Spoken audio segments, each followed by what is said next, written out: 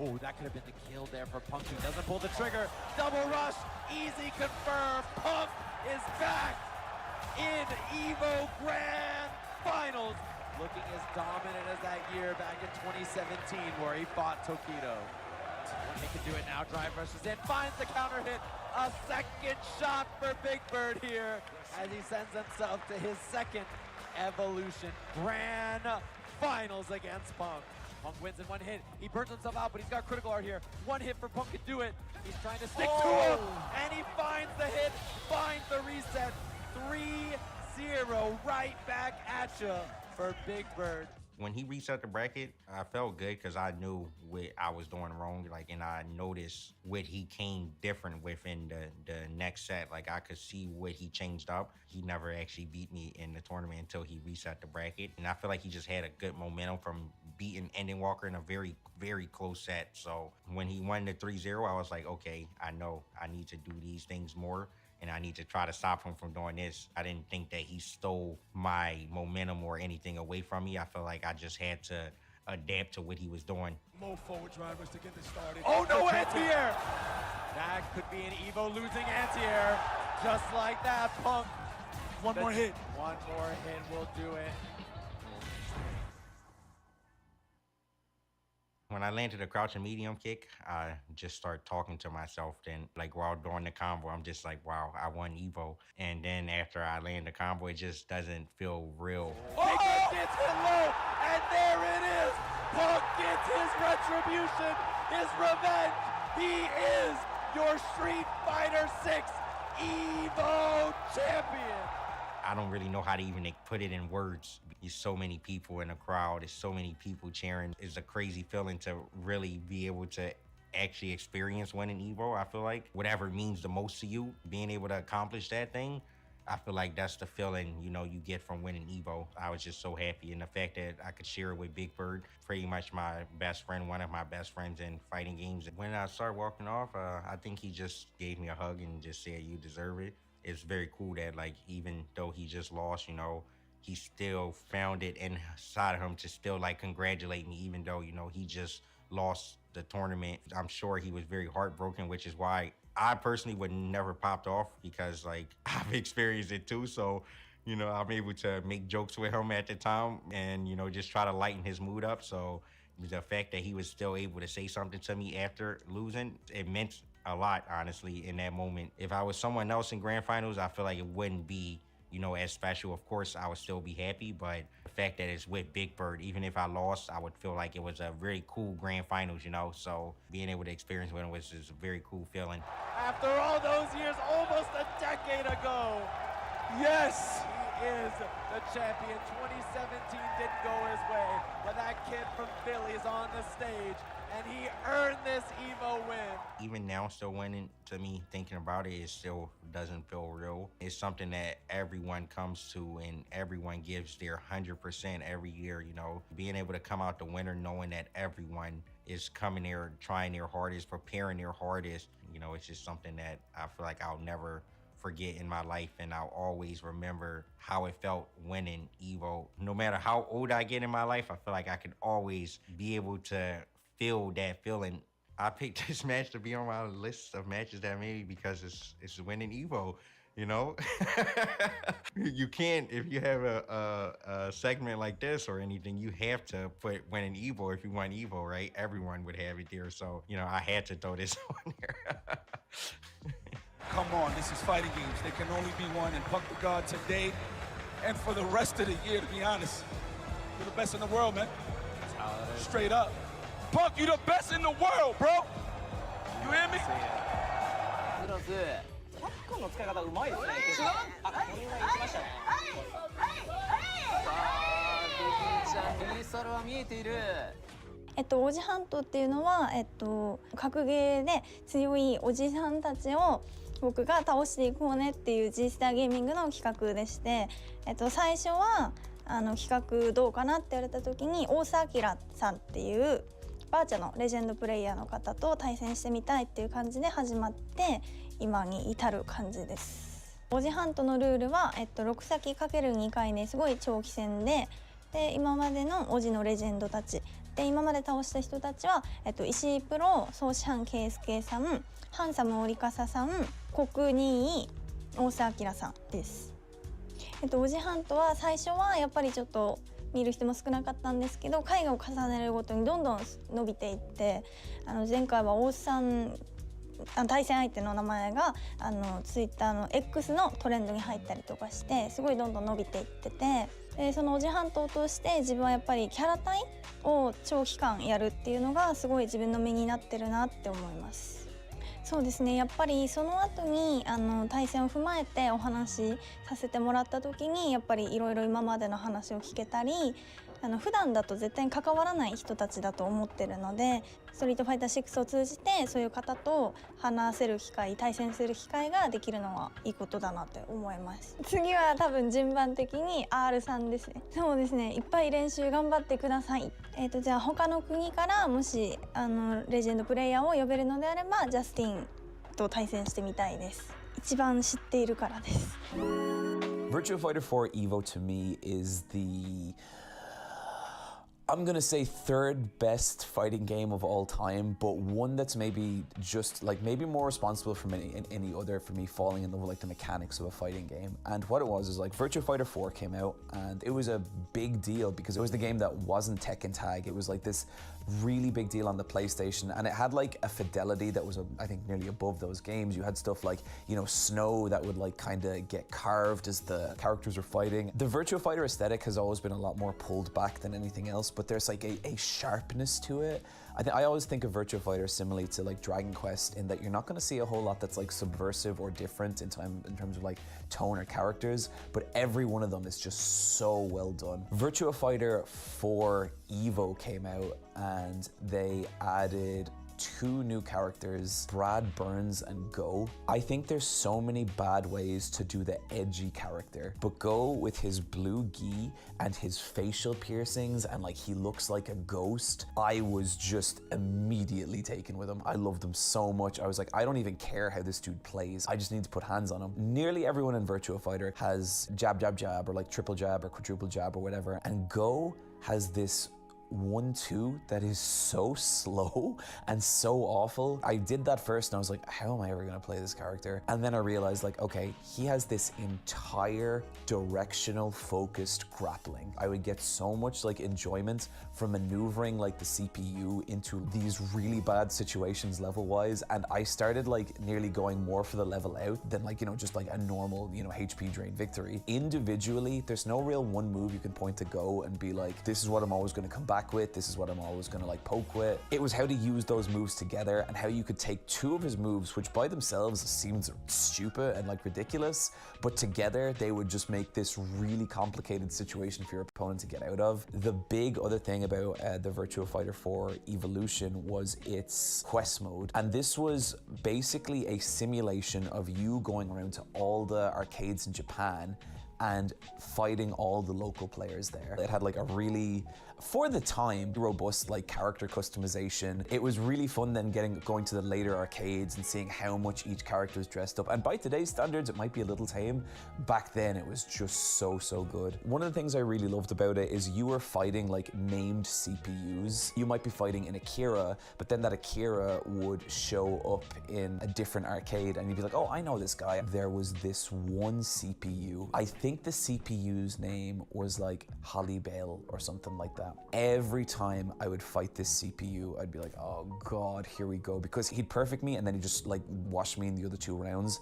I never got a single round off against this character. I got to like the final arcade, and the way you beat the arcade is you have to win like a big long tournament, and if you lose 1 match, it's back to the start. I was in the top block and Halle Bell, this nightmare CPU, was in the bottom block, and I got to the finals and I beat him 3 rounds to nothing.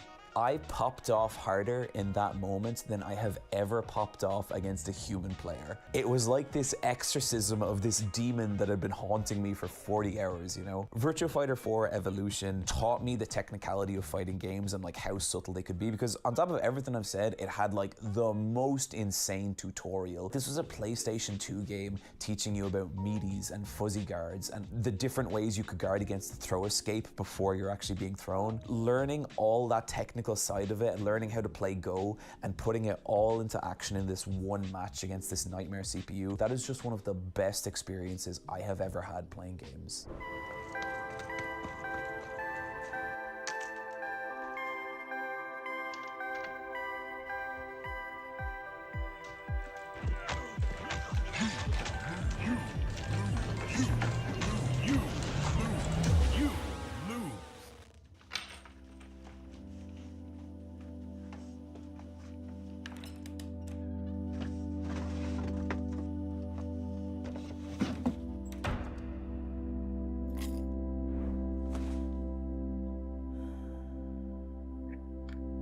Arrive soon.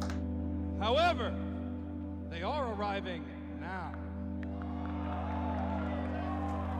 Production, where are we going?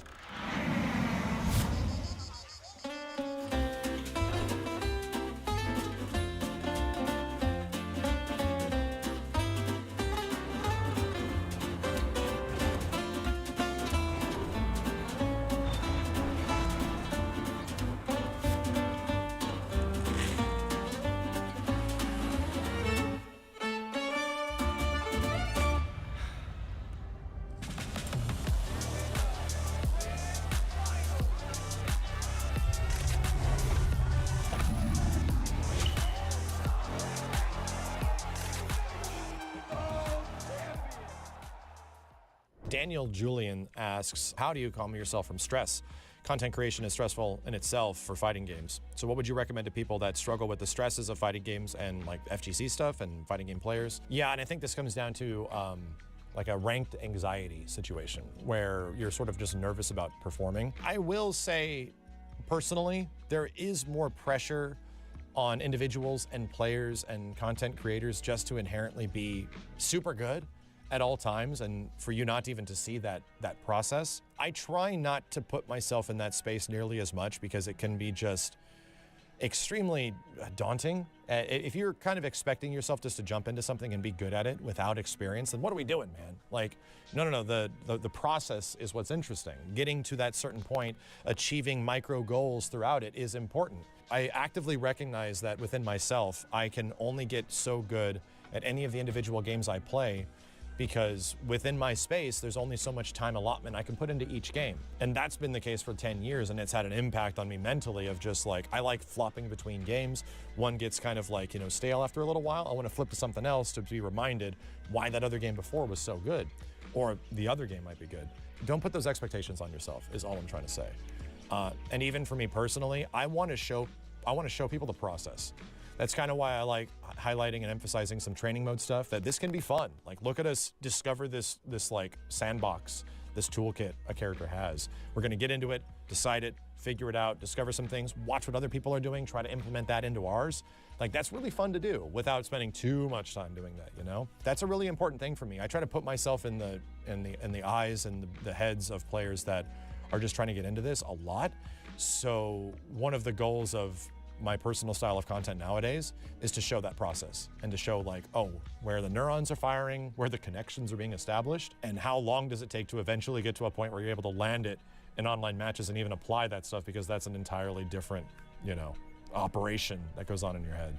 Secret Seashell says, how important to the health of the fighting game community is remembering, maintaining, and playing classic fighting games? It's everything, dude. That's a great question, because I have made it an absolute point to go back and look at where we have been, either how bad it was or how good it was, and put that directly in comparison to where we are now. As much as we are absolutely burdened by perspective, those of us that have been doing this for like almost 20 years, it's really important. And I think this has happened a lot in the modern fighting game space where, yeah, not everything is absolutely perfect. And things aren't always going to be squeaky clean. Nothing will ever be. Nothing will ever be able to emulate your like peak fighting game. That is just going to be an impossible standard that you set yourself up for. But there is like mini victories in there with a lot of the ways the community has gone, much less the fighting games themselves in our relationship with the developers. We're in a kind of a good spot right now. And in comparison to where we were in not even like 10 years ago, it was kind of rough for a lot of games with like online play. Now it feels like developers are directly connected to us in several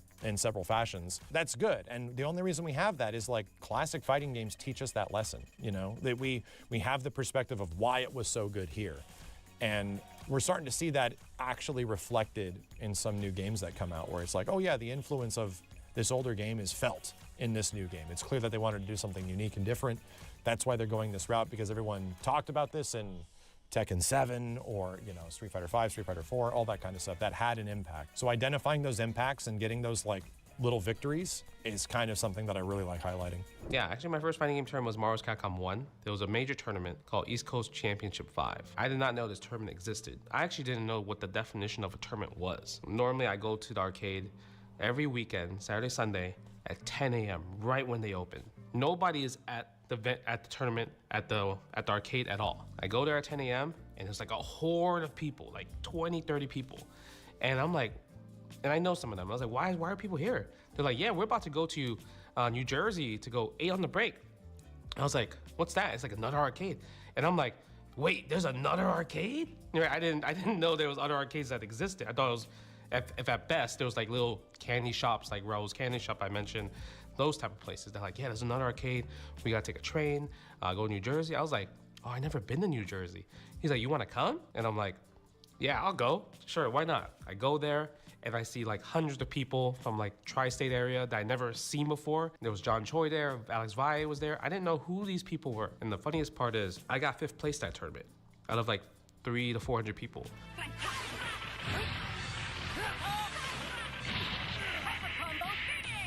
So I didn't know how good that was or how big of a deal that was. But to them, they're like, wow, you did really good. But the problem was that this tournament ended at like midnight and I didn't know the time flew so fast. So I couldn't go home that day.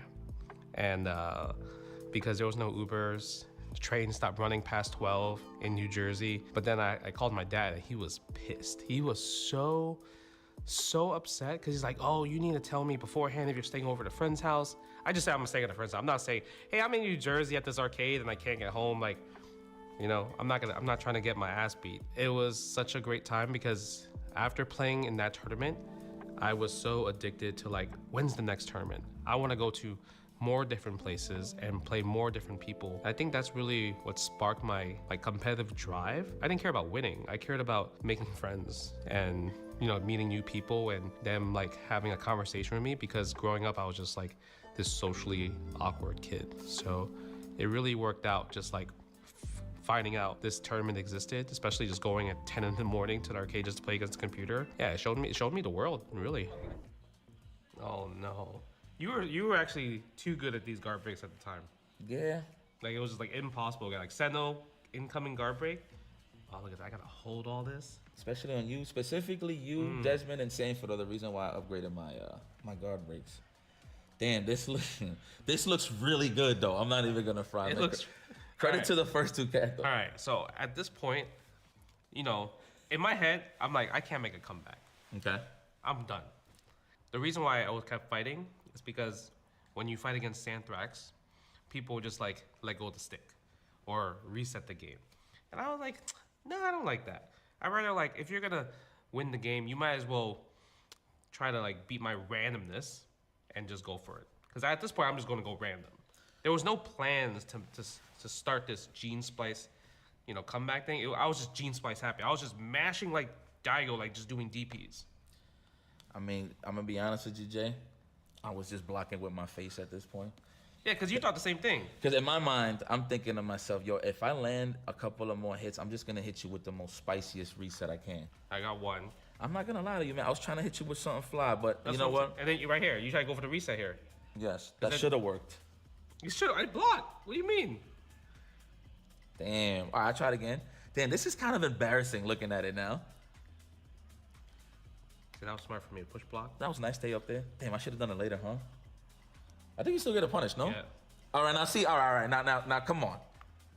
Now that was random. That is not supposed to combo. That was Gene's play though. This is terrible. It's Marvel, baby. Never over till it's over. This is Marvel, baby. Yo, it's funny. So when this match, check this out, right? This is one of the people that didn't really know who I was, but they kind of had an idea, right? Yeah. This is funny. They was watching this match one time. I knew somebody was watching this, and they thought I was commentating this. Oh, they thought you were the one on the mic. But I'm literally the guy that's like in the match, which is crazy. Shout outs to Lawrence Carr, my man Lawman. He Yeah. was the guy that was on the microphone. You know what's House funny? MCing. You know what's funny about it? Because like Lawrence and Chris were both on the mic, but Chris Matrix was like so flabbergasted. There you go. He did not talk at all. He just had the mic and like, while Lawrence is the one. Yes, That's the only 100%. voice. But there was two commentators actually, but he was just so invested in the match, he did not say a word. See, now this is genius right here. Look at that. I was godlike. Come on, right? That was good. That was a good- That was good. that That was was a good. good bait, right? That was good. That was good. That was good. Let me see. Just so you guys understand here, he's just whiffing buns so he could lure me in, right? And he emptied. Did you empty here? No, I double jumped. And then you did. Okay, you double jump empty though. Yeah, because I double jumped, thinking like, oh, he used his air resources, so that means I get a free mix. So I landed. I was like, you know what? I'm not trying to take this mix. So you DP'd. I just DP'd. Nice. I didn't even have super to protect myself. I know that was all in. Yeah, that was definitely all in. The cassavas was definitely on the That table was today. definitely all in. All right, now let's put this to rest. Okay. This wasn't even supposed to happen, regardless. Yeah. Let me see. I Look just at want the trades though. Look good. Let me see. Look the size of the punish. Nice. Launch. Where my super at though? No super? That's the Henry. Is that the Henry say? No, that's Laurie. He said no super? Oh! No super? This is terrible, bro. This wasn't even supposed to happen. But the bait here though? Yo, why'd you throw the fireball? I'm gonna credit it to input error for me. What? You threw a fireball? I might have tried to dash out. Nah, that was That's cancel. why the fierce came out. Because you were poking with the fierce. No, I wasn't. You was right above my head. Look, why would I even press it? I'm gonna be honest. Oh, you're talking about the push block? Yeah, I'm saying why you did the fireball. Maybe I tried to dash. Got the inputs incorrect or something. I don't know. Oh! Justin Wong! Oh my God! Oh my God! You got it, man. そこはゲームプランナーが立案初めて画廊伝説のアイデアを思いついた時点からストリートファイトを使うキャラクターを主人公にしたいっていうプランがあったようで、その時点からストリートファイトなんで道着は着ないだろうと。街の中を歩いてるような普段着で、戦う主人公を作りたいっていうアイデアはもうかなり初期から最初からあったというふうに聞いてます。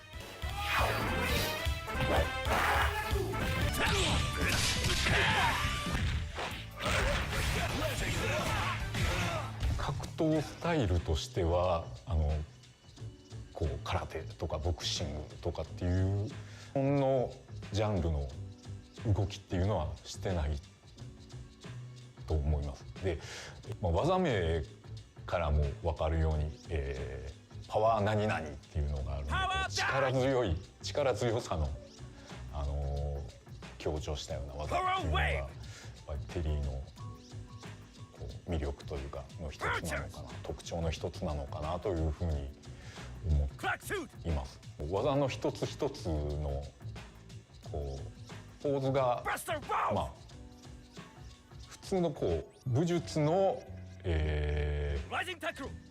攻撃を出した時とはまた違うこうヒーローのようなかっこいいポーズをとってるっていうのも特徴的なのかなっていうふうに思います。はい、テリーの攻撃っていうのは、特定の武術とか競技に縛られないような、どちらかというと喧嘩に使うような技が多いのかなと思っております。どちらかというとアドリブの動きが多いのかなという感じで、それがテリーの性格、豪放磊落な感じとかを表してて、で気持ちいいという動きになってるかなと思います。で必殺技もちょっとかなり特徴的だと思うんですけれども、それももともとのいろんな、武道であったり、種目、であったりからのインスピレーションは受けてると思いますけれども、その動きをより大きく誇張して作ったらああなったみたいな感じですね。例えばクラックシュートはもともとかかと落としだと思うんですけど、それを飛び上がってやっちゃおうとか、そういうなんか豪快な動きに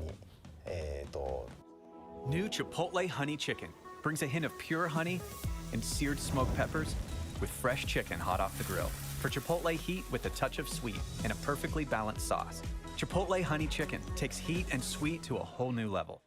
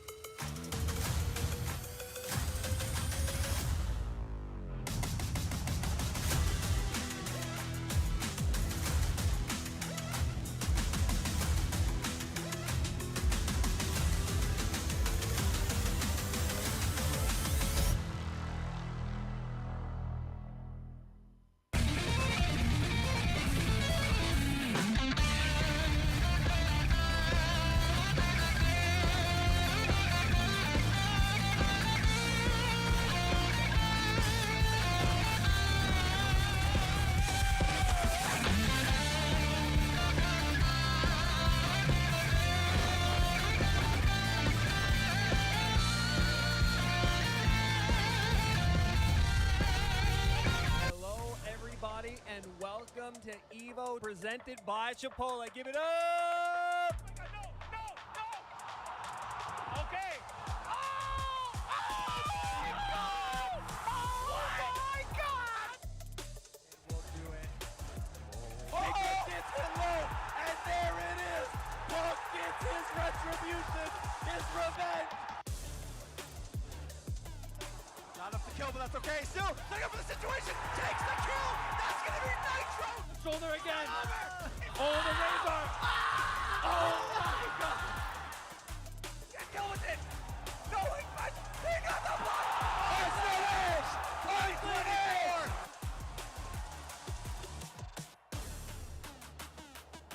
Oh, I'm blocking the quick jump in. It's it. Sonic Boom.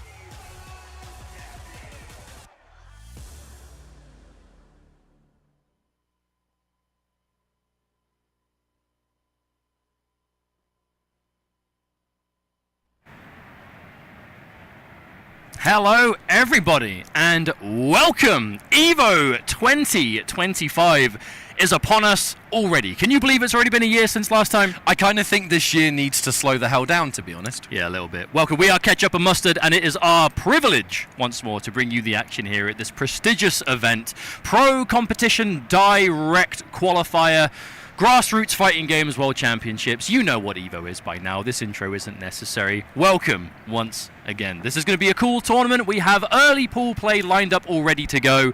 And strap yourselves in because we are going to get through a lot of the tournament within the next 6 hours. We have pools round 1, round 2, top 24, and then tomorrow morning, 10 a.m. Vegas time. I can't remember what the name of the time zone is. Top 8. kicks off. So lots to look forward to. Now, with everything that you just said in that intro, while we get our first match set up, our players are here, so as soon as they get the go-ahead, they'll be jumping in, and this tournament is officially going to begin. There's a couple of things to take apart from what you just said. The big one is direct final combat qualification.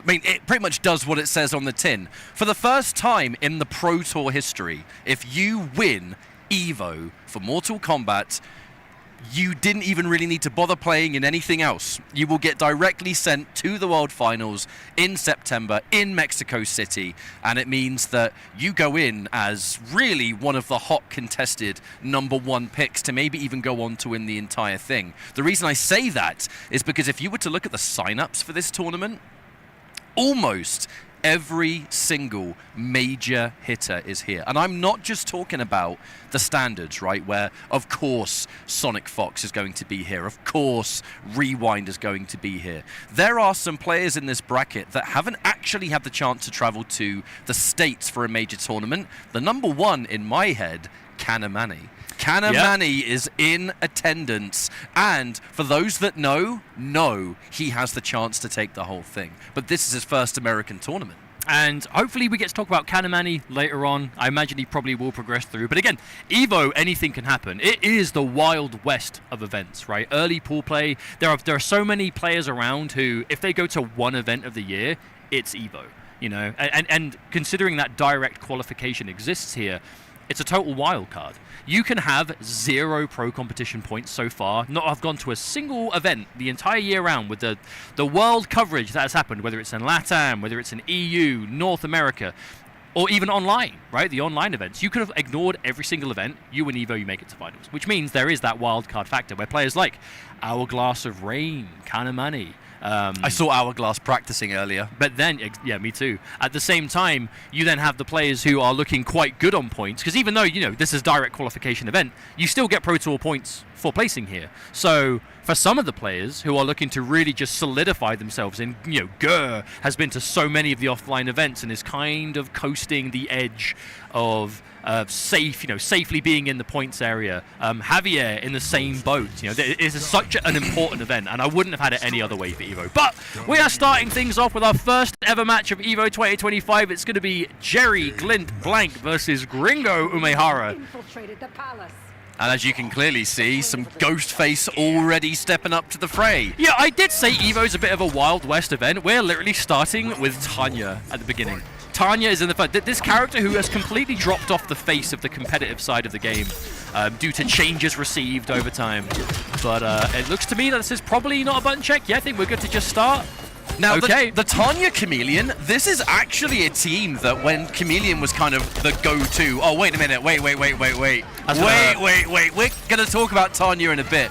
When's the last time we saw Striker Cameo, let alone the machine gun, that does turn command grabs into some of the highest damage? Caught jumping out, so we're not going to be able to get a full conversion off that teleport there. Yeah, that's actually a pretty cool idea, because that move Striker has, the machine gun, it's a huge combo starter, lots of hits done, but it has a pretty chunky cooldown to it. But Ghostface, his combos take so long. So if you open with him, you're going to be having so much of that cooldown completely used. Okay, try to go in for some Oki, but the armor's going to say no to that.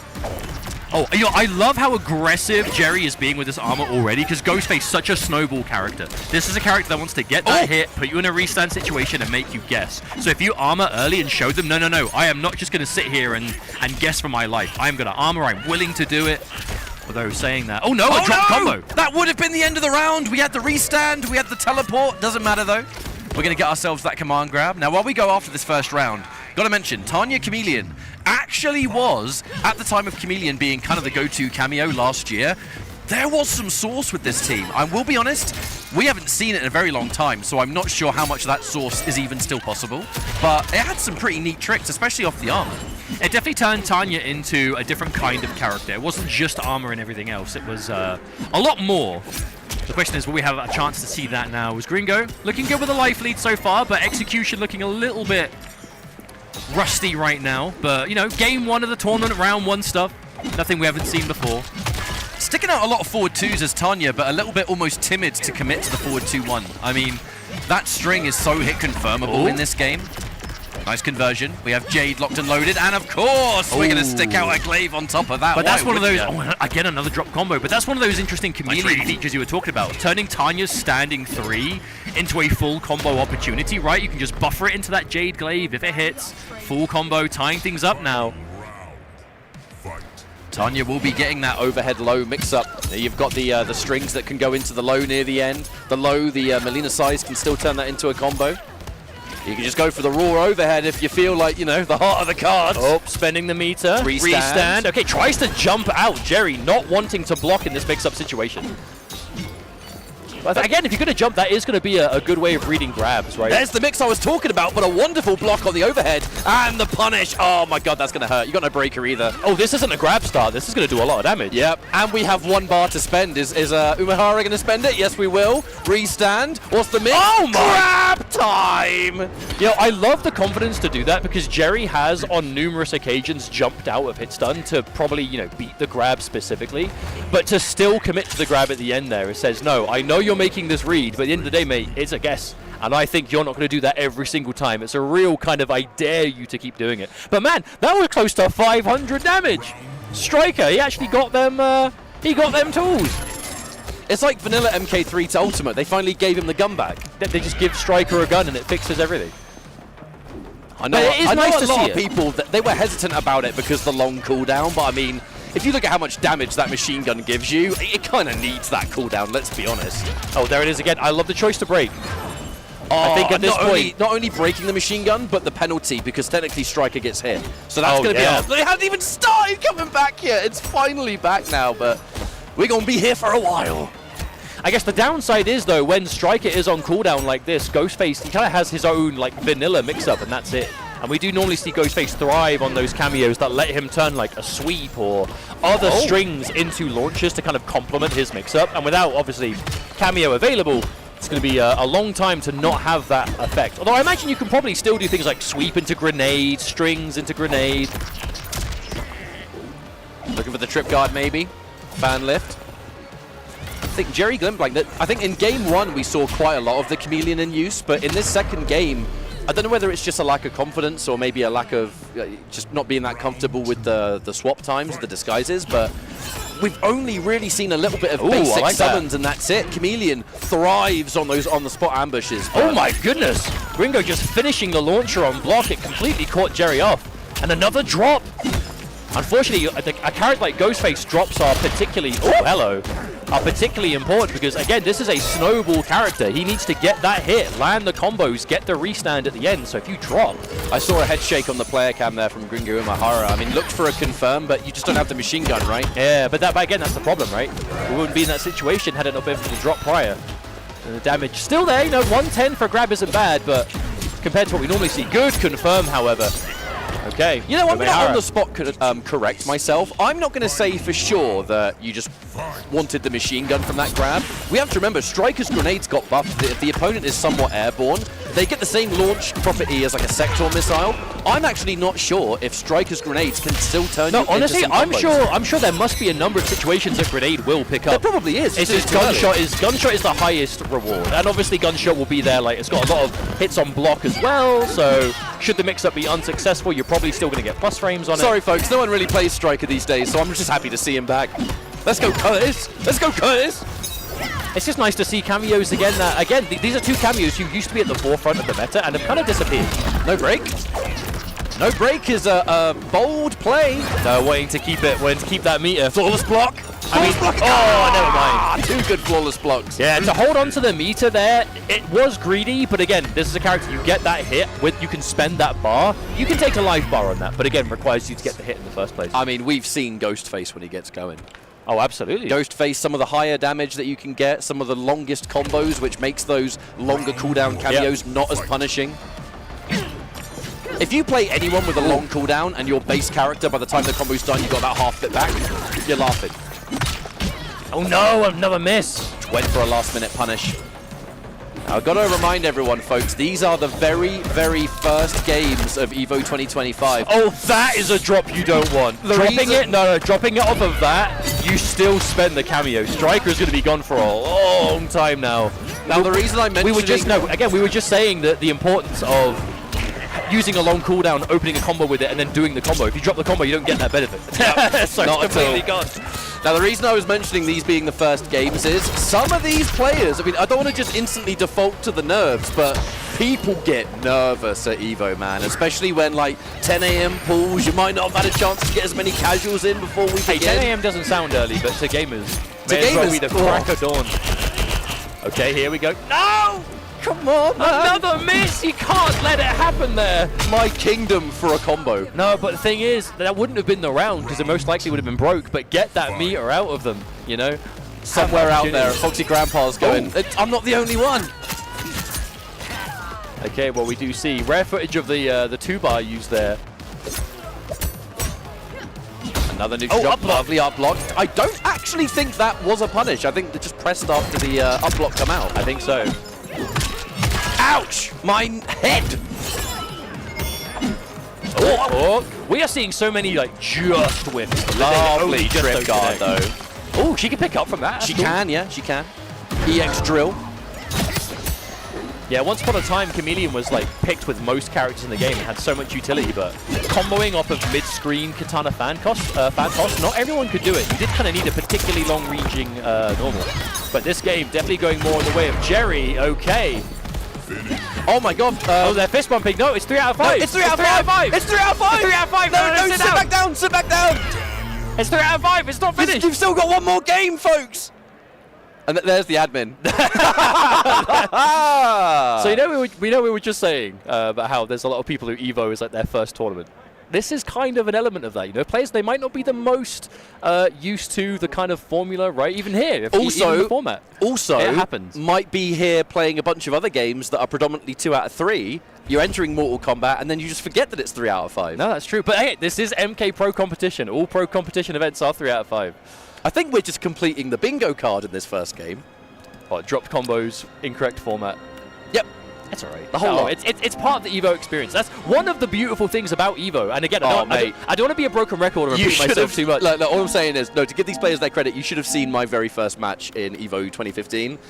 I dropped basically everything. Yeah, I almost lost first game of pools because I was dropping every combo. No, it does happen. It does. Even to experienced players, it can. But EVO just has that kind of aura about it. You know what I mean? Like, there are, and again, like I said, I don't want to be a broken record, but there are so many people who EVO is their first event because EVO is so much more than just a fighting game tournament, especially these days.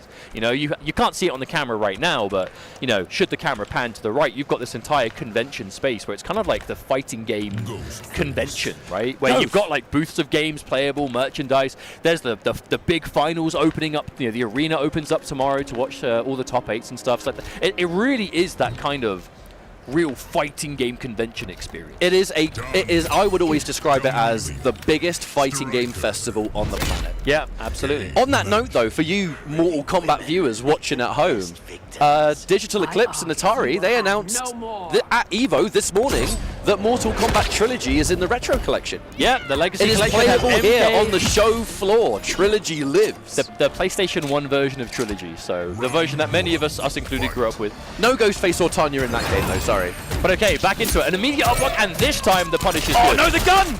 There we go. Okay, this is what we need to see, the crispy execution. And look at that damage counter go up. We're close to 500 again. Restand. Yeah, 500. Oh, okay. No mix up there, but even if you don't get the setup at the end, you just did half-life. Who cares? Ow!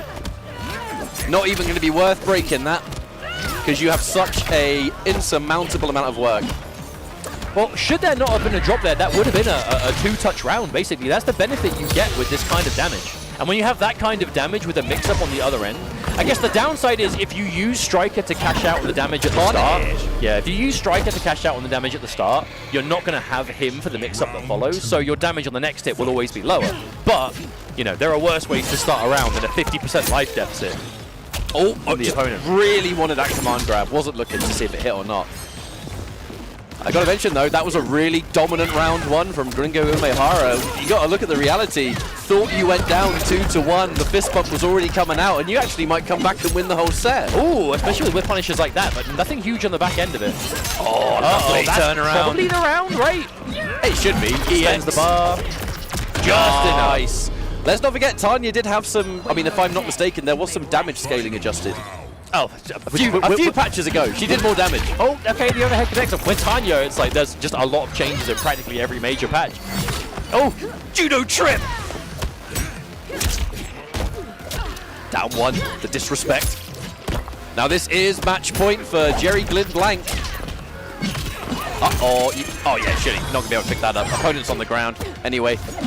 Oh, again! We're actually seeing so many of these clean, like, whiff punish opportunities, but the string not always follow through. We're finally starting to see the engine go in here. We're seeing the mix, the overheads of the roll, the low confirm into the Melina size. Oh, big jump. Hang on, this could be huge. Big jump. Oh, I'm looking at Striker. My man's locked and loaded. He's locked and loaded. Don't get hit. Which means this next mix-up is going to be so big. Overhead. No! No! Oh, the skies change. We're fine. Are we fine still? No, we're not fine. No, we're fine. We are fine. No, we're not fine. We're not fine anymore. An emotional few seconds to close out the game. just seeing there. Just the lip of now we're done. Okay, now we're finished. I actually saw Gringo Mahara look at the admin and go, that was it, right? That was it. Just to confirm. I mean, to be fair, you want to be sure, right? You want to be absolutely careful. Well, pretty dynamic set number one here. A roller coaster of a game. Yeah, I mean, I feel like EVO is always that kind of tournament where you will have the opportunity to just see stuff that you don't normally see all the time, right? Whether it's character choices. I think if memory serves, and don't blow me up if I'm wrong, but wasn't our first match last year Scorpion versus Sub-Zero? I'm pretty sure I remember us talking about it. I think like, it was. Well, at the very least, it may have been the first match of our block last year, so it may not have been the very first, but either way, you never know. EVO crazy to think about how different Scorpion and Sub-Zero both are in MK1 now, a year later.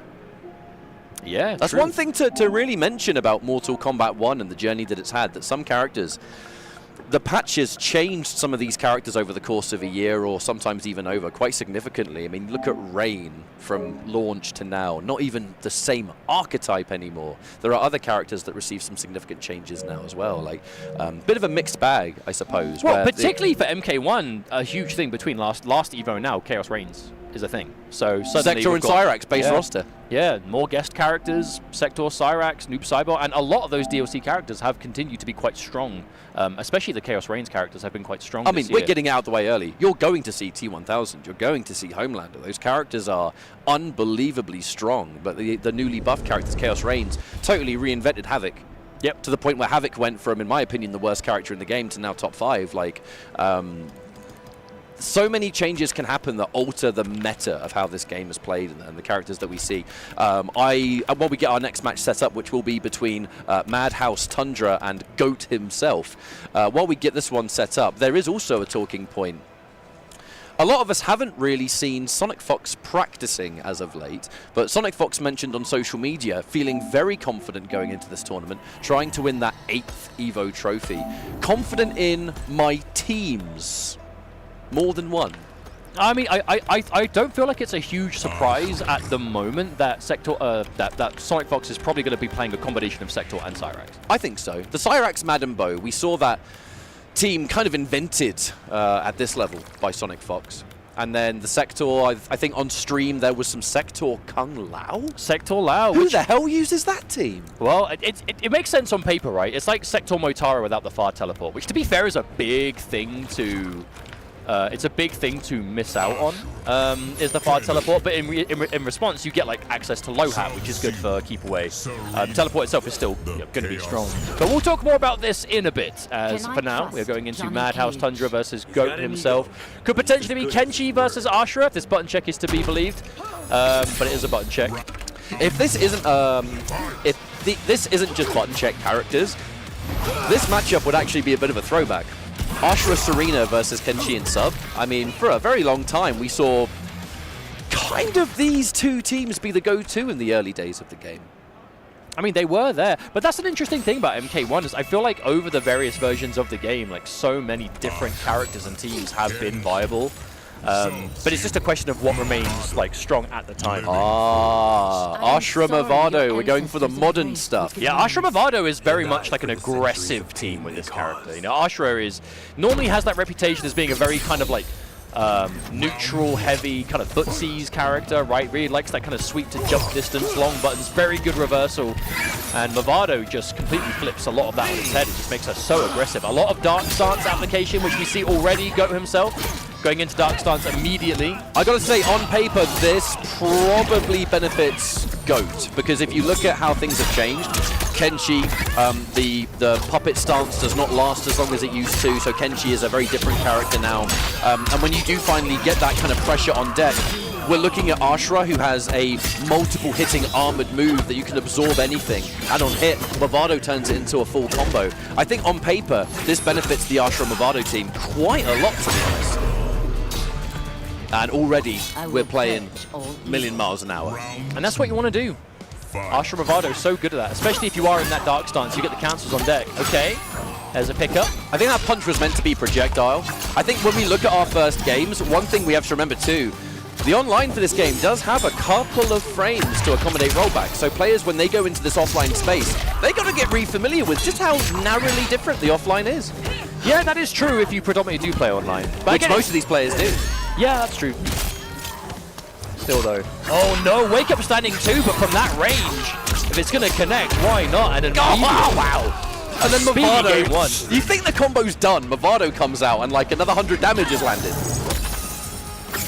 Lovely jubbly. Now, one big thing that I think Tundra's going to have to just be careful about in this set, you need to be able to match the pace first and foremost. That's the first thing. Oh no, Ashra Movado, this is a fast team. Okay, there's a confirm. But I'm looking at, it's going to be 3 bars of meter by the end. What do you do about the inevitable armor? That's what I'm wondering. Okay, mix up. Do you armor out? Do you hold it? Okay, blocks the meaty. Okay, Lovely. That was a really nice sequence. Kept it tight so you can't armor that sequence. But again, that standing 2 wake up has to be checked. Woohoo! That's what I'm talking about. Lovely block on the overhead. Was blocking low post. Counter post. That was so cheeky. It's like Rising Star with Johnny, but with a sword. Okay. Dark Stance full confirmed. Oh, not quite. Opted to save the Movado as well. I like that choice. You could have technically won the round with the second Movado, but you want him to be ready. You've now got the mine if you want to. I feel like Goat even waited for the delay wake up as well, just to make sure. So that was just a really clean end to that round. Ooh, no punish. This time blocks the counter poke, but still trying to keep it tricky in the air. Oh, okay. Yeah. Gonna let it go. And you know every single one of those dashes is getting buffered into Movado. Every single one. Well, there's no reason not to, right? Movado's only going to come out on hit. That's one of the reasons that he's so scary. Lovely block. I've got to say, the overhead blocks have been on point. Absolutely. We also had, oh, okay, finishes the entire string. Movado. Give the knockdown. Cheeky, cheeky. Not looking for that low slide. Counter poke. Oh, but we cancel.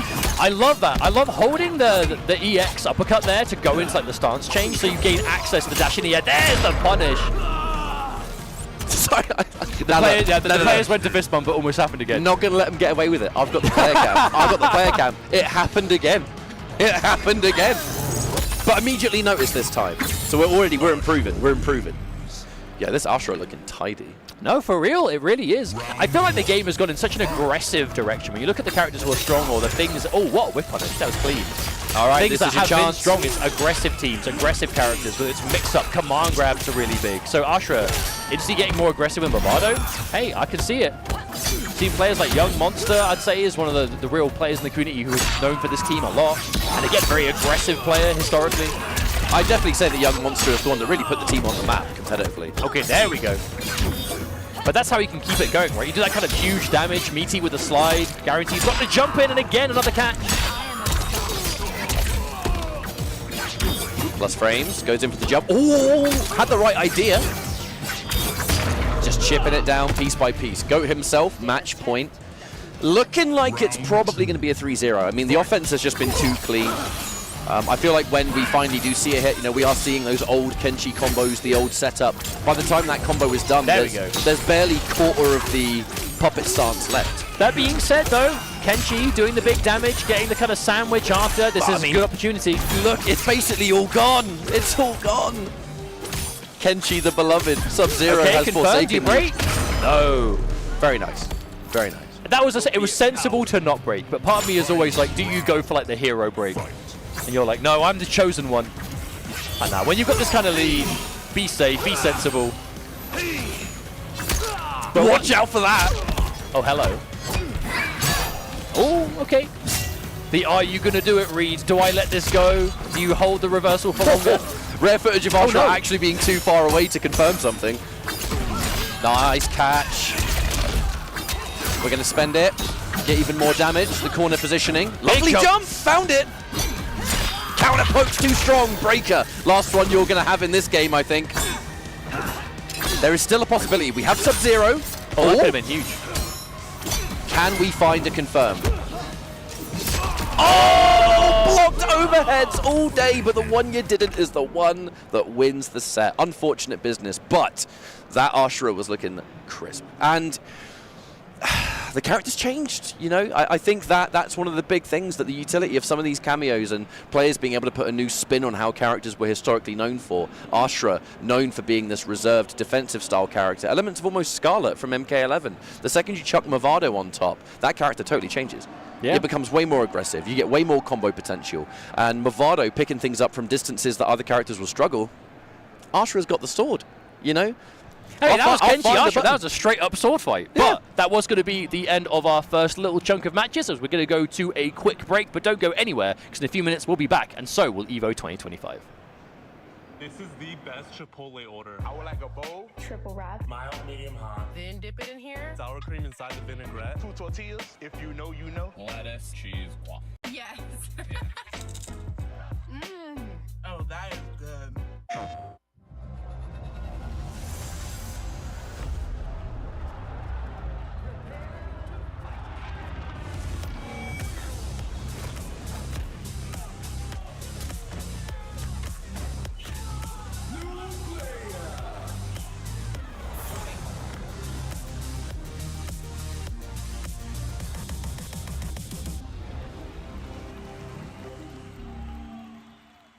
PlayStation.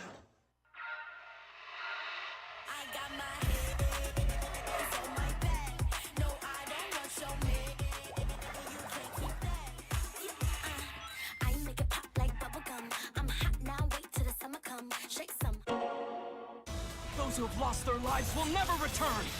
Nothing can bring them back. So where we going, old man? A hotbed for demons, the entertainment district. We've killed off anyone who's ever crossed us. Anyone who's ever slighted us. We're going to slash through your gullets. Just like we did to all who came before you.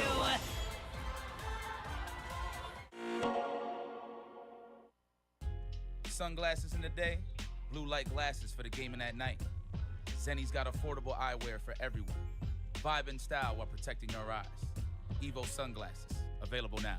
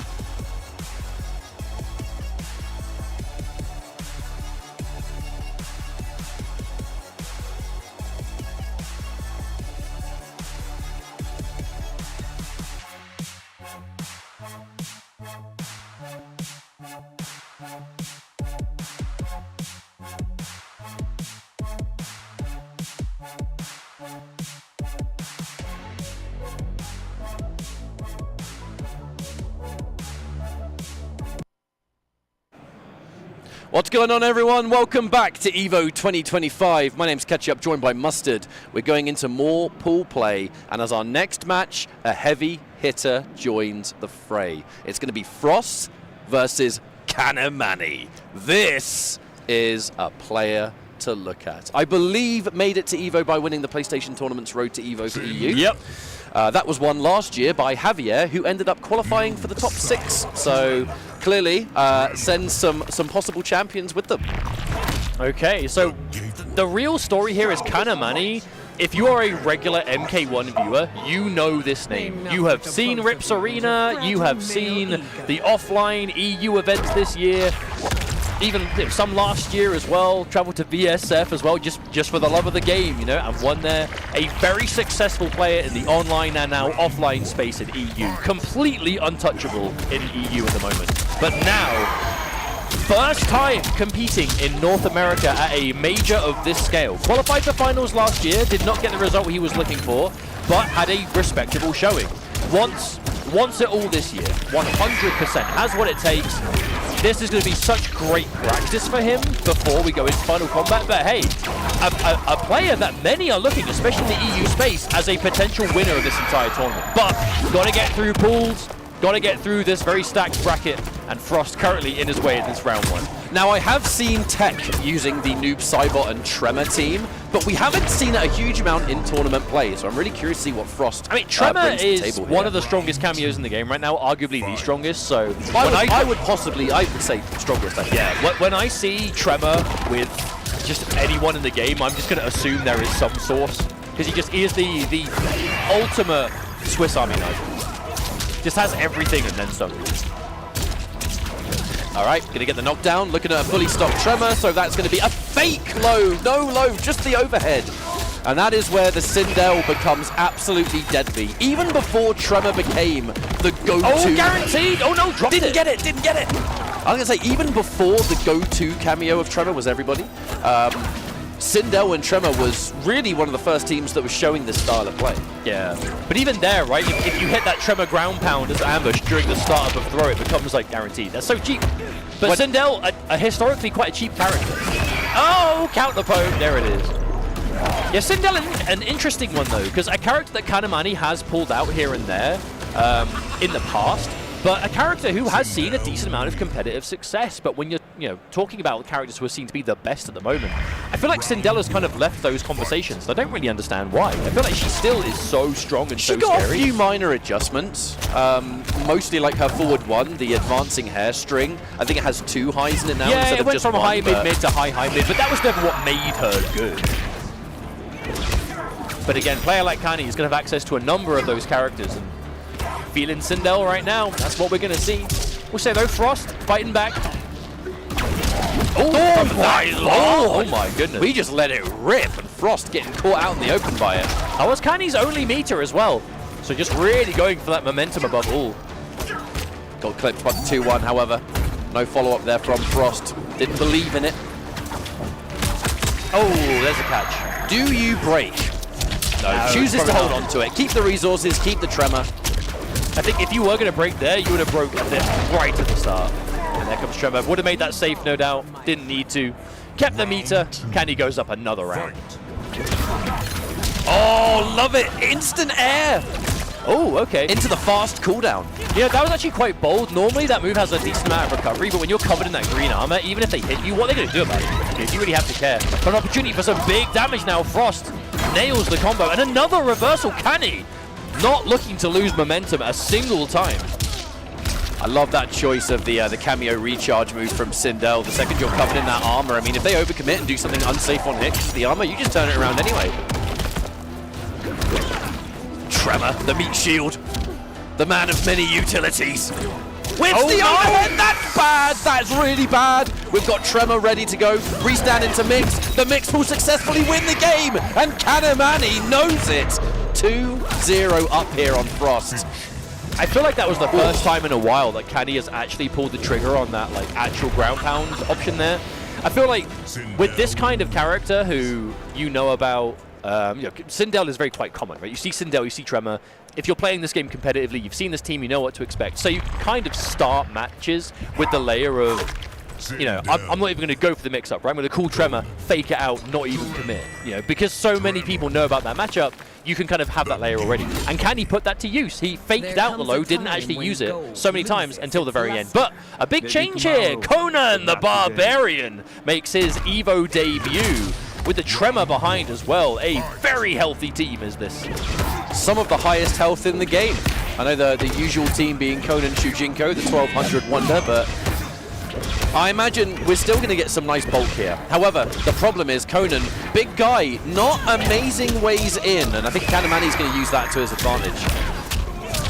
But at the same time, you don't really need to worry about being zoned out too much versus this team. It's kind of just like air fireball, ground fireball. Like you can kind of just walk in, use those long range buttons.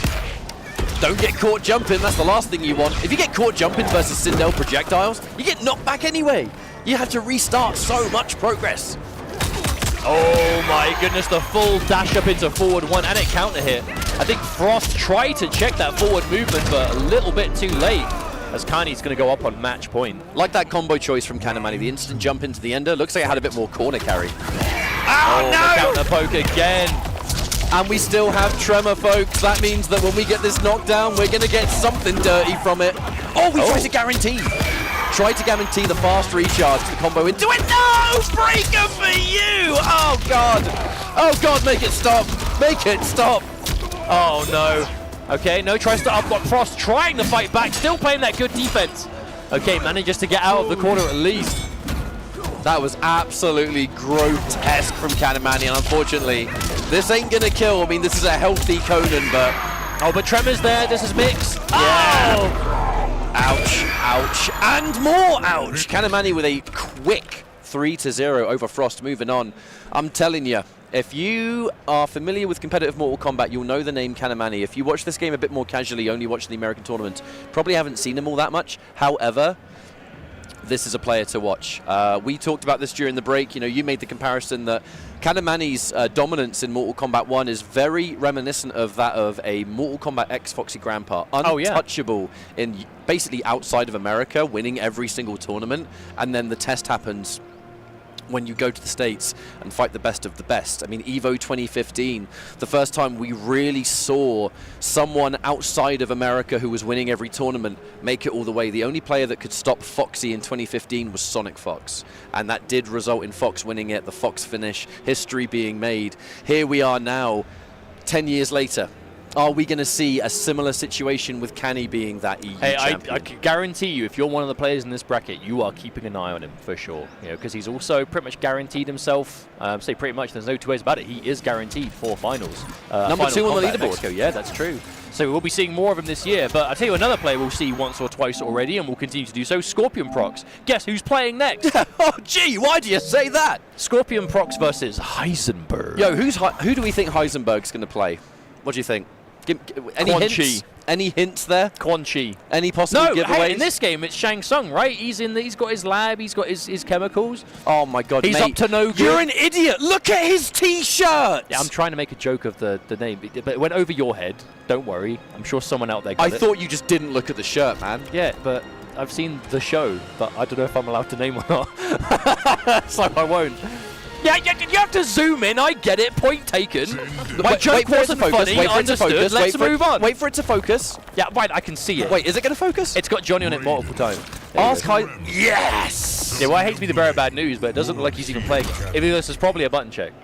Yo, if he doesn't actually play Johnny Cage now, I'm gonna lose it. This table's getting flipped. You guess who's not going to say anything about it? Me. So I'm a button. Oh no, he knows. He's noticed it. He's noticed it. But Scorpion. Yo, I Prox. swear to God, mate, if you pick Liu Kang now, I'm going over there. And you're going to manually change character for him. I'm gonna go over there, and I'm gonna ask you very nicely to pick Johnny Cage. So Scorpion Prox, a player who, again, needs little introduction in the NetherRealm space. Very successful over recent years. Him and his brother Nicolas, the twins from Chile, who have had so much dominance across EVOs of years past, of final combats last year. And again, another player who's looking good on the leaderboard, already pretty much guaranteed qualified, near enough. But I definitely don't want to be saying guaranteed qualified too much, because, oh my goodness, there is so much that could potentially shake up on the leaderboard. Even though we are late in the season and finals is like a month away, just over, there is so much that can still change as a result of this tournament. Because there are players who have, there are so many like tiebreaker scenarios in place where like if you won one of the regional finals and you win EVO, or if you make it on points and you win a regional final, some of them take priority over others. It gets kind of complicated, so I won't go into the details of it here. But the short of it is, so much can still change, you know, depending on who wins this tournament. I want to point out to the people at home as well, these pools are actually getting through it. This is round 3. So this being winner's side, the players have already won a couple of games to get here. And something we haven't really touched upon, because yeah, it's not particularly relevant, but it's part of the ongoing evolution of the game. NetherRealm themselves announced that after EVO, you know, we're talking about Final Combat, that after EVO there's going to be another balance patch. Yeah, that is true. The question is, what is it actually going to change? I know it's not necessarily relevant to bring it up now, because we're, you know, this is the version we play. This could be the last major event we see on this version of the game, whatever it is, right? Whatever may or may not change. But either way, yeah, another... I feel like we've seen elements today on stream of characters who have been, like last year, obviously Peacemaker was extremely common. Yeah, it was a Peacemaker. It was the Chameleon cameo. Peacemaker, Johnny, and Chameleon meta. Yeah, and we've already seen Chameleon with Tanya. We've seen... Okay, this button check is... Yo, guys, is it going to make it to round 2? Do you think we could speed up a bit? A little bit. There we go. Character select. But yeah, so we're already seeing a bit of Chameleon. Yeah, was good last year. Now we're seeing Peacemaker, who has definitely fallen off of the meta of the game, but Peacemaker Farah has still seen some success. You know, shout-outs to players like Pure, those who are still rocking Wait. You're actually not playing Johnny Cage? No. I mean, I didn't want to say it. I thought we could just move on. Are you serious? Yeah. Don't laugh at me, Havoc. Rude. Havoc is no surprise. This is a character that both, you know, Scorpion Prox and his brother Nicolas have played so much. In this version of the way we're doing. Oh no! Oh my God! We're doing another button check part 2. Oh my God! NetherRealm players, what is it? Right, all right. Okay. Okay. So it wasn't full. We're going back to character select. All right. The fabled second button check. I swear, if you do a forbidden third. I hope not. I mean, you would assume it's all right. All right. So again, no Johnny Cage. Again, Natara. No. Hang in there, bro. It will be all right. I'm struggling here. Guys, can we please... T1000. Not even. It was Peacemaker and now it's T1000. There you go. That's even less Johnny Cage. No, he's I can't think of any comparison, you're right. But T1000... Excuse me, I'm choking on my own rage here. T1000, another one of those newer additions overall that is making big waves competitively.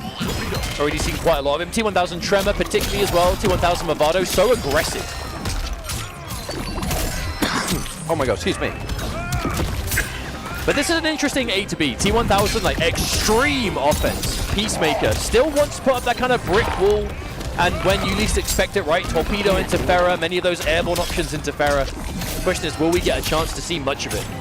Well, the scary thing about T1000 and Tremor is that you lose some of that Movado utility, sure, but you gain a little bit of extra HP, which is always welcome, and some of these mix-ups no longer become completely dedicated and unsafe. The Tremor utility means that you're no longer taking big risks. Lovely standing 4 anti-air there from Scorpion Prox. Now again, you will be seeing a lot of those safe jump enders from T1000. It's so consistent with it. Okay, full corner route. Good knockdown frames from that second spike. Oh, the challenge. Oh, the dash. Oh, sweep into poke. Heisenberg not just trying to sit here. You know, Peacemaker deciding I'm fighting the T1000, I'm going to shoot it. Has he not watched Terminator 2? Yeah, but he's got a really powerful helmet. That's true, actually. That's one That thing that helmet Arnie in Terminator 2. That's one thing Arnie didn't have. That's true. He Conan now. Oh, raw fatal blow. Oh, it worked. Okay, that's going to be the round. I just saw Scorpion Proc's reaction to that. There was almost like an element of an eye roll. Not like a salty one, but he was smiling. It was a laugh. It was a, okay, fair enough. Excuse me, sorry folks. Hearing me. But that's good. Heisenberg around on the board. Looking solid. There was enough to get the kill. Fight. Oh, where you going? Get down here. Oh, tries it again. This time the immediate armor reaction though. Wait, yo, how do you do that? We caught the top of his hairpiece. He caught his, like, the toes of his steel toe caps. Well, either way, we in the corner now. Oh, okay. There's the mix. That's one of those situations where the last hit of the string being an overhead and not comboing is like, in theory, you think just take the overhead every time. But in the heat of the moment, you're like, well, maybe they'll do the overhead again. And we've already seen Scorpion Procs dedicate to it. Oh, I love that choice. Dash forward and down one to punish Farah, so you hit her, put her on cooldown. Not only down oneing Farah, but actually special cancelling, hitting Farah into Spike. Yeah, that was like a real efficient use. Oh, looking rough. Heisenberg tries to teleport away. Oh! Ouch! Ouch! Yeah, reaction armor was a pretty consistent answer there for Scorpion Procs as that match developed. Which you have to remember, Farah very strong, but there are few buttons in this game. It is seldom possible to do true block string into Farah options off of stance. Like Scorpion back 3 is one, but there really aren't many buttons you can get a guaranteed, like, you know, can't armor situation. Yo, damage buff. Yo, Peacemaker with the damage buff. That probably hits kind of hard, right? I mean, especially with his neutral options, you would think. Counter poke. Ooh, hello.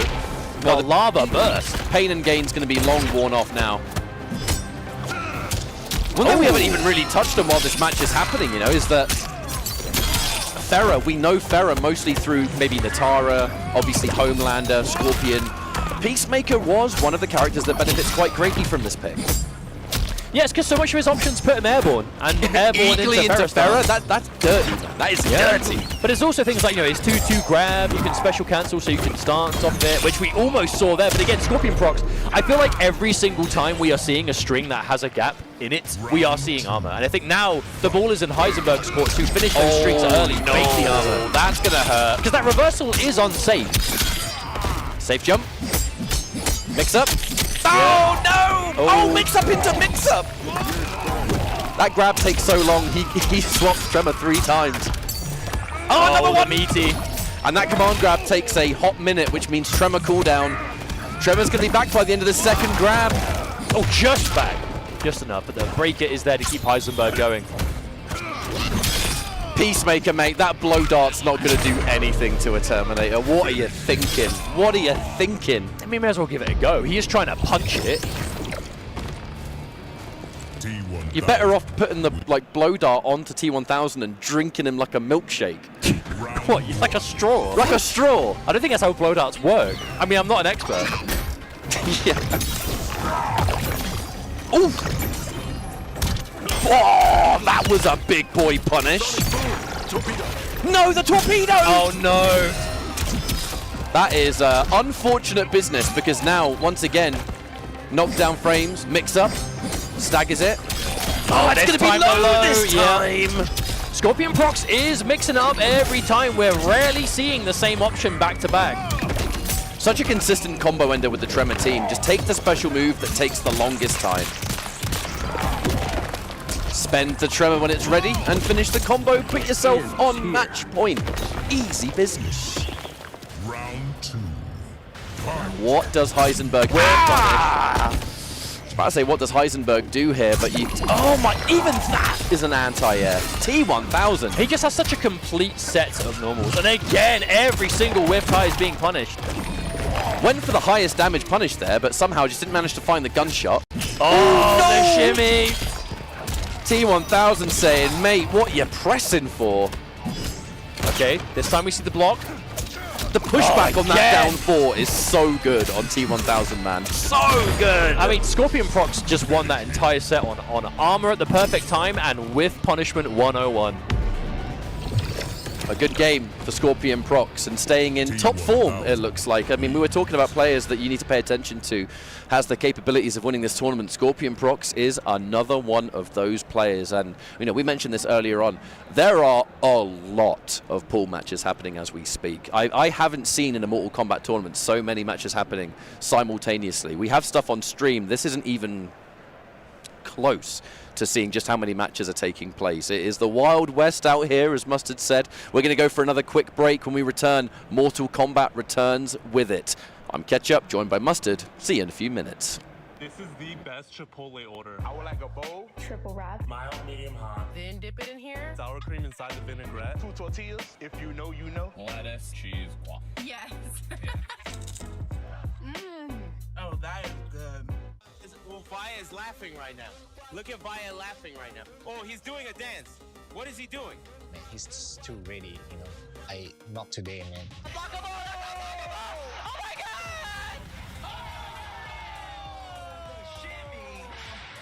And 参加して、でその時また賞金額が上がって、いや気持ちは調子良かったですね。So it's much more than just playing. It's being a part of this community.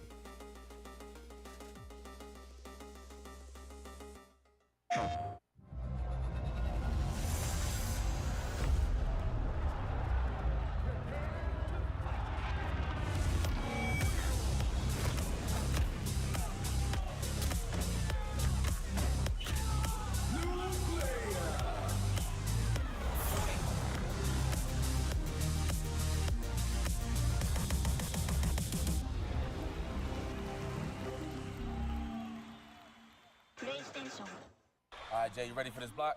You already know. I feel like we've been killing it lately, and everyone's been loving it, but we gotta let the people know where we're gonna be at. Let's just do the meme real fast. You know, my heart meme, get the engagements and everything like that. Yipes. What's up? You understand me. It's not about the engagement. I'm just always thirsty for a drink, especially for this White Claw Zero Proof. Yeah, but that was corny as hell. But I'll drink to that. Cheers. Cheers. Yeah, I'm thirsty.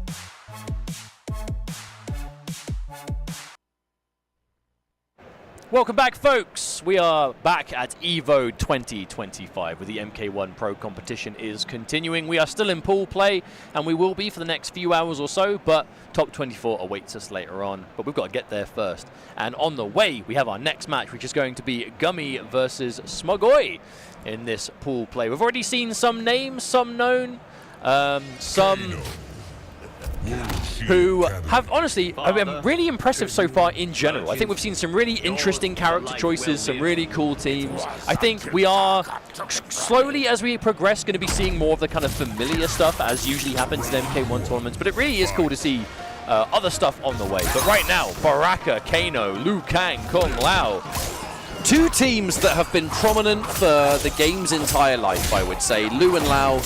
Oh, other break. I feel like still an amazing team, even though we see a lot more Motaro these days. And Baraka Kano, I mean, if I'm not mistaken, saw it at Blink to defeat Whitex Tremor. Luca. What am I talking about? Sector Motaro! Yeah, my God, I don't even have the excuse of it being early in the day. I've had 2 cups of coffee. Now, Baraka is an interesting one, though, right? I feel Baraka is so solid. But hasn't really been at the forefront of things since that kind of like early version, but still very, very strong. And Gummy looking solid so far. Baraka Kano, such a tried and true team. I mean, Baraka just got those buttons, man. He's got those buttons. If you're not very confident with your flawless blocks, he's a bit of a nightmare to deal with. Oh yeah, he is one of the characters in the game that requires the opponent flawless block. Like, you have to do it or he gets so much scarier. When Baraka covers his jump in with the Kano knife, that situation is so uncomfortable. Oh, caught the recovery, full launch. Went for a knockdown. Oh, stuck out that one. Didn't quite believe in it, though, without the Kano ready to go. Yo, is this going to be game 1 already? Wow. I think so. Okay. Speedy business for that first game. Could there have been a break there, or did Lau get hit? Did I miss that? No, Lau was available. There just wasn't a break. I feel, yeah, I feel there's very little reason to not break there, but still, it's in the past already. We move on. Gummy, it is what it is. No confirm on that forward 4. Once again. Oh, okay. I think that was the held forward 3 as well, so that would have been big reward. Corner carry is going to be quite scary here. Smugoi choosing to hold on to the resources. I think he was trying to bet out maybe a wake up there. 3 bars with the Liu Kang, you know. Oh, there it is again. No breakers again, consistently. Okay, there it is. Decides to. A bit later on in that situation, I think you would normally see break used earlier, but in this instance, Smugoi went for it. Still alive in the round because of it. Oh, that's going to be a punish. Oh, I love that choice. Just go for the initial standing 2 because it was quite late and ready to pick up properly. Nice, efficient punish. Yeah, Liu Kang doing unsafe moves into Lao teleport. I mean, I think the time of that working is long over. Big knockdown, setting up. Yep, guaranteed pressure here. Punish, not quite. Doesn't really matter though, because the advantage still. The Kano forward throw, let's not forget, actually, recently got a bit more damage added to it. God, I forgot about that. Yeah, I don't know how recent that was. I think it was the last patch, actually. Yeah, maybe. Either way, still true. Kano cameo's one and only change, more grab damage. Oh, the bait! Oh, that's a full catch. Unless you build a break, you're cooked. Oh, that's it. One more game to go. I think we saw a little more signs of life there from Smugoi, but I think Gummy is just playing much faster right now, much more in a controlling position. But early in these pool matches, that's kind of what we've been seeing. The player that's just a bit more on the ball, the player that's just being able to keep up. seems to be having a significant advantage. It's resulting in some of these 3-0s that we've been seeing so far. Historic of Mortal Kombat, even if you go back to the older games, the person that's playing faster and is a bit more on it. Oh, and that hit loud too, so this is going to do more damage. And you can't break. Yeah, lots of damage coming through. Okay, another challenge. That's one thing. We are not seeing any fear from Smogoi when it comes to finding those down ones, finding those pokes. If there is a gap, often going for it. And we are seeing Gummy use that to his advantage sometimes, right? Going for those back dashes, whiff punishing it. But not every time. Okay. Oh, and the catch. Oh, and again, another poke into low fireball. That has been an option that Smogoi has really favored. Okay, we're going to see it. No, too early! And the crouch on the back 2-3. Unfortunately, going bad to worse for Smogoi. Gummy just doing a really good job.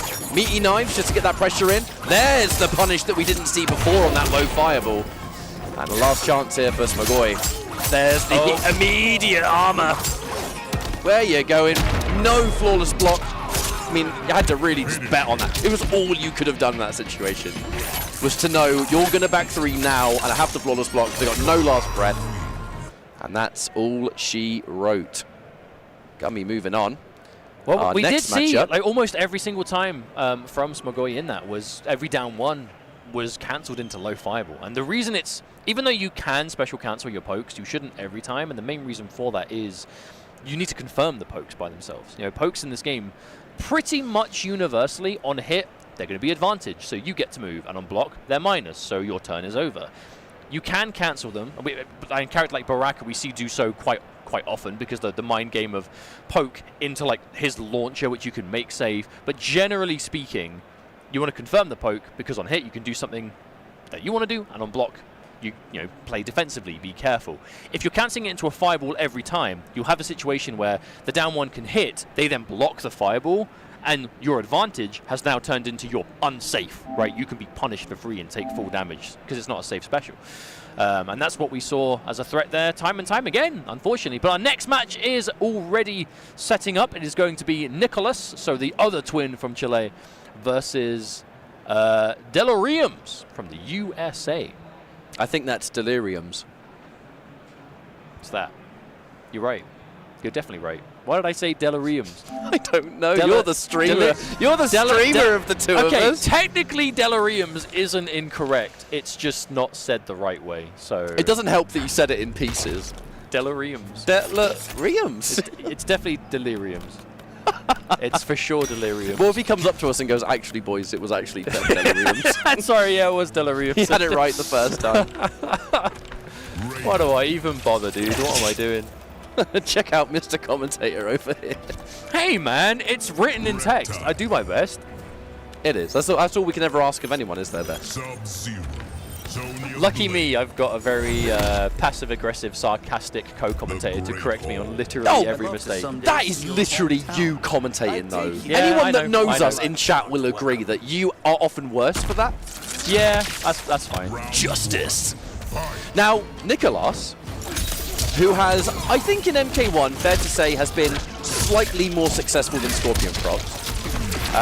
It was flipped in MK11. Scorpion Prox was the one that kind of just got that next level above in terms of, like, you know, the difference between first and second. Nicholas has been the opposite end of that in MK1.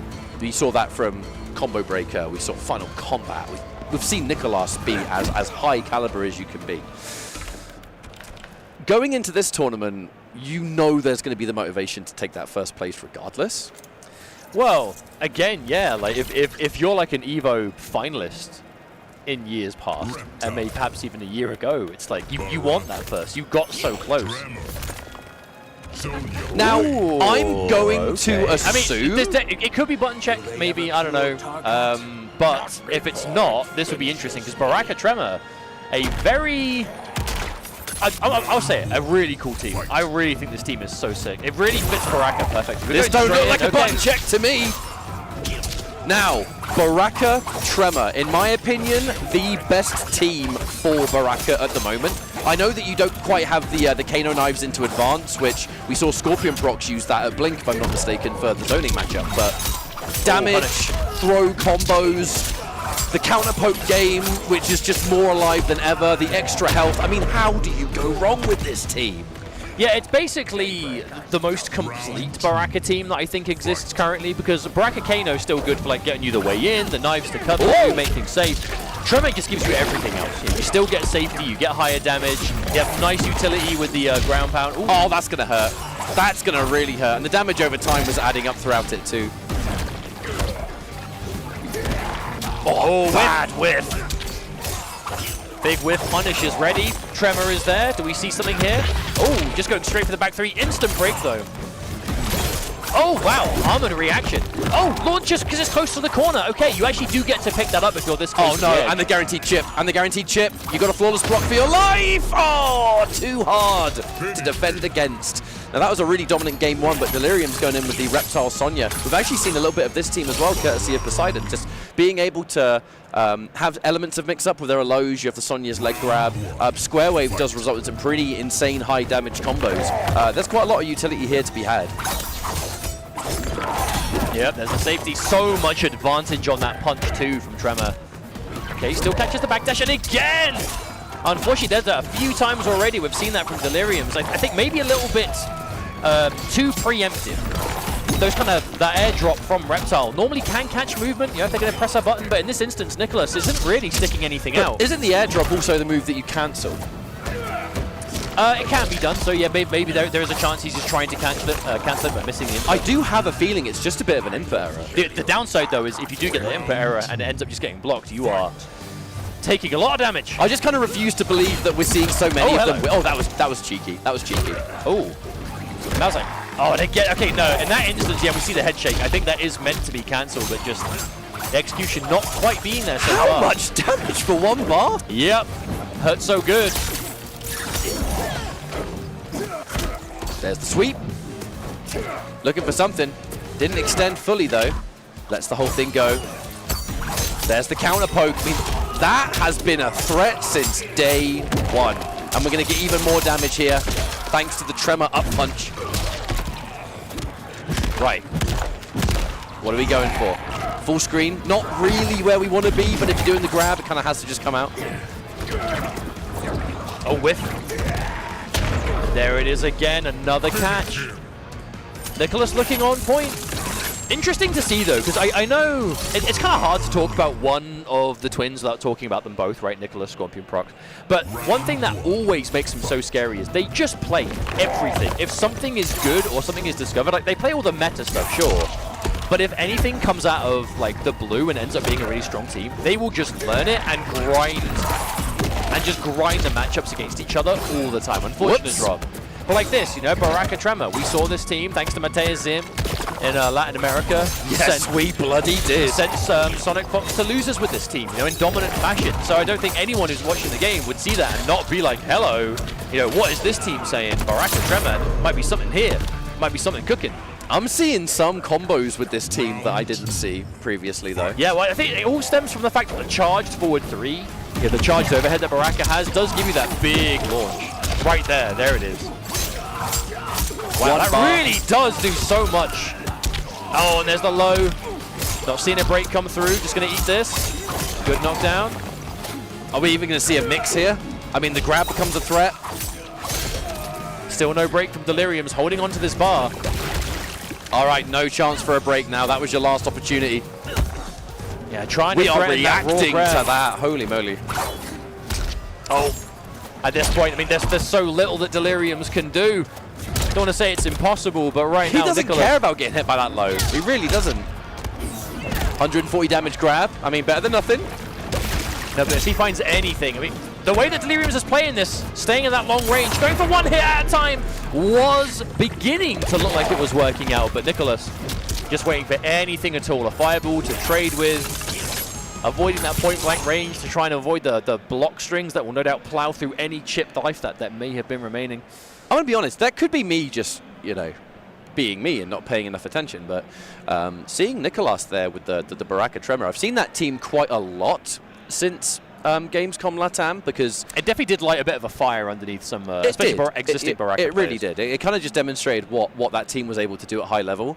But the way Nicolas was playing it there, and especially some of his combo pathing and stuff like that, there were definitely some new things there that I wasn't as familiar with. Just the on-the-spot conversions. I kind of got elements of watching the Twins play Fujin in MK11, where if there was a way that they could squeeze out elements of damage, they would. And I kind of think we saw that with that team. Is this going to be a character that maybe Nicolas is going to be playing quite a lot of this tournament? I mean maybe. Both of them together, the Twins, they are not ones to play something unless they have like a lot of faith in it, or if they're looking to just kind of experiment, try things out, see if they can work. Because it makes them hard to prepare for. You know, the more characters a player at that level can use, the harder it is to prepare for them. Because if you're trying to learn matchups, you'll be looking at your path and see who potentially you could play if matchups go a certain way, and you'll be, oh, I've got this player, they play this character. Going to lab that character, going to learn from try and ask people who play the character for games. The usual way that everyone's done so for years. But if the person you're against plays like half the roster, how do you do that? Unless you just feel like there isn't a single thing in the game that you're not sure about. But a game like this, where it's not just the main character, it's the cameo too, and the cameo makes so much difference, I think it's harder to prepare than ever before for a lot of these players. Now we're going from one South American player to another, because we are deep in the pool you are just about to see on stream. It's going to be Nova Elite versus Snakedo. So Snakedo has been really making a name for himself over this year's pro competition. Lots of havoc. But I will say, one of those players who isn't necessarily playing for just that first place needs points. Snakedo has done moderately well in a handful of events so far, but not well enough to put him in a real safe spot on the leaderboard where he can like sit, breathe easy, sit pretty. He needs as many points as he can get. And as this is a demigod level event in the pro competition, there are a significant amount of points up for grabs compared to usual. So a player like Snakedo, he just needs to place as high as he can. Because top 8, you get a lot of points for that. And I'm sure someone like Tento, I'm looking at you, has done the math on exactly how many points different players need and who. But trust me, it gets complicated. The short of it is, get as many as you can. And that's what Snakedo is looking for. But if you can make it through pools on winner's side, that does let you breathe somewhat of a sigh of relief, but not for too long, because we are going through these games today. We are going to have our top 8 decided within the next like 4 hours or so. There's 6 hours. Is so mad. There is 6 hours of total MK1 today, and by the end of it, we will know who our top 8 is. Because top 8, 10 a.m. tomorrow, Las Vegas time. So we are going to be getting through it, and in quick fashion. So don't go anywhere. You're going to be missing the action if you do. But yeah, Snakedo, we've been talking about long button checks. I think this guy has the longest button checks in the community, so you'll probably get to chat to us for a few minutes longer. Why do mans have so many button checks that take so long? Well, I actually felt really bad for him, because Snakedo, not to focus on the unfortunate. You are correct, though. Has those really long button checks, because I assume maybe a cable or controller, something he's used to that being an issue, I suppose. Hopefully changed after CEO. Exactly. Second place at CEO, and even though obviously not taking anything away from Kale, because online Kale is so good and really deserved that win, did lose the ultimate final round due to a controller. It was a controller issue. I think it was accidentally hit pause or the home button or whatever. Could even have been a disconnect. Cable came out, whatever it was, but ultimately because of that point in the tournament, obviously it says definitively which player, their controller is responsible for it. That was how the tournament ended up going for him. So hopefully we see nothing. Fingers crossed, right? Touch wood. I don't know if this desk is made out of wood. You know what I mean? Just hopefully we don't see anything like that this time. Because he's such a strong player as Snake, though. And like we said before, really needs as many points as possible that he can secure in this tournament. And that would be just the worst possible way for it to go for him. So hopefully that doesn't happen. Well, I think while we sort of get this match set up, just like to sort of thank everyone for joining us so far. It's depending on where you are in the world, you've either stayed up really late to watch this or you've been up nice and early. We started this stream here at 10 a.m., which, like we said, that may not be early for some, but for these crazy gamers here at EVO that were traveling in yesterday and everything else, you have to hope that everyone got enough rest. There are so many elements at play that I think don't get discussed or talked about at these kind of shows, especially one like EVO. Many people traveled in yesterday. Some of them got in last night. Some of these players you might not have as much time to prepare for as you want, but you do your best. And I always find that something that has to really be appreciated and respected for these players. They give it their all regardless of how tired they are or Okay, whatever one else. thing. We saw the fist bump. This might not be a button check. And we saw Havoc Darius. Wait, is this real? Is this real? Yeah, it is. Okay. This is real? Oh, yes. I've only ever seen Anas Bananas play this team. But you did say it was cheap. This is a team I've seen a few Havocs experiment with. I've seen Wise play this. I've seen Anas play it. You get some real interesting stuff with Darius, like big damage extensions, mix-up options, just more reward, right? More bang for your buck. You may be forgiven for not even realizing this because Darius is not a common cameo. He's one of my personal favorites. In the recent patch, or the latest patch I should say, 100 health granted, so Havoc becomes a 1200 health character, and better cooldowns on the extensions. So there's a lot more utility at play here. Oh, okay. Take the meter. I love that. Yeah. So if you go for that ender, yeah, you end up taking the bar. That's the meter drain. That was really cool, actually. And then again, this cooldown, compared to what it used to be, much faster. The backwards ender gives you a bar of cameo back. The forward ender, the double Dagon kicks, straight up, flat takes a bar of the opponent's meter. It's so good. Are we going to spend him? There it is. Really smart timing on that. Take the meter again. More meter drain. Oh, baby! Ooh. And only just built the bar back, and at this point, one mix-up is still going to take it. Oh my god. That Darius, I was about to say, it's the flawless block, but too far to punish. Oh, okay. I love that choice. No more meter, no last breath. I respect Nova Elite being so ready for that spin because that's the mind of a Darius player. You see that cameo, there's no last breath. Oh, that spin is so good. Well, we have talked about Snake Dough at length and haven't said much at all about... oh, hello. Interesting answer. I like that. Oh, I love that choice. Yeah, Nova Elite playing the Scorpion Janet. Such a cool team, this. It really does take Scorpion and make him so much more aggressive, which kind of puts you more in that kind of classic Scorpion style. However, clobbered by that back two as we see another confirm come through. Good ender. Oh, cheeky mix-ups. Low overhead low, my friends. Just because you don't have the full Darius, you're not going to have that roundhouse, does not mean you're out of options. Well, that's a cool method of Oki, though, for Havoc, because so many of his enders give him that, like, big advantage, like, a lot of time to decide what it wants to do. So you can set up Darius off of those situations. And a lot of those instances, right, he does the overhead or the low, you go for your option. Oh! Nice! And expected some kind of grab. There's the turnaround from Nova Elite. Gonna get respectable damage. Doesn't quite get the finish. You are losing a lot of plus frames there. But manages to immediately salvage it. We see a big hit confirm. Nice damage coming through. Okay, double side switch. I love that. Good damage too. Close to 400 on that. He is going to play that ranged game. Does not want Havoc to get in dangerous distance. Because that's not just Havoc now. That's going to be the Darius. You get hit, Darius is going to party hard. Oh, I love that delayed mid, right? I love that delay, just catching out Snake Dough. Normally if you delay off that, it's because you're waiting for the hit stun to end so you can threaten a grab, but this time, make it look like you're going for a grab maybe. Go for that mid and boom, big catch. Okay. Cheeky down ones. Ouch! And mix. That is really rough. That is like a double low string from Havoc with that overhead behind. And you can dynamically change it, right? You can do that Darius overhead whenever you want. And you can make Darius go low if you want. Oh my goodness. Counter poke. Take the meter. Meter drain. Oh my goodness. Again. That meter drain is so devastating for this gun. Is it plus frames?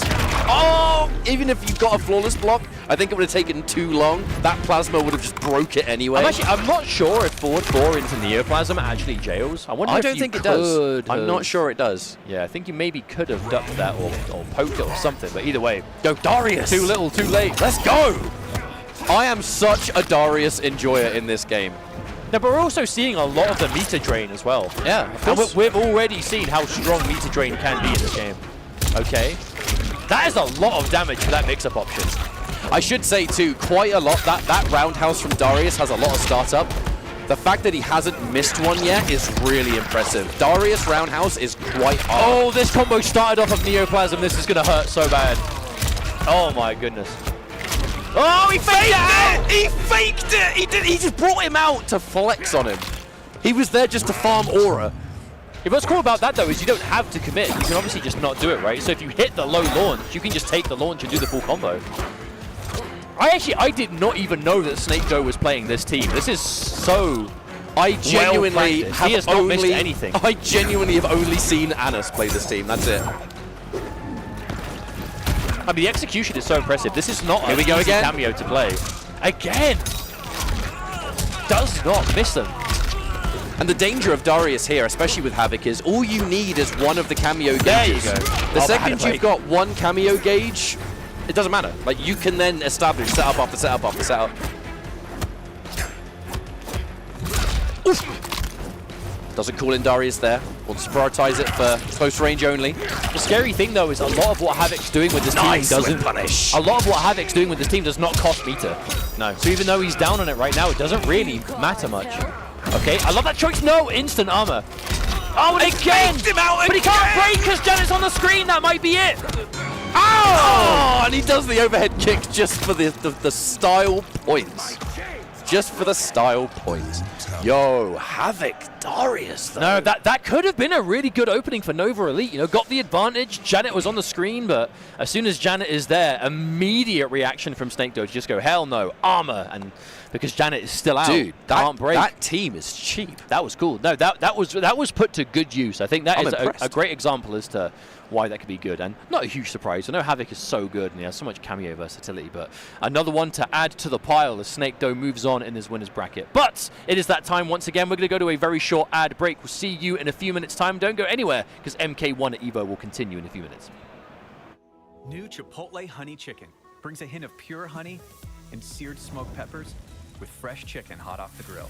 For Chipotle heat with a touch of sweet and a perfectly balanced sauce. Chipotle Honey Chicken takes heat and sweet to a whole new level.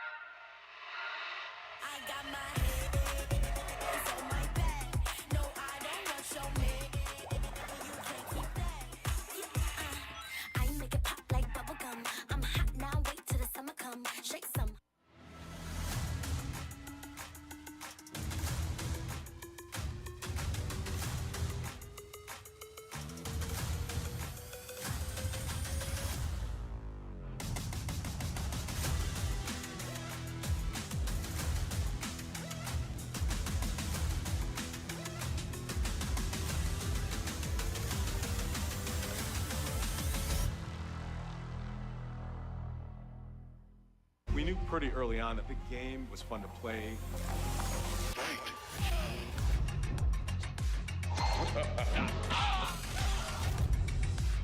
It became something that added to the mystique of Mortal Kombat.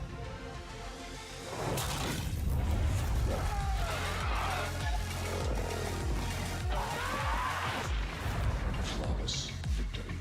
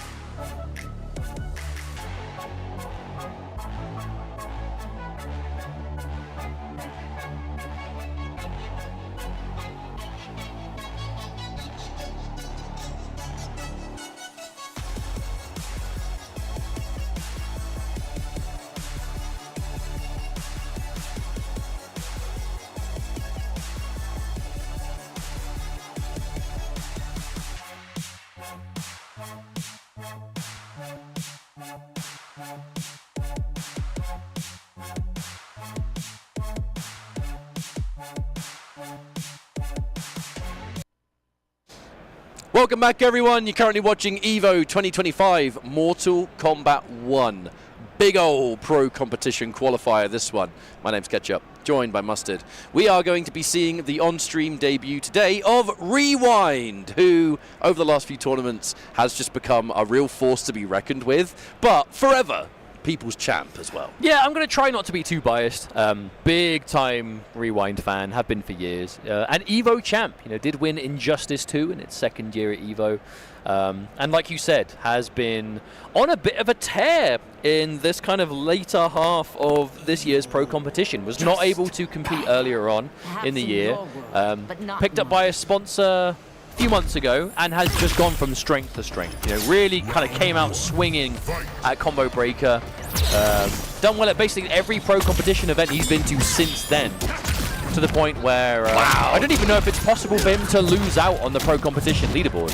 But obviously, any points he gets here is going to add significantly to what he's already got. Facing off against Akashin, who's, as we can see here, the Ashra Chameleon. That is a devastating team in regards to damage. It's LCQ winning team, did win the last chance qualifier. Gi Exceptional. Yeah, thanks to Gi Exceptional last year. So, but obviously the game has changed quite a lot from then to now. Well, even in that first round, we saw Rewind go for an exclusive answer to the jump, the uppercut, being able to just match it in the air and turn it into an air dash. Rewind certainly has the answers. Locked and loaded. Sorry, that was a hiccup at the worst time. That probably sounded a bit weird. The answers. No, you're good. Homelander, I thought you were dead. But no, this is the first time we've seen Homelander on the stream today. I guarantee you it will not be the last. Oh, Homelander, no. very strong character. This is only the beginning, my friends. Oh no, an actual rare whiff. Went for the down two. I mean, that would have killed. Oh, and there's the mix. That's such a scary thing. Any pairing that gives Homelander a launching grab, it just becomes so much scarier. But then when you get that low on life and you don't even need to combo off it, it's just, okay, get hit by the grab, it's over. But a good game one. And I'm not surprised to see Rewind kind of go with the Homelander here. He is so historically good with those characters who really just get in your head, right? The characters who are built off of like good built-in mix-up options, usually quite explosive, which is why we see him playing, right? A lot of the Reiko, a lot of the Homelander now, and also big damage. We've seen that. Oh, hello, is this General Shao Sonya? Yeah, I can't recall the last time I saw Shao and Sonya, to be honest, but I'm sure there's going to be some reason to it. I guess we'll see. An opportunity to maybe have a little bit more ranged presence thanks to the ring, but I do fear that the eye laser might make that difficult. Either way, Rewind once again scoring that first blood. Bringing Akashin into the corner, where we are going to start going into float pressure. With the jump punch a little bit far out from Shao. Could have had a full combo there. Oh, the armor, okay. Oh, but an instant catch. Right. A little bit of an extension. Nice overhead. A bit too far for the overhead, perhaps. But definitely looking a lot more solid with this pick. Oh, yep. That mid-screen extension does so much damage. That is disgusting damage and horrifically optimal. Rewind taking that first round. Importantly, though, pushing Akashin back against the wall. Yeah, so far we're seeing kind of classic Rewind. Struggling with quite a few of these overheads. Wow! So much advantage on that overhead by itself. I feel like Akashin even did wait before going for something off of it, and still didn't wait enough. And again, another huge damage combo. Rewind has those combos on deck.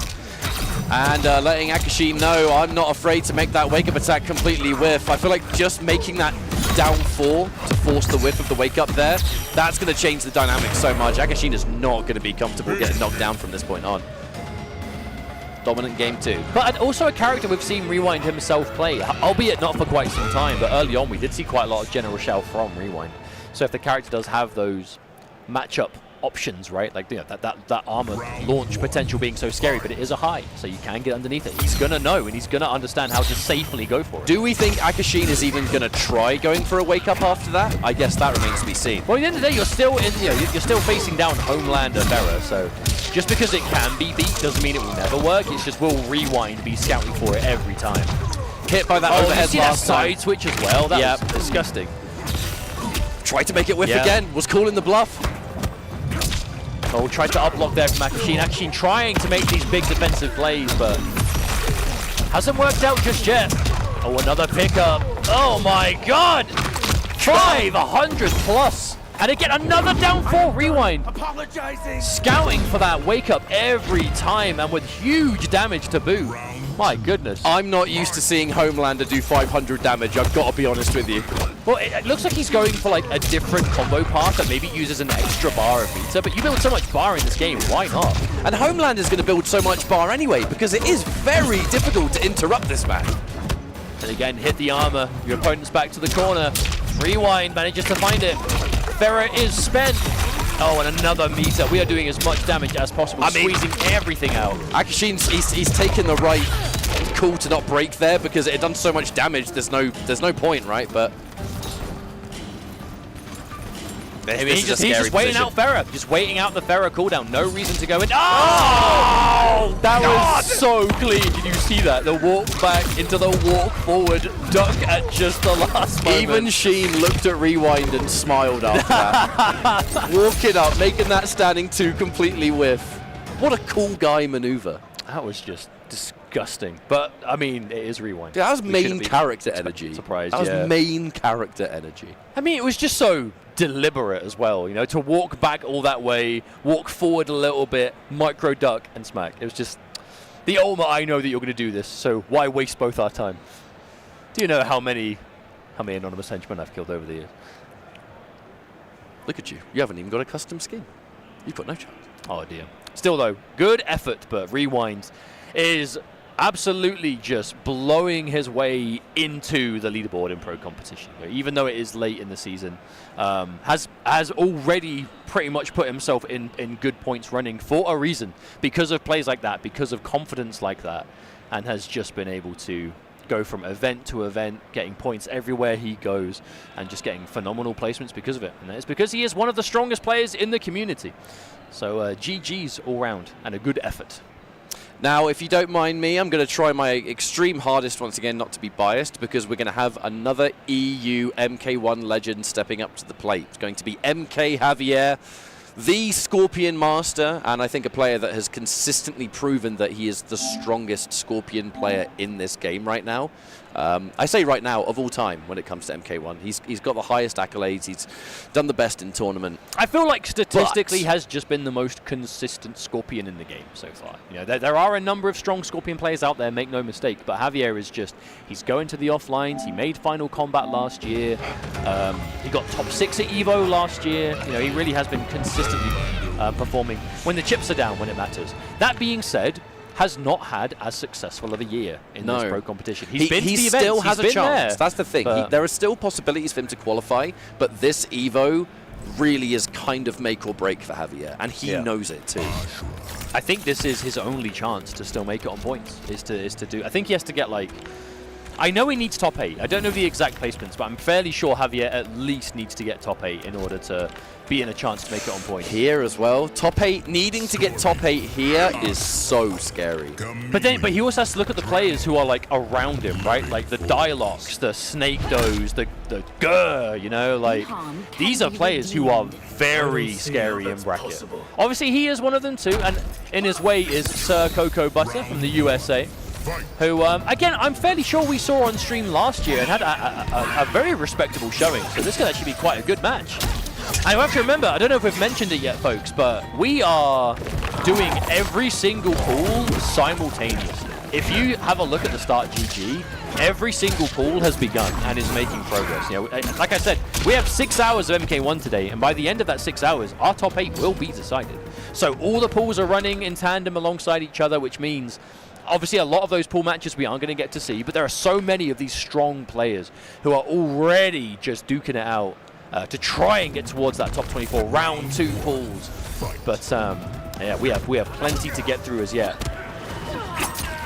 Javier being one of those players that was kind of dabbling with Scorpion Tremor in the past, but I feel like recently has added it to the permanent mix alongside the Ferrer. The matchup will dictate whether we go for just a bit more reservations. The Tremor allows you to play a little bit slower. You can play around your death spin into Tremor up punch and all that good stuff, whereas the Ferrer allows you to be a bit more explosive and mix up heavy. A lot harder to do that against Ashra and her armor. Oh, for real. One of the strongest things that I think will always keep Ashra relevant in the game is just one of the best reversals you could ever ask for. Absolutely. But in this instance, you're not really looking for gaps. You're just anything on block into Tremor, keeping it safe, do that chip, force the flawless blocks, and obviously on hit, pretty scary damage can come through. Okay, but forward 2 going to be such an important button in this matchup. What a crispy anti-air. Gorgeous anti-air. Yeah, I definitely remember seeing Sir Cocoa Butter play last year, I think it was at EVO, and it was really, really solid showing, so definitely expecting quite a good match here. Ooh, instant chase down. Instant 1-2, and he still had time to get his forward 3 out there too. Good stuff. Cleared by the grab, still a possibility. Ashra, 430. I mean, if Scorpion lands a hit here with 3 bars, he can win the round. Oh, and this might do it! Does he fatal blow? He will do. This will give you the life lead. Let's not forget 950 health. So the scary thing here is I'm not sure. I don't think this kills, but now you're having to worry about like Hellfire.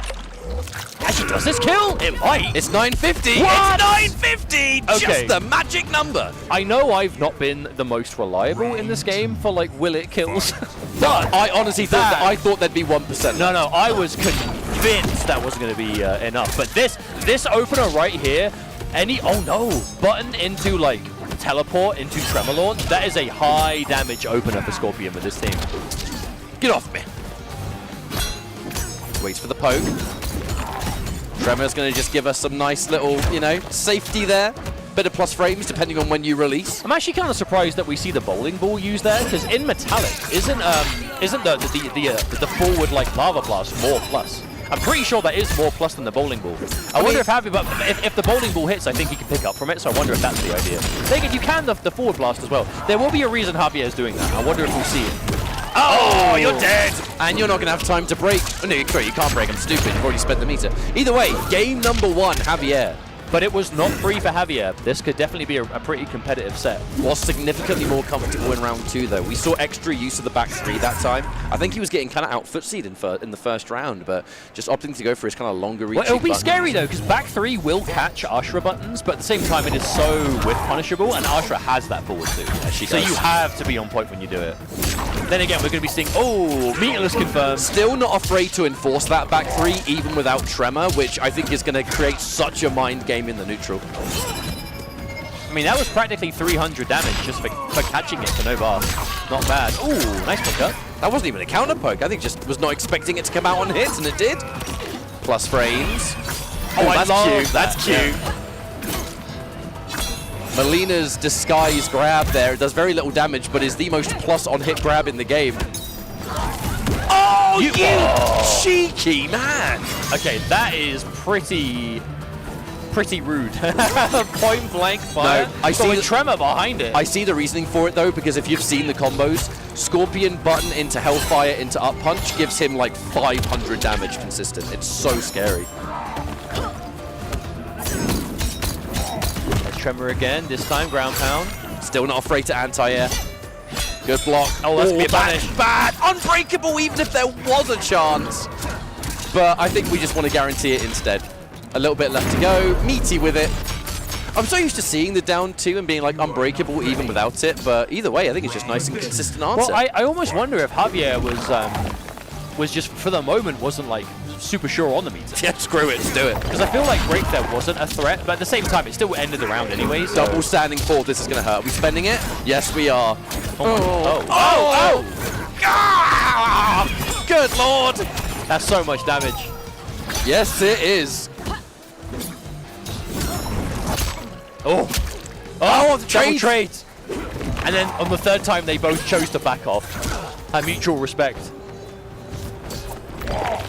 Javier. Yeah, that back three has kind of become the magic button in this matchup, and it's still manages to catch that forward two. I don't think that was a full punish, but... No, I don't think Cocoa Butter was... I don't think he was fully confident it would. That's why he didn't commit. Oh, it whiffed. Bit too far away with that up punch. Here's an opportunity for Cocoa Butter. Defense from Javier. He's content just sort of sitting here blocking. Bit of hesitation there, caught by the sweep. Uh-oh. Death spin. Nice challenge. Hits Tremor too. Okay. Some advantage. Oh! Javier pressing after that fireball on block. Very brave. Oh! Full distance. Couldn't get anything more off it though. I mean, slowly but surely, Cocoa Butter is bringing this back. No, a little bit too late. 10 seconds on the clock. Oh, again, that could have been huge. If that was... No, again. Oh, the big dunk! Oh, my lord! Oh, wait, yeah. Javier didn't realize it was already... What is going on today? Although that was Javier, I think, not realizing there'd only been 2 games. That's true. I mean, that was actually very close to being a comeback for Cocoa Butter. It wasn't via like huge hits. It was like little things here and there, like an overhead here, a forward 2 there, fireball, wherever. I like that from Javier. He did the teleport, but was expecting a down 1 because he probably wanted to punish it with his own, just to get some pressure. Overhead. Looking to stay nice and safe there. Cocoa Butter, I mean, hasn't been playing bad by any stretch. I just think that Javier we definitely could have seen that comeback. There was a forward 2 that hit at the end of the last round that, if it just happened to have been forward 2 fatal blow, actually would have killed. But that obviously would have required just dedicating to forward 2 fatal blow, which not too surprised we didn't see. A huge risk to take at this level of play. A bit too early on the grab, so it's going to be just a cameo shove. Tried to get the anti-air standing 1, no one home after a jump kick. Oh, interrupt, couldn't get anything more though. That was a dash-up standing one as well from Javier. That was pretty bold. Oh, wow.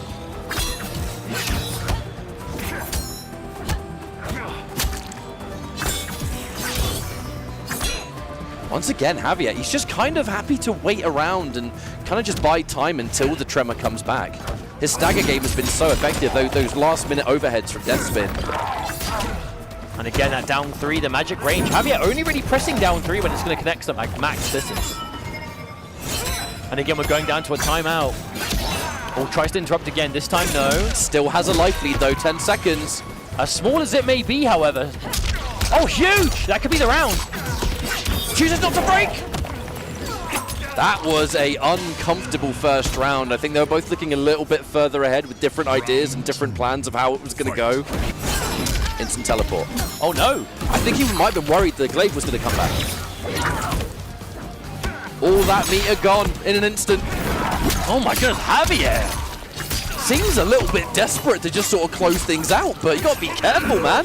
No, we are seeing him. It was like almost 2 or 3 armored moves back to back almost. Some of them I don't even think were armored. Javier just trying to be the punish. Sir Cocoa Butter, that was nice. Yeah, we're going to get extra damage thanks to the Melina. That's practically 500 too. Sir Cocoa Butter has woken up. Hang on! Fatal blow. Standing for. Standing for fatal blow. No. Holds on to it. Oh, okay. I see. Okay. Yeah. I mean, you can tell we're not Scorpion players. No, Javier. So good with the calculation. That is an a lot of confidence. A confidence as well to know that you are under no circumstances going to drop that. Oh yeah, definitely. Punished! Oh, that's clean! That was so clean! All right, plus frames. Tremor almost back, but not quite. But he will be now. Punish. Enforce the throw. All right, this is pretty scary now for Cocoa Butter. Yeah, it's a pretty scary life deficit to be coming back from, but it's definitely not impossible. We are seeing he's got some of those big confirms on deck. This alone is going to do quite a big chunk. Not tons. Okay, ends it a little bit early. Oh, with okay. Punish. Okay, this is how you do the comeback. There's 2 hits. One more clean hit will do it. He's going to get through that break first. Or not. Okay, there's the throw. We have a couple of Dark Stance things activated here. No! No, he's still alive. Watch out for the Hellfire now. Watch out for the Hellfire. Lovely interruption. The armor. The counter poke though. Scorpion was ready. Oh, nice! Oh, Javier with the patience. And that's going to result in a 3-0 win. Javier moving on in bracket, but like we said, this man got top 6 at EVO last year for Mortal Kombat 1. I will if he say wants though, to... credit where it's due. Sorry, not to interrupt, but credit where it's due to Sir Cocoa Butter. That was a 3-0. Did not feel like it whatsoever. I mean, that was a highly competitive set. No, but both of those last 2 matches absolutely could have gone the other way if there was just one more confirm or one more wayward hit. Because a lot of those, in the comeback we saw the second time was a lot more kind of punchy. Right, it was like big confirms, which led to big chunks of damage. Whereas beforehand, it was just little hits here and there. So close, but so far, unfortunately. But still, a good set nonetheless. Either way, we're going to go for a quick ad break. When we return, we'll be seeing more Mortal Kombat 1, and this intense pool play where we are already getting through them will continue. See you in a bit. This is the best Chipotle order. I would like a bowl. Triple wrap. Mild, medium, hot. Then dip it in here. Sour cream inside the vinaigrette. 2 tortillas. If you know, you know. Lettuce, cheese, waffle. Yes. Oh, that is good. Well, Vaya is laughing right now. Look at Vaya laughing right now. Oh, he's doing a dance. What is he doing? Man, he's too ready, you know. Not today, man. Oh my God!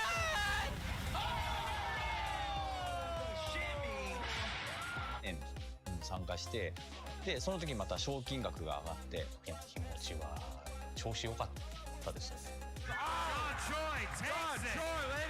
So it's much more than just playing. It's being a part of this community.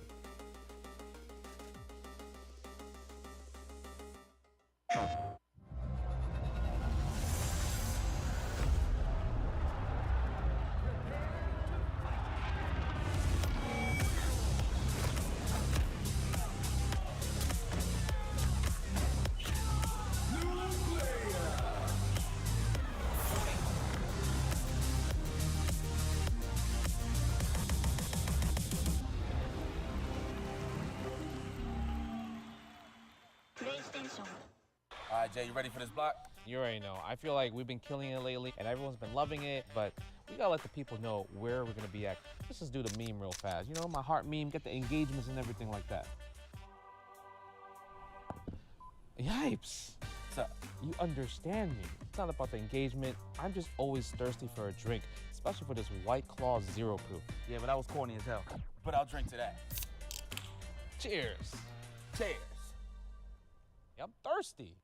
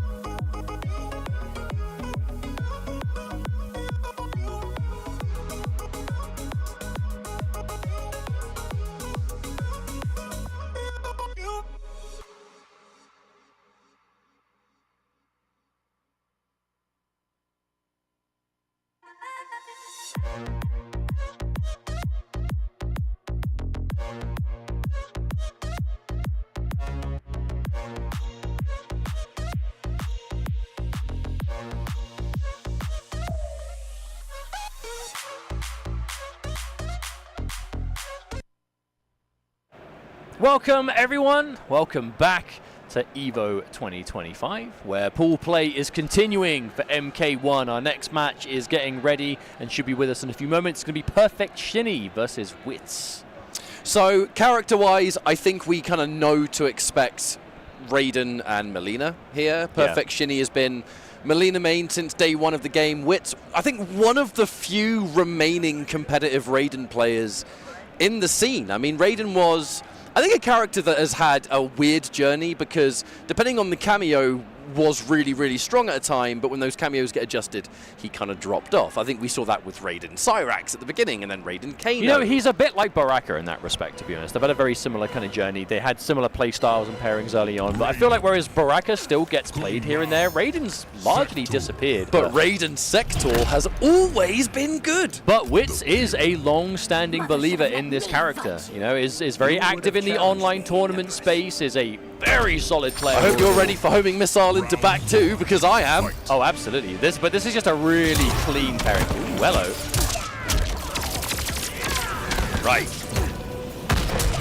They're going to jail even more pressure. A lot of the missiles already spent, however, not the end of the world, because we are going to just sort of bide our time. Yeah, the hit and run game of Raiden. Oh, right, okay. punish. I like that from Shinny. You know, you don't have to be afraid of the Sector cameo missiles. You can just walk away from them and they miss. Well, it kind of looks like the rocket almost like changed the block fronts and makes the string whiff punishable. Still though, I like the Melina Lau as well. Melina, so much cameo versatility, but this team just keeps coming back. You know what I mean? Or not going anywhere, I should say. Sector so got clipped before he got to do the homing missile, so he's gone. Yeah. Okay, there's a confirmed instant break. The cancel! Oh my goodness! That's the highest damage you can get. Spending the meter, and that's gonna be enough. What a bait! Round one for Wits. That was as optimal of a situation as you could want. Perfect bait timing, perfect execution, max damage. You'll love to see it. Lovely block. Oh, that actually could have been punished, I think. Yeah, the pushback of the hat made it whiff. All right. Look for a setup off that grab. Okay. Whiff punish! That's so good. I feel like Melina Ball always has a reputation for being like, oh, random roll, you know, oh, unpredictable roll. But if you have the reactions with it, it is one of the best whiff punishers in the game. Hey, look. It's just a good thing Shinny blocked that first overhead, not the second. That's true. Oh, another catch. Okay, yeah, there's the break. 1 bar for 3. For both players, fatal blow. Okay, orbiting hat. What's it going to be? I love the choice from Wits to back off. Look how long that lasts. Look for the whiff punish, but actually got hit by the 1-2. That's unfortunate. Shinny had the right idea, but all right, there's the confirm. And we take our second round here, final round of game 1. This looks like it could be a game 5. A slight sigh of relief from Shinny there, though, on the player cam. I think both players recognize this is definitely, I mean, we're late in this pool as well. This is like the last match of their pool, I believe. This is actually the winner's qualifier outright. Yeah, exactly. Winner of this is comfortable for at least a little bit. Yeah, I'm fairly sure both players do make it out of pools, but the difference in making it out in winners and losers is gargantuan in this kind of event. Okay, nice torpedo. Superman. Oh, hello. That kind of play is so risky as Melina, but I mean, it never feels good to get hit by. Oh, but it's so important to her to establish it, right? Keep your opponent uncomfortable. And right now on the back of it, Wits against the ropes, gonna get hit by a throw. 1-0 now. Perfect Shinny is gonna take the game. I think we might have our first game 5 in quite a while potentially here. This could definitely be a super back and forth set. I think these are two players of a similar level of skill, similar level of kind of understanding in the game. And hopefully we have a real juicy one on the way here. Oh, there's the homing rocket. Again, the overhead didn't connect. I don't think it would have been hit anyway because Shinny was stand blocking. So at the very least, you would have been safe from that. All right, Wits. Knockdown frames of the Razzle Dazzle. Okay. Oh, okay. Hang on a minute. We're getting something here. Oh, spends the extension. And that's, again, Wit so on it with these calculations. That's 2 rounds in a row that he has done just enough damage with a combo to kill. I like that. Poking at the opponent with the Sector Flamethrower. It's got more range than you might expect, and it can just work as a poke sometimes. Plus on hit, too. I mean, hard to go wrong in the corner. Goes in for the double. You can cancel that now, so I do wonder if Shinny's ever looking for that. Missile. Didn't want to overcommit to anything, though. A little too low poke happy was Witch, and Shinny scouting it out with that bull roll. I love that option from Witch, though, just to immediately go for the armored reversal. Just do not, if you're not, like, forced to sit there and take the mix-up, don't. Just squirm out of that situation. Oh, that would have been a huge pickup. That would have been an easy pickup, too. The opponent gets knocked airborne after the forward 4 string. You get a nice juggle from the missile. Safe on block 2. Then, yeah, Raid and Sector, they got some synergy. I wonder if that was meant to be like a raw whip punish attempt, perhaps, but... Or maybe just got the wrong special move going from a crouching state to standing. There it is! That actually is going to really hurt. Yeah, the damage from this is no joke. Oh, no! No, who cares? No, never mind. Honestly, I wonder... I mean, that definitely could have just been a drop from Wit, but considering how ready he was to meaty from it, I wonder if that actually was an injury. I wonder if that combo wouldn't have killed. Whatever it was, take the meaty. Look, whatever it was, it resulted in a game. We take it. Well, it was the first time we saw the double rocket connecting to the overhead. We haven't really had a chance to talk about it yet, but that is one of the scariest things about this team, Raid and Sector, is versatility with double missile. Because you can do double missile into low, into overhead, into throw. As well. Yeah. We got a lone forward 4 and still turned it into something. But that's the thing, you can. If you go homing rocket into teleport, they're kind of in a bad spot, because even though they can technically press buttons, if they hit you and the button's active, the rocket's going to catch it, and then you can kill anyway. All right, from one mix to another, though, perfect Shinny, turning the tide, corner positioning, and that low hat is so scary to deal with here. I actually wonder if we saw an EX down 2 then, maybe he could have killed. Oh, the teleport pick! Well, hang on a minute! Okay. Rare footage of seeing teleport combos used in general, but no break either. You know, viewers at home, you would be forgiven for forgetting that EX teleport even exists. Wait, that killed! That was so optimal. 470! Did Lau get killed? Did Lau get hit? Is that why we didn't see the break? Or I wonder if Shinny just didn't think it would kill, maybe. Oh, we're still in time. Their Wits really turning this around. The mix-up, plus a block sweep. 2 overheads into a delayed low. I always eat that, man. Every time. Oh, okay. The buff is available. Oh, never mind. I feel like you can really make some plays with that amulet, but you have to have like such good timing on when it's going to go off. It kind of exists mostly for setups, I think, you know? Oh, hello. Wits is getting cheeky here. Staying quite unpredictable with the Raiden. I mean, it's an element you probably need. Don't want to overcommit. Minus frames to the hat. That's going to give more pressure. Oh, got opened up. Again, went for the teleport. Oh, instant, yeah. I guess the only thing that would be is if you just happen to let go of the fireball as Melina rolls, but... Oh, that's no standing 3 into that is plus. Okay, here's the buff. Good blocks. Try suppress. Never mind. Counter hit. Oh, there it is. That install was cheeky. 1 round apiece. It's a very important round here because it's a matter of are you going to be up by 1 or down? All right, that's in a scale, but we're still going to take it. Corner carry. Corner carry's the real objective here. Oh, never mind. Actually went for a teleport ender. But I mean, we're nowhere near the corner, right? So I guess in that case, it's like, you know what, just take what you can get. Take the plus frames in that case. I love how Shinny went for the install there, though. It's so rare that we see Melina players even try it. And that instance was used to perfection. All right, Wits. A minor life lead at the moment, but with nowhere near breaker territory, he is going to have to be careful here. 8+.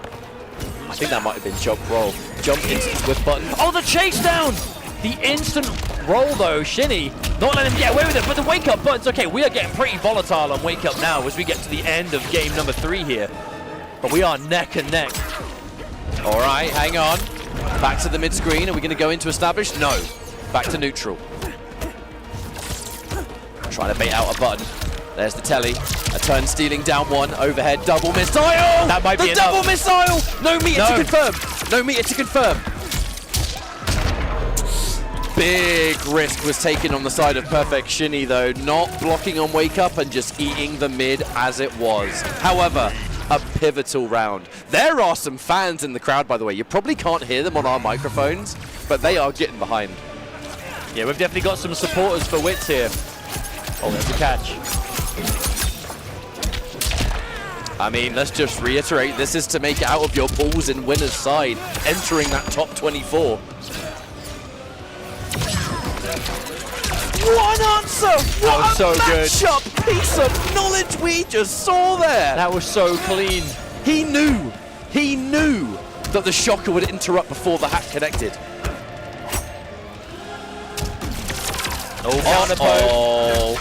Oh, you know, I'm looking at Sector and I'm looking at those two missiles. That's the round. The triple. We don't even need to spend meter, mate. We don't even need to spend meter. That was so clean. The crowd, they're chanting one more.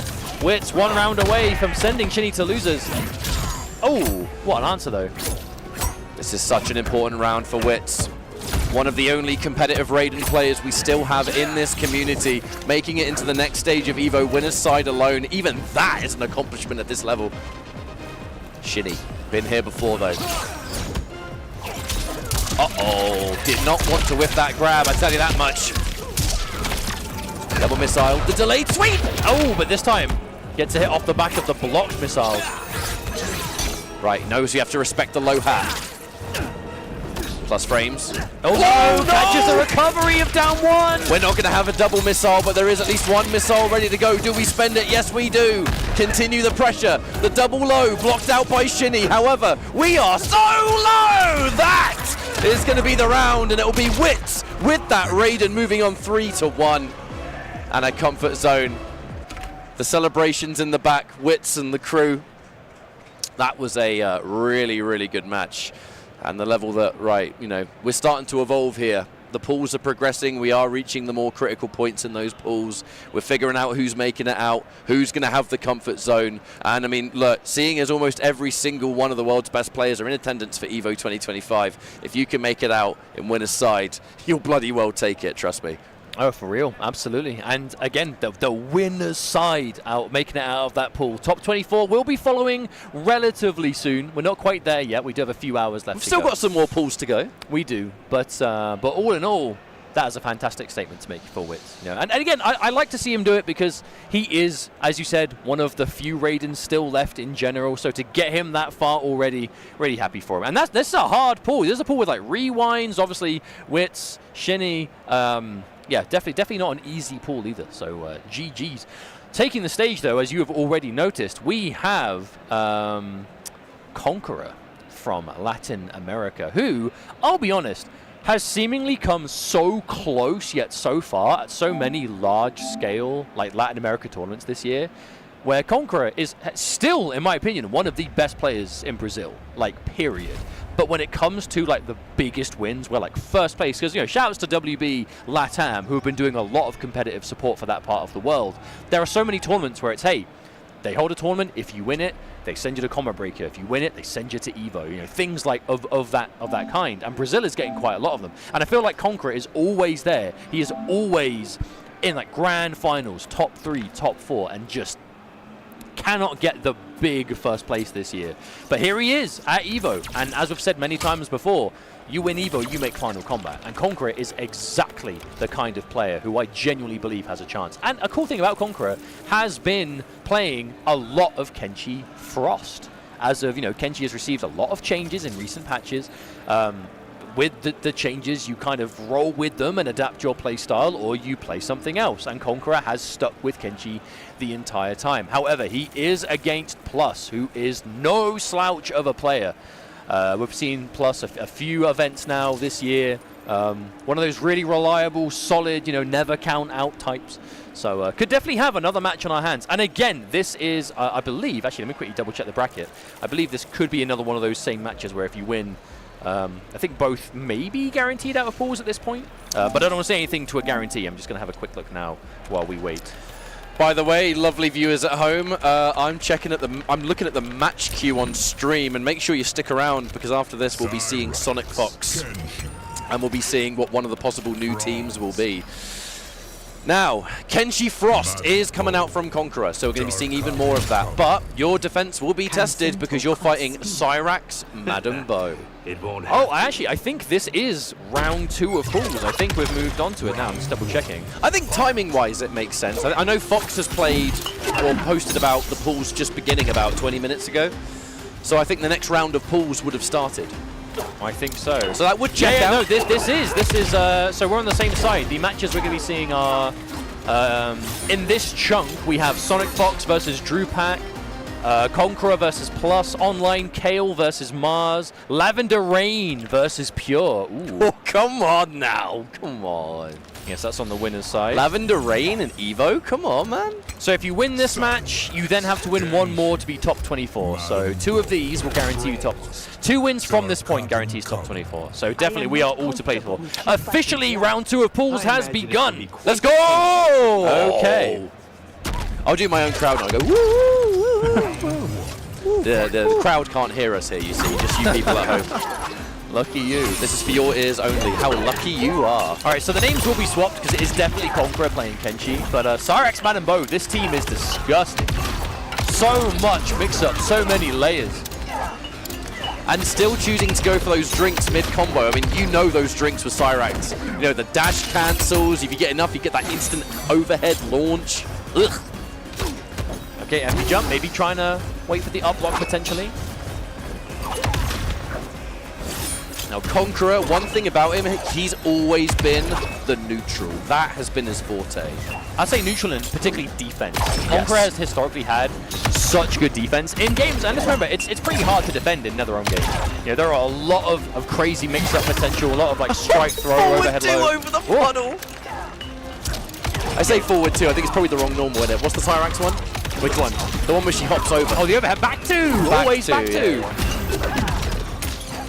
Oh, there it is. Disgusting. And that's where the layers get scary. We saw Conqueror avoided the setup before by being able to jump out of the bomb. This time the jump was covered by the bottle. One of the scary things about Bo is those bottle toss setups. It takes away defensive options that otherwise do work against Cyrax. That huge jump and big reward. That's a really good jump from Conqueror. Right, what's the combo? We are in the corner, so we're going to get maximum damage. Maybe. Yep, there it is. Resummon for a bar. Overhead. The benefit of that resummon now really being that you just get the full sequence. Conqueror, another overhead. Looking for it. Knows the downfall's got to come out. At this point, I think Pulse. Plus, no, it is. Oh my god. Name's in front of you, mate. It's right there. Yeah, I know. Think about Plus there. Build up some bottles. We have 2 bottles locked and loaded now. Yes. Now we're entering dash cancels, instant overhead territory. Yeah, two drinks is body splash, which you can use off of Cyrax's like standing ball, any of those airborne options. All right, we're getting a bit of zoning established here. Conqueror's going to have to be careful though. You do not want to trade with net. Never, never, never.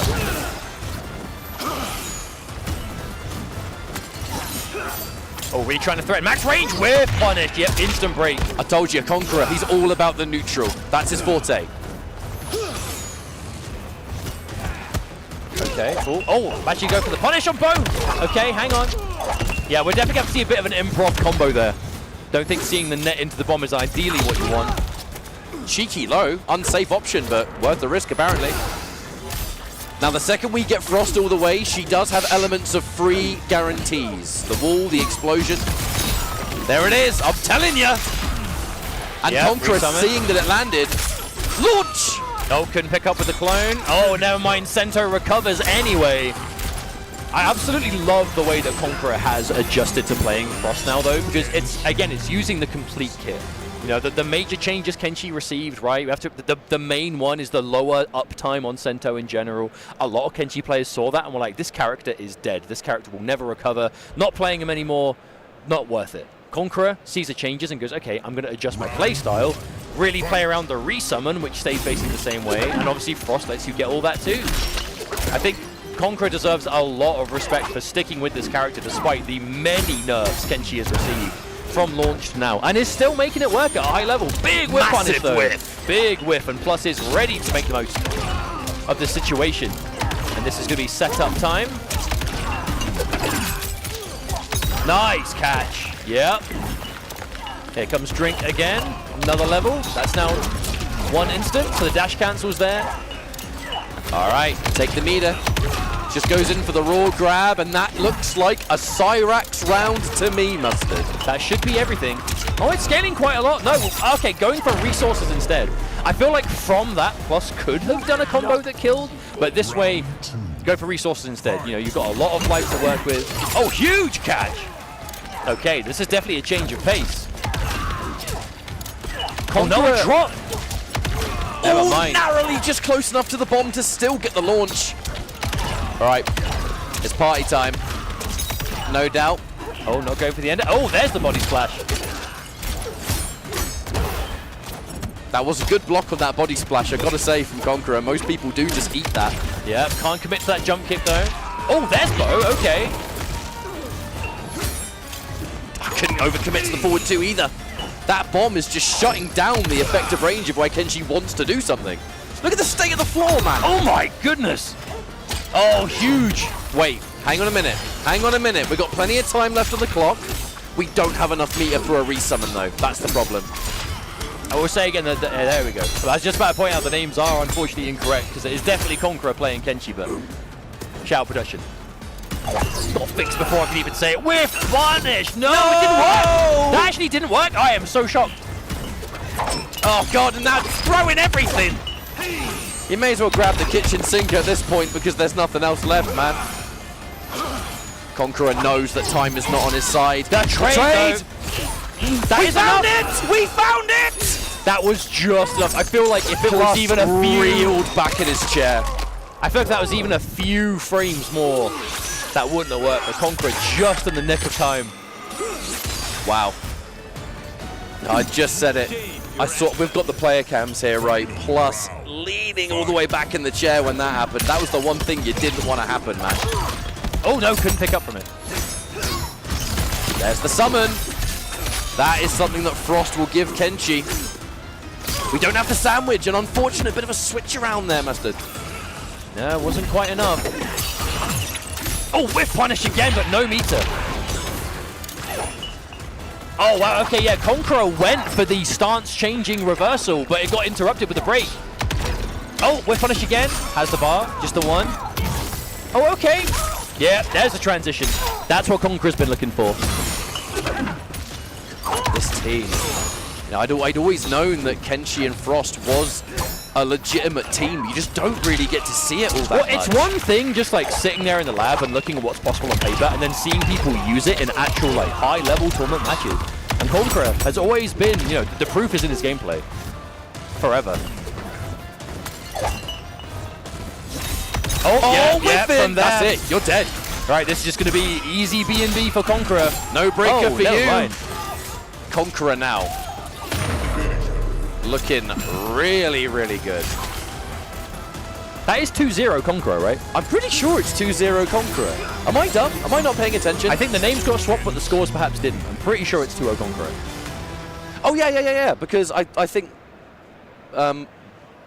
Plus was sort of just, after the first game, sort of sat there and hovered over character select for a second. All right, coach time.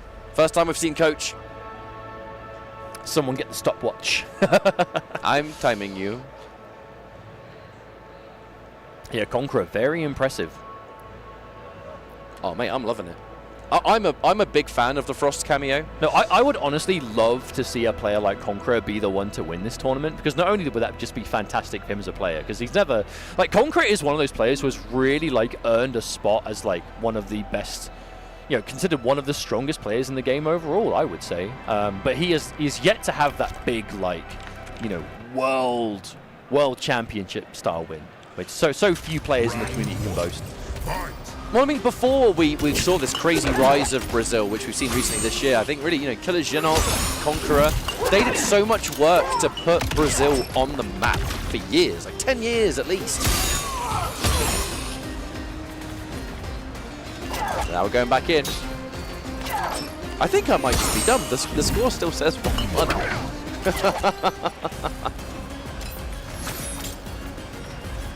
Well, either way, we'll go with it. That's what the admins are for.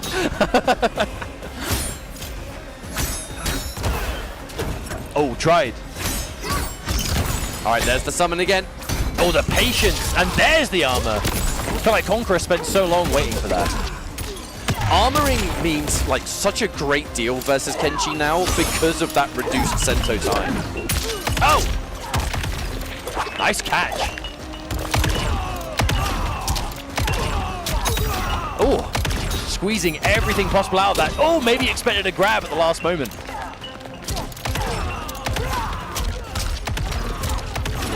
Yeah, we're going to spend those meters. Spend ours to take yours. Put you in a rather rotten situation for the next round. That was a fantastic round for Plus. There have been a few rounds now where Plus has had like a real good like sequence of setups, but hasn't quite been able to like clutch the round on it. That's what you want to see. Finish the plate, finish the job, get the round. Going into that uppercut on block's really cheeky because it forces the sandwich because the wall counts as the corner. Yeah, that's true. Nasty. There's a lot of synergy with this team. It really is impressive. Really great defense there though from Plus. Oh yeah, phenomenal. Blocking the whole sequence, you haven't got a chance to resummon. And now Conqueror, no projectiles at hand. That's what I was saying before we even went into this match. Plus is no slouch. Yeah, we talk at length of Conqueror and his achievements, but Plus is definitely the kind of player you do not want to count out, especially in this kind of match. Right, mix-up time, baby! What's it going to be? Don't quite have meter for the air version. Keep it standard. Oh, there it is. Right, breaker from Conqueror. Probably. Oh! Greedy. I mean, it's not going to kill you, but my lord, is it going to be difficult now?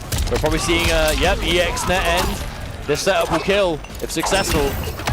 Even if Conqueror finds a way out? No, he doesn't. That was a Cyrax game and a half. Well, that's what's going to happen. Plus, keeping it clean, keeping it simple. That's the Madden Bow setup. The ultimate strike throw. But the thing is, they're two characters doing very similar things to each other. Cyrax does it on knockdown, Kenshi does it on block. You know, Kenshi is looking to keep you like stuck there for a long time, overhead, low threats non-stop. Cyrax, it's strike throws on knockdown. They're doing a very similar game plan. Now, make no mistake, we could still be in for the long haul with this set. Especially after that kind of last game. Plus, making more of an effort, I think, to... Oh, hello. I mean, it bypassed the putter wheeler, like.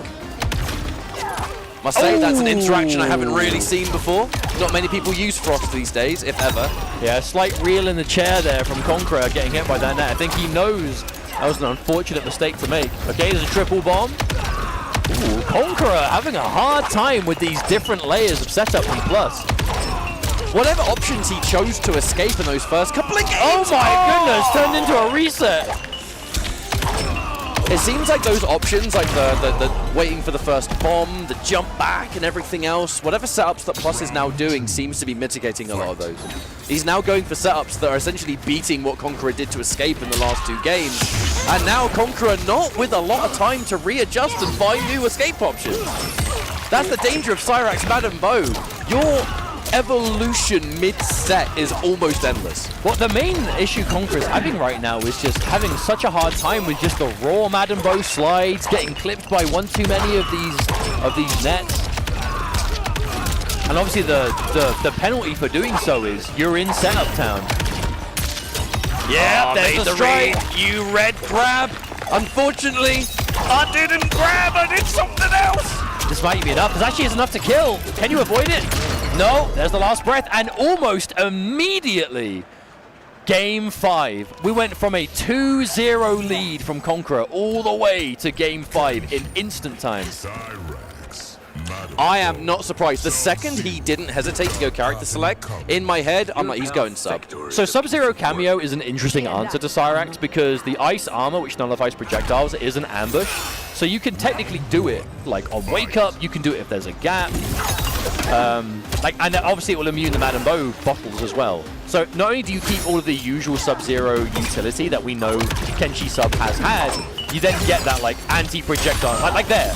How many times have we seen Conqueror get a hit on plus, but he's had to back out of the hit because there's a bomb under him and he can't afford to get hit by it? When you've got the armor on, no longer a problem. Yeah. Short answer, ice armor, like nullifies a lot of this stuff. Yep. Especially the setups.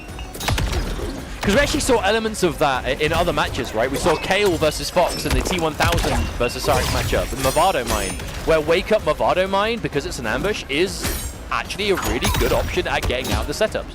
And Ice Armor, whilst not as effective as that, is still a good option for, like, depending on the timing, you can just avoid the bombs entirely. Ah, Conqueror.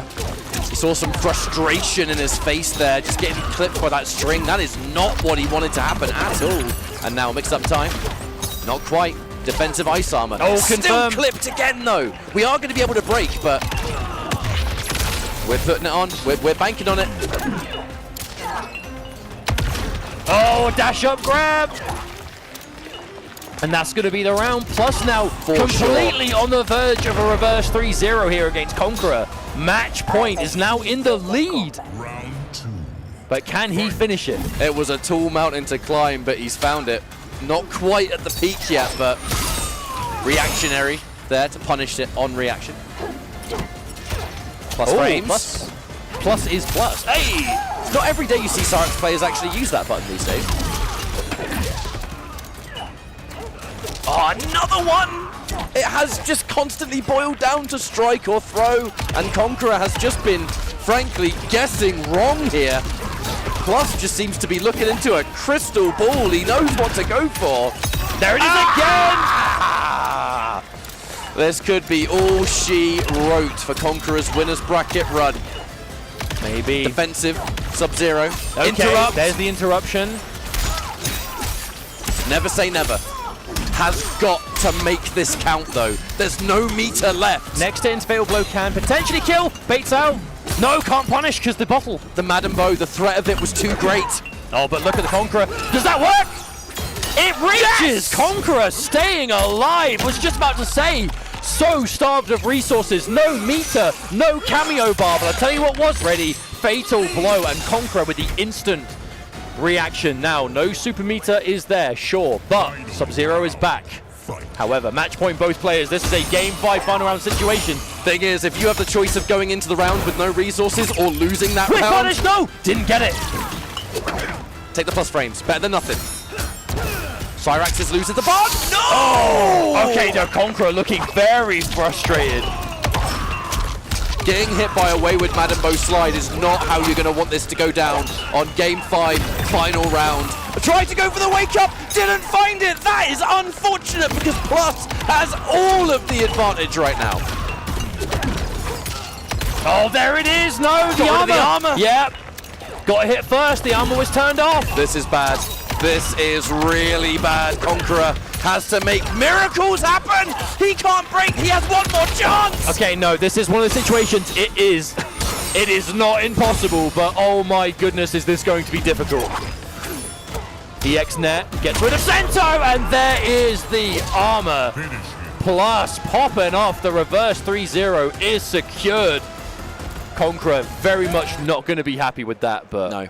Hey, that's the way it happens sometimes, man. Plus, managed to get Suff started and a full reverse 3-0. And you know, the craziest thing about that final round, it all started off again, just the raw Madden Bow slide. And that was Conqueror's Achilles heel. It was hitting in the entire set. He was, I mean, there is no other way for it. He was just getting hit by it. And the problem with that against Cyrax is getting hit means setup, meter drain, and the many dangers that come with it. Every time he ate it, though, he didn't hit it, like, immediately. It was, like, on the cusp, the very end of its active frames. He must have been, for his reactions, again, you know, we've got the player cams, we get to see the players' reactions. Every time he got hit by it, it was like almost like it made him jump. You know, like, just was not expecting it. He must have been so convinced he was at a safe distance. And then on the final frame, boom, you've eaten it. And by that, all she wrote. It's the beginning of the end.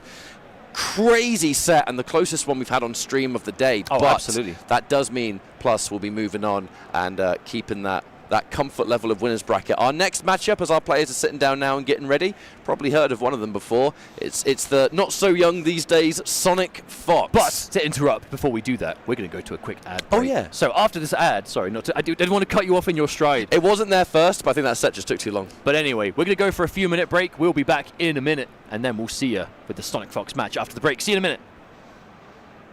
That sizzle, that's the soundtrack of Chipotle. Literally melt in your mouth tender.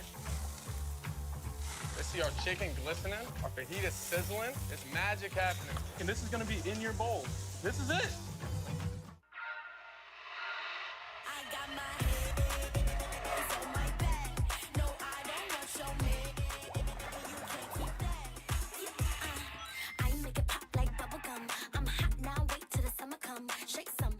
I won PlayStation's Road to Evo and went head-to-head with Arslan Ash.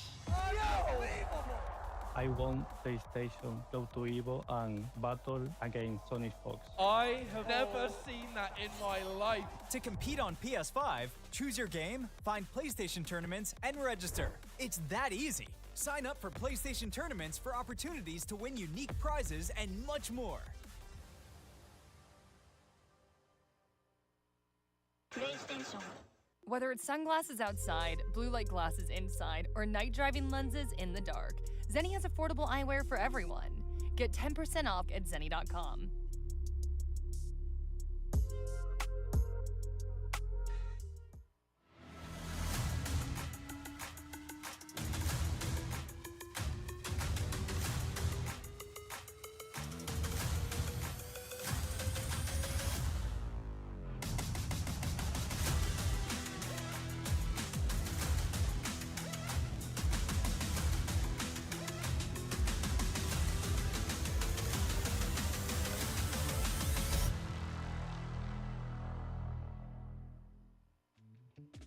Tenno is back with brand new, officially licensed designs by the FGC for the FGC.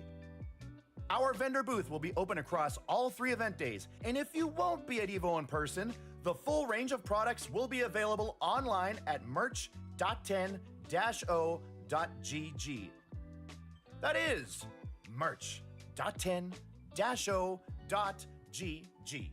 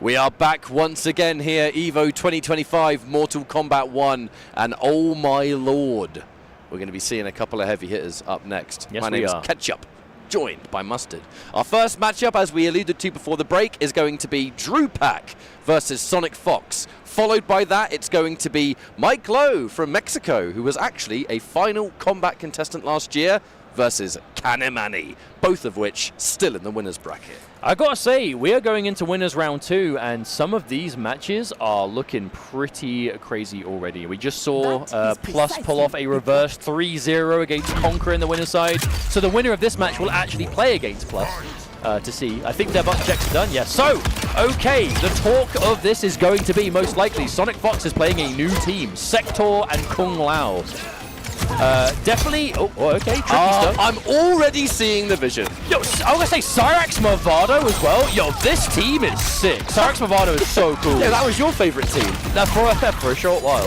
But no, Cyrax Movado. This team is so cool, man. It has some real like the setups with low slide, utility out of the drop. You get a true armored launch. But I will say, Cyrax historically in this game does not like being kept away. Ooh, hello.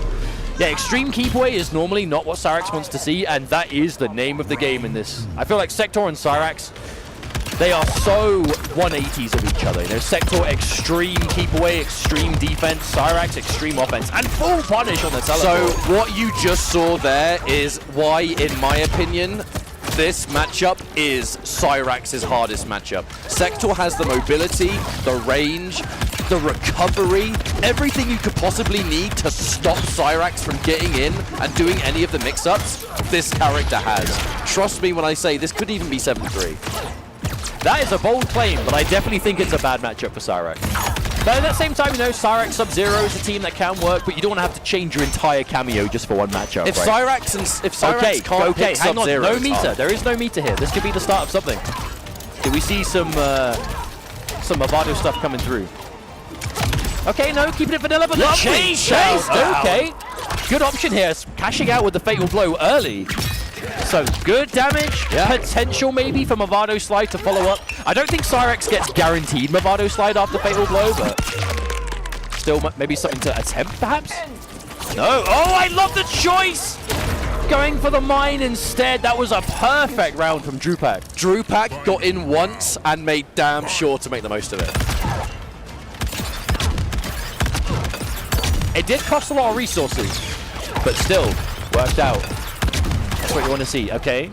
I love the attempt though, going for EX Net just to get something under. Lovely crouch. Big decision there from Drupak, but one that paid off. Oh, underneath.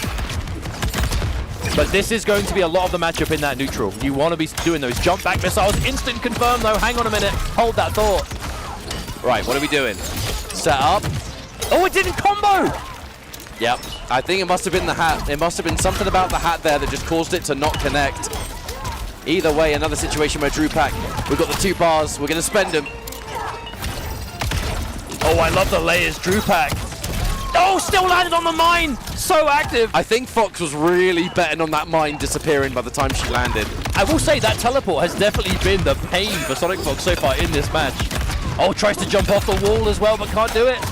Oh, I love the adaptation from Drupak there, the adjustments to try and do different things to get in. Trying the wall jump, going for a lot of Movado Mine, EX teleport there, just anything to just not just sit there dealing with missiles. But a very close game number 1 that absolutely could have got the way of Drupak. I gotta say, shout out to Drupak for thoroughly making the most of those chances to get in. I love the choice of the armor too, because it's so vertical. It can catch Sector on the way up. Going for projectiles. All right, corner time. What are we seeing? We already know the low into low hat does combo. Side switch. Tried to go for this. That is a very tight side switch. The dash in is standing for. Interesting though, we're basically only seeing the mine from Drupak. We're basically only seeing the mine of any of the cameos. There it is again. That's saving the entire bar for it, but there's a catch. Okay, adjustment. Sonic Fox has the corner, but when you have a character like Sector, it's not you've got the corner, it's you've got that whole screen behind you. Sector can, in theory, put you in the corner, sure, but if I'm keeping you out, mate, I want all that real estate. That's what I want. Only, actually, this entire match, too, has seen the low hat. That's the only cameo option we've seen from Fox at the moment. Well, I on feel like paper, this you would matchup- assume there would be similarities with the Motaro you normally see with Sector because of teleport, right? But it looks like low hat more than anything else. And another catch every time. You cannot teleport Sector. The standing one is far too far. Dead? Oh, you're dead, by the way, yeah. No way. Oh, that would have been dead. Sector standing one is so quick, and all of the projectiles recover so fast. There is almost never a safe time. Unless there's a bomb underneath you, she cannot teleport you. She can't do it in this matchup. But the scary thing is it's that instant jump back rocket that we're seeing from Fox. And the instant one has the, oh, I love that adjustment for the dash. Very nice. Get over the mine instead. But it's the instant version that has the lowest amount of recovery, and Fox has always been good with those quick instant air inputs in NetherRealm games in general. Reaction! Oh! What can you do? It just makes you feel you've got no options. Some things never change. Sector teleport reaction, Cyrax projectiles is one of them. But this, as this match is progressing, this is the matchup we were describing at the start. Cyrax known, oh my goodness, always ready. Cyrax known for such one-sided set play heavy offense. But what do you do if you can't even get in? What do you do if you can't even get that first hit that leads to the snowball game plan? I'm telling you, man, I really do believe this is the worst matchup for Cyrax. There's a reason Fox immediately picked it. You know, Fox themselves can play Cyrax. They ain't playing the mirror, you know what I'm saying? Oh, there was armor. That was almost unsafe on hit as well. Oh, and again, the moment. Oh, that's EX projectile. This is, oh, you're two dead. of them. You're dead, you by might, the way. yeah, I think you're done. You're dead. Oh my goodness. If we're seeing 2 teleports, oh god! If you're seeing 2 teleports and 2 EX projectiles, if you've got half-life, that's gone. That's gone. But I like how we at least saw the loud teleport come through at least one time in that match to kind of see what's potentially there. Because you normally see Sector Motaro. Why is Sector Motaro the most common thing you see with Sector? Because Motaro teleport, far teleport, regular teleport for combos, making armor the most annoying, potential thing you've got there. Or at the very least, just keeping full screen at all times. But we didn't really have to see that. Because again, you're never going to be close enough to enforce armor, overhead low into flame burn or whatever. Because in that matchup, Sonic Fox is going to want to be full screen, just shooting projectiles, not letting Cyrax get that game started whatsoever, until obviously the very end. But moving swiftly on, we have our next match. We have the return of Kanimani of Rip's Arena fame. In Shouts the online to space. Rips, by the way. Hey, we love you, Rip. Much love. And Mike Lu from Mexico, who is a rather familiar face in the world of MK Pro competition. Made Final Kombat last year. Actually, speaking of which, is this the first time we have a match of 2 Final Kombat finalists together? I think this might be the first time I've seen it in this stream. I think it is. Yeah, both of these players were at Final Kombat last year. Kanimani qualifying through EU, Mike Lowe qualifying through the Mexico portion of Liga Latina. And I think Mike Lowe, we've seen him at every now and then at some of these larger events and has played various characters over the time. Raiden being, I think, one of his more successful, but he does like to play the board. It looks like we're getting our first taste here of a real top-tier exhibition, as unless this is a button check, I can see Homelander versus T1000, a matchup that would not be surprising at this level of play. The Homelander, I'm going to assume, is on the side of Kanimani because he is one of the players that really started pushing this early on when Homelander came out. T1000. Oh, this portion of round 2 pools is pretty stacked, though. Give me some matches. So we have Kanimani versus Mike Lowe, Killer Shinnok versus Blackery, Snake Doe and Manny, and Javier versus B-Wood TV. Or TTV, I should say. Now, what else have we got? We've got... Ooh, hello. I guess we can use this moment to read out some of the other matches we've got in winner's side of round 2. Nicholas versus Dexy. Han Rashid, but Michael Seraphan is here again. Shouts to Michael Seraphan, Han Rashid. Gur versus Striker. Striker in round 2 winners pools. And Dialogue versus Enzo. Striker, the very first offline MK1 champion. True, one with Havoc. I think it was CEO Taku with Havoc Sub-Zero. Havoc Sub-Zero, yeah. The very first offline tournament. Finally, as we go into this match, the final winners match is Rewind versus Wits, Zeus versus Hourglass of Rain, Scorpion Prox and Busman, and King Gambler versus Reckless. There is so much international presence here. Oh, LATAM is showing up. It's America versus LATAM for most of those games. Absolutely. Now, Kanimani, off to a decent start here, pushing Mike Lowe to the corner. T1000 Tremor, so Homelander is going to have to do a little bit of extra work versus the standard T1000 Movado. We haven't even seen a T1000 Movado on stream today. I feel like most T1000 players have gravitated towards Tremor because of the safety. And also a lot of players who play T1000 play a lot of characters, and they tend to play the stronger ones, and a lot of those stronger ones are good with Tremor anyway. So I think a lot of them have the use, you know, the familiarity with Tremor perhaps. But also I think the safety plays a big part. But Kanamani not going to go anywhere near him unless he doesn't need to. There we go. I am better. Talk about active frames. How about that one? But then at the same time, you know, Kanamani, this Homelander Pharaoh, one of his main picks, max distance on that laser. This has been one of Kanny's main teams for pretty much as long as Homelander has existed. So seeing a lot of comfort here. Oh, hello. Side switch. Glue gets some corner with it, but an instant break from Kanny. Knows to respect. There's always going to be a Tremor on the other side. If a move's unsafe and it's too good to be true, it probably is. Snap. Oh, right. There's the armor. Risky armor, though, because it gets you out of the situation, but now you cannot break what would be the game-losing hit. Command grab is going to do it. Game number 1, Kanamani. I will say, Kanny, going into this tournament, I was, and maybe it was my fault, was a bit worried about him.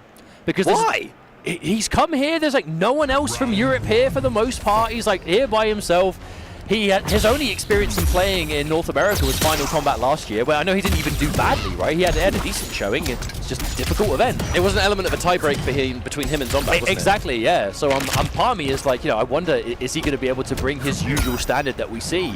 But he looks cool, level-headed, like minimal mistakes. He is here to play. He looks like Kanamani. He does. That is a scary prospect for the competitors at EVO 2025. However, Mike Lowe just getting thoroughly overwhelmed by this Homelander offense at the moment. And you have to make a difficult choice, right? T1000, he has armor, but it's certainly far from the best armor in the game. It's not going to really save you from... Oh, dearie me. Kanamani finding it again. Oh, full punish. Bloody hell. But that's the level of stuff that I get, you know, second-hand nerves on players being on the receiving end of it, is when Kanny is this prepared. Little punishes like that. Oh, there's a punish. Speaking of which, Mike Lowe down, but certainly not out. We could still be pretty early days in this set. Oh, wow. Okay. Trying to cover some kind of space here. The Tremor was spent, though. Lovely pickup. Almost. Could have been catastrophic. However, the air laser's going to find its mark. We got meter. Is that enough to kill? I mean, yeah, of course it bloody well is. That's going to be another game on the side of Kanamani, on the verge of making it 3-0. Just keeping himself composed. Got to do it at this level. Well, we're getting close to that top 24, and if you're top 24 winners, you are close to top 8 already. So in theory, not that you really should think about that. But no, but you, how can you not? I know. It's hard. Like, this is an underrated thing that people don't really talk about, right? But when you're a competitive player, hit my microphone there, lovely. When you're a competitive player and you're at that level, and it's like, dude, like, I'm like 2 games away from top 8. I'm 1 game away from top 8. The worst thing you can do is think about it. But if you're the kind of player who will think about it and then get in your own head, sure. But if you're the kind of player who will see that as motivation, you know, that kind of urges you to keep going. Often a fine line, the two, I would say. Very player dependent, but the winner of this match will face off against Killer Shinnok and Blackery. Ooh, so naughty. Another catch. Good knockdown. Here we go. What's the mix? Oh, no, nothing. Delayed wake up down 1 from Mike Lowe. Was able to... Is it just me, or are we seeing a lot of aggressive armor today? The armor is being used just to deny your turn. It's not being used to clear space. It's like, no, I'm still going to do offense, eat this armored attack, and deal with what I'm doing next. No, we saw it from Scorpion Procs, we're seeing it from Kanny, we saw it from Rewind. A lot of players who are using these aggressive mix-up oriented characters were like, oh, you've guessed right on my mix-up, and now technically, you know, it might be your turn. Armor. No, it ain't. All right, it's time to mix. Mike Lowe. This is looking good. This is looking like a good round. But really, this is the first time in the set that Mike Lowe has had an opportunity to be the one in control. But there's another hit. Okay, instant break.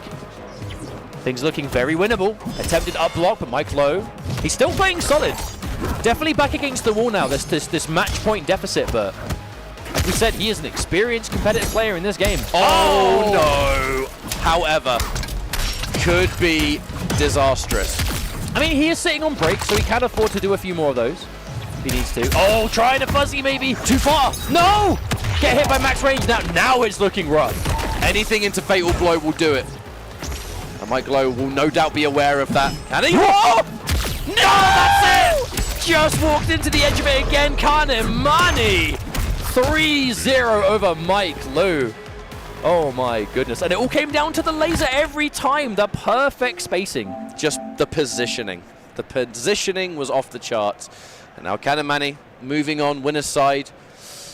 We'll be seeing, no doubt, more of him. He fights the winner of Killer Shinnok and Blackery, according to the Either way, that's going to be good.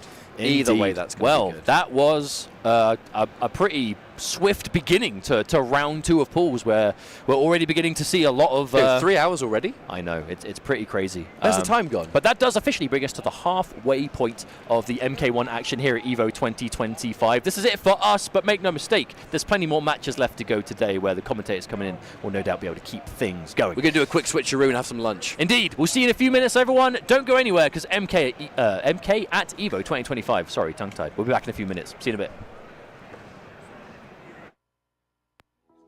New Chipotle Honey Chicken brings a hint of pure honey and seared smoked peppers with fresh chicken hot off the grill. For Chipotle heat with a touch of sweet and a perfectly balanced sauce. Chipotle Honey Chicken takes heat and sweet to a whole new level.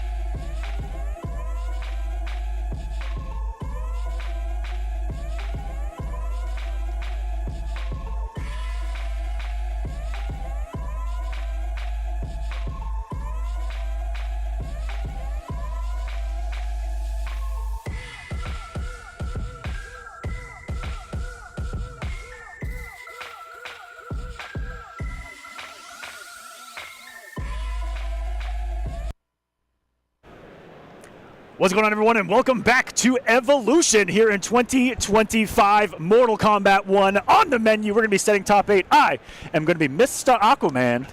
I'm Ultra David. Did you say 2025? Oh my God, I can't believe it, but we're here with Mortal Kombat 1. You guys were just watching earlier, of course, as the brothers were up here doing a fantastic job, taking it down to like the top 96-ish range. Pool's beginning to there. Well, as you mentioned, we're going to ride this baby all the way to the top 8, man. Strap in. Yes, it's going to be a long one. We're going to be here for a few hours as we go from where we are right now, which, again, is like around top 96, into the top 24. We're going to nail down who will be in the top 8, and that will be tomorrow.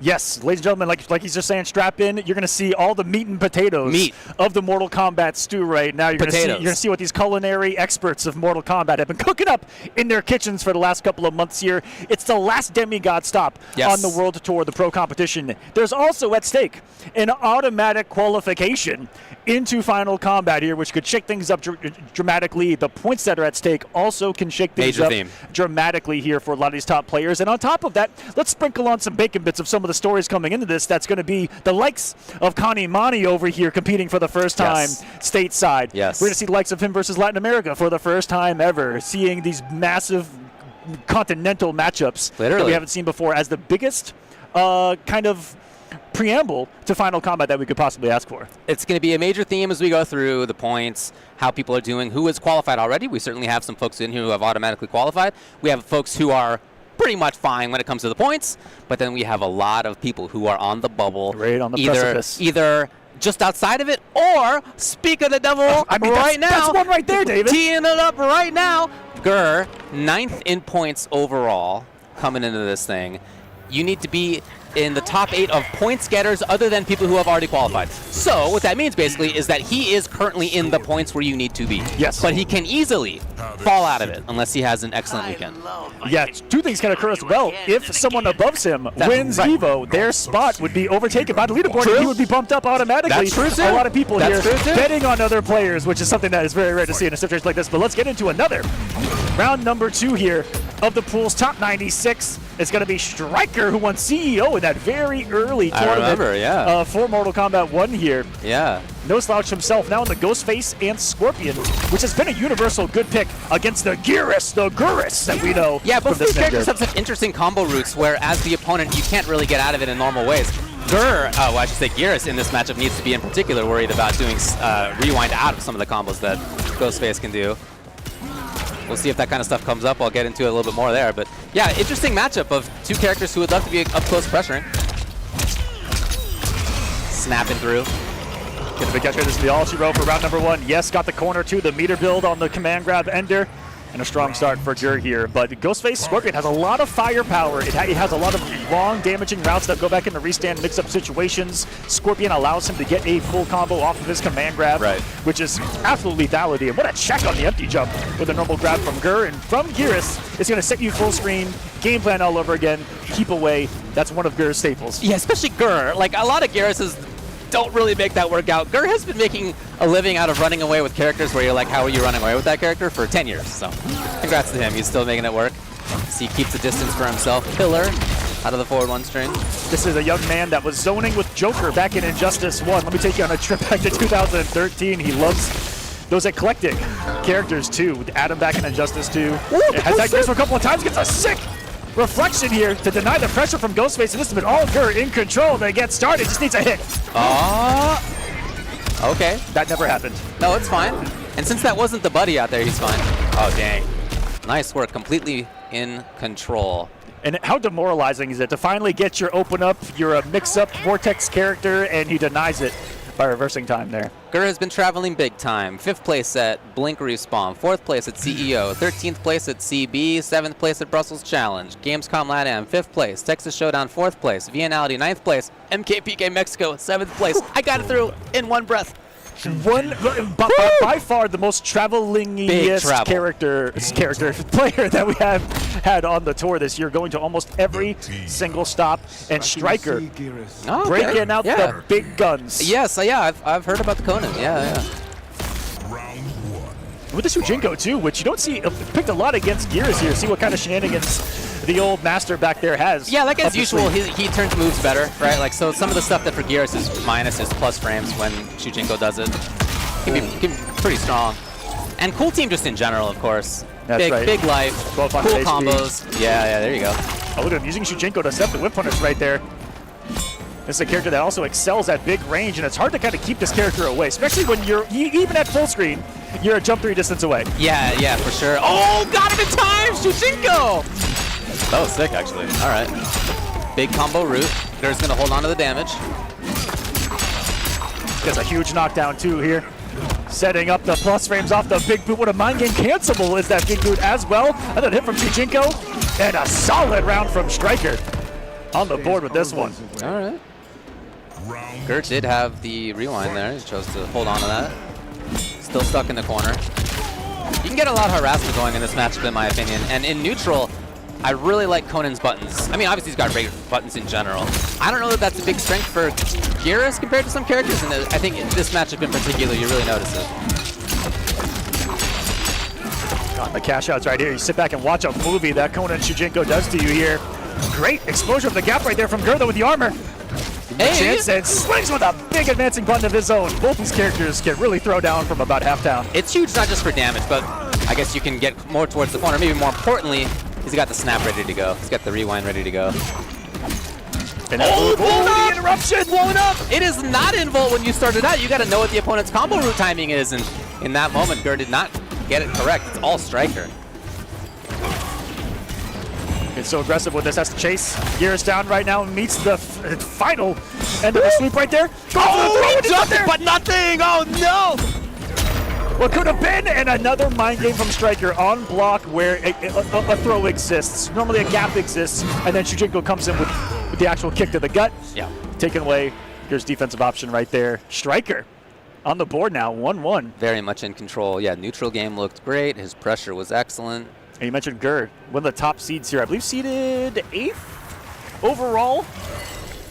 With just a couple of guys there in the top 9 not showing up here to EVO, but almost the entirety of the top of the pro competition here it's stacked. on display. Very stacked. You guys are following on start.gg/EVO. You can see the action yourself, and everything from this round on is just a blockbuster. Thank you, NRS, for making him so shiny. He's so cool. He's very shiny. You can see him. I mean, you know, even if it's a dark stage, you can always see where Conan's walking around. Just by the glare. Yeah, honestly. Off of his muscles. I'm only looking at the eyes. Oh yeah, that's true too. They should have made that a little bit shinier, but that's for another day. So maybe for Gur, the idea is to pressure a little bit more. Tried it out there briefly. Oh, no punish right there. Lack of recovery, but Shujinko a swing and a miss on the Sand Tornado. Oh, huge opportunity! And Gur finally finds that whiff. Striker's been getting away with a few of those swings from about half screen. He's finally over it. He's gonna set the ball. Okay, got a few bars to set it up. And, okay. Oh, that was such a clean conversion off of that final forward 4. No commitment beyond that. And he did kind of a no-mix-mix-up right there, which was low, low, low, low. Classic. Hey, stealing a turn here at Striker. And that's extra damage on the back throw, too. It adds up. 123. That's not getting office, but you get caught walking wrong. Baby. No. You just walk against this character, and it can be a problem. A snap away with the fingers. Out of the corner, a little bit more damage. Ooh. Even against the 1200. Yeah, it did enough. Round 2. A big round back. Resourceless now going into the round is Gur, though. Yeah, and into the corner where he was definitely pressured big time in the first game. Left side of the screen, last game, he was stuck for quite a while. Okay. Gets an hourglass up. Yeah. That's going to be really key to the Gears game plan. If you guys don't know, he loads up those hourglasses. You'll see the hourglass in the bottom left of the screen. If it's maxed out, he can do that reverse time with a bar. He has access to the snap, and the game and the character changes. He's dealing with some bullying pressure right now. And man, he's not pressed the buttons. Off of the burst that he gets from Gears right there, too. Assumably plus because he enhances all those moves. Oh, boy. Oh, yeah, Gur's giving a lot of respect there. Yeah, absolutely. Yeah, he's taking zero risk. It's got an opportunity again. One of the great things about the Motaro cameo for this character is that you don't need to spend bar always to get up your clocks, and he does here. He's at 3, ready to go with the snap, with the rewind. It's one of the only teams in the game, too, that can actually pressure with the Motaro shot and get combos on a hit and get really good, you know... Oh, pressure on block! His pose! Put the sword down! Oh, that's heavy, man. I feel like Gur could have got a lot more, but maybe he's playing around. Look at the time. Look at the time. On the way. 15, 14. Striker is running out of seconds. 11 on the clock. He's got to think about snap as well. Snap just for timer.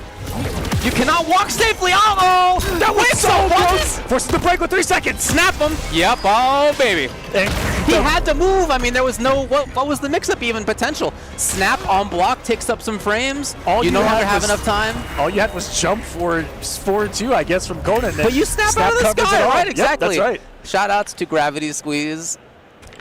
Full screen. He's a man that's... In a situation like that, that's where he tends to thrive, is when it's all about the control of the clock and the control of the actual match itself. He has been excelling at for years and years and years now, as Gur. Yeah, Gears is such an interesting character in the sense that he doesn't really have a normal zoning game plan, but as you're walking around as the opponent, we've already seen it a couple of times, he could snap whenever he wants, right? And so you're, even though you're not like being zoned, you're like, oh, I gotta like be a little bit cautious about my movement. And there's a lot of times where you'll see it too, where someone's blocking, and then snap happens and it hits, and you're like, oh, what happened? They decided to try to walk. Yeah, classic stuff. Already set up with the EX clock here is Gur. Striker trying to make his pressure happen again. We saw it previously. He gets a huge open up with that 4-2-2-3 there. Oh, chance? No, not quite. One of the armoriest characters in the game on the right side of the screen right there. You ain't lying. That man's got access to it all. Try to set the whip punish with Shujinko again. We saw that earlier in game number 1. Some excellent whip punishes from both of these guys so far in this one. He said they got some, very similar ranges with the 4-2 of Gears and the 4-2 of Conan right there. Both heavy cash-out characters, too, and he's denying this combo. A little bit of it, though. Still stuck in the corner. We've seen him there, and he's struggled sometimes, but he has been able to fight out twice as well. Ooh, doesn't recover here. Shujinko didn't see that. Keep it up! Let's go, out of the 1. That's a 7-framer right there. Considered one of the best buttons in the game. Oh, it's dude, just a standing range it's got. Whew. That's a good button. Amazing. So is that 4-2. The multiple hit stagger behind it.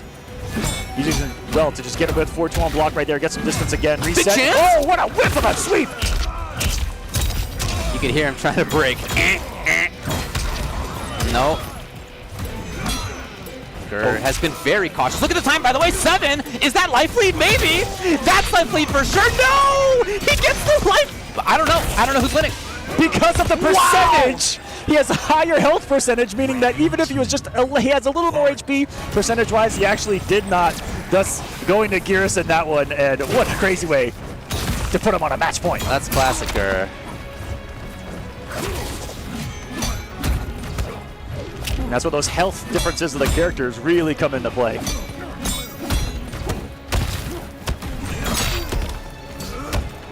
There's that Conan pressure. The 4 throw though. I didn't realize that Shujinko took that sweep animation when he got to 4 throw. That's beautiful. Yeah, Shujinko gets some really cool stuff in this match. We've already seen lots of the plus frames pressure out of the down back 4 that he steers from Geras. And giving Conan anything to zone with is actually a plus in armor to meet your armor. That's some Mortal Kombat right there, baby. Putting out the EX hourglass. Yeah, EX? Wow. Didn't get the sand mode out quite in time. Ooh, reversal punish as well. Oh, baby! Try walking forward again. He'll get most of the way towards the corner. Yeah, here he is. Even chip is a big issue. Still there. I mean, Gur could do it if he finds the right thing right now. No, he's not gonna. Met with the running armor that Conan happens to be blessed with in this game. Cancelable as well. And we see a little bit early on a couple of cancel combos that the character's capable of. Striker got a couple off of just a 4-2 right there, and he can actually have some really cool, you know, flash parry setups. And speaking of a setup. All right, Titanomakia, set it up. Still harassing plus frames again. Big minus frames, but you never know if he's going to steal the turn afterward. Oh, okay, well, Gur did make him pay a little bit. What a distance to check with that power shot. Oh, baby, that's going to be a full combo. Never mind. Yeah? He's so mean. Oh, the quads. Glistening, all I can see. I can see the text too. There they are. Oh, let's take sand mode. Yep, you get to take one mix-up without really being too risky. Yeah. If you get hit, you go back to where you started the sand mode, which is where the risk happens. You can definitely get punished, but yeah, as you see. Again, Striker on the slow approach. He does block. Okay. You had to cover with a snap, and there's the infamous keep away. He's got the teleport, so start again. Armor. 10 on the clock. Striker needs to make it happen now. Even a throw is okay for Gur. That is a win for Gur. That was 5 seconds off the clock. Striker, can you find it? No, no, it will not be there as Gur takes it 3-2-1. A nice sigh of relief off of the chest right there. A GG's to Striker, who will only fall to losers in this one. I think we're still on the winner's side here. Gur advancing along the bracket, one step closer to that top 24, step closer to that top 8. He is only 15 points behind Scorpion Prox right now in the pro competition. And what a shakeup it was in the pro competition for Blink Respawn to happen just a couple of weeks ago. Prox winning jumped him up so high on that leaderboard. And almost that result alone could get him in the final combat.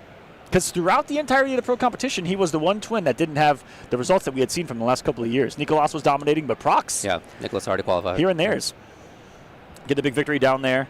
Congratulations. Both him, Rewind, Gur, and brother Nicolas got some good points down there. Blink coming into this event. It's the last Demigod event. Some guys already have, and if you guys don't know, there's multiple events on the tour, broken down into 2 different types, Demigod events and combatant events. Demigod events worth a whole lot more points, a whole lot more money. on the pro competition, and only 2 of your demigod events and 2 of your combatant level events count towards the leaderboard. And so for a lot of these guys, Gur included, Gur went to every event on the tour, but only his best 2 results from each count. And that has come into play so many times when he's traveled. True, yeah. And, he's gotten good results a lot of the time. I went through it before. He has gotten top 8 almost everywhere he's been, but not at CB and not at Viennality. He was 1 out. That said, which were demigod events. Right, I was just going to say, yeah. And on top of that, he hasn't gotten higher than 4th. So, I mean, he's been accumulating the points nicely. Those are great results, right?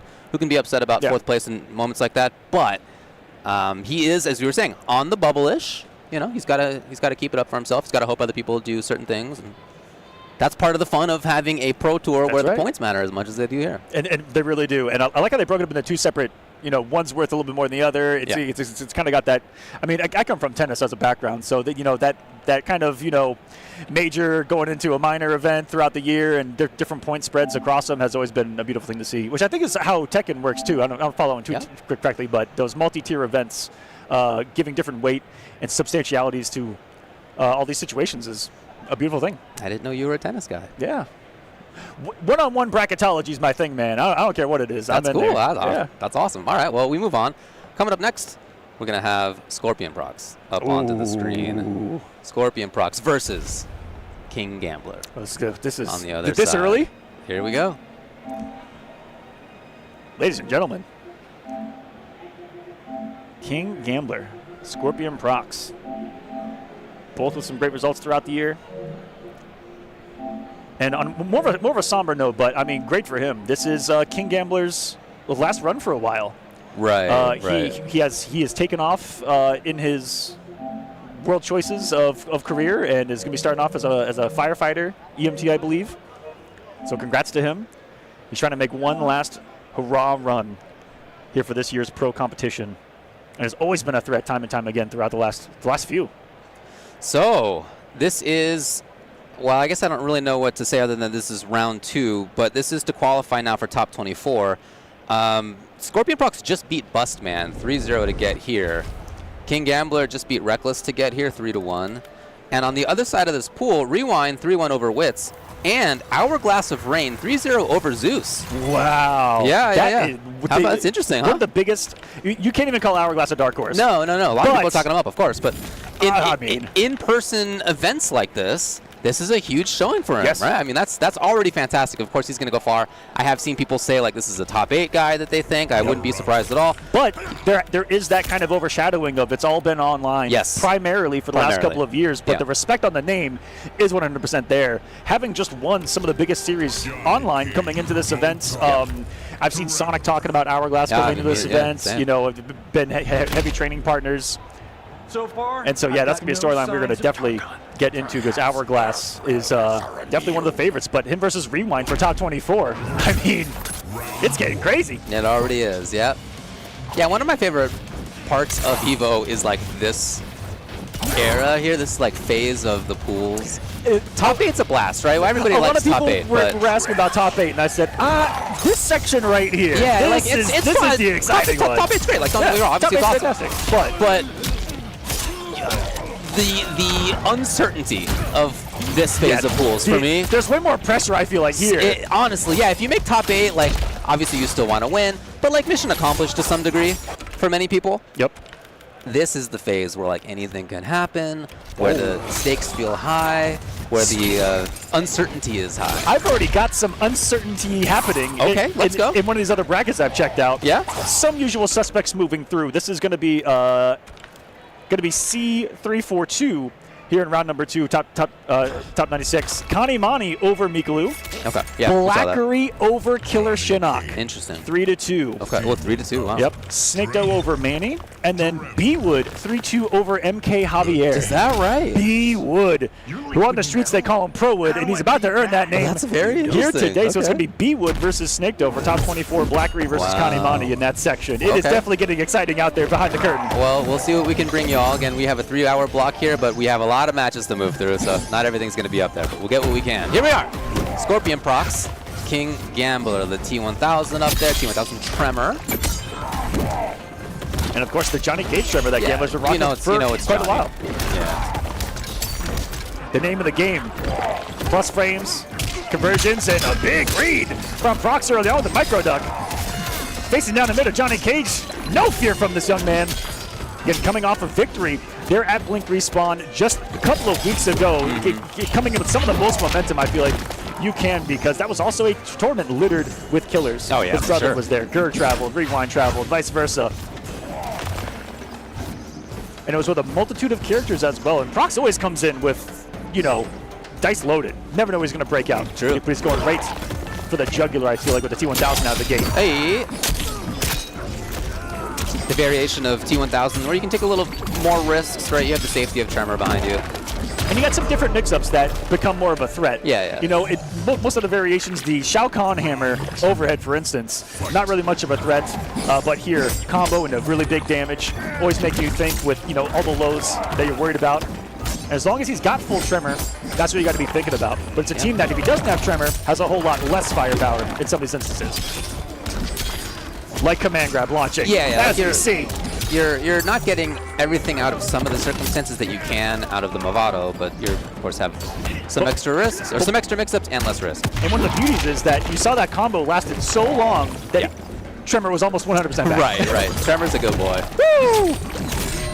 A constant force of nature, of Mortal Kombat nature that Gambler has had to deal with, forcing the break already. Looked like a tough start. Get some offense going. Got Tremor available, he faked it out. You love it.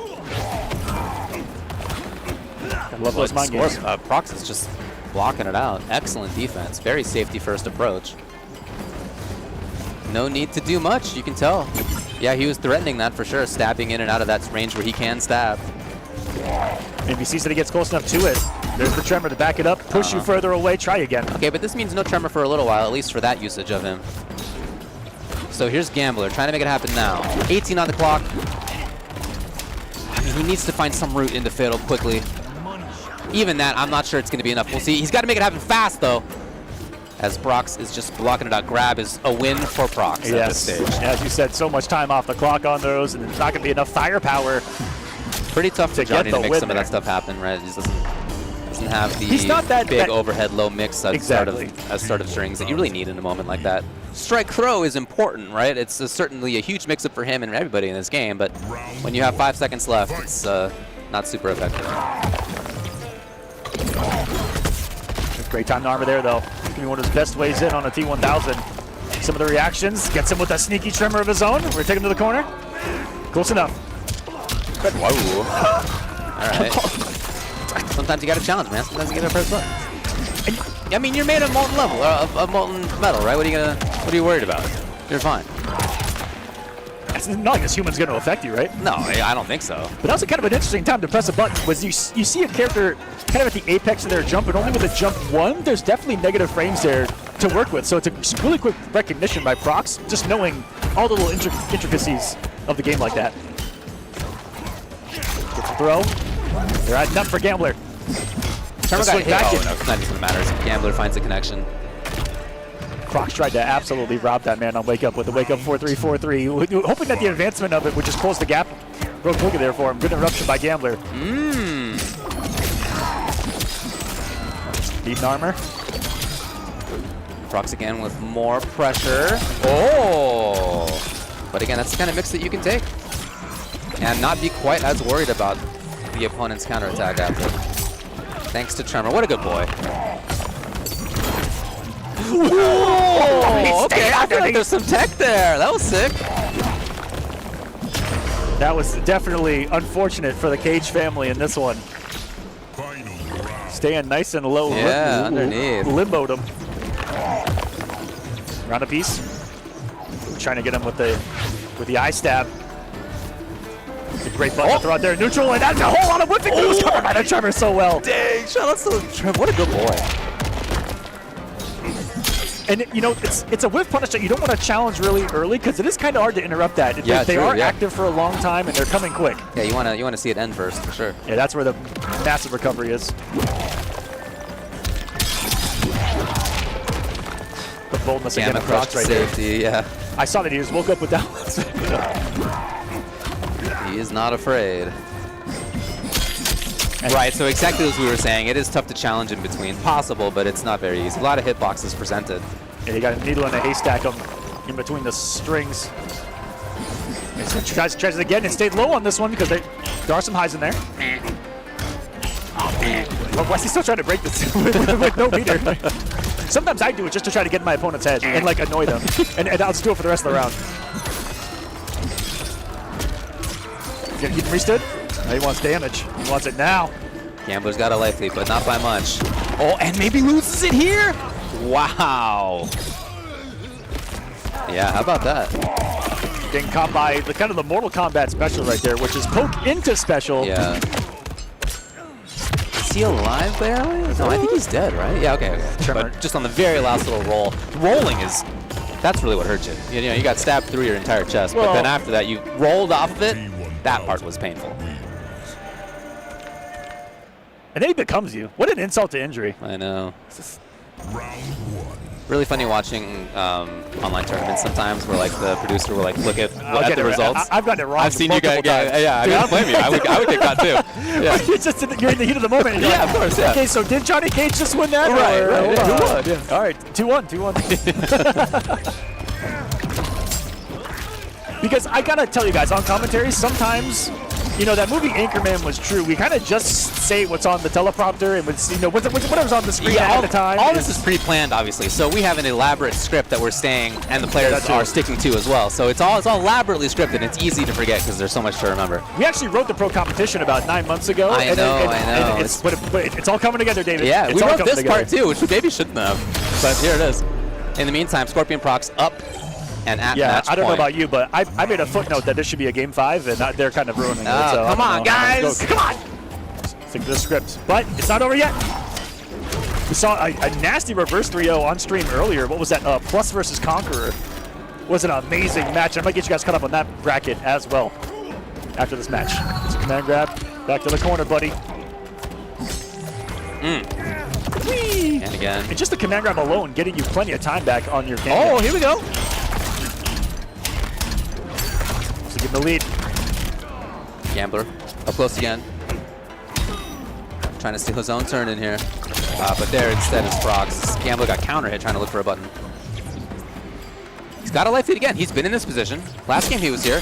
And again, it's Procs finding the connection. He's got all these resources. He's got another chance to end it. And that's exactly what he's going to do. Scorpion Procs with a beautiful whip punish right there.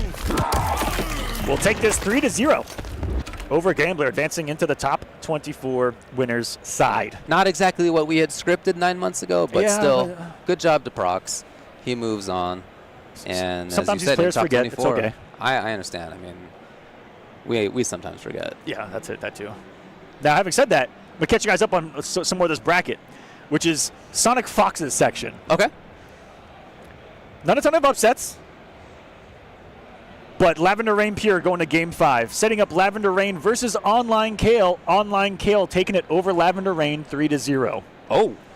On the top side, Sonic Fox having to face Plus, who, like I said, Game 5 over Conqueror. Right. Sonic 3-1 over Plus. Interesting. Setting up, as scripted, Sonic Fox versus Online Kale for top 8 in top 24. Boy, when I saw that that's how the pools could go, and I was reviewing them earlier this week. That was kind of the circle star highlight exclamation point Yes. there in top 24 was, wow, that's going to be 4 winners, top 8 here in just a bit, guys. That's going to be a big one. Sonic Fox versus Online Kale will be happening, and I know people are going to be excited about that because that's a juicy one. It's for sure. So, stick around for Snake Doe versus B-Wood. But before that happens, we're going to go to a quick ad break. We'll be back with more EVO 2025 after this. This is the best Chipotle order. I would like a bowl. Triple wrap. Mild, medium, hot. Then dip it in here. Sour cream inside the vinaigrette. 2 tortillas. If you know, you know. Lettuce, cheese, waffle. Yes. Oh, that is good.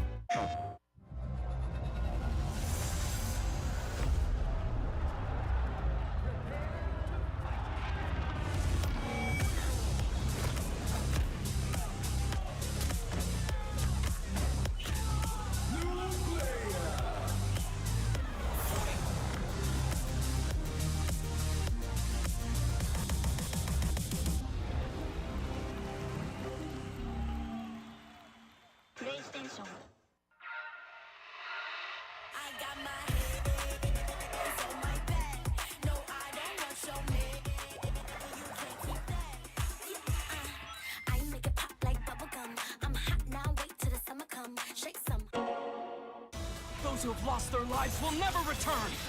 Nothing can bring them back. So where we going, old man? A hotbed for demons. The entertainment district. We've killed off anyone who's ever crossed us. Anyone who's ever slighted us.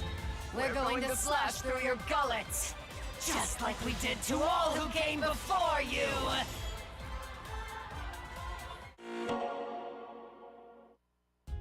Sunglasses in the day, blue light glasses for the gaming at night. Zenny's got affordable eyewear for everyone. Vibe and style while protecting your eyes. Evo sunglasses, available now.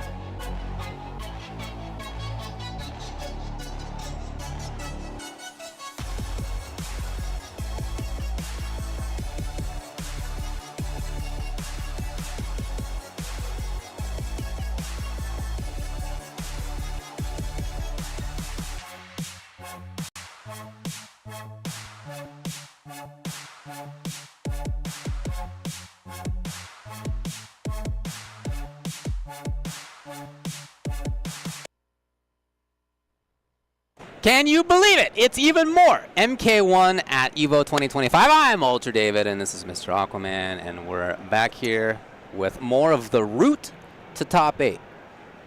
How are you doing? Doing just fine. Enjoying this action. Guys, like I said earlier, we are in the meat and potatoes of this Mortal Kombat stew that we're cooking up for your guys' pleasure. I hope that the umami is outstanding for your the guys' meaty viewing taste. pleasure. Oh yeah, you want that? You want the umami, David? That's what I'm I'm a talking big mushroom fan.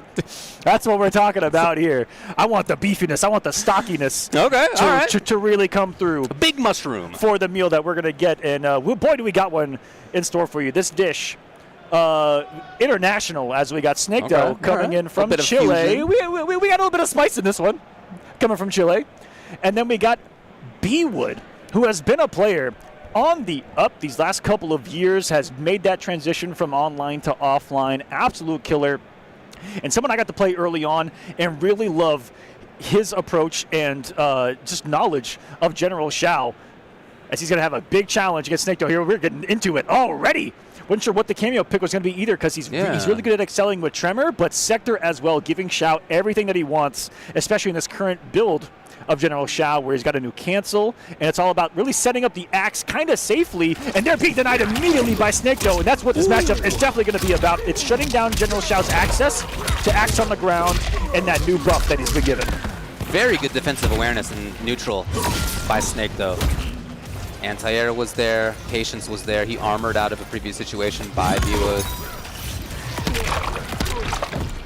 And he's really done a great job at being outside of comfortable ranges for B-Wood. Shao's a character with pretty good buttons, but yeah, that's I mean, sweep alone is going to be giving General Shao some problems. Huge range killer. Again, he's out of there. Saw that twice. But Snake Dough very prepared. Establishing those quick mind games of when am I going to just reversal armor, and he's been doing it. But effectively, he's like, stop the rocket. I'm telling you. Looking possessed out there is Snake Dough. Actually talked with him right before Top 96 started, and he said that he himself felt a little let down after Blink respawn. Said that he kind of let it get to his head with the points that were at stake, how many points he needed, because he's right also on the precipice points-wise. Yeah, he's 10th overall right now, and he got 9th at Blink. Only just outside of top 8. Only 20 points behind Gert. Wow. So one placement here, one placement there, definitely going to make a difference, and that's what had to have been on his mind. But right now, looking strong. What the General is never out of it. Get access to some damage. Don't worry about some armored. Nothing from Snake Dough, but just check with the down one. Saw the recovery, but a stand two hits too high for the Shao conversion. No. Wow. Difficult to get everything, but that was unfortunate. Mavado cutting the distance between them, cutting the life bar in twain, and then very, taking away the wake-up Dough. option too with that slide. That is always, in my opinion, going to be meta in this game. Taking away someone's ability to wake up is quite staggering. So Snake Dough is here 3-0 over Mani. B-Wood is here by getting 3-2 over MK Javier. What a victory right there. 3-2 over Javier. I hope someone recorded that off stream. I hope Tento got that one. We'll have to find out later on, because there are a lot of crazy matches out there here in top 96. A lot of game 5s going the distance. Like we said, this is where it's just, the more pressure I feel like is at stake. This is just outside of the points, just outside of the prestige, and the money at stake here, that evolution. What an interesting footsies. Oh, okay, all right. He's going to talk up the footsies of Snake Dough's Havoc, but I really, really like Kano in this team. Kano to me is a big underused cameo. Very, very good pressure. Very good combo breaking. What an absorption! Oh, let's go. To still get the combo. That was insanity. Kano, the absolute only right there, but still alive. The Snake Dough, he broke. He believed. Can he end it here? He's got one Mavado usage in the back. Oh, wow. Putting it all on the line. Yeah, for real. He didn't have Kano. Kano. He had nothing there. Just a raw overhead and a dream. It takes him a long time to put the axe back over the overhead. After the overhead, you know? It's a big axe. Ah. I was talking about some spice coming into this meal, and I gotta tell you, there's nothing spicier than some General Shao's chicken. Armor and had the Kano knives just to cover, just in case it was blocked right there. And that's what I talk about as being kind of the... Oh, dude, this is sick. Oh, this pressure, this corner pressure. And that is the game. Wow, that was an amazing performance by BB with the switch to Kano, defensive combo breaker, then into excellent corner pressure. And what Kano Knives sets up is just like Sector sets up, just like Tremor sets up. When he gets the axe down, You have to block and wait out the cameo. Then he comes in with mix that can go into plus frames or full combos because of the new added cancel move he's got with the axe down. And there it is. Still going to remain axeless. Still building meter. And no full combo for Snake, just outside of the range of the mine. Yeah. Oh, he actually did hit Kano. Another chance here for B-Wood underneath the Snake, though. We're in a scrap right now, even on health. Knockdown's got plenty of space now. A lot of meter on the screen for both these guys. Yeah, B-Wood just being patient as Kano comes back. He's got one fall, here he is. And then he can stay away and be patient as Kano comes back. Very, very smart play from B-Wood on the other side. Yeah, he doesn't take really any risks right now. Hello. Got him? Wow. Caught him not blocking right here. I imagine you break? Yeah, okay. It would have been very, very scaled, but still. He has his Kano back. What's it going to be? Eats a laser. That will be enough damage. 110 on the board for Kano Laser. One of those active projectiles that exists in the game as well. I feel like an underutilized aspect of the game. Agreed, yeah. You can leave the combos in the corner. Hold on a second. Nope. But Kano! Nothing out of him. Another fit advantage there. He's swinging on him. Dude, great reads by B-Wood on when there was going to be the helping hand. It's happened a couple of times so far. No flawless on it yet, but he's clearly making the reads. That was a really smart check by Snake, though. It was the moment that he got Kano back, he decided to check him with that Movado. It's a great opportunity here for B-Wood. He's into pressure. Overhead again. Break it out of there. Absolutely, Snake, though, in trouble in the corner. Even in life. Okay, now he's got pressure. Plus frames. No, denied. B-Wood's got the corner again. No resources on Snake, though, side. Empty jump in the pressure. He was not wanting to bait. No. Enough block attempt whatsoever. It is going to be the game-winning move right there from Snake, though. Surviving a scare there in the corner. Round apiece. A game apiece between these two. He came in with a big strategy, you could tell, did Snake, though. I really, really liked it in game one. This Kano pick has made him change things up, but as it goes on, I see him doing better and better in it. So, time now for B-Wood to have the pressure. No wake-up button! Oh, man! That was a hit on Kano, too. All Snake on this one. Takes him to the corner. Be a knockdown here. Patience from B-Wood, and into the screen we go! Snake Dome sending a message, using the brutalities that he can here at EVO. Got some universal ones down to the grab. And what a quick way to finish that one. Taking the lead. These defensive challenges are so strong. Wake up buttons is something we've seen from him multiple times, and they've almost all been effective. Here's B-Wood. Doesn't get the read this time. It's when he's decided to armor it. He's been so right with it when he's decided to. Yeah, and of course he can choose from a couple different types of armor, can Snake, though. Useful in different ways. Alright, B-Wood, yeah, but no Kano to party with. There he is. Aye. B-Wood's turn, he backs off.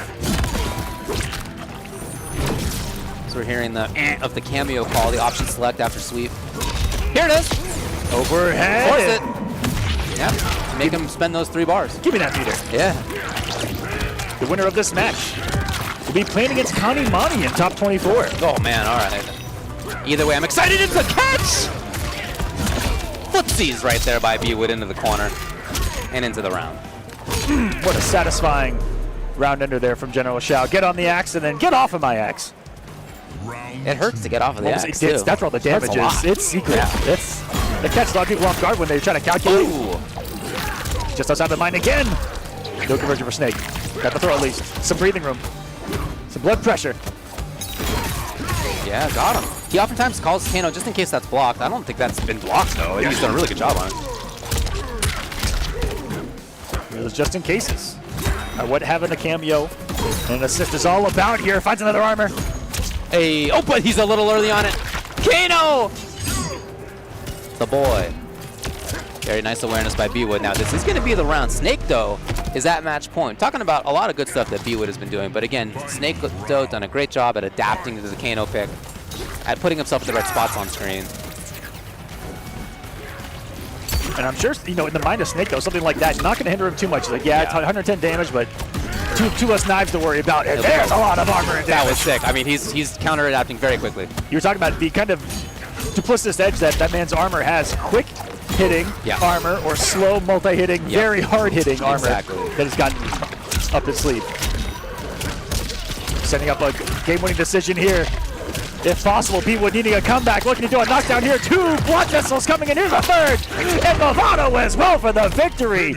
Putting him in a prison of frames full screen there with 4 projectiles to worry about. Back to back to back. One including Edgelord Movado in the background. And Snake, though, will take this. 3-1, getting top 24. Winner's side will be playing for top 8 against Kanimani. The Movado call no, go ahead. Was devious. Yeah, it was. That was a moment where B-Wood wants to move, right? So the projectile sails on top of you, and you're like, okay, now it's time to move. I get to do stuff. But what if the opponent had like an 8-frame high or whatever it is? Just could just call it whenever he wants. Get over here. Yeah. It's super, super fast on that cameo call. And just a perfect timing of understanding when his opponent wanted to get up and move and start to find some spot to be on the screen. Shut down perfectly. Very good control there from Snake, though. Congratulations. He'll be making top 24. And Kanimani, victory over Blackery 3-0 to get into that top 24 spot, as well as most of top 24 now filled out, at least on the winner's side. Losers still chugging right along, but setting up from C361. Oh, my goodness. Another blockbuster going to be coming over later on, guys, which is Hourglass of Rain. 3-1 over Rewind. Oh, wow. That's awesome. To make top 24. Very interesting. Okay, wow. So he's in top 24 now, yes. Hourglass. Wow. It's Hourglass. And we can talk about Hourglass. Hourglass is like is he going to have a performance like that? This is at this event, and so far it looks like we may be seeing that unfold before our eyes. That's incredible. Like the Hourglass went to, I believe it was Showdown, right? And then had to DQ before he got to play top 16 is my memory of it. So we didn't actually get to see like how far he would get. Made Final Combat last year, but was unable to attend. So that's always been the story for Hourglass, is it's right there, and because of personal reasons, because of other reasons, just unable to actually be there to perform and play it out. But make it top 24, where it will be Hourglass of Rain versus Scorpion Prox. Okay, in the meantime, match lined up here. Oh, this we got is Mars. Loser's side, Pure versus Mars. All right, I got to tell you guys about Mars real quick. Let's do it. If you don't know, Mars, who is known to be the best Natara here in Mortal Kombat 1. You guys are going to get to see Natara in action, and if it's the pick that I think it is, I've seen this man's protege in the name of Full Auto use this team to full effect. The Darius. And this was the originator of that team, Natara Darius, is Mars right here, who has been on a tear.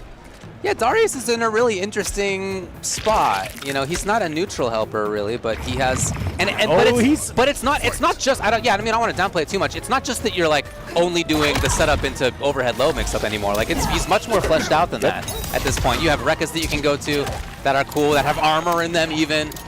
You can be getting more plus frames too. He's a very cool cameo. He has meter drain, so does Cyrax as it turns out, and that's what we're starting off the match with here. As Pure going for the drain. And with this Natara Darius team, you know. What? The triangle dash on Billabong? It's not usually how it goes. No fly zone around here, but he almost wanted to do another bomb. Hold on a second. Mars kind of just accepting fate so far in this one. We'll have to see how he can adjust to the movement around the Cyrax bombs. Definitely going to be one of the keys to victory here, but so far being put into a prison. Beat up by 2 people at a time. That is a really hard thing to get through. Madam Boa Savage back there, causing a beatdown and a flawless. Very interesting cameo for Cyrax for sure. We'll talk about it more in a bit, but man, here it is, Natara Darius. What do you got, Darius? I don't know what he was doing over there by the tree. I don't know. I think that Darius was just a snake in the boot right there because he used it as a bait to bait out the wake up right there. Okay, that's messed up. He's just waiting. Just chilling, says, okay, let me loose. Lower overhead. And the character. Outside? No, not quite. Go out top of the bottle? And then underneath? Mars, I love this movement. He's moving. Here it is. There's Darius. What do you do? He's standing there. And the down one, absorbed by the man. Darius doing the work. Natara with the follow-up. Good frames on that, unique move that they gave to Darius there a couple of patches ago, where there's mind games on what he's going to do post you actually doing that advancing move. Good frames on it. If it hits, you get a pop-up. Ooh, no commitment, couldn't get a full combo off. That saw this is huge. Perfect timing right there. The frames were amazing.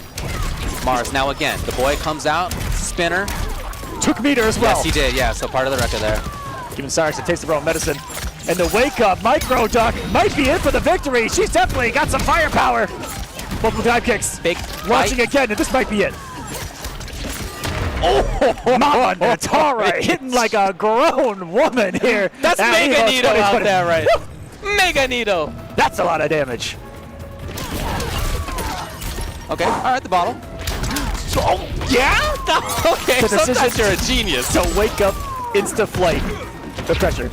No Darius there. Okay, Pure trying to settle it down a little bit here. There's an answer. Get back to his game plan. He's got a very defined game plan, obviously. Set up the bomb. No. Still not enough. No, boy. Give it a gift, though. Pierre was looking for the up block in case there had been the approach. It wasn't there. No buttons. There's a bomb. Okay, so great escape, dude. The movement by Mars, so strong. Really capitalizing on what this character does best, which is to move unpredictably, to have mix-ups that are unpredictable. He is maximizing that. Fight. Ooh, bomb. Bottle, rather. Nothing? Dude, even stealing the big turns. Genius. Mars doing so well. The threat of Darius, too, keeping Pure guessing there. Beautiful anti-air stand one. Natara caught swiping there. Looking for the approach, and what a time to throw the bottle as well, keeping it grounded exactly on the bomb, and using that situation to mix up into bomb. That was such great awareness from Pure. Take the locked in with this team. Yep, okay. 3 bars gone, that's fine. Pure trying to find his moment again. A little bit of stagger. A character who really needs to snowball to be effective. The footsies aren't there quite as strongly. Watch for the bomb though! Again, great awareness. Darius Mix not working out either. Still coming in with a flurry of offense is Mars though. Here's the big no, I thought that was gonna be it. And yo! Darius! What hit first, David? The lower the overhead. I couldn't even tell you. I watched it and I don't know. And Mars will go up 2-0. That was a cheeky one. There's the shreddability, which is not a word, but it is now. I love it. Of this team, that every hit state, every knockdown state could be a constant pressure and threat of multi-mix-ups coming at you with that Darius from behind. Natara from the front, up behind, up in front. Like, who knows where she's coming from. Yeah, true. And it's a very interesting team design. You're really you're maximizing the big pressure of the character, the big mix-ups of the character. You're not you could have some cameo routes that are about gaining the neutral projectile, right? The approach option, the safety option. Instead, he's got Darius for even stronger pressure. And Darius also having oh, that's gonna be a big one. Yeah, for sure. Throwing in the buzzsaw. You know, he's got moves that can be used at any time as well. Yeah. And he has throw combos with his team. Like, there's quite a lot to Darius here that we just don't get to see a lot competitively. So shout out to Mars for even breaking him out. He's definitely been buffed interestingly over the year. Yeah, for sure. In a big moment like this. Okay. All right. The dome kicker. What's it gonna be? Whoa! Oh my God. Okay, nice work by Pierre. The defense is there. Mars getting toward 3 bars though. Would have been a different round if you had come down with something from that flight while Darius was doing the low.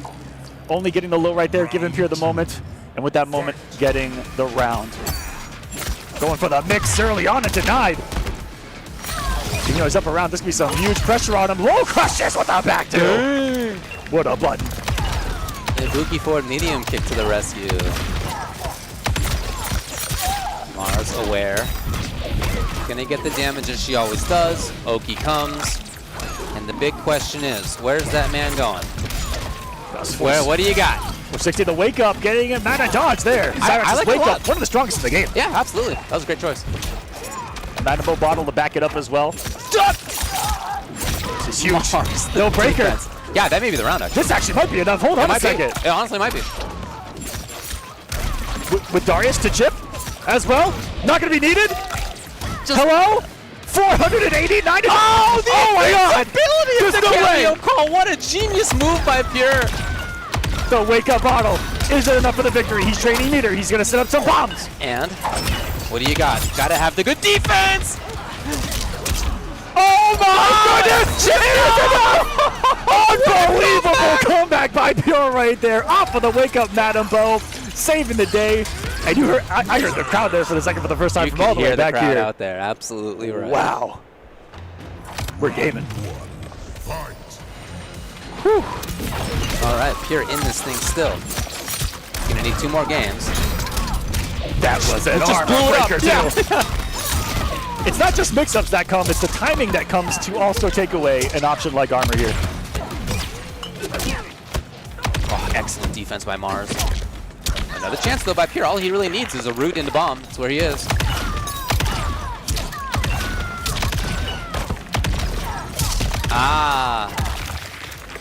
Setting up mix-ups there.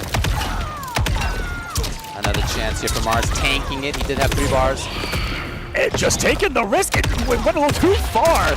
And he's gonna break anyway. Still some belief from this man. Maybe that was just to get out of the corner. Over the bomb! Oh! This is madness. That was sick. The armor of the Darius. And I just saw a smile on that young man's face, Mars, after that round. Oh, you should. And now it's gone, but that's besides the point. Yeah, get your head back into the game, but enjoy it a little bit, right? Allow yourself to be like, that was sick, actually. That was sick. Yeah, that was moving some wicked stuff, and just a meaty bomb. Doing the job. No health bar safe in this matchup, that's for sure. Mars could end it here if he wants to. He's going to put about almost 400 on the block, but the mix-up going to be a fantastic block. Okay. Big defense coming out of Pure. Mars did not believe in the follow-up. Couple strays right now. Got him. The bottle. No, the wrong one. Not the close toss. And that was such a smart decision to instant air into the jump one. Once bomb was established, the only way out was going to be some kind of flight mode, and he met him with an active frame there. Very smart decision from Pure. Yes.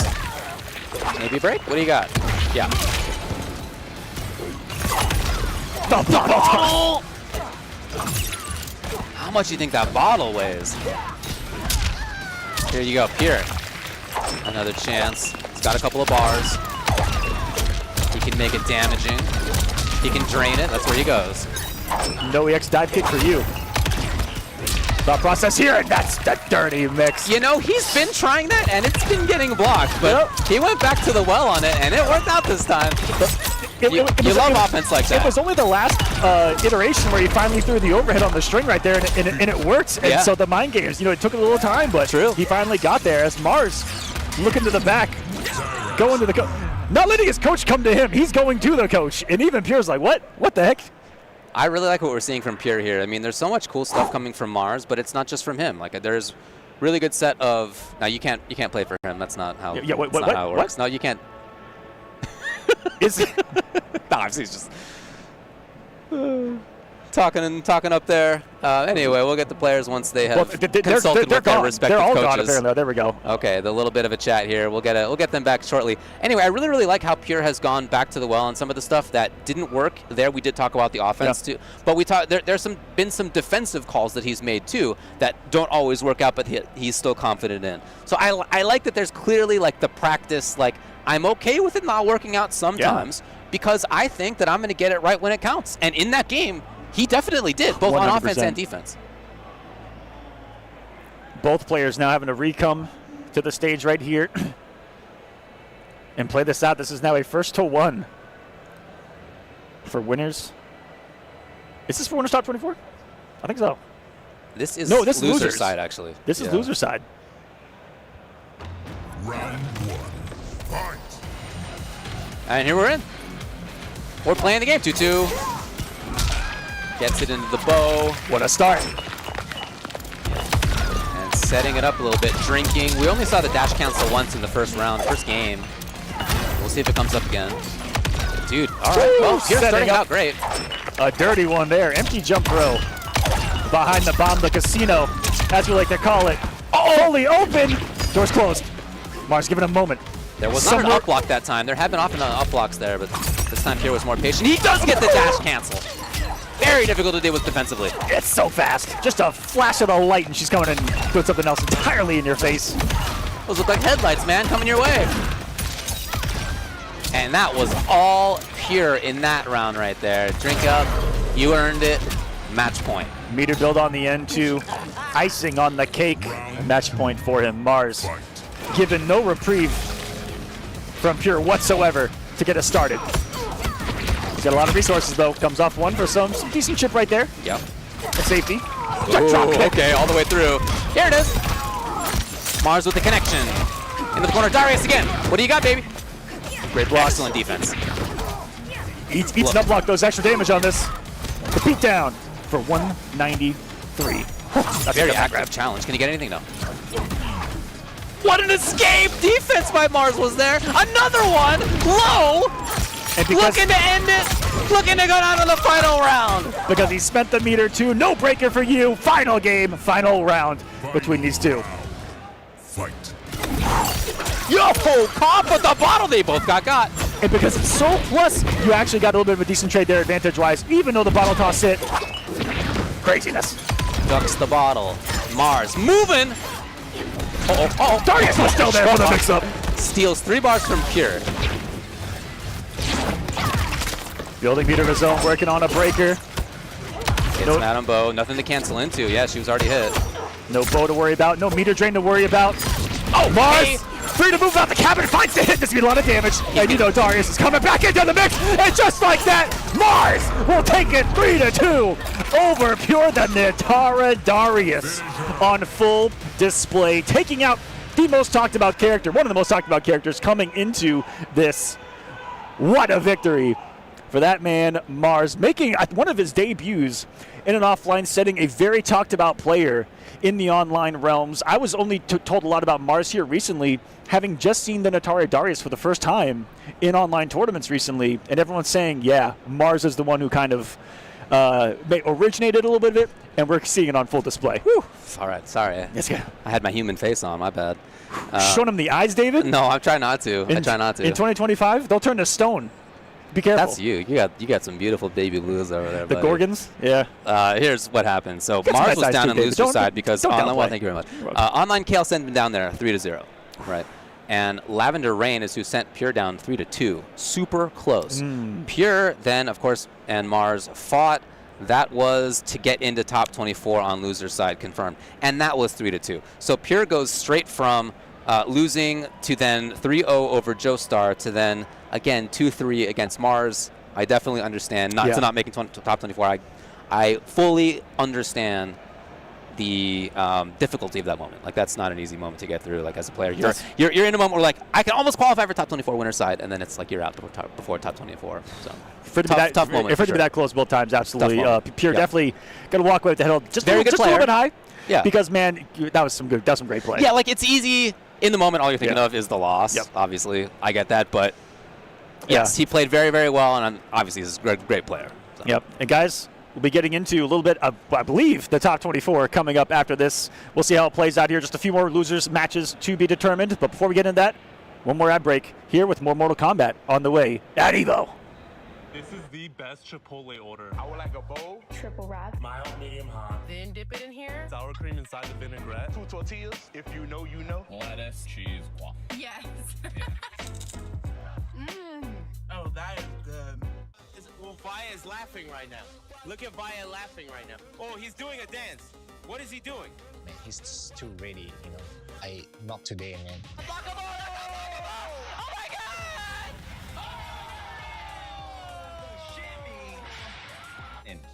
参加して、でその時また賞金額が上がって、気持ちは調子良かったですよね。So it's much more than just playing. It's being a part of this community.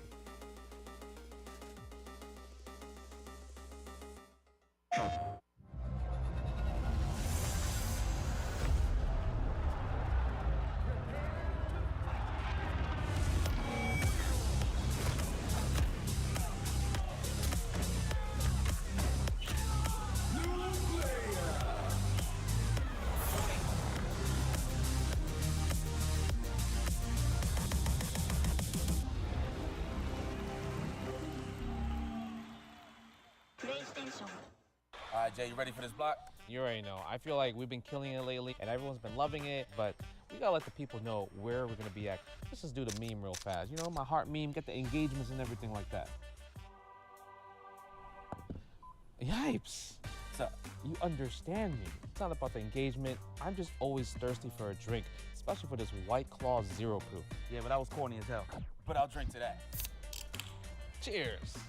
Cheers. Yeah, I'm thirsty.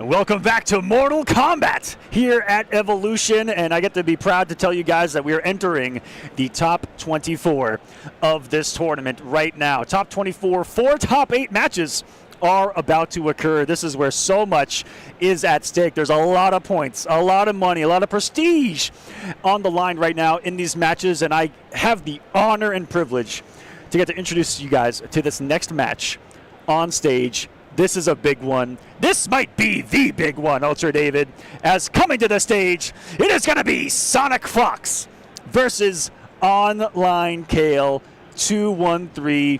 Let's talk about both of these incredible players. One just coming to the scene, on the rise, the prodigal son of Online Tony 213.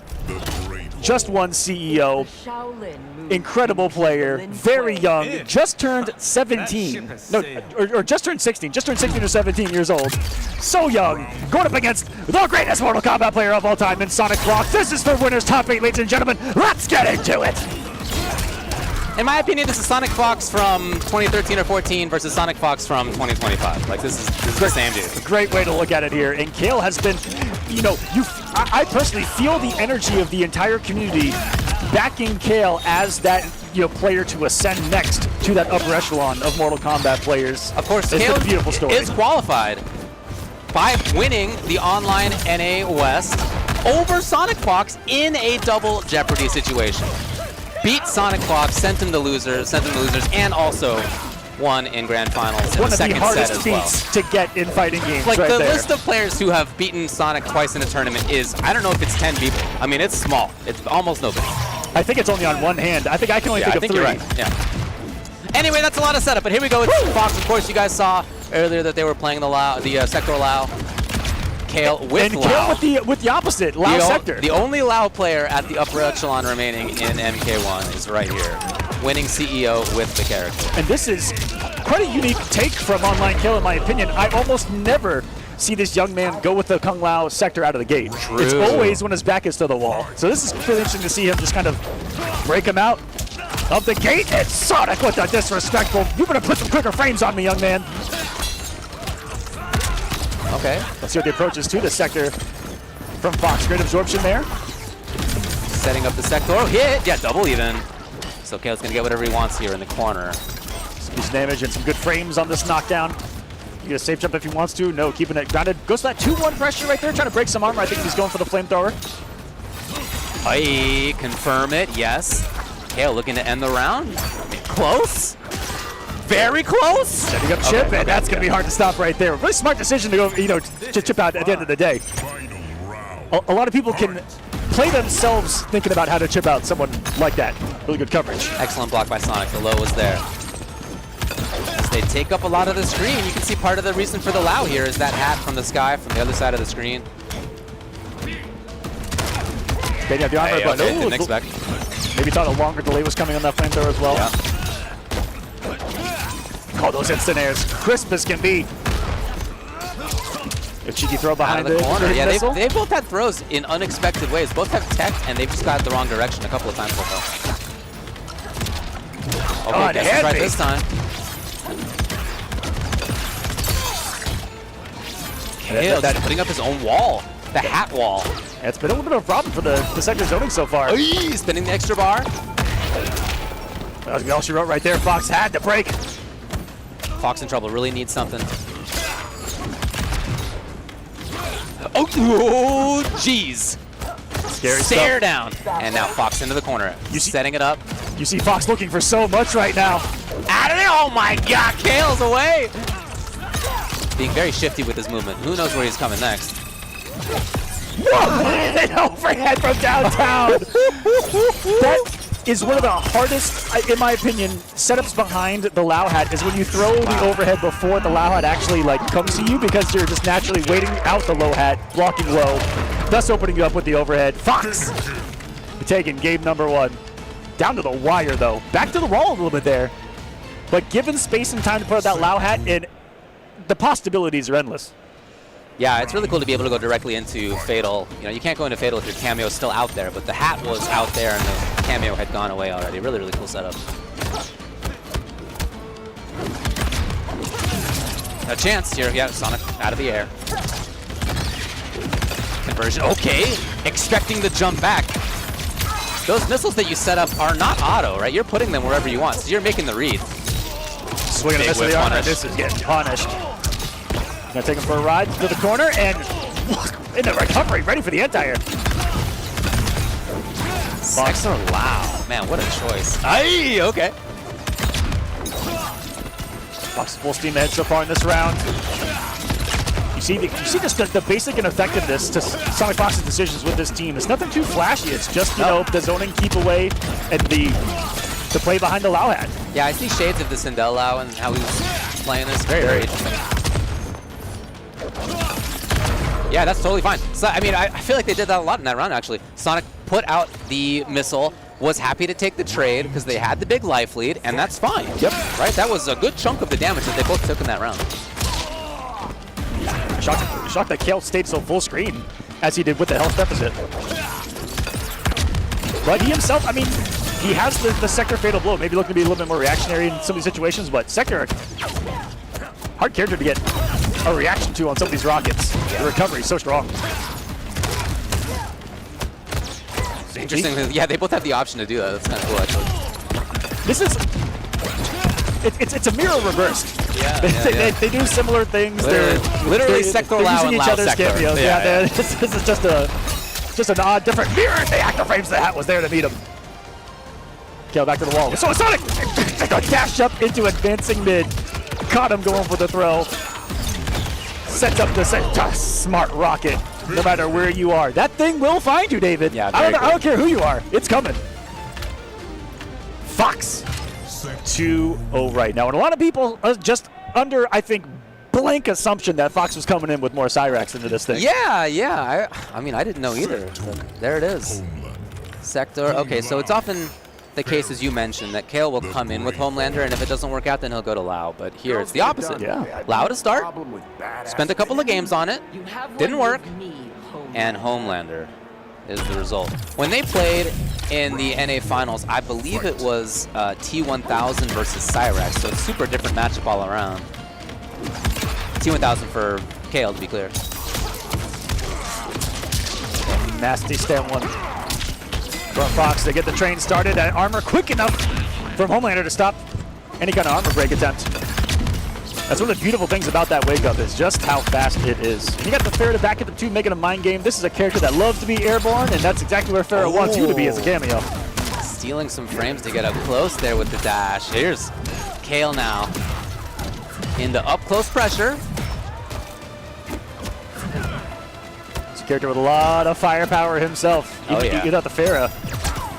Straight 50-50s can come. Has the full pressure himself. There it is. Farah to give a third mix-up on top of it. Interrupts that would look like a shimmy attempt from Sonic, just walk up in the neutral state. Their timings are so bespoke, dude. They're so like custom tailored to each other. Definitely different timings than you see defensively a lot of the time. Oh, okay. Raw scoop. Dash combo. Again, putting up the big wall. The missiles, straight missiles now, more often. Kale, can he find it at the wall? Is that gonna be simple? That was enough. Okay, match point Sonic Fox. Threatening to take this 3-0. That would be a statement victory from the Fox. If it were to occur, Kale still alive, and if as long as he's got a breath, he'll do everything he can. I'm watching Fox on the other side. The constant laughing, smiling whenever anything goes well, and then back into absolute focus. Focus on the screen right now for Kale as well. He's got the momentum. He's got the corner. No! Allows Fox to get the wake up. We have seen wake ups be very effective for Fox. They've been right a lot of them. It's one of the beauties of having a character with a, safeable wake up, like a flamethrower right there. Looking to respect it as Kale, and Sonic Fox, the mind game ahead of it to pressure. That throw your red early. To send the full delay from Kale. A little bit of pressure, great duck. Yeah, you can duck most of the options out of that after all. And Fox in and out, surprisingly, had been running away with the projectiles, all of a sudden back in. That's what oftentimes makes zoning work, is when you move forward. It's not just about moving away, throwing the projectiles. It's also moving forward too. This is what really, that's what sort of sews up the holes of a zoning game plan. That's what keeps your opponent guessing on their approach in a multitude of ways. If they're met with something grounded, something pressured, you know, giving them an extra option to think about, then you go to the zoning next time around. He's going to get the conversion here. No! Could have been huge. And out of there into the sky. Luckily, we didn't see some kind of shenanigan happen on the way down. Thought we were going to see the Ferris scoop. Not to there. The flamethrower not working out for Sonic Fox. This is getting crazy. Looking for the hit from there was Kale. Tries it. There's no Farah for the big damage. Hey, a huge stuff. The smile comes out of Fox. And the look of satisfaction out of Kale. That was insane.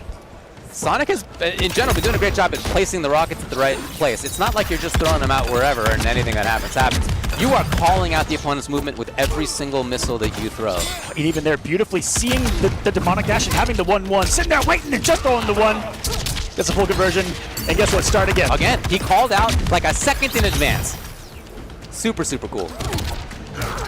Another great way to meet your opponent trying to close a gap is by moving forward and grabbing, just meeting them there with something. It's still coming. Fox threatening the mid-range.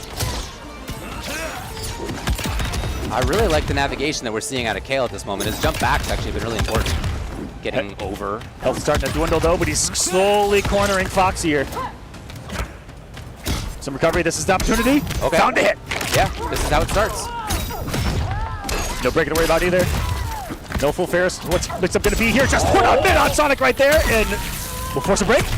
Yeah, Fox was so sure that Kale would be worried about another wake-up armor. Huge chance for Kale, the conversion all the way into the game. Yes, and the nod of approval comes from Fox. Nobody has a better time playing against somebody of their level than Sonic Fox. Yeah, this is only just feeding Sonic Fox internally, externally. Loves a fight, does yes. Sonic, and that's what keeps Sonic, I feel like, at such an upper echelon, is that this is he thrives on it. Yeah. I was about to call Ares, but I'm thinking he's gonna get there. He thrives on control. I watched the Injustice stuff you guys did. That was sick. It was a good time. Solomon Grundy was born on a Monday. Yeah, that's what he keeps telling you. He told us a lot. Gets the approach again, checking it with the 1-1. Such a good coverage of the demonic dash, and not a lot of people use that against Homelander.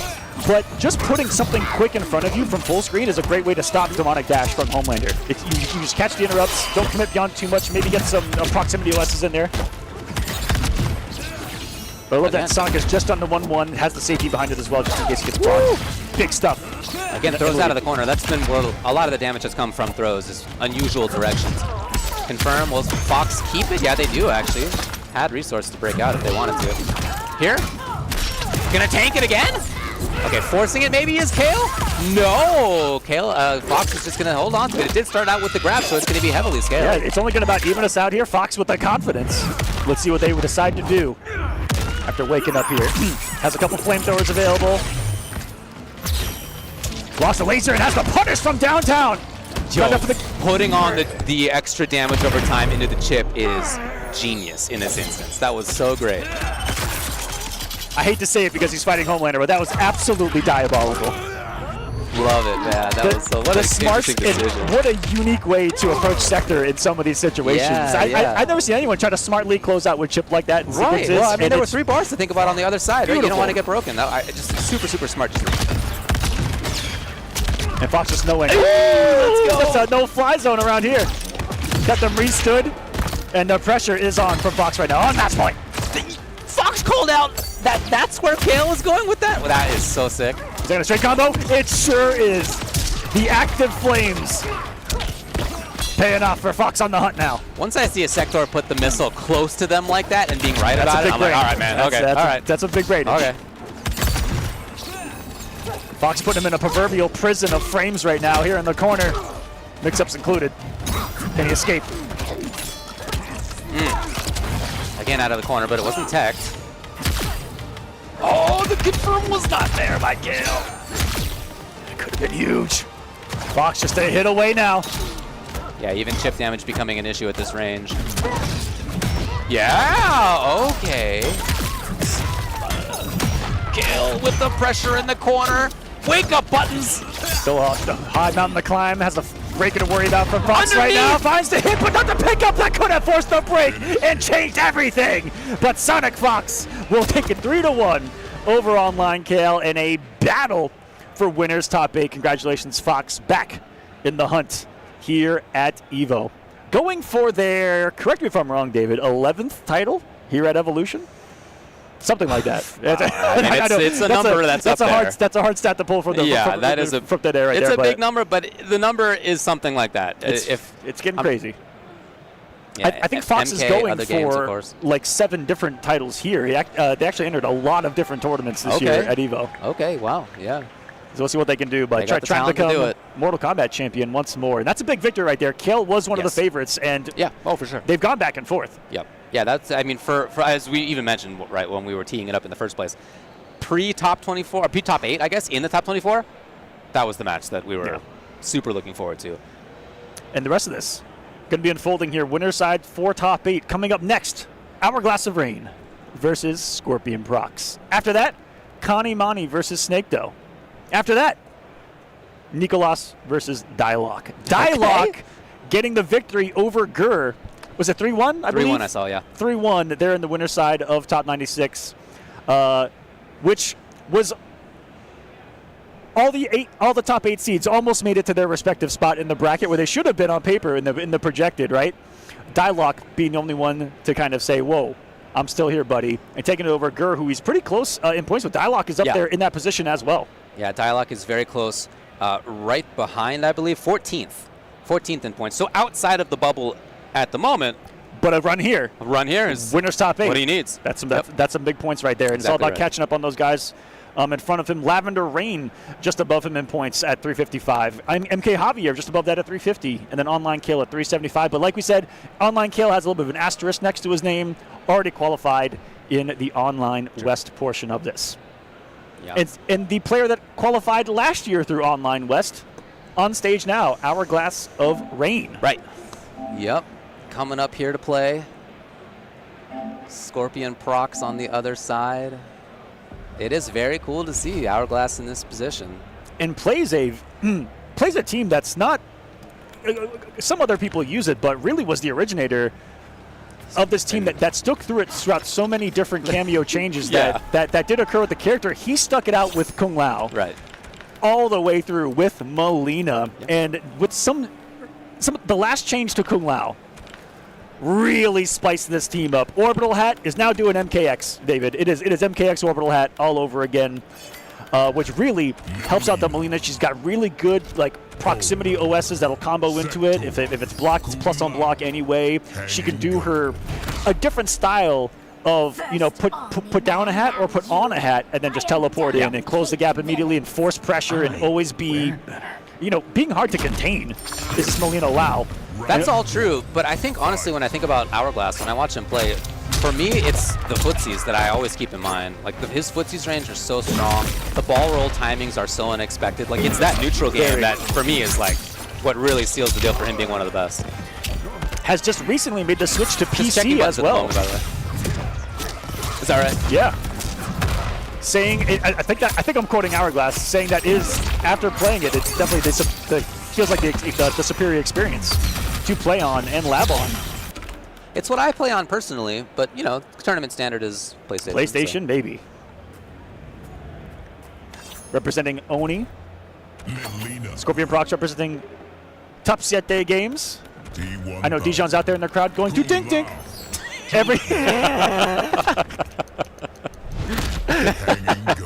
That's my favorite commentary in the world. Oh my goodness, that kills me. Men who would disrupt my rule. No two tink tinks in this one. It's going to be the T1000 to face the Molina Lao. Tremor as well, just like we saw earlier. Yeah, and that's really good. Yeah, he was way late on the Tremor. But that mid-range where stab is an issue is also the range where ball roll is relevant, and also where both of them have excellent footsies and spacing controls. That's going to be the fight, is that range. And in the past, I'd say 6 months in Hourglass's play. It's the most I've ever seen him utilize the YOLO ball roll. It's, early in the MK1, he was a little bit more reserved with it, but now he's gotten more comfortable with reading people with it and keeping people on their toes. I mean, it's not going to happen all the time. Like, don't look for it to happen very often. But when he brings it out, he's right. Like, a lot of the time. It's a very calculated risk decision from the young man. Yeah, it's mostly footsies based. I really like watching him play. Reactionary base too, and this character being built on, I feel like that if you're that kind of person that you want to just react to what your opponent does, this is a great character for that. He really weathered that storm right there, absolutely expecting the tremor to come. Orbital hat. Oh, and that can be kind of weird. Such a unique thing to talk about is sometimes that orbital hat will go around behind her. You don't block it, then you do block it, and she still plus. And it's all about where that thing actually orbits around her, and you can't disrespect through it. And that was a disgusting wake-up forward dash under the jump-in. I haven't seen tech like that in a long time. Awesome. What an answer to a jump-in when you're that close. Just dash under it and then get it in the recovery. Been a very effective things here throughout fighting games, not just NRS games. Hourglass on the other side. Oh, yeah! There's the reactionary stuff. Oh, and then low had gone for the overhead so many times. Hourglass here already by taking down Zeus 3-0 and Rewind 3-1. So a couple of players who have experience at EVO at the highest of echelons, right, in years past, already sent down the losers by Hourglass of Rain. That's a previous EVO champion. Zeus top 3 at EVO, I believe. Yep. Was a final combatant himself. And this was, when we looked at paths, I thought that was really one of the hardest little paths for anyone in this tournament. See Hourglass come through.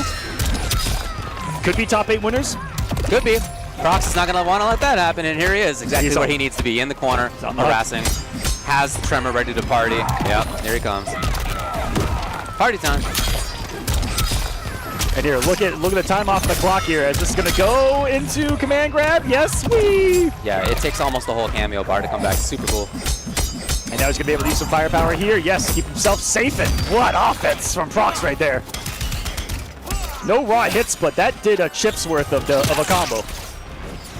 Trades like that are fine for Prox at this moment, so Hourglass on the hunt a little bit more. You see Scorpion Prox putting in block. Oh, is that the max range? Maybe, I don't know. Maybe it didn't say reversal actually. Whereas previously Hourglass did get the punish and it said reversal. So that may be what it's about here. Ooh, and once more getting him when the hat right there behind Melina, so it's kind of, she's completely open in front of her. That's one of the weird things about that orbital hat. Strong start. Hourglass to respond though. Low. Sweep. Just reversal spike. Tremor to the rescue. Ah, it is a really far range that one that she has, but you can see the T1000 scoot right past. And the 4-3 so advancing. Thought for a scoop and loop. Yes. Have enough time during that command grab to also choose which Tremor you want to be in for the pickup. Prox making it all work out. Left corner, right corner. Here he is. The big hit connects. Hourglass devoid of resources now. Ooh, not a lot of blocks on that. Was able to throw quite quickly there. Catching Prox off guard here. Just holding the slight lead. Has the breaker available as well. Throws the bowling ball. That's just some good chip. Giving Hourglass, though, enough time to get Lau back. Yeah, so here, Hat, all the way under the pressure. All right, party. Cancels into cancels available now with this. That's every single button. You only have so much time. Or Sheikah starts to get sick, literally. It's not going to happen as the connection comes in Hourglass. Spending money on Grenade. Works out. I hate to talk about how cool something is that Melina has, but that is such an awesome. It is sick. Stance to have so many cancels coming. There you saw from a distance was able to side from like Midtown and still able to get the advancement of the strings to pick up. But at the cost of Fatal Blow for the rest of the match. Yes. So it's a costly resource, but man, is it a resource. Okay. Prox has oftentimes been blocking in neutral at that range, but, you know, just in case there was ball roll, but that time no. And into the setup yet again. Very patient. Oh! No! Yo, guys. Hourglass with the throw. Prox down now in red territory. Fatal Blow. Ready to go. Tremors off the screen. Overhead. The overhead lows have been gigantic. And we all know that overhead of Melina adds up. That is some big time. Sneaky damage quick. Yes. A little bit too far. 30 on the clock. Plenty of time here for Prox. 6 bars on the screen. Low it is. Yeah, pick it up. Gets the tight one. No breaker from Hourglass. Got to be here, of course. There she is. Still a life lead for Hourglass. Not anymore. Prox into the corner. Uh-oh. One mix, and it's going to be command grab, and that will be Scorpion Prox. Tying us up at a game to beast. That one going down to the absolute wire. If there's any character that you want to succeed on an individual mix-up and have as high a likelihood as possible it was that of getting string with that character. That's the string with in that, that character. moment. Yes, absolutely right. There's so many different cancel points in that, where it could be grab, or it could be low, Could be low, or it could be overhead. Yep. Always constantly coming. It's like a three-way mix-up at 3 different points. And like if he gets wrong and he doesn't have a safety cameo, he's in big trouble. Absolutely. So like that's the balancing of it. But if there's something you need to hit and you have this character, that's it. That was that moment where he needed that mix-up to work, or it was going to be lights out. So ties it up 1-1. Hourglass. Safety there for Hourglass and back to footsies. Seems unfazed. Overhead.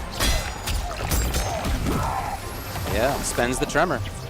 Well, one thing Hourglass has not fallen for an awful lot has been those poke specials. Has just waited him out very patiently, waiting out tremor, taking the turns. Ooh, just poking the command grab this time. And that's a mind game that's going to open up the poke specials later on. This poke command grab. Breaker's there. And it's gone. Okay, big read by Prox, and he is correct. Up in rounds. Good position to start with. Big resources. Has the corner. Look at that full coverage from Prox too. And then room to breathe it. There's the right reaction. there. Let's go. If you want something to whip punish 4-3 before the rest of the string comes out, that is definitely something to have. Low profiling, advancing, coming with the quickness. Talked about earlier, that string can be hard to whip punish. Look at that range. That was like the perfect spot for Hourglass to hang out in. Yeah, again, there's all these different cancel points that you could do. Prox has been mixing up very, very well. Okay. I thought Prox was about to hold it all the way through. Again, just send a message, just to annoy your opponent with it. I love it. Oh, that's some scary walk forward from Hourglass behind that Lao hat. Big turn stealing. One of the quickest reversal specials in the game, the spike. Right on the mark. Needs to take it. Ah. Whole lot of damage. Hourglass tried some badness of his own. That's good. 3 bars ready to go. What a jump! Oh! Okay. That was very smart. Very good idea. Almost worked out entirely in his benefit, but not quite. So it's tied up in rounds. Hourglass backing away as he gets Lao back. How close that hat was to hitting T1000 coming down from that jump 3-2 was pretty crazy. Yes. Side, not going full screen, just missed him. Oh, this. Hourglass waiting for Lao. Yep, there he is. Again right now. Oh, that to a micro duck. And welcome to the corner. There's the big duck. 3 bars gone. Gamma Crush to safety. Really? Okay. Okay. Big brain stuff from Hourglass right there. Used his own cameo against him to cancel the poke that got the cameo off the screen and took the risk with the ball roll. But hey, he just assumed that he was going to be playing aggressive behind the tremor. Big brain stuff. That's a lot of damage for 3 hits. 192 and then another double overhead. Just chunked away almost 400 of that health bar in seconds. It was almost a triple overhead if you think about it, because he did hit tremor in the first place. Extra damage on the cameo. Fixed, but still it matters. And then, yeah, twice in a row. Hourglass up. 2-1. Keeping it close. That's that danger range right there. Max range of low stab, ball roll, hard to react to. And Hourglass is constantly threatening in and out of there, looking for defense. Yeah, you see him blocking now just in case of low stab? Excellent movement.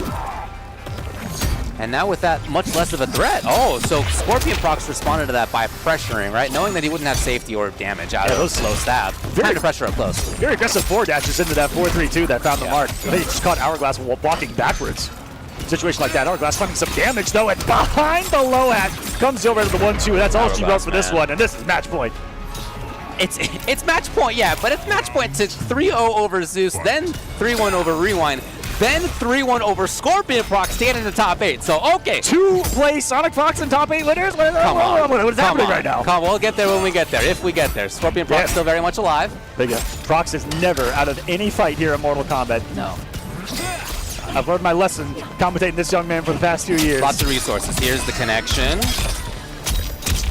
Gonna get damage. Gonna get corner pressure. Hourglass trying to move.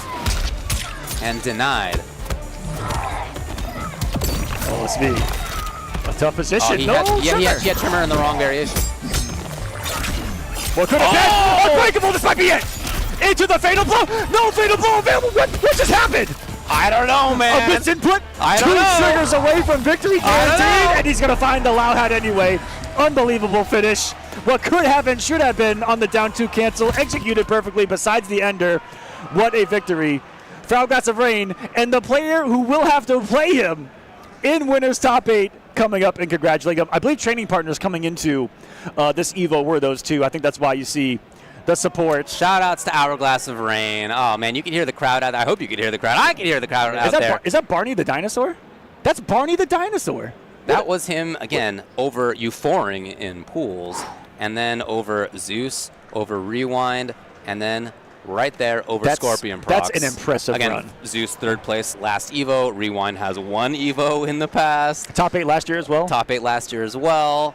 Scorpion Prox also pretty good, historically speaking. Won the tournament before coming into EVO. Indeed. On the pro competition. Indeed. Well, yeah. So, wow, what a route so far for Hourglass of Rain into top 8. That is a run right there, and it will be Hourglass Sonic in top 8, guys. Tomorrow, 10 a.m. Pacific, right here. Twitch.tv/Evo tomorrow for that one. I got the words mixed up, as it tends to happen here on the microphone. Kanimani versus Snake Doe. Nicolas versus Dialogue. That's what we're going to see after we take this quick break. New Chipotle Honey Chicken brings a hint of pure honey and seared smoked peppers with fresh chicken hot off the grill. For Chipotle heat with a touch of sweet and a perfectly balanced sauce. Chipotle Honey Chicken takes heat and sweet to a whole new level.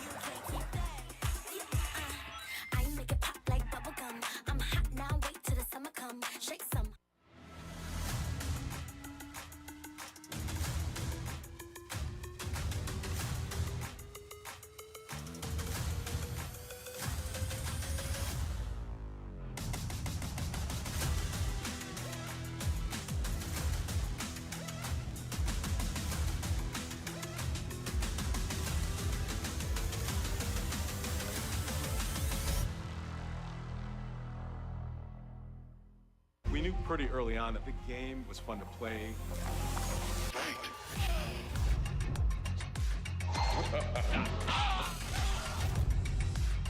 It became something that added to the mystique of Mortal Kombat.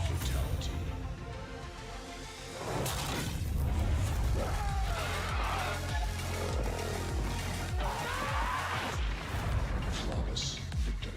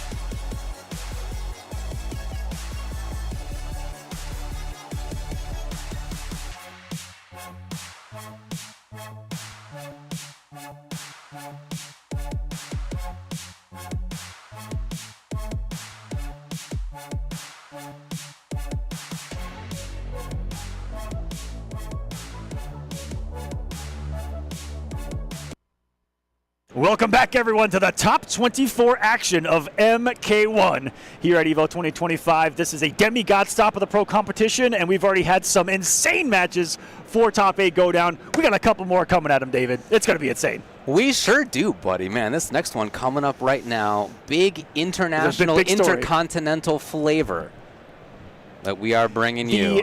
The 19-time Rips Arena champion. Connie Mani, I am not exaggerating when I say that. Won everything that he's basically attended for the pro competition. Viennality, Brussels, the online portion for him. Connie Mani has won them all. The most dominating force of European Mortal Kombat is about to be put on display. And that's going to be Connie Mani going up against Snake from Chile, high in points, one of the favorites himself. And this is what I've been waiting for all year long. Yeah. Is seeing Connie have to face Latin America, have to face US's best, and we finally get to see it here. Yeah, I mean, I have read and seen some of the US players play against Connie online, right? But it's just too far to play from Germany to Chile. Like, that's just too far. So yeah, I'm very, very curious how this interaction goes. And Connie weathering the storm, blocked just in time. And on an absolute classic team that has just been effective throughout all of the changes of the game since Tremor was released. The Sindel Tremor package, high mix-ups, and I love that he has such aggression behind using that Tremor armor. He's not afraid to just bully his way through his opponents, as he just did it here in round number 1. Yeah, and I love the use of Tremor as a body blocker, by the way. Woo! And Movado with the perfect pickup there, and that's always given Havoc some trouble as other cameos where that string hits a little too high, can't get the follow-up, but that's what Movado's all about, baby. On hit, he got the flawless block, let's go, okay! Do you know how many people I've seen die to that, David? Okay. Trying that online? Yeah. Just getting hit raw. True. Scary aggression. Oh, sick pickup. That was rad by Snake, though. Again, his awareness, I mentioned it oftentimes when we saw him last. Always such a smart play himself, that's the smartest thing to do! The armor will not save you! In the heat of the moment, to see her in recovery in front, to know the exact option, like Snake, though, an absolutely smart player himself. Absolutely, dude. There's no doubt about that one. 9th place at Blink, yeah, but 2nd at CEO. 4th at Gamescom LATAM. Yeah, big results. Still his turn, yep, takes it. A connection, 3 bars, yeah.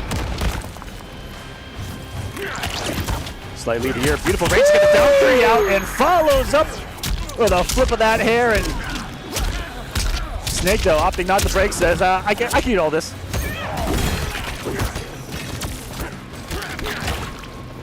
Connie's away. Body blocker Tremor out there. Tanking some of those hits. Again, fixed damage on him, no big deal. Got the extra 50 with his health bar anyway. Snake down moving so well right now. I remember people saying that it died when second hit became behind, but maybe not. Big combo there, swing it up, miss, he almost had it. The smarts from Kanye to get as much hit advantage as possible, though, to avoid the mine. Ooh, another one. Connie Mari. Ooh, boy. Drawing first blood here in this top 24 match. Winner's side, this is for top 8, ladies and gentlemen. The gloves are off. Very interesting start by Connie to bring out the armor in a moment where Snake goes just away. Big whiff punish started the whole series. Yeah. Big damage quickly by Snake though. And he does bring it out. He's got 3 bars, so why not party a little bit? Yeah, has 3 bars and was working on a near flawless victory. Just took one bit of chip damage to the round. A great response by Snake though.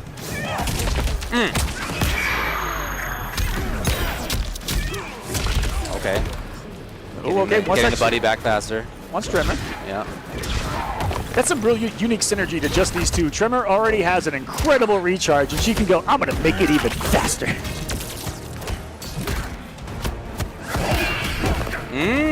Okay, into the safety of Tremor yet again. Oh! Really taking some risks out there, but he has been right. I feel like defensively you don't expect it from that far away. Yeah. Both times. He just found the max distance mark. Again, body blocker Tremor, let's go! The meat shield boy. Yeah, Tremor himself a zoning tool. I really think so. I really think he's good at neutrals like that. I'm super happy to see Connie bringing it out. There's a risk for Snakeo. This is going to be it. If executed. That's all she wrote. 1 game apiece. We ourselves a match, ladies and gentlemen. This international battle of combat. From across the ocean. That was everything that could have been on the screen. Yeah, was really. on the screen for a moment. That was insane. Both cameos swinging, both fire swinging. Snake those 4 hits of armor comes out on top. Take it for a ride, though. We're going all the way to the corner. Fixed hit stun when you get hit with that green vest on, and really coming to the rescue there for Connie. Good damage. Oki will come. Gonna need a little bit more. Vest again. Smart. Okay, yes. So just doing the chunky damage right away rather than taking any risk on time or mine. And because that, Ovano's going to be on some decent cooldown here to start. Yeah. Looks like Connie wants to play the key boy, though. Yeah, get his own Tremor back, maybe.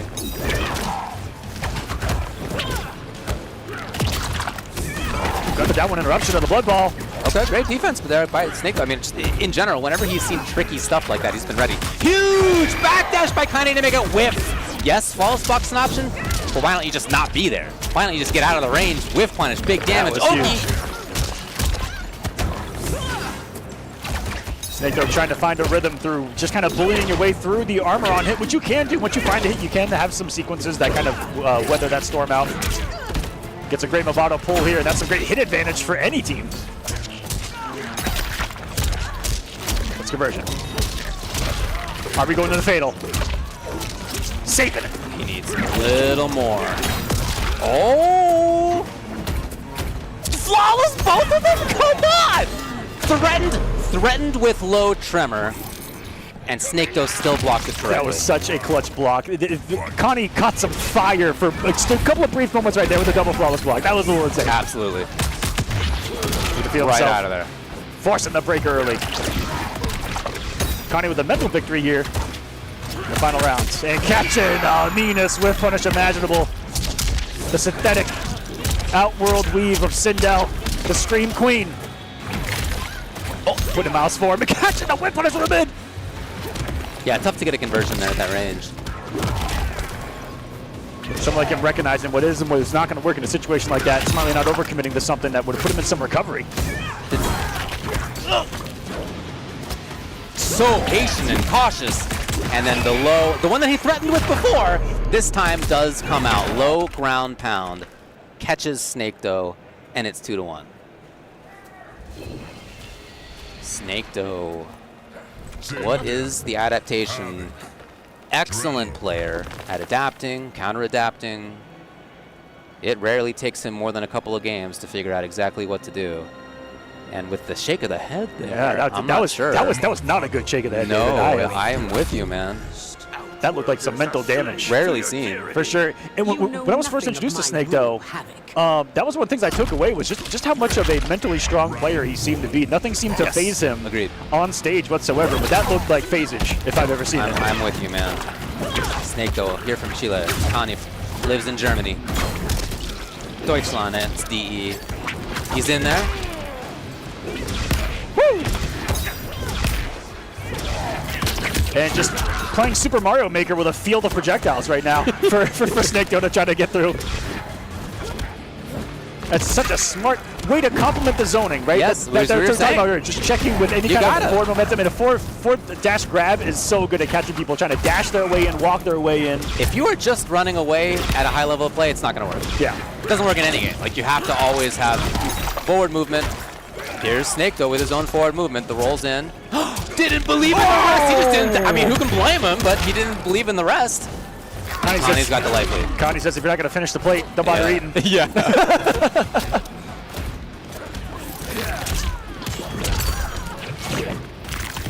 Some frames there.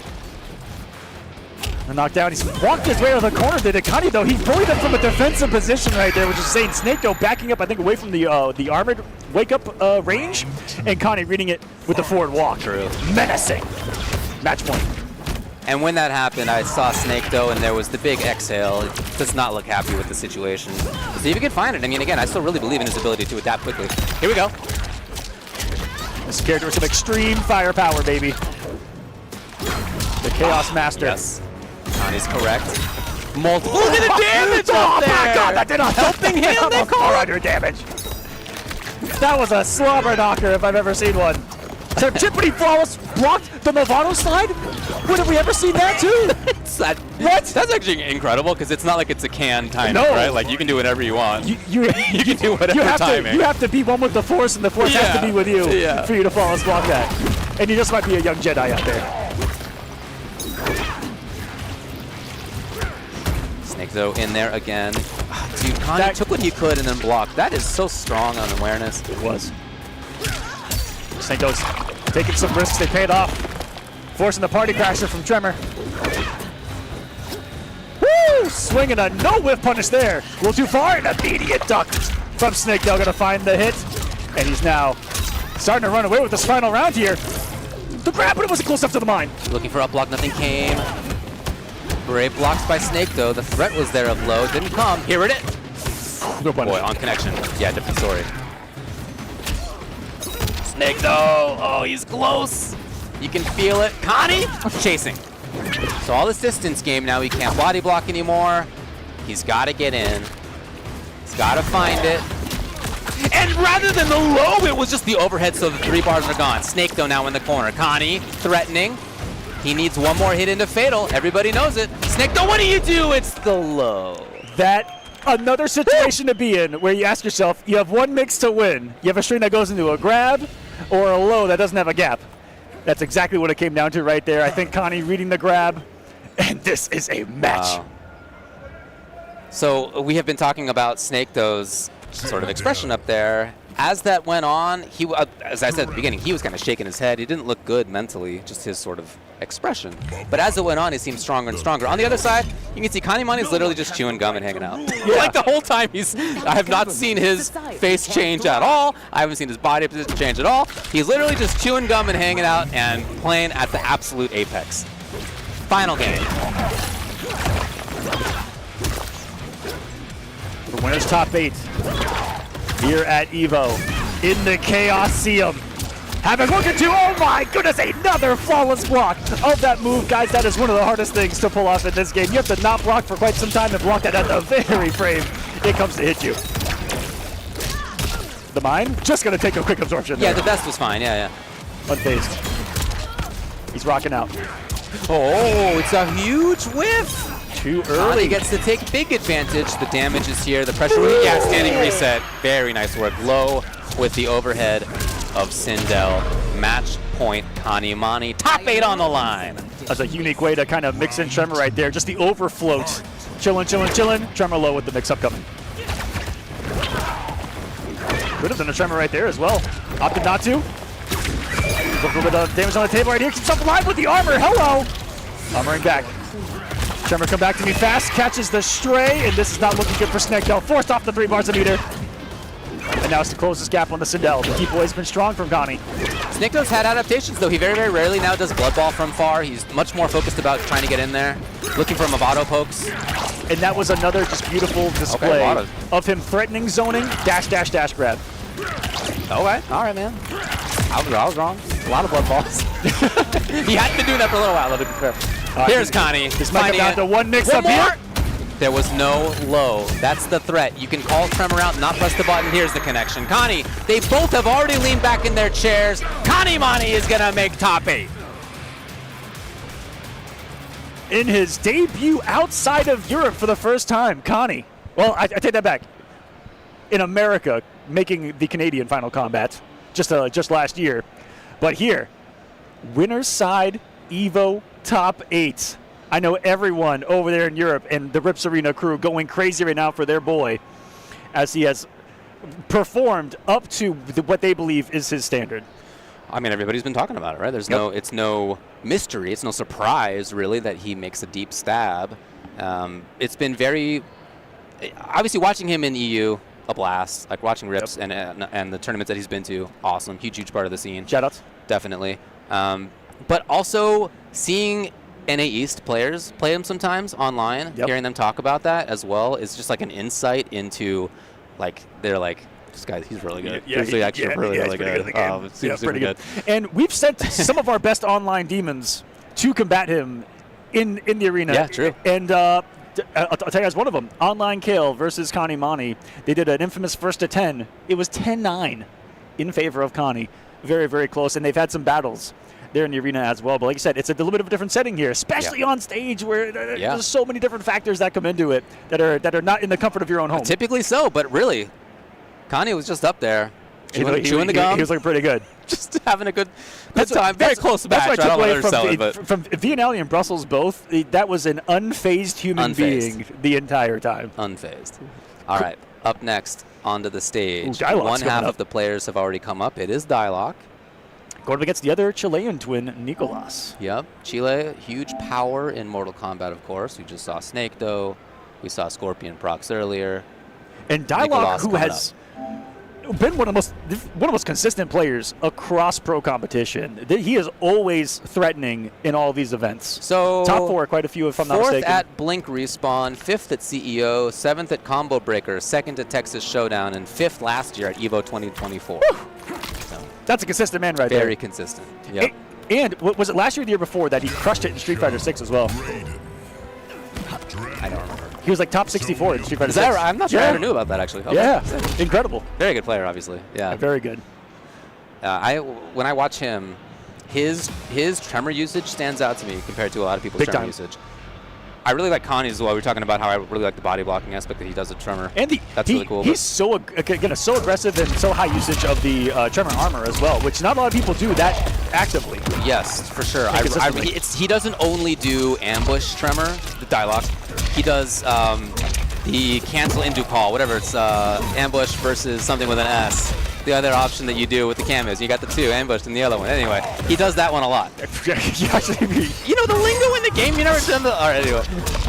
You got me summon. He does the summon versions of Tremor a lot, which is cool. And he does neutral Tremor a lot. Like he'll just do. He's in neutral.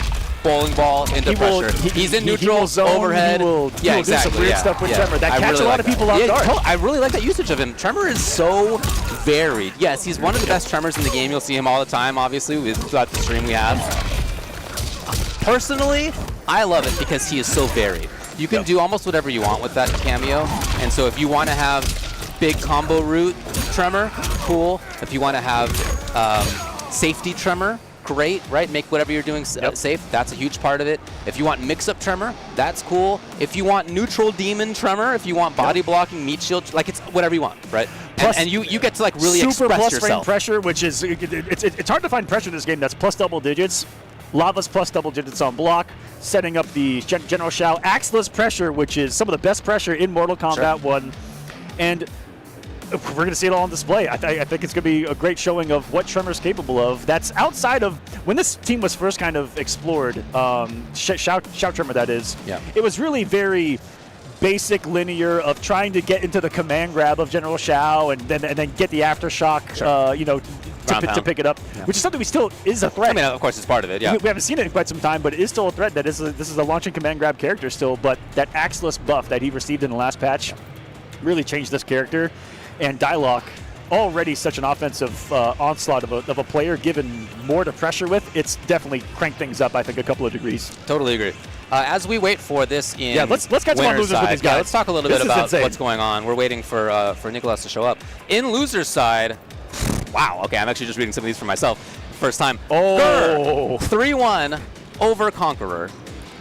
Conqueror eliminated by Gur. 3-1 over Han Rashid as well. It will be Gur versus Scorpion Prox in losers side to make top 8. In other parts of losers side, B-Wood over Wits. Game 5 there. 3-2. Unbelievable. Blackery over Bustman, 3-0. B-Wood then over Blackery. It will be Online Kale versus B-Wood to make top 8 in losers side. That's going to be a great one. In the other side of losers, Xander over King Gambler, 3-2. MK Javier over Rewind, 3-2. In round 1 of top 24, that happened early. Dude, that happened early. In another universe, that's like top 3. Top 3, yeah. Right? Yep. Then MK Javier over Xander. It will be MK Javier versus the loser of this coming match to make top 8. So either Dialogue or Nicholas.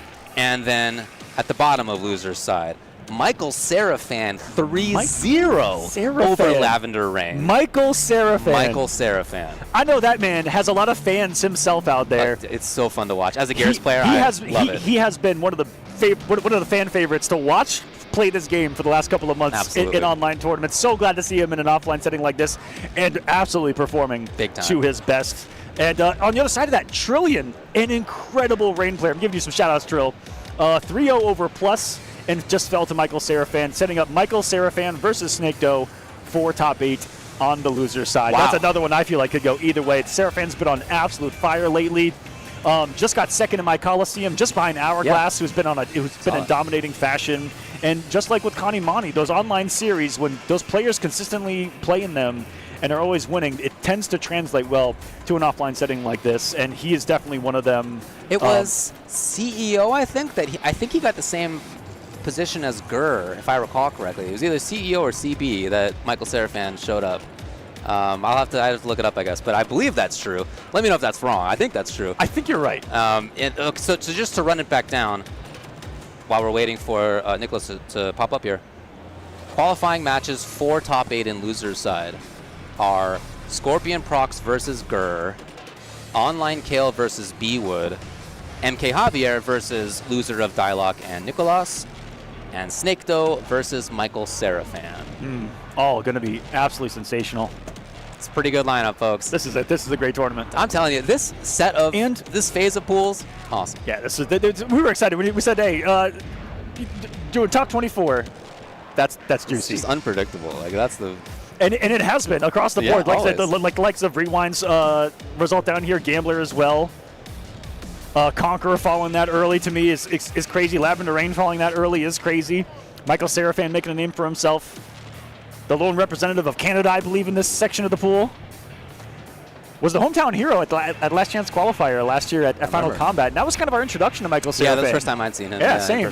Was Last Chance Qualifier. I talked to him out in the crowd. He said that this was his first competitive game. Is that right? Yeah. Wow. That's really fast. He's good as he is. He's picked it up quick, this guy. He's picked it up quick, this guy. Maybe hoping to make a fan of Michael Serra out there if he performs well enough. That would be so sick. Yeah. I want the Michael Serra cameo at his next tournament. Michael Serra, fan. Great guy too. Great guy too.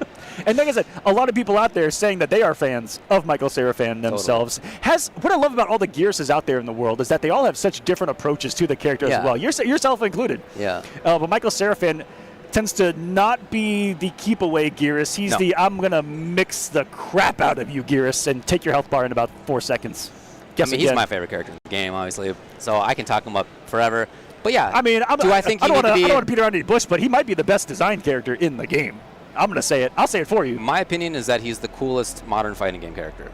That's my opinion. That's an echelon above what I said. But let's go I think there. he's so cool.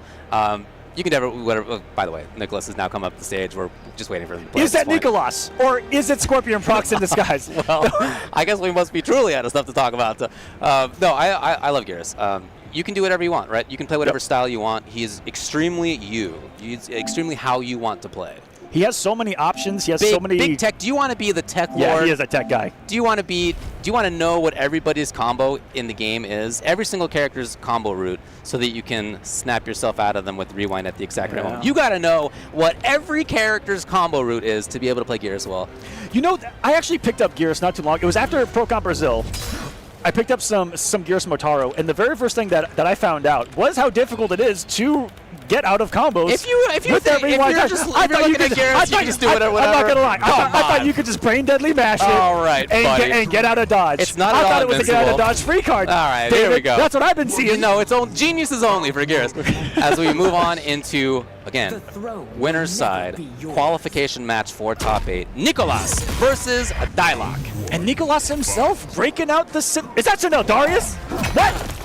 This is a button check. Okay, they're checking button. Okay, all right. I like the whip punish with the Darius roundhouse. Just the whole setup. Yeah. Yeah, so again, Dialogue recent results. 4th place, Blink. 5th place, CEO. 7th place, Combo Breaker. Texas Showdown, 2nd place. I think that was the Sonic Fox who got first. Yep. And then Evo last year, 5th place. Nicholas, 3rd place at Blink. Won the Liga Latina in his region, so he is qualified. Gamescom Latin, 2nd place. Pro Comp Mexico, 3rd place. 2nd place at Evo 2024, and of course, 2nd place at Final Combat last year as well. That resume is hard to beat. Now, getting 9th at a Demigod event like this is going to net you 45 points. Getting top 8, getting guaranteed at least 7th, going to net you 75. During the winner's side, you're going to get a guaranteed 5th place if you make top 8, which is guaranteed 160 points, which would definitely shoot someone like Dialogue into a potential standing for Final Combat. And Nicholas goes with the Reiko. It's an Outworld battle, baby. Reiko Tremor. All right, Dialogue. Dialogue Kano! No Tremor this time. I've been seeing this from him a little bit more, but it's a similar game plan, right? Just with a little different flavor. Backed up by the Kano. Oh, that's a lot of damage. Yeah, it is. That was about to be a lot of damage. He broke it late. He knew it was still coming. This might be one of the few characters that he can get away with that axe slam on. I don't know if Reiko has the range to punish it. Check some balances early on. Yeah, letting the Kano stab in rather than his own jump. Speaking of unique approaches to a character, Dialogue is the only Shao Kahn on planet Earth that does stand 3, which is plus on block, secretly. Oh, he waited so long. Shout out to Nicholas. Excellent defense. Kano back. Yep. There's a stand 3. Yep, you're right. Nicholas up close. The confirm will come, and he gets the round. We've seen the lethality of that pressure of Reiko, backed up by the Tremor pickup with those daggers from the likes of Rewind throughout the pro competition. Let's see someone else busting him out in a situation like this. Oh, couldn't quite get the axe down. The most changed character in Mortal Kombat 1 has been Reiko. He turned from a Premier Zoner to a Premier Rushdown character before our eyes. Never have I seen that before, where they just change the character archetype in the middle of a game. He's in a really, really fun spot.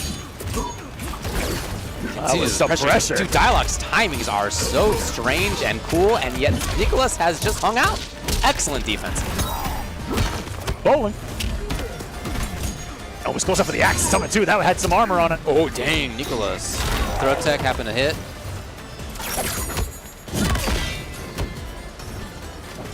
Scary spot to do with the axe on the ground. He canceled. Oh, could have fatal blown right there. Obsnatu eats a suplex instead. That might be all she wrote.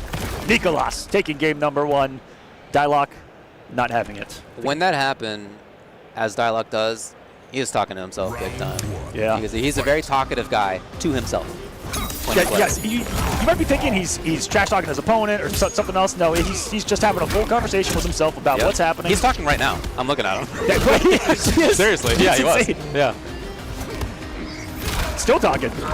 Every hit, no matter what it is, even if he hits or his opponent. I'm serious. Yeah. But this is it's what makes him so unique, and it's what I don't know, helps him overcome some of these situations mentally. Totally mid-range control by Nicholas. That's plus frames, and Dialog did not take advantage. But yeah, Nicholas, excellent up close. The pressure's been strong. A lot of this has been neutral game. Reiko with excellent footsies. He still has great zoning potential in some matches. This is an example, yeah, an example where the opponent doesn't have like a projectile that will blow up the Ninja Stars, right? So that's the issue. The Ninja Stars are now, they are gotten rid of by other projectiles. Now he's both of the archetypes all in one. Yeah, he's really cool. Super, super cool character. Oh, that was the second version of the down one. But, you know, maybe that's what Kano was for. Is that a wake-up laser attempt right there? Stuff. Put that I-beam down, good sir. Tries an up block. I think the overhead was coming. Just gets the tree choppers. Hey. Yeah, so Nicholas out of there. To range. Down boy. And Xiao, if he wants to, if he's got space with that axe on the ground, he could just kind of keep doing that buff and keep gaining meter if he wants to. Quite a challenge time right there by Nicholas. Who, is he going to go for grab? Don't be, oh boy. Into the individual overhead low. Yeah, I mean, that makes total sense. And I'm sure Dialog sensed it as well. It's just a question of when the command grab would come, right? But the idea there is... But you have to respect every other hit, single hit. You do, especially with life as low as he did. It was an intentional combo drop by Nicholas so that it would not be a break situation and neutral would be reset. He went in there knowing that he needed like one more mix-up, right? Which, if you want that to be in a situation, Reiko is so good at bullying opponents up close. Yeah. Like you talked about, that pressure up close from Reiko.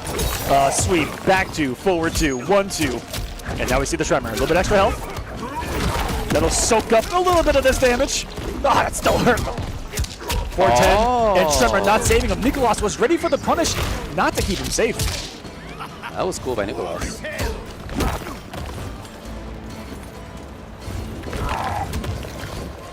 There's some body blocks. Tremor and got a footsie. Tremor uses the play out. Footsie is low. Oh, I love it, the unique usage. and that was a launcher attempt by Dialog right there. That would have been the summon of Tremor right there after the overhead to pick up, and just denied by the speed of Reiko up close. That was diabolical. Had some down one hit advantage, really had all the sauce in the world to cook with, and he decides to go for just the running overhead. Speaking of, running command grab as the overheads.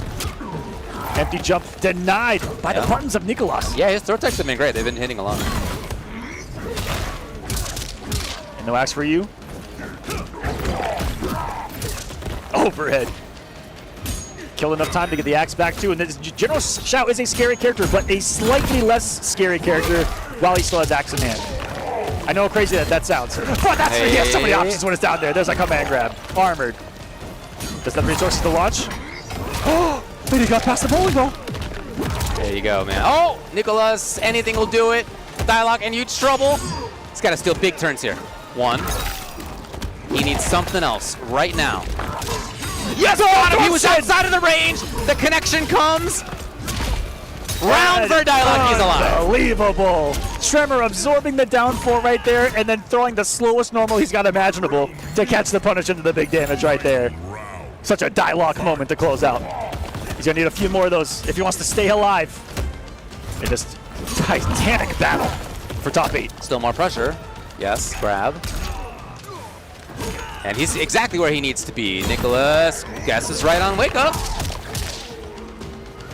Turns the table super fast. Obviously, Dialog out of it. Ooh. What a block right there. There was still another low coming from the pound, and Nicholas all over it. Finds some success himself. Has him knocked down in the corner. Slight health lead. Another scoop. I will try it. You ever DDT a man with horns into the ground? They stick.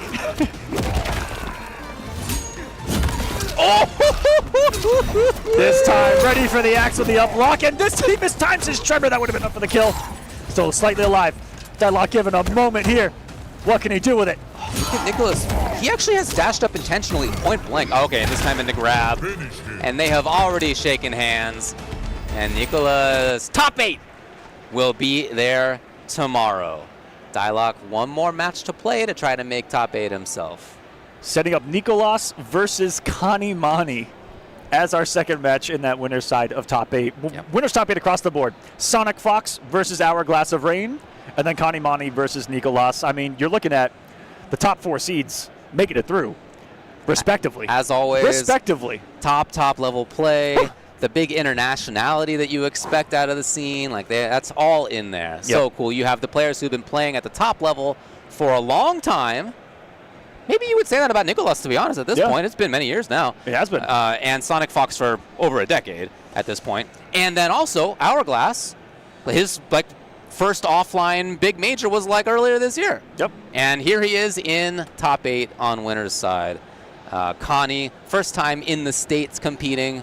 Here he is in winner's side, top 8. So awesome set of storylines already. We haven't even nailed down the loser's side yet. Which we are going to get into a couple of them after a short break, guys. We will have a couple of those matches for top 8 on the loser's side. We'll get into that in just a moment. Don't go anywhere. We will find you more Mortal Kombat coming up. This is the best Chipotle order. I would like a bowl. Triple wrap. Mild, medium, hot. Then dip it in here. Sour cream inside the vinaigrette. 2 tortillas. If you know, you know. Lettuce, cheese, waffle. Yes. Oh, that is good. Vaya is laughing right now.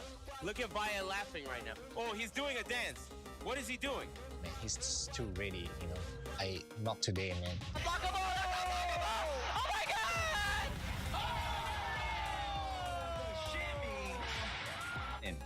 参加して、でその時また賞金額が上がって、気持ちは調子良かったですね。So it's much more than just playing. It's being a part of this community.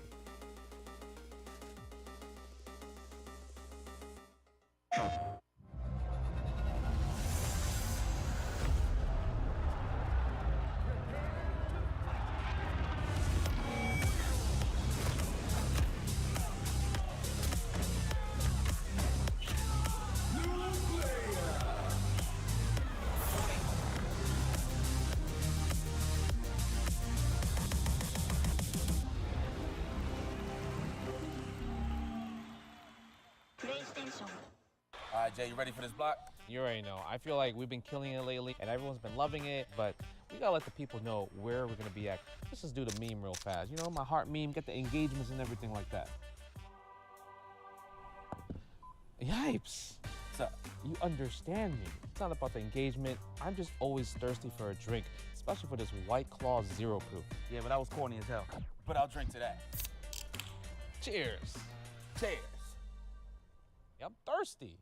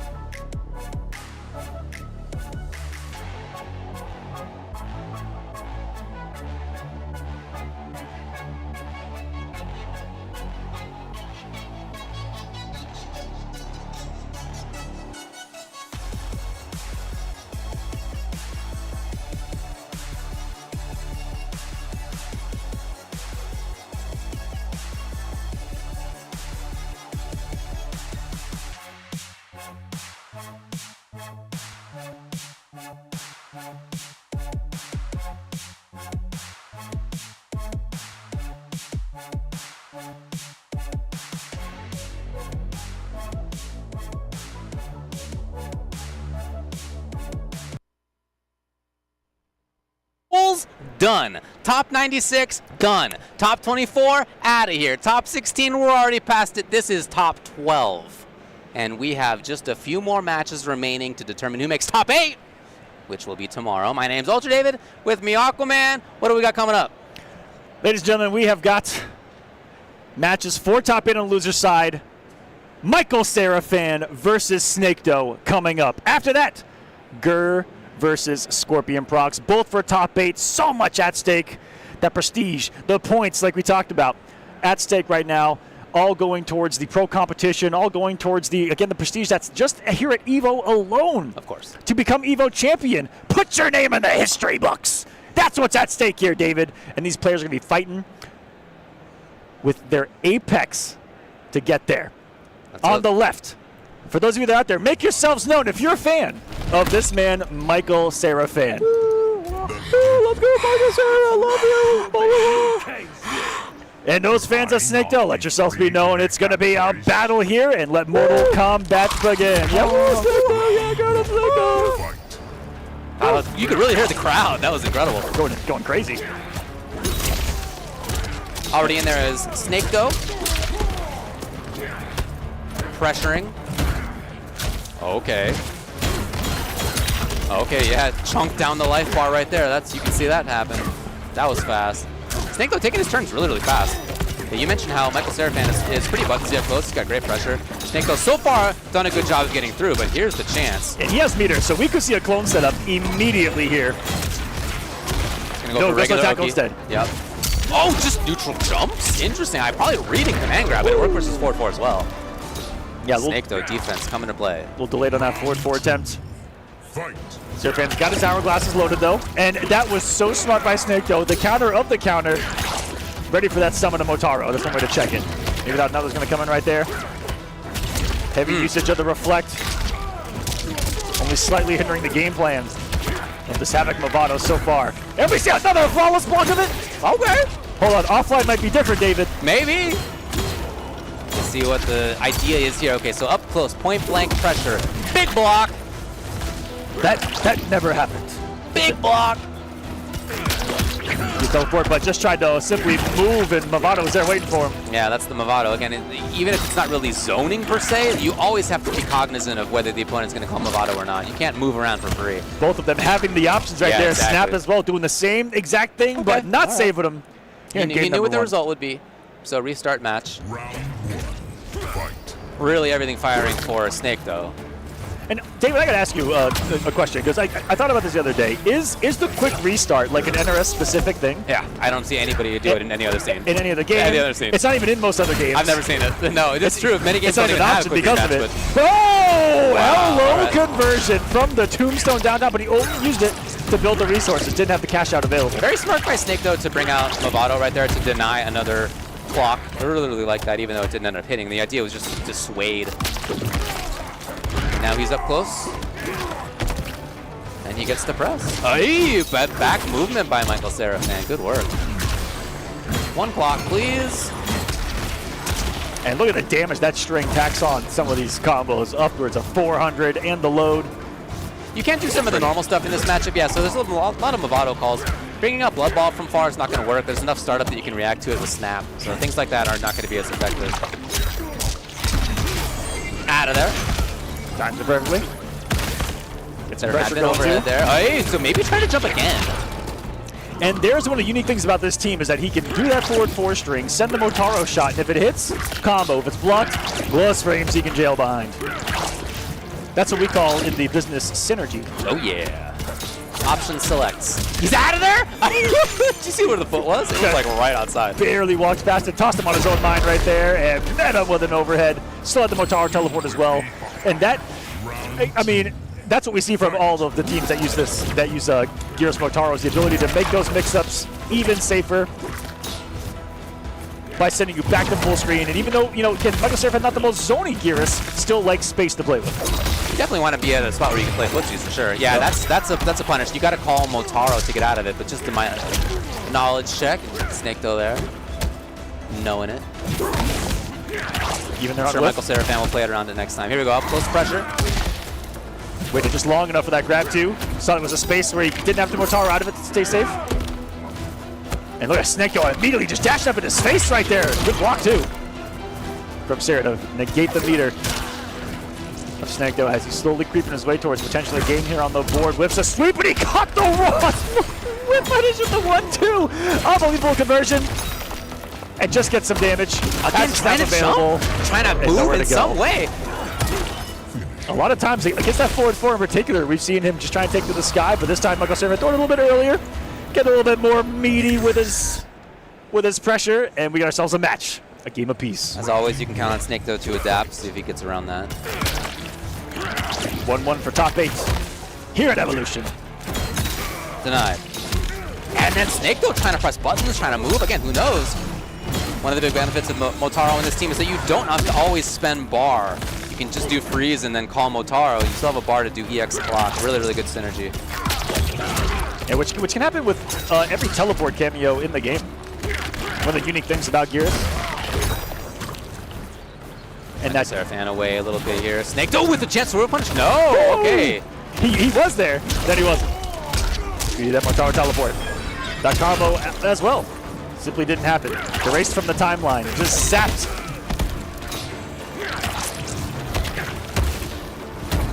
Good control here. Coming out from Seraphin. Gets the block as well, and hold on a second. Forcing the break. Oh, he's going to hold on to it here, yeah. Or hold on to the round, I should say. Give up the meter. Some firm belief. Just get overheaded. Looking for one more mix to kill. Havoc's only got the fatal blow, but he can certainly use it here. Just got the rewind time as well. Okay, yeah, it's all back. Still got some decent damage on the board right there. Was able to undo all of it, and another just front flip for the victory. Front flip, yeah. Just a front flip. Just doing somersaults for the win. Somersault. I love the idea of like the Time Lord, but he's like, he does somersaults and grabs. Like, that's hilarious, man. Come on. Has some of the coolest animations too that just brutally throw you into the ground and throw you across the screen. Snekdo now expecting that it was going to be clock into teleport, so he called Movado afterward to punish the teleport. We are evolving. Ooh, the no mix there. Oh, great reversal position here. That's the back row. Snekdo, what do you got? Excellent block. He's blocked the low. He's blocked the overhead out of the 2.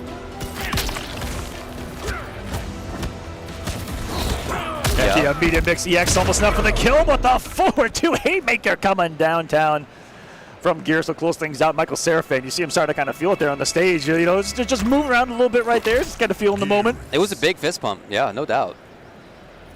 And now Snekdo gets to think. I think it's Havoc still. And I like Movado against Gears. Again, you get to play the mind game of blocks or not. And I could be wrong. It's sub. Ooh, which is a counterpick to some of the options that Gears does have. I would say I think that Seraphin is a leverless player as well. Okay, let's go. Shoutouts. Whatever you want to use, you know. I personally do too. So sub is a pick, as you say, that can neutralize some of what Gears does. If you have the sub ice vest on, he cannot rewind out of a combo because it's technically a projectile. So there's things like that can't be snapped either, right? Yeah, exactly, because it's just a projectile, right? Does that go through the regular sand pillar projectile? Because that has a unique property to. Okay. Sub-armor, the best anti-projectile in the game. Left him restanding into the 4-4 mix. That was cheeky from Seraphan. Spends the bar. He wants a full cash out here. He's got full Motaro in the corner as well. He can put up a turret person if he wants, but the Ice Armor also countering Motaro. Yeah, of course, a huge, huge part of it. And also Motaro's Reflect, it's not going to do anything versus the Ice Vest either. So yeah, really, really cool. And on top of that, Sub has a lot to say, man. I really like the Sub cameo. He's got really, really cool offensive and defensive tech. Here we go, Snakedow cashing out. He's got the good damage. Let's see where he goes for after. He's got full Sub back as well. That did a whole lot of damage. That didn't scale whatsoever. Yeah, for sure. 543, it is the fast enough. Yes, it is. With the Motaro puts the quickest fatal blow in the game. He's gonna get hoofed here, David. 4 top 8. He's 1 round away. And I don't know about you, but getting kicked by a horse, yes, hurts. Bummer. I don't care who you are. That's a lot of force of nature coming at you. I don't know what's worse, that or the big fist from the past. Like, those are probably both not great to get hit by. Not at all. Match point, as you said, Seraphan. Snakedow has work to do. Here he is on Whip Punish, and it's denied. Yeah, there's no more Movado to punish that, so that little mix-up that we were talking about earlier is not there. Yo, that was sick! What a whip from the sky Whip Punish! It was done so high, but Gears' hitbox was so far back, it still had the length to get the hit. Denies the Ice Armor. We're quick mixing. Snakedow needs to approach. Yep, vest on, doesn't need to worry about distance game options. Oh, maybe thought about trying it. Here's Ice Vest again. On the approach. He's done a great job with Blood Balls, chasing down slowly. Seraphan does not have the snap ready to go. With Punish! Good patience by Snakedow right there. He even knew when his Ice Armor was going to run out and blocked the reflected Blood Ball perfectly. Have expect that to interrupt him right there. Not today. Flawless? Oh, baby! Oh, Seraphan is going to dump out the damage. Pump up the clocks. He is 1 series away. Snakedow in big trouble. Big whip, watching the whip, and that's it. Michael Seraphan! No! Oh my God! No! David! Come on, guys. David! Snakedow has been gifted the chance of a lifetime. Here he is. Can he find the next connection? Low! Is it enough? Oh my God! Snakedow is still in it!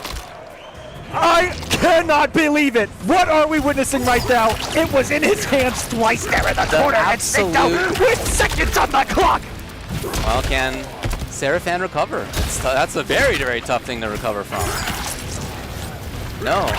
Snakedow has often blocked, actually, against those projectiles. Yeah, okay, not there. Yeah, even that, maybe thinking that he's going to get the quick forward 2 check from Gears in a spacing like that as well. Mind games on top of mind games here. Swing and a miss. Armor in the command grab, gets damage on the board. Snakedow is riding the momentum he has taken from the last round. It's trying to dismiss Armor in a row. This is them battling to take control. The mentality of willing to take risks. I don't believe you that you're not going to do your thing. What a block even on that. They're playing so fast right now. Okay. Poke into special and to get out of there. Man, flawless block. Okay. From downtown too. A swing from Snakedow. This actually could be it. No resources to save him. No breaker. No rewind. And Snakedow with a 0.1 HP to this man's name. Back to the wall. Down and out is now fighting for this in a Game 5 tournament point to his name. Equal. Unbelievable. 2-2. So, Snakedow recovered well. I mean, again, you can always count on him to really do a great job at adapting. I'm always impressed with him when it comes to that. Here he is, armor through. Sub-Zero, the cameo call. Again, Vest. And that's really nice, too. That means that there can't be a snap to punish a Blood Ball, too. I really like this, actually. Now that I think about it. Is creeping in with the ice. Got an awkward trade right there. Looked like hit advantage was in Michael Cera's favor. That's why he's still swinging. Got him. Snakedow willing to come off bar very quickly. Block again. Jump. Oh, okay. Snakedow almost got one. Big risk to take. He's right. He needs one more chance on Oki to take the round. Oh, the regular grab. That's been a rarity in the offense here. And we got literal head in hands. Oh, man. He is holding the bridge of his nose, is Michael Seraphan right now. Literally head in hands. Back up now looking at the screen, seemingly focused. But the question is, can he mentally recover? Snap! chance now as he finds the corner. Snake, though, waking up. Big damage on this. The low, he takes the risk. Cannot rewind out. Now, he could not. And he knows it. He knows it. It's a brain fart to do snap in that situation. What a block on the dome kicker. This would be a nice position reversal for him as well if he goes to the side switch. He needs to settle himself down with the basic stuff at this range. Like, it can't be super fancy. Hoping to bait. Yeah, look at that armor reversal. Gonna recover on the sweep to get the clean jump punish right there. Snake, though, unafraid to jump on wake up at all in this matchup so far. Armor be armor! Michael Serafan. Oh, the turret! But, oh, that was so smart it is to counter the points! Both players to make top 8 at EVO 2025. Snake, though, Serafan. One round to go. The composure may be back for Serafan. We'll see. Ate a lot of damage there for his efforts. Thought it was his turn armor again. But flawless block. That's 2 bars spent, though, on that. He's got his hourglasses. This is the chance. Yeah, there was no vest. So there's the punish. This means Serafan gets corner pressure if he wants. What do you want? He wants clock. That was a dangerous space for you in that sweep. Up close, still found the hit, found the advantage. So there's vest. Again, cannot snap. He can wait out the vest, though. That's what he wants. Seemingly Snake, though, maybe on the chase. There it is! Before the vest came out. Into Motaro again. Once you're frozen, there's no break. And he's got the clocks back. Serafan settling down. What a resourceful sequence from Michael Serafan right there, too. Now nickel and diming to help our Snake, though, away. Grab. There's no big cameo call for big damage. It's got to be regular pressure. He blocks it out. Breaker, of course. Snake, though's in trouble now. Serafan, oh, he just caught him with the raw step. It is going to be over here. We've seen this before, and he does it. Michael Serafan, top 8 at EVO. Saying it with his chest right there in an epic battle here in Mortal Kombat 1. What an ebb and flow of just not only momentum, emotion, everything in between. Not only does he save himself and put himself in the top 8, but he saves himself literally years of nightmares. Waking up with seeing command grab, seeing that one little situation with Geras like this, just like standing there, and the combos, just literally this would have been in his dreams, in his nightmares. It's not going to be. He gets to move on. Yep. Shout out to Serafan. The recovery from what you guys folks at home could not see it, but he was literally doing some of these. He had this thing going on. A lot of a mid-match. He got opened up by the stand 2 scoop right after that, and he again did one of those head in hands. Like, you could really see it. I mean, he was not keeping it internally, right? It was expressive.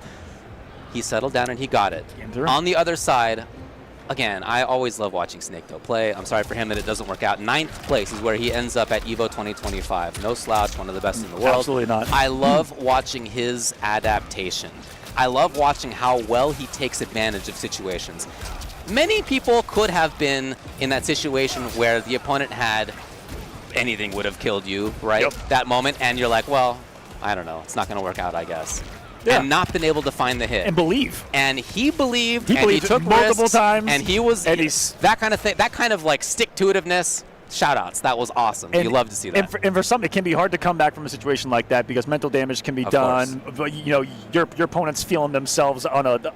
They feel like they're on top of Mount Vesuvius at that point. Of course. Before, no eruption there. I do got to give folks a little bit of an update. Unfortunately, 2 matches for top 8 on the loser side were played off stream. Time constraints do a little bit behind That's here how it goes sometimes, on the schedule, so do apologize, guys, on behalf of EVO on that. But 2 matches did happen, and I'm going to tell you guys the results right now. In losers top 8 off stream, it was a battle between Online Kale and B-Wood. Online Kale takes it 3-0 and will be in losers top 8. The other match, Dialogue versus MK Javier, and Javier made a crazy run through losers just to even get here, by the way. Yeah, that's true. 3-1 over Dialogue. MK Javier is in losers top 8. Congratulations to those two. As Michael Serafan joining them, we're going to find out the finalist of EVO right now. It's either going to be Gur or Scorpion Prox for top 8 on the loser side. And just so you know, the winner of this match will have to face Kale. And it's going to be Javier versus Michael Serafan. Wow. Tomorrow on the loser side. Whew. 10 a.m. Pacific. Twitch.tv/Evo. I got the words mixed up. I apologize. I understand. Twitch.tv/Evo, the main channel for Top 8 tomorrow. Appreciate you guys being here. This is a button check if we've got some, you know, some history from Scorpion Prox. Yeah, definitely a button check. Or has been secretly labbing Geras Motaro for the past year and is ready to break it out. One can only hope and pray. That's right. It takes like a year to get with Geras. Thank you for You're welcome. coming around to my side on this. There's Geniuses only. There's a lot to Geras, you know, and so when you're in the heat of moments, I feel like you can be overwhelmed by just how much you can do. But it will be interesting to see where Prox goes. He's got a bunch of choices for us. That was Nikolas warming up the long combo, by the way. He's got those. Oh, I wasn't even paying attention to who it was. That's cool. You're just sitting back watching, making sure the sound's good. All right, guys. It's all working. I saw a stand switch. That's the button you really want to check right there. You do. I mean, you don't want to not have. You don't want to not play the mind Super. game of like what? Yeah, exactly. There's the handshake. All right, now what's the actual selection? What do we got? Yes, I know that one. Announcer. Oh, yes. T1000 going to be the choice here. And this is it's going to be on paper how well can Gur keep this man away, because if he's got full screen, T1000 is not the most threatening character at full screen in this game. Spike only goes about 3/4 screen. Gunshots wicked slow. All the morph ways in also pretty slow here. Tremor's not going to be you know, much of an option for him full screen besides a bowling ball here and there. So can he stay out of the range of T1000? Already Gur stocked up. Prox making his way in slowly. Yeah, you see those hyper dash cancels in, but blocking just to check the. Okay, already some interesting choices here from both players. This wake up dash by Scorpion Prox, even though he got hit, but good thing to keep in mind. If you guys want a clinic on how to stay out of the normal ranges of T1000, simply watch Gur's movement. Already in this one, just playing so hard to get. Hammer time. Point blank. In sand mode. I don't think we saw Seraphan do that at all. It's definitely, again, you get a lot of choices as Geras. And that's something that Gur's added to the arsenal slowly over time and getting more and more comfortable with kind of just putting it out there. Yeah. Clones in general, especially. Yeah, EX clone too. Yep. All the Garases are trying to learn from Demoralize, man. It's tough. Bro, when you see Demoralize erase health bars all day long, you say, wait a minute, something's up here. And it's Geras. Out of there. Shouts to Demoralize out there. Scorpion Prox still with corner. Oh, big chance on whip punish. No. The horse. Running him out to safety. The noble steed. Doing his deed. Right. Confirm will come. Scorpion Prox. Probably game? Or, sorry, excuse me, round. Yes. And he's got Crystalline Tremor, which you oftentimes want to be in if you're trying to go into Aftershock for ambush calls. Let's get down to the wire, too. There's only 11 seconds on the clock to get started. Clocks are the name of the game, not just the one that Geras gets to summon, but the one in the game as he's trying to get you to the end and wither you away. What a T1000 pose that was. That was perfect. Just walking. People can get frozen in some awkward states from that snap. Yeah. Woo! One of the best jump options in the game. Wow, he was really waiting. That was cool. Stolen turn and creating that plus frame situation. Actually, ending the string right there. Kind of a rarity of pressure from T1000ers. Erases one opportunity for Scorpion Prox to close this out. Boy, Gur has spent a lot of resources on EX clock in this game. That's just a testament to how often Prox has been able to get in, do damage, get the mix-ups right. He's got it again. There's no meter for the snap, and that is game number one. Very, very much in control was Prox with pressure, with combos. Yes, there were rewinds out of those situations, but he was able to find them almost very quickly every single time. He's moved so well against Geras. You saw him just start the match with being hyperly aggressive with those dash cancels. Yeah. Constantly being at a range where Geras had to guess, you know, even if it's outside of the 4-3 range, he's made jumping a threat. He's made other things a threat for him to worry about. That clean jump over with sweep really changed everything in that second round. Oh, it's stolen turn, big time. Geras can punish the low stab with snap, but that's almost never even come up because Prox has had Tremor, or he's had hit in the first place, right? Like, it just hasn't even been an issue. As the Shredder of 4-3 coming into play. This time going to the command grab. Gonna deny this one. Yeah, and all of the clocks have been spent on rewind. Maybe one snap so far, right? When we caught T1000 walking. Other than that, it's been trying to escape. He's walking his ass off right now, too. Right? Stand 4 from max distance, too. Wasn't even ready for it. Armor. Look at the hit recognition by Scorpion procs to say, I don't have to come off my tremor here and now I get to save it for another launch. Whee! This will be a setup. Oh, that was so cool! I haven't even seen that string in play, let alone a setup like that. Got him with the Leonardo pole. Hold on a second. Wait a minute. I really like that setup. That was great. Love those different takes on little situations like that by players. Yes. The hits consistently coming. Denying the mix with the armor. Yeah, Gur was hoping to bait armor himself. Didn't quite come. Here it is. Sand mode again. He really hasn't been able to do too much with it. You do not want to end up where you started the sand mode. Okay, here he is. But I love that behind that, you can take a risk as a Gears player when you come and you say, as long as I'm not in range, that they can swing and punish me in recovery, good for you to do something like a grab. Oh! Gur away. Oh, yeah? What do you got? Yeah! And he just whip punishes! What if you got your buddy just walking forward as footsies for you? I've never in my life seen a Gears go for EX clone as like a de-aggression situation. Someone's walking at you and you do it. Never in my life. What a cool character. Let alone the whip punish with it. Oh! He was a little early on the whip punish. It was very close. Procs challenging directly into command grab. And again, those mix-ups that he's had have really worked out consistently. Ooh, he's still doing the damage from that. There's still a lot of damage on the board. Yeah, you still take the one hit. Snap! He wants cash out. Corner carry. Damage was there. Wake up buttons! Not quite whip punished.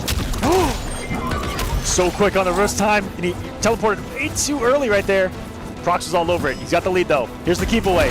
No, he's not in time. Yeah, man, Procs' movement there was so strong. He knew exactly what Gur was going for.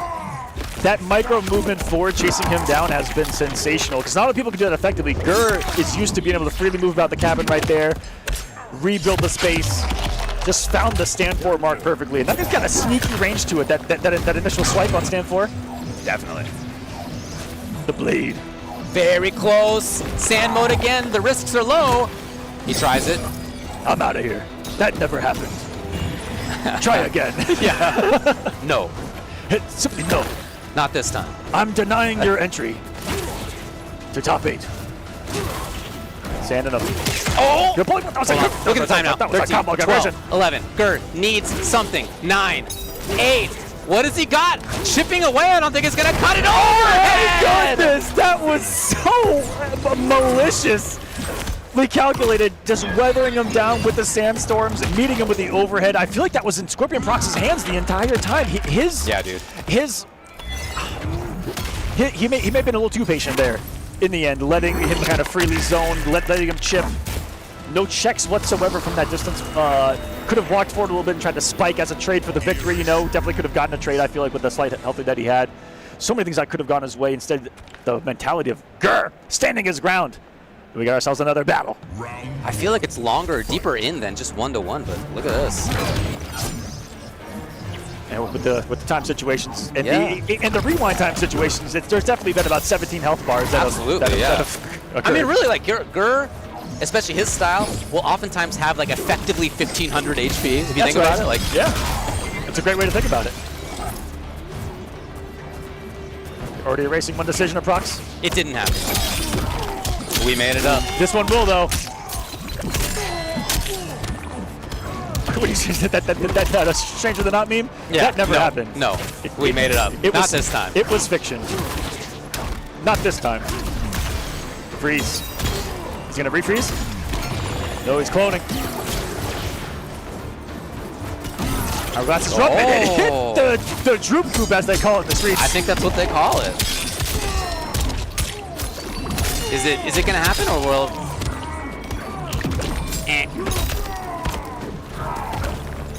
Just time to jump and he's gonna have Tremor back in time. Yeah. Ooh, it was a little too late. That was actually really smart by Prox. I think not two in the situation. Still finding the Mark II, and before Gur got that, look at that one hit from getting the meter for the time rewind. It was right there. Smack.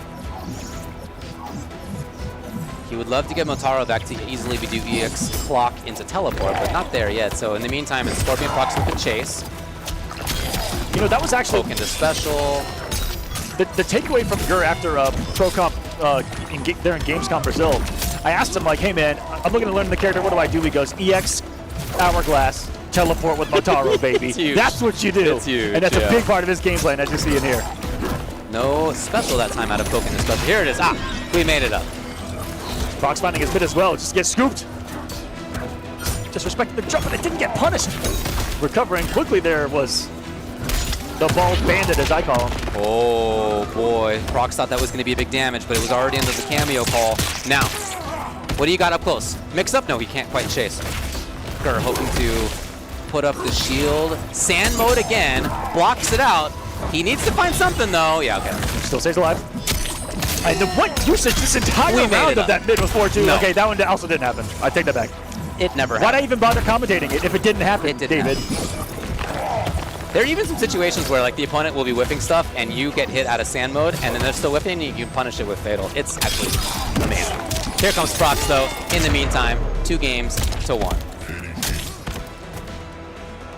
Knows he's in a battle right here, staying composed as ever, staying hydrated as well. Both of these players excel, in my opinion, at staying hydrated in the middle of the match. Okay. Look at that, Gur. Wait for the water. All right, yeah, water check. Yep, right. yeah, I'm actually gonna. Water check. I'm right here with you, Doing buddy. it right now. Yep, we're stay hydrated right now. Everyone watching at home, please stay hydrated. Drink Water that check. water. Your body is made a lot of it. Just saying. Thanks for the science on that. Your body needs it. It wants it, David. It wants to be hydrated. Thank you. Stabs in again. That huge range. 2/3 screen range where you have to really respect that. That was cost out the bar of as the well. EX. That was insane. Right on the start above it. And as right as I imagined, the hitbox was like rising as he turned into goop, so he caught him perfectly. Yeah, they call that goopification. Every time he goes there.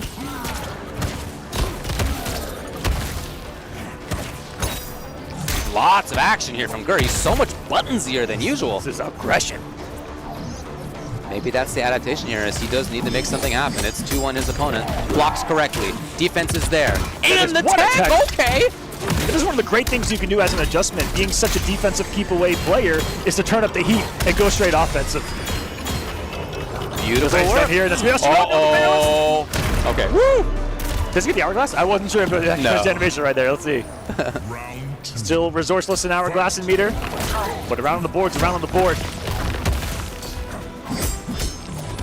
Hey, the early cancel this time. Super effective.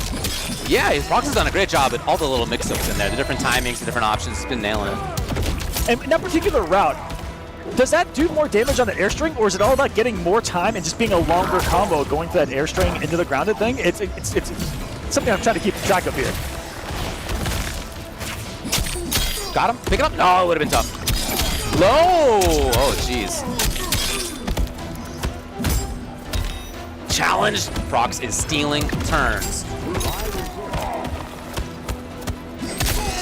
And individual mix-ups are adding up big time. Option select into the follow-up. It's match point. Scorpion Prox.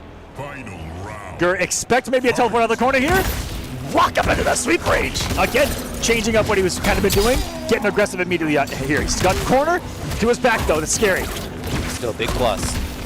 All right, what do you got?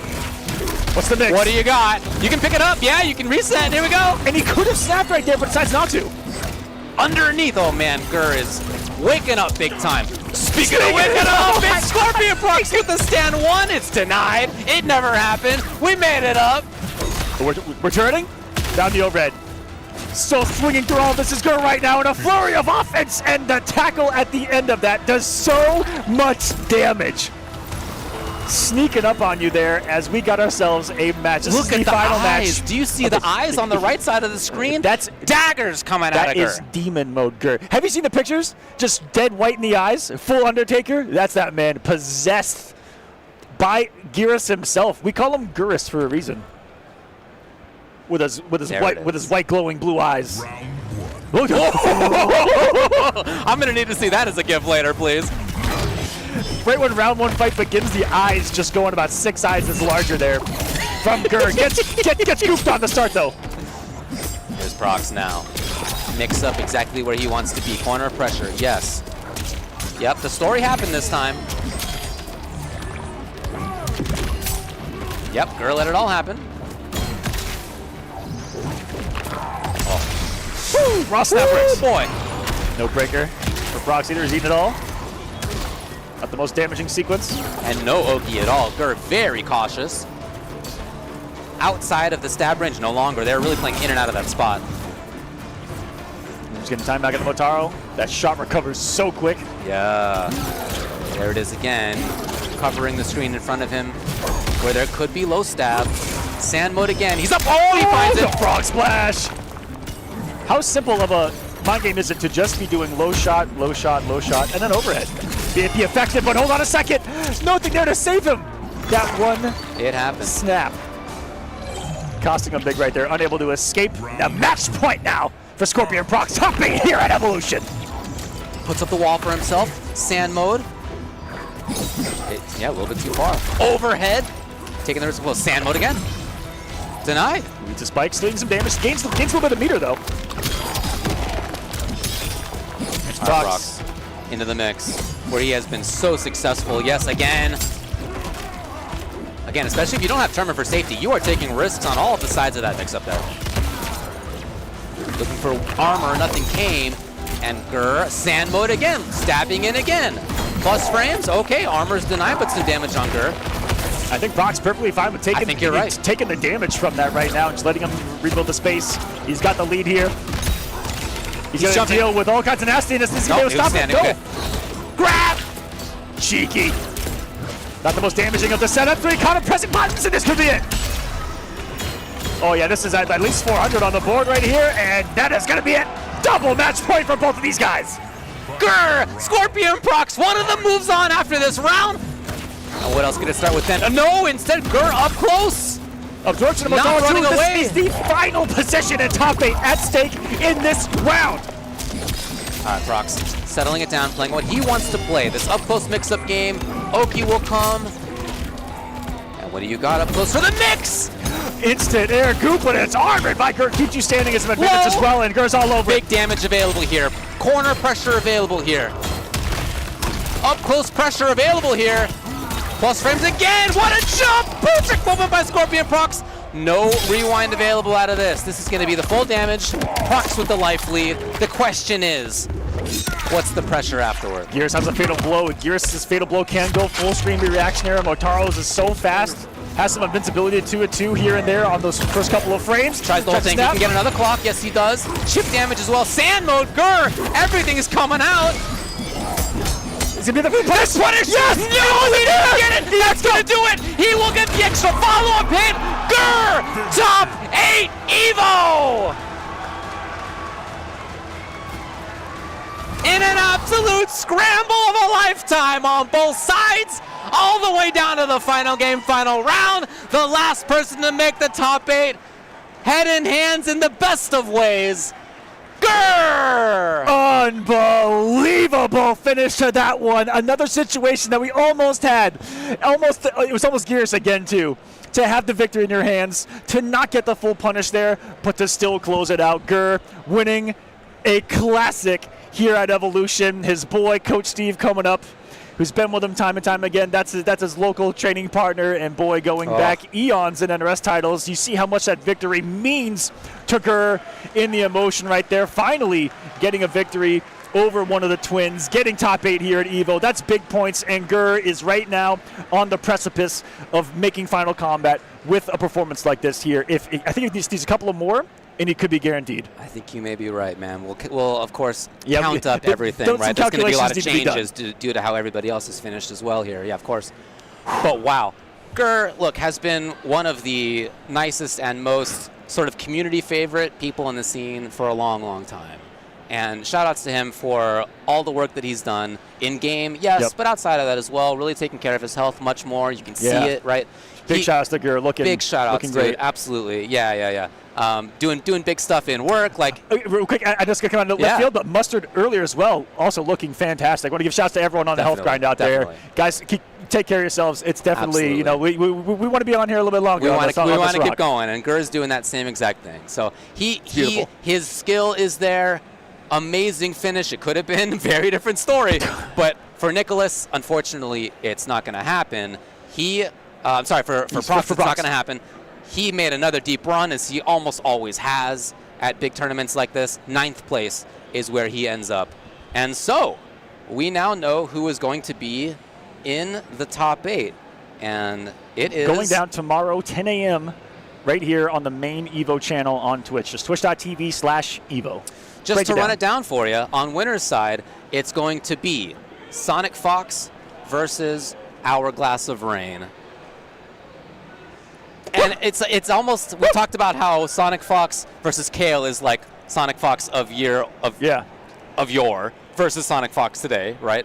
The young up-and-comer, super talented player. This is another exactly like that. The person that talked up Hourglass coming into Evo was Sonic Fox. Exactly, that's true. And if I'm not mistaken, said that if Hourglass doesn't qualify, or I forgot what the stipulation was, but Hourglass needed to do something, and Sonic Fox said that they themselves would sponsor Hourglass to LCQ. And I think it may have been making top 8 here. I could be wrong, but it already could be a motion. Love it. But yeah, there's a lot going on in that match. On the other side, Kanimani versus Nicholas. Again, a situation Nicholas has been one of the best in the world for the last many years at this point. Kanimani, we've all known that he's been one of the best. This is the first time in Evo top 8 for him. Yes.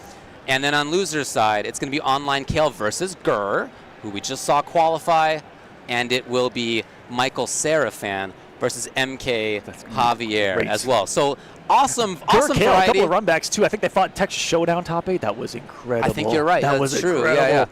So lots of storylines, right? Yep. The age aspect of it, the experience aspect of it. The players who we thought have been among the best in the world have proven that that's true to make top 8 in winner's side. And lots of character variety in this. The character who is most common in this top 8 is Geras, all right? None of you called that, buddy. Who would have thought? None of you called that one. Not me. None of you called that one.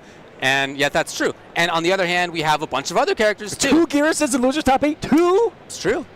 It's true, yeah. So tons of different storylines. It will be a blast. It's going to be, as you said, 10 in the morning tomorrow. Right here. On twitch.tv/Evo. Thank you very much. Yep. Thank you, David. It's been a pleasure doing Top 24, setting top 8 with you guys. I hope you guys enjoyed that as much as we did. I know they're on here commentating, but we're also watching the matches as fans of the game and of these players and having a great time on the back end as well. And these players performed at their absolute best, and I can't wait to see what the 8 remaining do in top 8 tomorrow, guys. Thank you so much for watching. We're switching over to COTW here. It's been great. We'll see you next time here. Enjoy top 8, and good night. That sizzle, that's the soundtrack of Chipotle. Literally melt in your mouth tender. Let's see our chicken glistening, our fajita sizzling. It's magic happening. And this is gonna be in your bowl. This is it.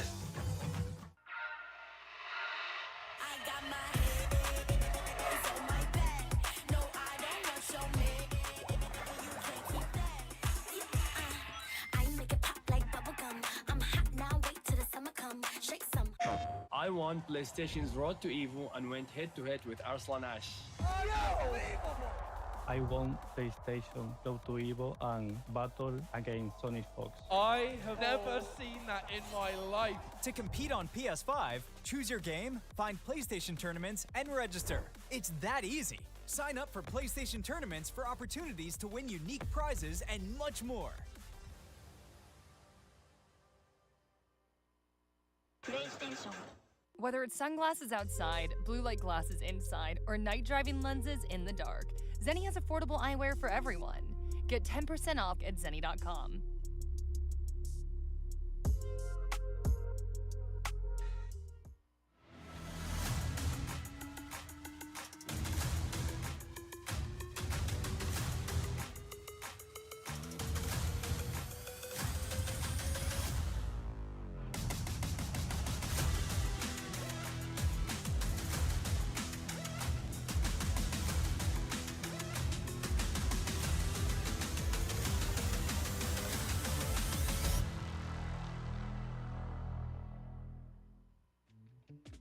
Tenno is back with brand new, officially licensed designs by the FGC for the FGC. Our vendor booth will be open across all 3 event days, and if you won't be at EVO in person, the full range of products will be available online at merch.10-o.gg. That is merch.10-o.gg.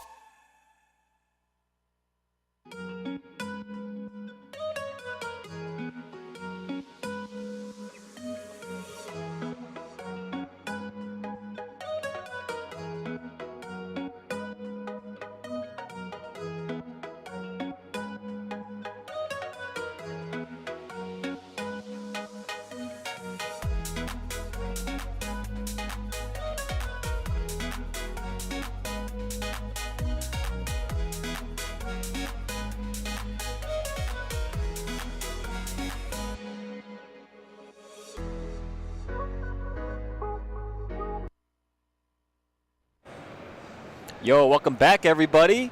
I am Aru, and I am joined here with my friend Meta Abe.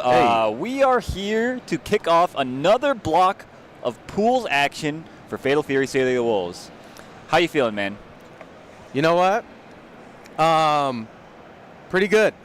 This has been really entertaining. I don't think I've seen this much. I mean, I know you've commentated a bunch of other events. Yeah. This is one of the first ones I've been able to get out to. Sure. And commentate like this. And I just love the fact that I'm just getting introduced to this way of playing the game that I feel like I've been completely absent of for mostly better, I would say. Sure. Because we talked about it earlier when we had our set last time. Yeah. It's just fascinating to see the problem solving that happens from like the various levels of players. And some of the stuff, it's like, you know, people say, oh, this guy plays with all heart, or this guy plays, it's like, this is a crazy player. Yeah.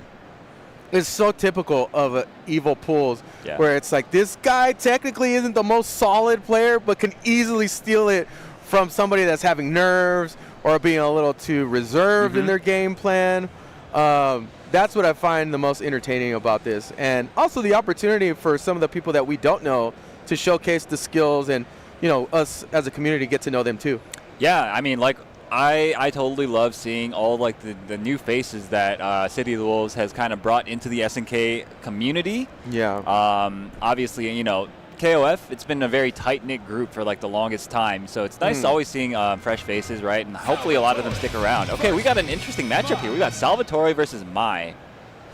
You know, so this actually is one of the matches where I feel like Mai is pretty capable of handling this match. I agree. So the main thing that, to me, the main question is whether Calvin Wick is able to deal with the jump C's that the Salvatore is inevitably going to represent. And one of the reasons why I think it's pretty manageable is the fact that she does have a DP that is pretty decent. But party's already started in exact fashion that we thought it would when it happens to Salvatore. Yeah, I mean, really being able to cross-cut DP like right there would have been able to get him a lot of damage, and more importantly, would have been enough to dissuade the Salvatore player, V Kronos, from going into the air. I like the choice there to go into Rev Blow. Trying to see if you got those meaty setups, man, to challenge that kind of stuff. That's another thing about this game. It's like if you're not taking that in consideration when somebody's in SPG of a potential masher of a SPG player, especially in pools, dude, you're gonna lose to like the most gimmicky thing, right? Exactly, yeah, of course. All right, so Vinny's looking pretty comfortable. I think Calvin Wick, just from what I've seen in this first round, doesn't seem to have the matchup labbed out to the extent that he might need.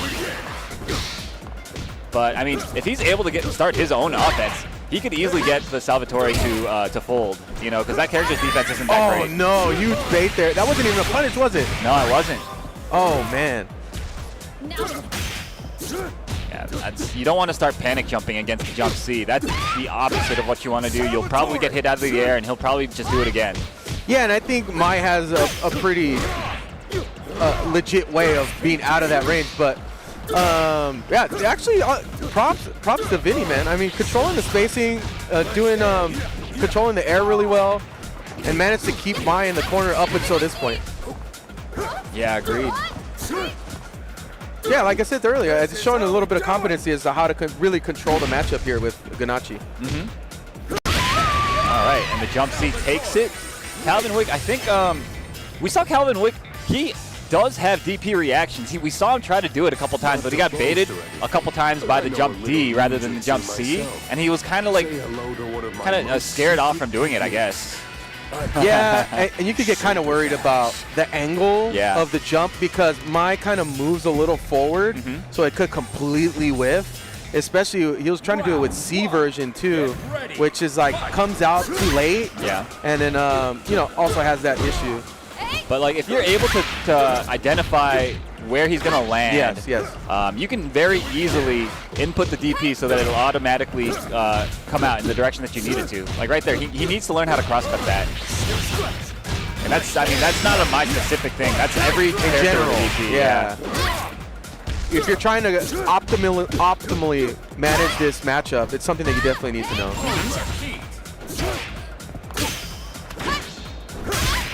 And we see, like, Mai is in overheat. He barely used any rev moves at all. And it's all off the back of just getting pressured by the jump-in. Interesting backing off there. Really just opening themselves up for Vinny to really maintain control of the match. That's a sick trade. Yeah, complete control of the air so far from Vinny. Okay, gets a little punish. Honestly, technically would not have any bearings on the way he's playing this match. Doesn't really need Rev Meter to do most of the offense that he's doing. That's true. Majority of this match. Yeah, he's not even doing anything particularly fancy. It's just literally that layer 1 of jump C. Okay, there you go. That's a nice throw. answer. Nice. I like that. That's also pretty inconsistent, so you have to really watch out going for that too much.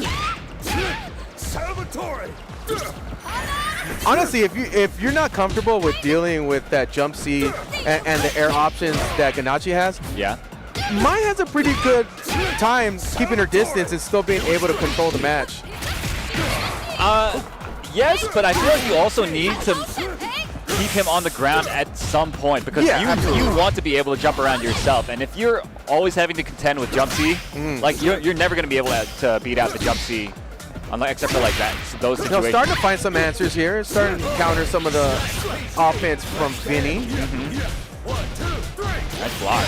Ooh, oh, the challenge at the end gets eaten up by the rev blow. All right. That's a definitely like day one okie doke right there.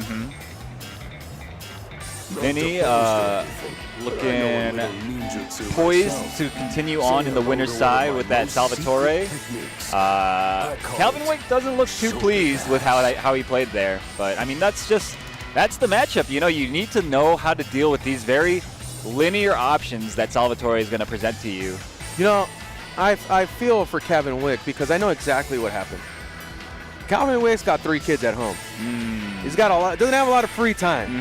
So if you think he's going to waste his valuable time not having fun in Fatal Fury City of the Wolves and learning how to counter that, you are sorely mistaken, sir. You're right. If you think you're going to run into Salvatore's all day on ranked, that's not happening. So you know what? Props to you. You're maximizing your free time, and you're trying to live your life, brother. Welcome to EVO. Thank you for playing at EVO Pools. Couldn't have said it better myself. Yeah, seriously. You know, you got different priorities. You know, not everybody's trying to be a nerd and learn every single stupid interaction in a little video game like this. But fortunately and unfortunately, I have to commentate this game. Yeah. And those things I do have to know, at least vaguely. Sure. So, you know, I got to put in the work. Yeah. But for, hey, these guys just having fun showing up at EVO. It is what it is. You get another match. Hopefully it's not another Salvatore. yeah, definitely. And if it is, like, who cares? Like, you get to go to the casino or whatever, have fun, go watch a show, go eat some incredible food. Yeah, it's great. Hit that loop or whatever that thing is that takes you across the Resorts World. The Vegas Loop. Oh, my goodness. Is this a real match? Are you seeing this, bro? Oh, later on? Oh, no. That's not it. That's not it. Okay. Dude. That would have been hilarious. Is that just copy? Yeah. Oh, yeah. You guys are in for a treat. I mean, we got some nice matches coming up after the matches, or after this match. So, but I don't want to spoil any of it. Up next, we've got Zippy versus Mangry. Hell of a name there. Yeah, Mangry's great. Zippy, of course, a very strong Grand Blue player, also a very strong City of the Wolves player. Yes. Plays Hokutomaru, unless that's changed recently. Mangry I'm not as familiar with. And it looks like he's having trouble figuring out how to do button setting. So that doesn't bode well. Well, hey man, shout outs to my my friends that are suffering from ADD as well, that we just refuse to learn certain aspects of maximizing the game for yourself, and namely how to properly button check. Sure. I'm sorry, my brain does not compute. I'm not going to be able to learn that. That's trivial, Aru. Okay, you're right. That's you're right. Trivial. I'm sorry, that was ableist of me. Making a little dig there. Dude, I have so many deficiencies. It's like doing number notation. How dare you? I hate math. It's like, you want me to put numbers? My brain starts to scramble. but now I can't not say 2D. For some reason, 2, like down, I always say 2. Okay. But everything else I don't. I'll say like forward, back. I'll never say 6P. Sure. Actually, I take that back. Because of Strive, I will say 6P. There you go. Yeah, that makes sense. Uh-oh. Oh, gets right over. No big punish. Gets a whiff right in his face and gets away with it. Mangry is taking it to him. Zippy with the rock getting counter hit. My goodness. No full combo. Yeah, that was probably close to the round there. Mangry let it go. Mangry's using that dive, the drill, quite a bit, and that can be very dangerous if Zippy gets a good read on it. Oh, look like I tried to come in maybe for a command throw in there or a throw. Called out early by Mangry. Living up to the name. The aggression from Mangry has taken that first round. Trying to play a little foot runs into a jump B. Gets thrown. Hard knockdown. Oki pressure incoming, baits it again. Oh my goodness, just getting reset into throw over and over. Oh, too deep on that rev blow, buddy. Baits the DP, no big punish. Mangry still able to have complete control despite that was going for that earlier. Finally connects. I have my suspicions. I don't know what Zippy looks like, but is this really Zippy? Because I feel like Zippy was a Pokemon player. Oh, bro, you read my mind, right? Because you know what I was thinking? What's that? I was like, man, this is the most pool play I've seen Zippy play in my life. Yeah. It's in the decision making. Like, a lot of really risky moves getting played out by Zippy. That DP that they just threw out there seemed like a lot of risk. Going for the command grab in a lot of those air stalls that Mangry was doing. Just a lot of interesting things called out there from Mangry, from simply just movement. Yeah, and I mean, also the way that the offense is being structured, I don't know. I guess that's not important right now, I guess. We just got to call the match that's in front of us. There's a nice DP right there from Zippy. Overhead catches the backdash. Oh. All right, now we're off to the races. They're swinging. They're getting active. Mangry again connects, gets the knockdown. Pressure, whip throw in his face, and gets punished with the jump B. Could have not punished. That would have been bad. Nice, gets a huge jump D, but doesn't complete the combo. Unfortunate. I think we went for the DP there and got hit.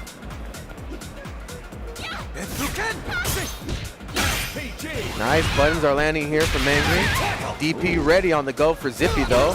Counter hit, back to back. We're swinging, folks. Let's see what's the next object. Counter hit again. No! Instead we decide to get hit by 2D. Okay, hey, this is some footsies, bro. Oh my God, bro. Nice, hard knockdown. What we got goes for the meaty fireball setup. Mangry ain't playing, bro. Oh my God. That could be it right here. Chunky damage. Nice. Zippy taking game 2, evening it up 1-1. Zippy looked happy about that one. Oh, yeah. Very pleased. Round 1. Get ready. Fight SPG. So, you commentated earlier in the morning. Yeah. Would you say now, from what we've been seeing so far, is Rock the most popular character on screen? By today? far. Like, it's not even close. You know what, man? SNK was cooking with this character, dude, because this character is not top tier, and they still play him. Over here.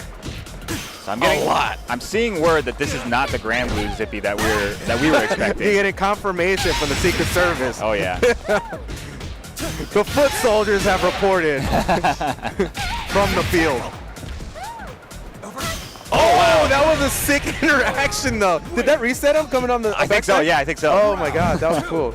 Get ready. Dang, I didn't realize it cranks back that far. All right, Rock. This is a former gymnast.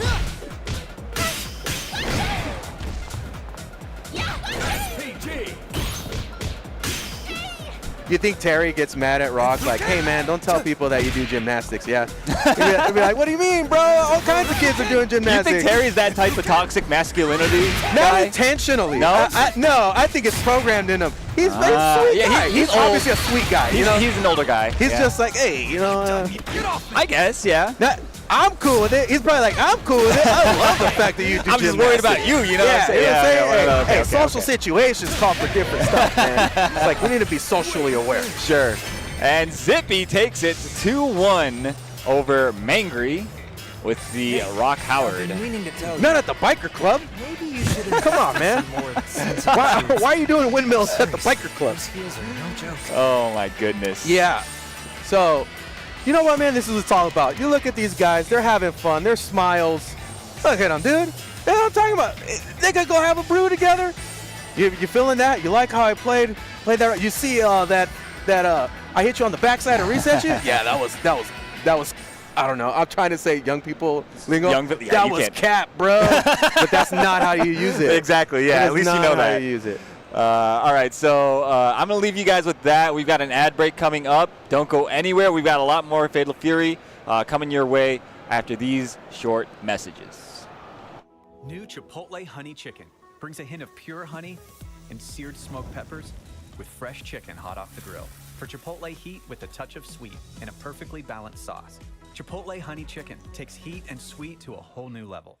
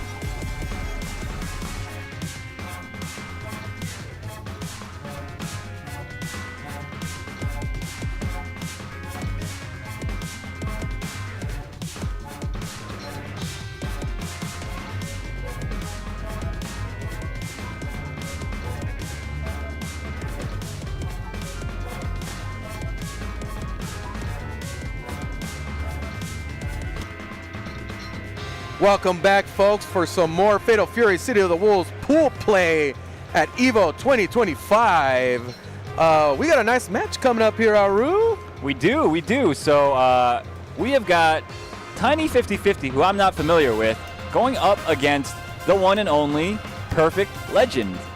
So Perfect Legend, of course, a multi Evo champion, right? Has been grinding the heck out of this game, and it seems is playing Andy Bogard. So that's gonna be exciting for you, right? So this is the reason I'm most excited for. We got an Andy versus Maya matchup. We've actually seen a decent amount of Mayas at this tournament. Yeah. Go figure. I haven't seen one Andy in my blocks at all. Yeah, neither so there's certain similarities between the two characters that I like to compare to. Sure. Specifically on round start and with the options that they have there. And they both choose to back up. This is definitely the way you play Andy. You see if somebody can deal with the Demon Flip Rev Art across up. Because if they can, then it's a free game. I see. Like, seriously. Then you're always going to get that, and you can always get, not on this character, but you can get hard knockdowns and setups off of it, especially having Rev Blow available. So this character, too, if you end with Rev Blow, most of his setups are locked behind that. So now that Maya is able to take that away, there seems to be a good opportunity on offense. Gotcha.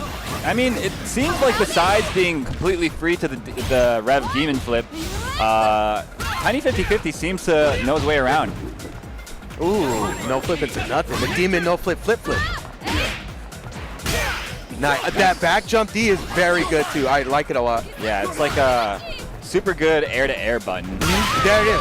And that is a KOF thing. Yeah. So like Andy has a very good neutral to and jump D. Like you could hop D and like control the spacing in front of you. Jump D, and then the angle jump back D is very good. Like just a lot of utility off of that jump back. Nice. He was ready. But drop no conversion. Yeah. Party time. Let's see if he's got the setups. Okay, don't matter. He gets a full clean jump in. Yeah. Tiny 50/50 is like the defense just isn't quite there right now. Playing kind of like lazy defense, I want to call it. Not to be disparaging, but like I mean like not like being as active as you probably need to be in order to keep not up. Not proactive enough in the game so far to discourage a lot of these things that Perfect Legend's going for here. Right. And like I said, I think that was a really good signifier of the fact that they're not dealing with the cross-up rev art as well as being caught by the command grab. Right. Okay, let's see what we got here from PL. Doesn't go for any red blow. Yeah, that's a double. Yeah, okay. yeah. I guess he likes the safe jump. How fast is her BDP? I want to say it's 5-6 frames. Because if it's 5, that means she's not safe jumpable, and whatever's happening is just because he's getting hit. But if it's 6, she's 100% safe jumpable. No, isn't 5 safe jumpable? No, not with the setup. Oh, not with Andy. Okay, gotcha. Oh, baby, that's the party starter, man. This destabilizes. Oh, that's an option, but that was already committed to. In my brain, that would be like, I can still go for this. But works out, but in overheat. Yeah. Tiny 50/50 almost has has 2 bars now, but out of the SPG, has to make the bar back in the honest way. Still got a chance here because that's not going to kill that. That's a nice little bit of life there. Oh, that's not going to hit. Yeah. Oh, dude, if he didn't punish that right, he got hit by the follow. Yeah, sometimes that happens. Week 1 was fantastic for Maya in that aspect. All right, man. That's some cool Andy play. I like that. You know, really, the strengths of Andy, especially like in pool, is to destabilize a strategy with his demon flip. Happens often. What is this? I don't know. Is that another book he wrote? He wrote a book. I don't know if that's it. But like how he's able to destabilize the matchup with demon flip. If you're not familiar with the match, it could completely bust open apart your defense. Now, because now you're gonna freak out. Like, I just got command grab. Yeah. I don't know if I have an answer for it. Yeah. And they operate differently. Yeah. Regular demon flip command grab and rev art command grab. You can't duck regular command grab. Okay. Rev art you can. You can just stay low and whatever. But like rev art demon flip, he also has options that hit you if you're ducking, right? So, but that requires investment because. Like, let's just say you've been going for cross-up a lot, okay? then people are going to be ready with the high dodge. Yeah. So then at that point, that's when you start kind of cascading on the options of like, well, I'm going to bait that high dodge with either canceling into the low version or just not doing anything at all. Okay. So or like the kick follow up, the kick swipe down, because it comes out pretty fast, and a lot of times it will beat the high dodge. So there's options there. Yeah. Okay. Oh, and Mike Ross up here? here? Man, we got the next matchup. It's Mike Ross, of course, on player one side, going up against Lefty. Bro, is he playing Billy? Let's see. Yeah, it looks like Billy. Oh, okay. I was like, there's no way Mike wouldn't play, because it seems like Mike would pick a character like that. He was playing Marco early on in the release of the game. All right, so Mike Ross on the Billy Kane, sorry. So KOF, bro. Dude. So, I don't know why that's KOF, but it is. This is really cool, though, seeing Mike up here playing an SNK game, being able to commentate one of his matches. He's one of the guys, obviously, I was watching a lot of his stuff when I was still, like, coming up. You watch this Tatsunoko vs. Capcom stuff? No, I'm just kidding. Yeah, man, so it's pretty cool. Yeah, I haven't seen him play, like, I haven't watched his stream or seen him play since the first month of Fatal Fury City of the Wolves. Yeah. So I don't know how much he's progressed or at what level he's at with the game or consistency. Obviously, he's a great player. Yeah. And just like we were talking about earlier, like Punk, right? Like, they'll show their ability to manipulate a game with their knowledge of just fighting games in general. So I'm sure that's there, but I want to see at what level of competence he's specifically uniquely to his characters, he's how far he's taken it. Round one. Get ready. Fight. I guess Lefty's just a tag, and Sky is like the name. All right. Some basic stuff. I mean, I like the movement so far from Mike Ross. Down B connecting per usual. There it is again. Drops the combo there. Oh, no. See, that's the thing, right? Like, stuff like that, if you don't have it down pat, like, okay, you invested all that, but you got nothing from it and you screwed up. Now what? You're going to wait for the sequence to happen again? And now you may be worried about screwing it up again? Exactly, yeah. This is the challenge in that aspect of playing against Billy, when you're competent in understanding your options on defense, but still, you can still lose. Yeah, you have to stuff like execute that. right? So. It's still on you to execute. Yeah. Ooh, big jump in from Mike. Doesn't get the continuation, but I mean, he's still looking super comfortable. He's just completely in control of the pace. Yeah, that dash up was so good. Like, that's another thing you have to notice, the difference between a lot of Billy players, is some will play very passive and just, you know, do the flowchart stuff with Billy, but some will take it upon themselves, like, you have an opening. You're you're not proactive enough on defense. I'm just gonna steal my turn up close and then recycle my offense on you again. Right, and Billy's incredibly good at doing that. I mean, even if you manage to block some of his stuff, he just like resets the pressure with the rev pull extension, and he's plus again. Dude, he connected that off a wild punish in the air and comboed that whole thing. That's crazy. Yeah, man. I mean, the character is very blessed.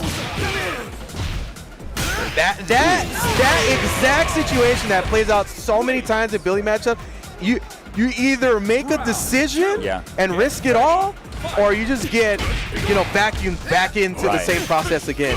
It's so important, that little sequence in a match. It's like make or break. Yeah, exactly. And you need to be able to JD very well. Oh my goodness, he's just getting opened up by every mid.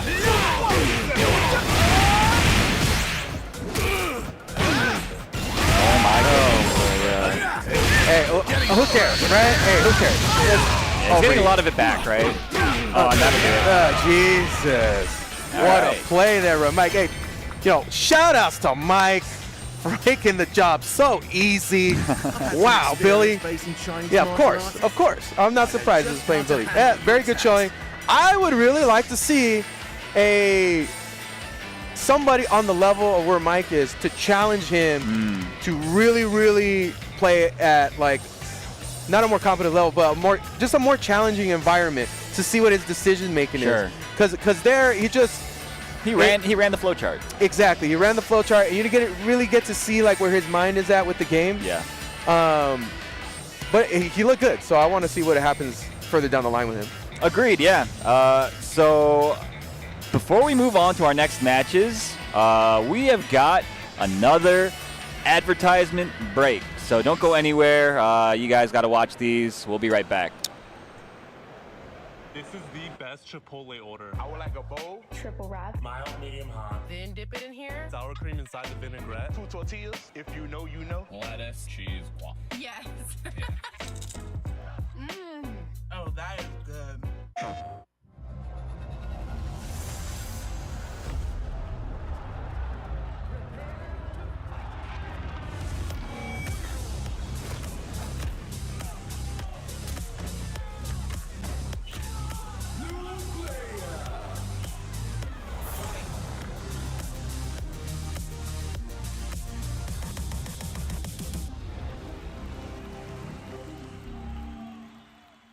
PlayStation.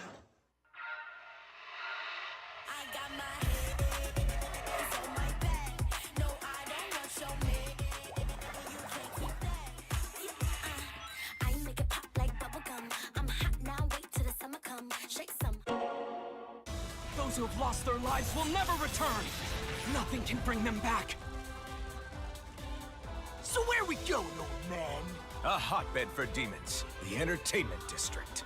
We've killed off anyone who's ever crossed us. Anyone who's ever slighted us. We're going to slash through your gullets, just like we did to all who came before you.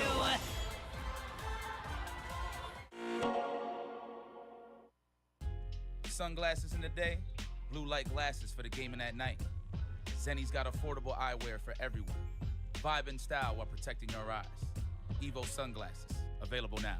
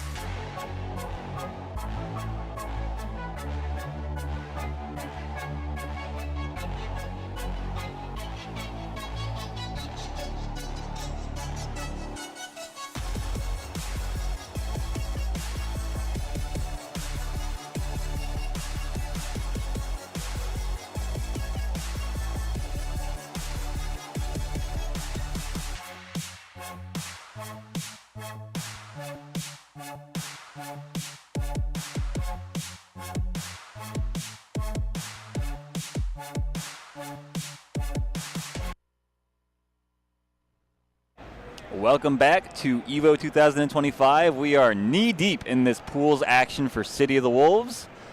We've got our next match queued up for you guys. We've got the players on the stage. We've got Scunshin on player one side, a NorCal player, from my understanding. One of the few guys that plays up there, also is my understanding, versus Poppy Jan from Vietnam, apparently. All right, man. You love to see that.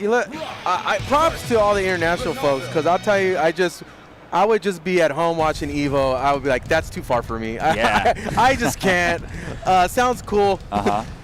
So love the motivation there to bring all these wonderful people out from the community and other places of the world to come play this game. For sure, for sure. I mean, EVO's, of course, it's a huge spectacle, brings people from all over the world, so even if you're not like a world-class level player, it's still, you know, it's a nice experience if you're able to afford it. Nice and to get put on stage? Exactly. But Poppy Jan putting on the aggression right away. Wow, just going straight for the DP. No punish on the whip throw there, gets the knockdown. Rolls out, and they're both going ham on SBG. My goodness. Poppy Jan gets the conversion, though. Yo, the aggression from Poppy Jan is looking really insurmountable for Scunshin right now. Is that a perfect? It was. Extremely proactive, as though there was blood already in the water. Chasing down Scunshin.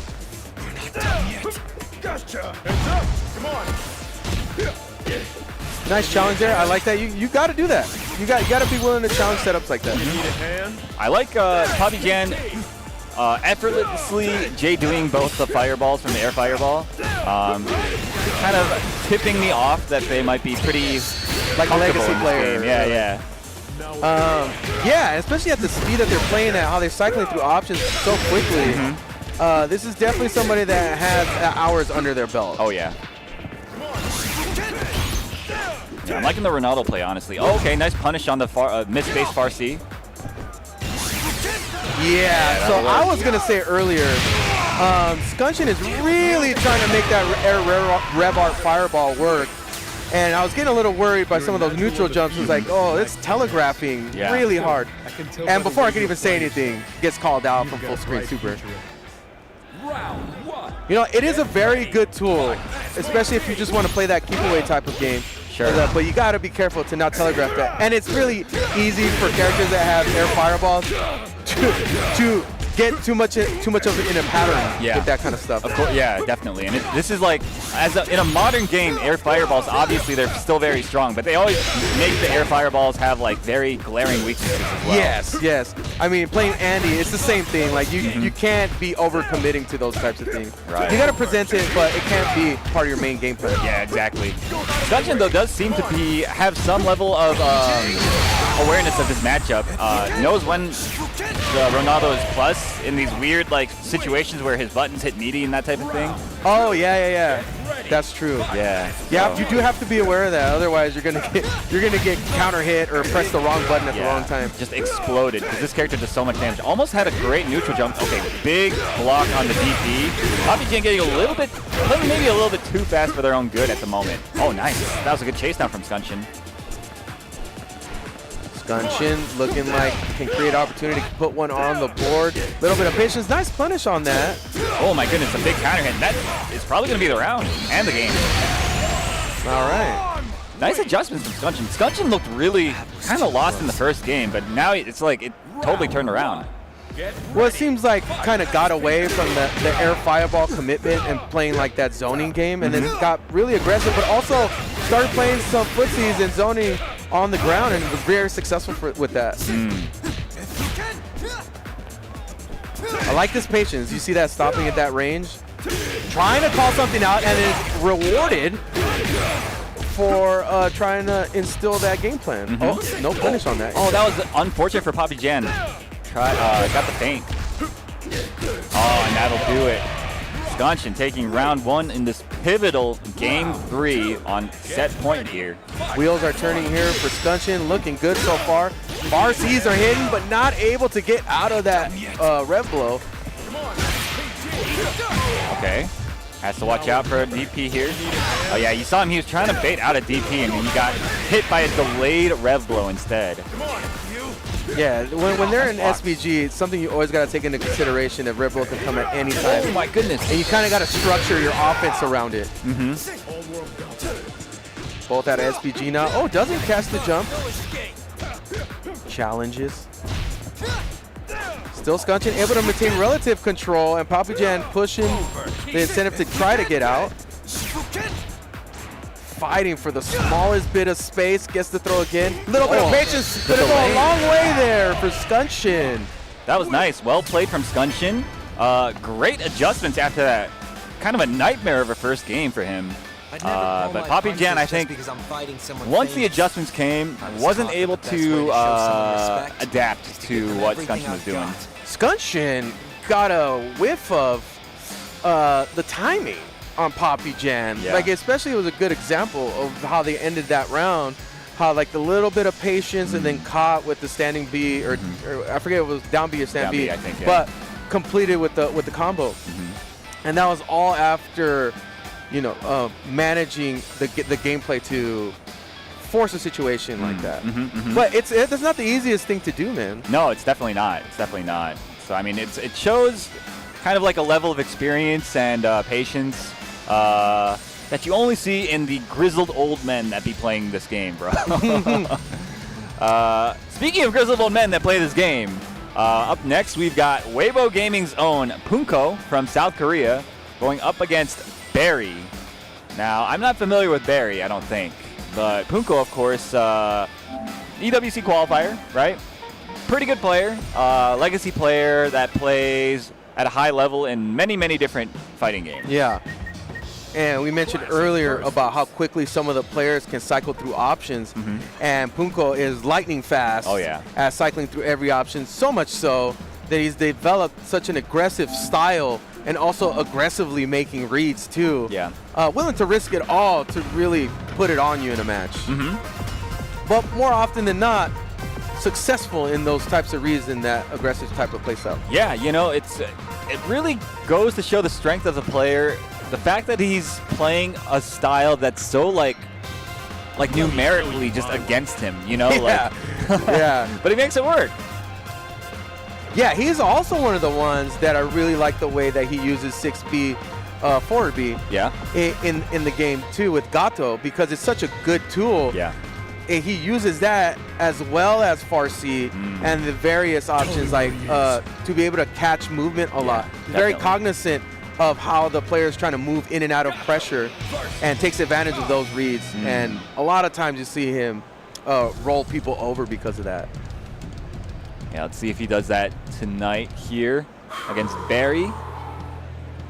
Got the Gato. He described Gato as being like his character, like that's the character that defines him in at UWC. So I mean, he's pretty damn cool. I mean, in general, as a character, but playstyle, I can see that too. No, I mean just the fact that he played him in KOF 11, and that was like his signature character, and now it's his signature character here as well, and in 15 as well. Oh, yo, those were some sick JDs. Did you see that? Was bro. This is an EWC qualifier. Yeah, you're right. You're right. Like this man can play. Oh yeah. Don't get it twisted. Just because Reno ran over him at Combo Breaker, don't be this man in a high-level play. Oh, yeah. Wow. So that is a common thing that happens with Punko. How that game played out, that round played out. I like that opening. You remember we were talking earlier in the last block about how certain characters just lend themselves to perfects a lot, and I mentioned Seth from Street Fighter 4. Yes. We're looking at one of the Street Fighter 4 Seths right here, man. Yeah. Definitely, I can see that too, because so many things counter hit too, and just lead back into more damage, back into more pressure. Like this range right there, where they were just at, is so prime for Gato. You gotta have to know how to challenge that. That's dangerous. Playing footsies there, Barry missing the anti-air, gonna get guard broken potentially here. Oh no! You know what? That was so damn smart from Punko being like, I don't know, he might do something here. Let me try to tack on even more offense by crossing us. All right, Punko taking game one, but there was some signs of life from Barry there. I think the problem is he didn't assert himself as much as he probably should have. I think he might have been playing a little bit scared because of the way that Punko plays, and maybe also the reputation that Punko has, right? Not today. I actually think playing this type of neutral is super dangerous for Kain to play against Gato. Yeah, I mean, Not today. I guess you kind of want to stay away, right? But you also, I feel like you can keep up as Kain in like the up close scraps because I mean, close C is just broken. Flash kick is broken. Oh my goodness. I think the issue is that Gato's buttons in that range are much faster and can net more from like a counter hit or something like that. But yeah, you're right. There are definitely options that Kain can employ at that range. Oh, nice catch on the whip. All right, nice completion of the combo here. Yeah, you need these. Spend the super here. Okay. Oh, okay. That was enjoyable enough. All things must come to an Dude, this does so much damage. That was off of one bad throw tech, by the way. All that damage. Yo, that was sick. Yeah, that's the option you use to try to beat those shenanigans. Oh, go for the low this time. Barry wasn't ready. But there was a guard cancel. That was a very key moment there for Barry. Yeah, that was really well played from him. Well executed. Managed the resources, went into overheat. Didn't matter, knew that he would get the kill there. Yeah, man. Oh, hard knockdown, set up, nothing. Wait, not quite yet. Oh, gets jumped in on. It's so sick on those sequences about where he puts himself, where it's like still in the optimal range for Gato after that. So it would have been a risk for Barry. And making no choice, again, when we talk about these top tiers, when you make no choice, it could be the choice that kills you. You have to be proactive. And you just, honestly, it's borderline 50-50. You do need to press a button at some point. Yeah. You do. You have to press a button at some point. Yeah, playing passive, it's just like a one-way ticket to losing, especially in the modern fighting games. They really incentivize people to just do stuff, you know, whether it be on offense or defense. Yeah. You know, you do have other options rather than just placement button. You could try to jump out. You could try, you know, maybe sneak in a high dodge there. But some of this offense is just so tight that you don't want to run the risk of getting wild punished on something like that. Counter hit or whatever it might be. But unfortunately, it's just a bet you got to wage. Yeah. You have to wage your bets. Yeah, I mean, there's no way you can win just waiting for the other guy to make a mistake when you're playing against players that are at the world level, right? So you really just have to assert yourself and just trust in your own decision-making and execution. But that's enough of that. Enough waxing poetic about all this nonsense. We've got some advertisements to play for you guys, so don't go anywhere. We'll be right back after these short messages.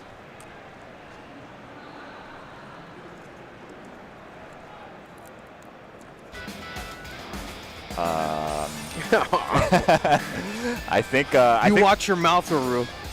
Okay, so I guess we're still. Don't mind me while I take this Ricola, because let me tell you something, brother. We've been talking for a long time today, man. Wow. Yo, I've still got another block after this, brother. Like, they have been working me like a dog. Don't ever get into commentary, you guys. It's it's not worth. No, I'm just kidding. I'm not trying to look like I'm gatekeeping or anything, because people will cancel me for that. Trying to look like you're gatekeeping. I don't even know what that word means, so it has zero effect on me. What's that? Never heard of it. Oh, gatekeeping. Is it what it sounds like? Like you're trying to let in the good people? Yeah, exactly. Oh, but who am I to make that decision, right? What status do I hold? Yeah, you know, very thankful to be here. Very thankful for the sponsors for this wonderful event that gets put on. Yeah. And the opportunity to talk about a game that I really enjoy playing with people I really enjoy working with too, you know, and that goes also for production as well, which has been great all day today, and I suspect it to not change because they're great people too. Agreed.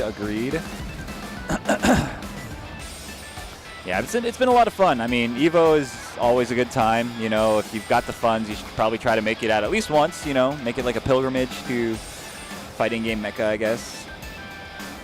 And I'll say this, if you can't make it out to Evo, start going to more locals, guys. Yeah. I would highly recommend getting out of online and going somewhere to meet up with some people to play, because it's just, you're not getting the full experience of what makes this game, not this game, but the community so valuable in general of fighting games. Yeah, I mean, if you don't have that experience, you probably hear us talking about this stuff, hear everybody else talking about this stuff, and like kind of ignore it, kind of like roll your eyes, whatever. Like, what are these old men talking about, type of thing. But it is definitely a thing. It's palpable. You feel it in the air when you arrive. It surrounds your every interaction with people here. It's something special, you know? I'll tell you what. It's like in the movie The Matrix. It might be too old for you guys. But in The Matrix and a lot of the trailers leading up to when that movie came out, you would always say stuff like, I can't tell you what The Matrix is. I can only show you. Which is like, this is that type of thing where it's like, I can tell you about it, but you really don't know what I'm talking about until you go. You saying the FGC is The Matrix, bro? It has similar qualities. I choose The Matrix, and yeah. I eat I would choose The Matrix every time, bro. Hell yeah, I know dude. better. Hell yeah. You guys are crazy? Yeah. Yo, use me as a battery. I don't give a... Have you seen what happens in real life? Yeah, bro. No thanks, I'm dude. not trying to fight no why do machines. you think I play video games, bro? I'm trying to escape. Word. The hell? Can't eat a steak anymore? No. I gotta eat gruel now? Nah, I'm good. These tryhards, that are outside of the Matrix, why, dude? Dude, there's this one in the Animatrix. This dude is like a track athlete. He's like the sickest track athlete ever. Why would you want to break out of the Matrix? You can't do none of that. True. True. I mean, you get out of the little cell and like your muscles are all atrophied and like what the hell? Dude, Neo, once he was flying and all that, must have told all the other guys, you know what, I get it. Pretty sick. Get to fly in here, go wherever I want, do cool stuff, dodge bullets, come back to life. Nothing beats the Matrix. Yeah. Yeah, here we are. You guys got to get out. All right, get out of the Matrix. Okay, at least experience it, and then maybe you too can start jumping building to building. Oh, I would not recommend that. Let's take that back. Let's scrub that one. Delete the archives. Yes. All right, so I think we got our next match. I think they might be just button checking at the moment. Let's see. Yeah, it's a button check. Yo, Goof Troop? Hell yeah. Goof Troop versus Lucho Gons from Mexico. Stay back. Oh, Jesus. Yeah, that button's crazy. Do you play with English voice acting or I do. Japanese? Okay. I do, off of pure laziness. Okay. And also, I don't really care too much. Like, I think there's like only 2 games that I'm like, no way, I'm not playing in English. That was any of the Blaze Blue games. Okay. KOF 12. Yes, of course. KOF 12 was wild. Yo, how about like Maximum? Well, one of the Maximum Impacts had English too, right? I don't remember. It was like, yo, Iori was saying some funny, like they just like translated it completely literally, everything that he was saying. So you'd be like, what's wrong when he throws the fireball? You know what's my favorite? And I don't even know if they have Japanese audio or if it's just by default, just whatever language they speak. But like any Sega game, their voiceovers, I love the like how they would deliver their performances back in the day. Like, like you're talking about like Shenmue and stuff like that, or what? Shenmue, Virtua Fighter, Crazy Taxi, just the way that they talk. Yeah. Like Daytona USA, like that's true. The intonation was very like the voice direction that they had back then. Yeah, it was like very, I guess emotive. It's just like how you hear voiceovers for animes now. Now there is a way to like, oh, you're a girl, you're gonna sound like a girl. Everybody kind of more or less going for the same. Yes, but that stuff's all like sort of cookie cutter, you know what I mean? Whereas back in the day when the Sega guys were doing all that stuff, I feel like they were kind of like innovating, like breaking new ground, that type of thing. Also, they were making the rules as they went along. They used to really think about how you would digest this stuff in an arcade environment. Yeah. So it needs to cut through the din, right? Exactly, and I'm sure that the voiceovers would play part of it. Like, I'll give you another example. Yeah. Capcom vs. SNK2 or the Marvel games. Yeah. You walk into an arcade, let's get crazy. It's like, you know what I mean? There's a certain way of delivery that I really miss about the 90s and early 2000s for arcade games. Yeah, I think not having to kind of like compete for like the auditory space has really, I feel like it's really hurt sound design in fighting games, personally. Though not any of these fighting games that we have here at EVO. Well, of course. You know, it's made for home. All these games are made for the home console now, so it's just taking that into consideration. They would blow out our speakers if they did what they did in the other games. That's true, yeah. I do miss it, though. Yeah, that's why you should come out here. They got an arcade area. Yeah, man. Dude, the arcade is huge this year. It's sick. Like phenomenal. I need to check it out, but like I've been working all damn day, so haven't been able to do nothing. And that's probably the coolest thing about here, where it's like if you're a casual player of fighting games, you've probably played some of these other games that aren't even necessarily fighting games. They got everything there. It's not just fighting games. Yeah, they got rhythm games. They got shoot 'em ups. They got anything you could possibly think of that you might find in an arcade. All right, here we got the match going. Goof Troop versus Lucho Gong. Okay, another Mexican Salvatore player. We had Haseo in the other block, right? Uh-oh. The ultimate challenge here with Ganachi, do you know how to get around that jump C? That's layer 1, right? Like Ganachi players, that's level 1. If they don't have to go further than that, they won't. Yeah, they absolutely shouldn't, because, I mean, if you don't know how to deal with it, then you are just going to get eaten alive. There's really no getting around it. Slide's another one. Rev Art slide. You got to constantly be on the lookout for that. Yeah. Because, like, instinctively, you want to create space when you realize you're getting, like, crossed up over and over again by this jump C, right? Yeah. So you want to hold backwards, you want to walk backwards, and then he just slides at you. Oh, sick, bro. Sonic Brain for the win. Ooh, and this is not going to be enough to kill, I don't believe, but it's going to leave Goof Troop pretty low. This is such a confidence builder for a type of player like Lucho Gong, where you just pretty much figured out very early that the other player is just not capable of handling this offense. That was a sick gimmick right there. Yeah, definitely. The run into break. I'm nice. That was like, I'm nice. Yeah, I made the read on the player. I'm playing. This is when you play the player and you're like, all right. These types of people that play like Ganachi like this, they just cannot wait to do this kind of stuff to their opponents. That's what they live for, right? Like, oh, I know you're scared right now. Let me just do this thing and prey on your hesitation. The hard knockdown here. Goes for the distance of the party. Oh, gets the rev blow, gets the hard knockdown. What do we got here for Goof Troop? Some offense, down B connect. Ooh, the crack shoot, no conversion. Oh no, brother. Uh-oh. I wonder what that was. Maybe a button, who knows. But Lucho Gong is going to do some damage. Not quite dead yet. Oh my goodness. Dude, that's sick. That was sick. That was so good, man. All right, looking like a very comfortable lead here for Lucho Gong. Ooh, opens up with the A burn knuckle. All right, gets the knockdown here. Went for the overhead, but no quick rise. Oh, what a gimmick. Hard knockdown. Really having his way with his offense right now. Yeah, I mean, the world is his oyster. He just gets to do whatever the hell he wants. You gotta get those Goof Troop. Don't let them go. Party, not a bad option. Nice challenge. Oh, nice. Here we go. Oh, no, man. Okay. I mean, this is fine. I don't know. He's going to be pretty close to dead after this. See, Terry would have saved his dad if he were Superman. He wouldn't have just let him die, bro. He would have gone in that tornado. If you guys have seen Man of Steel. Oh, yeah. I don't know. Might be too old. Yeah, at this point, maybe. People will probably have no idea what you're talking about anymore. What is this reference? Get that old guy out of here. He said The Matrix? That came out in '97. What's wrong with that guy? Oh, my goodness. The down C. You got to know where you come from, kids. That's what it's about. Okay, Fatal Fury. This is a legacy game. 25 years since the last one, man. Yes. And there's no coincidence that people have enjoyed this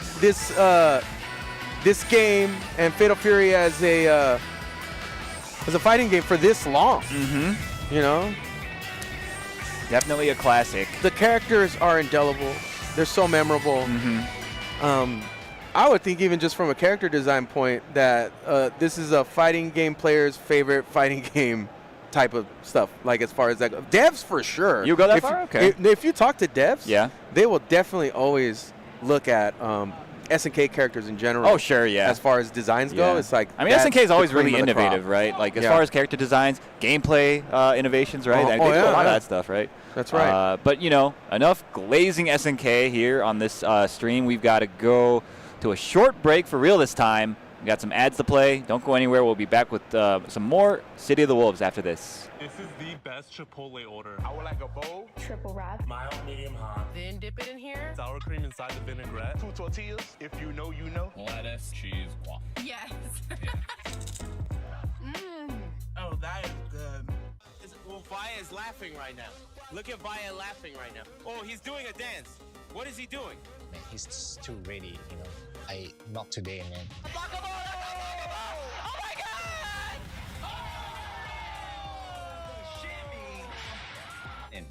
参加して、でその時また賞金額が上がって、気持ちは調子良かったですね。So it's much more than just playing. It's being a part of this community.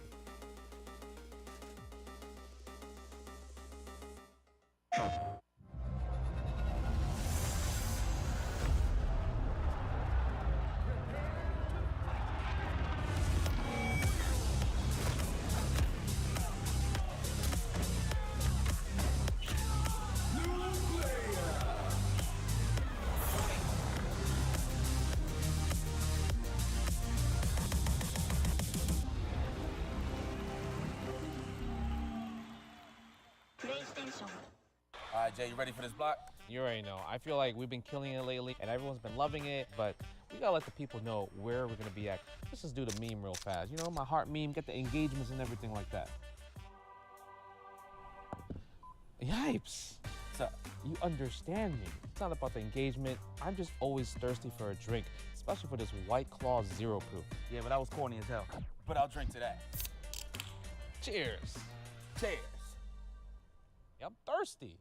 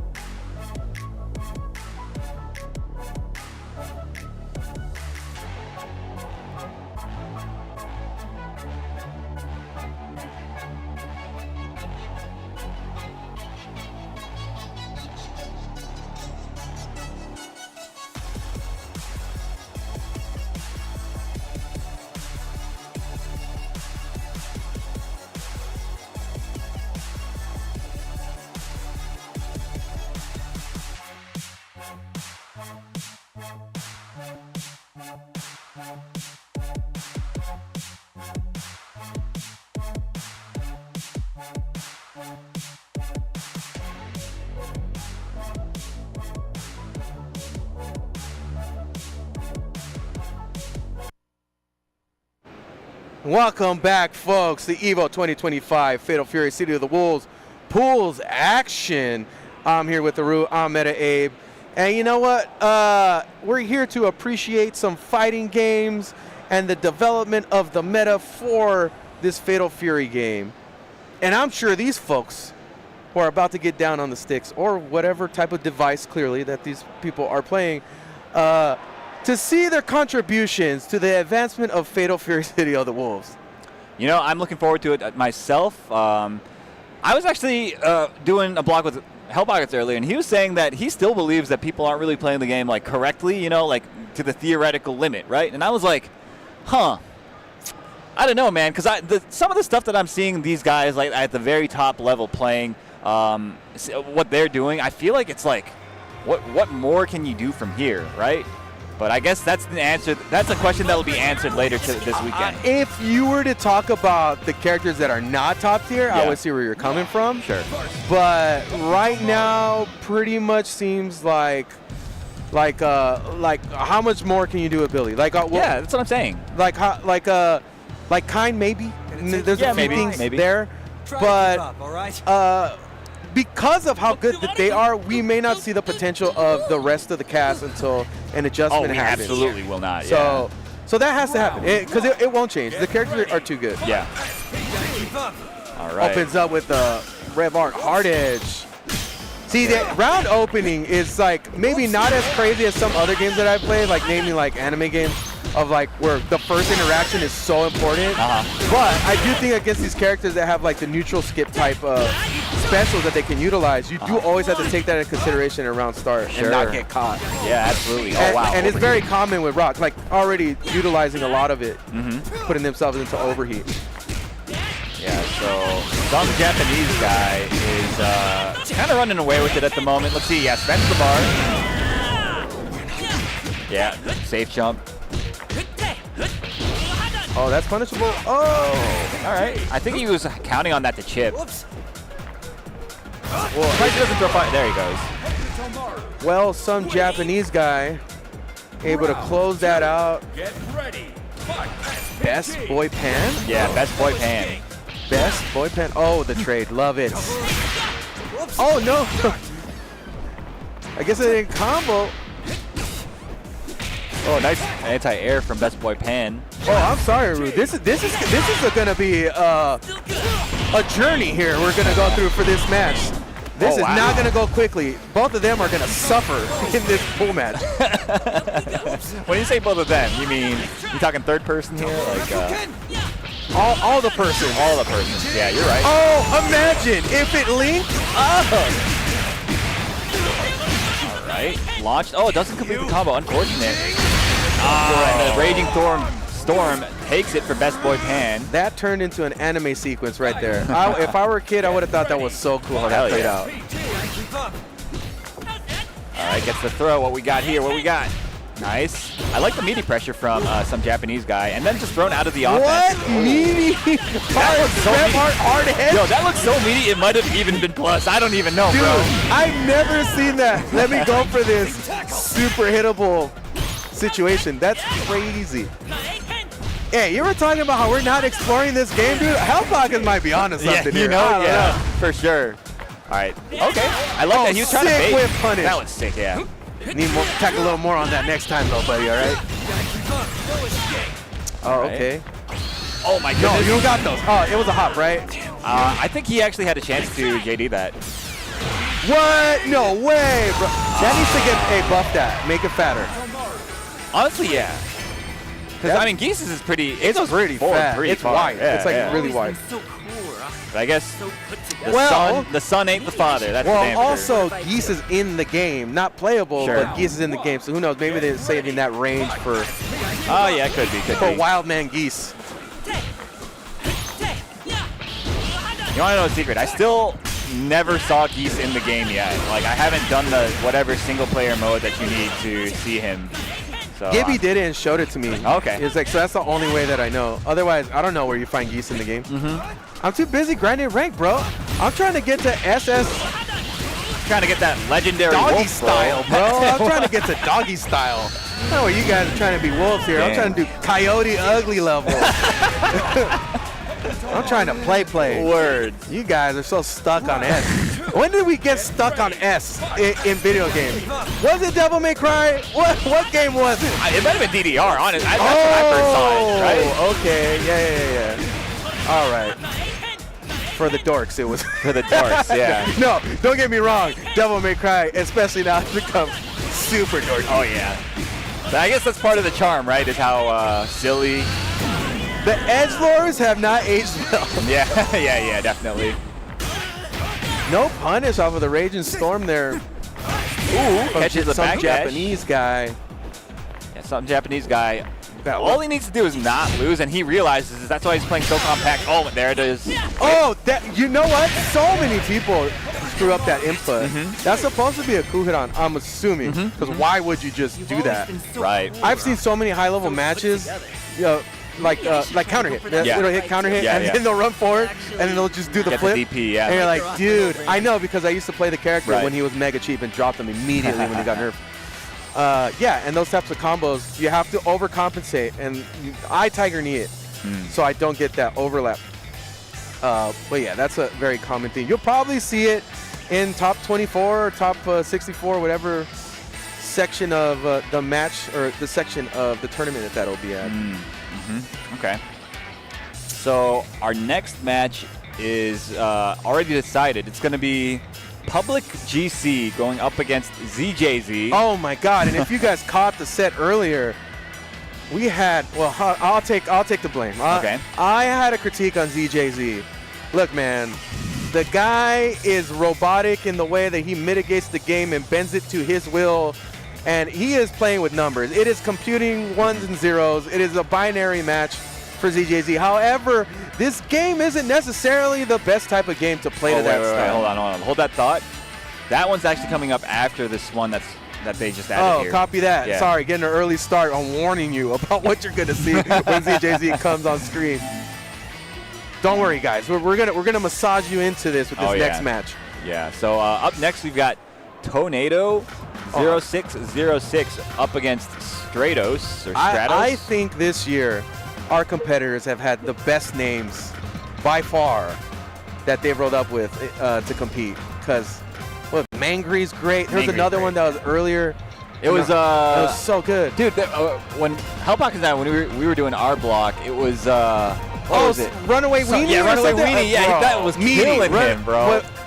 Oh my goodness, bro. Yes, so good. So many good names. Yeah, very powerful name.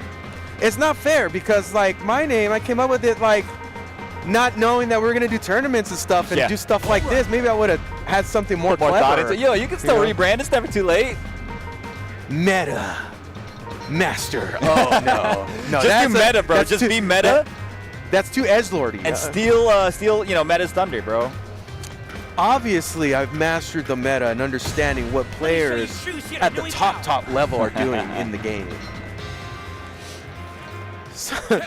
Some people call me the Magic Johnson of my time. I don't even know what that could possibly be. I mean, I pass off. I assist in my commentary, none other than the way Magic Johnson would make passes. That's where you're going with it. Very nice, very nice. Yeah. All right, looks like we got a button check, y'all. Love button checks. A name I would probably come up with if I just started be like called Persuasive.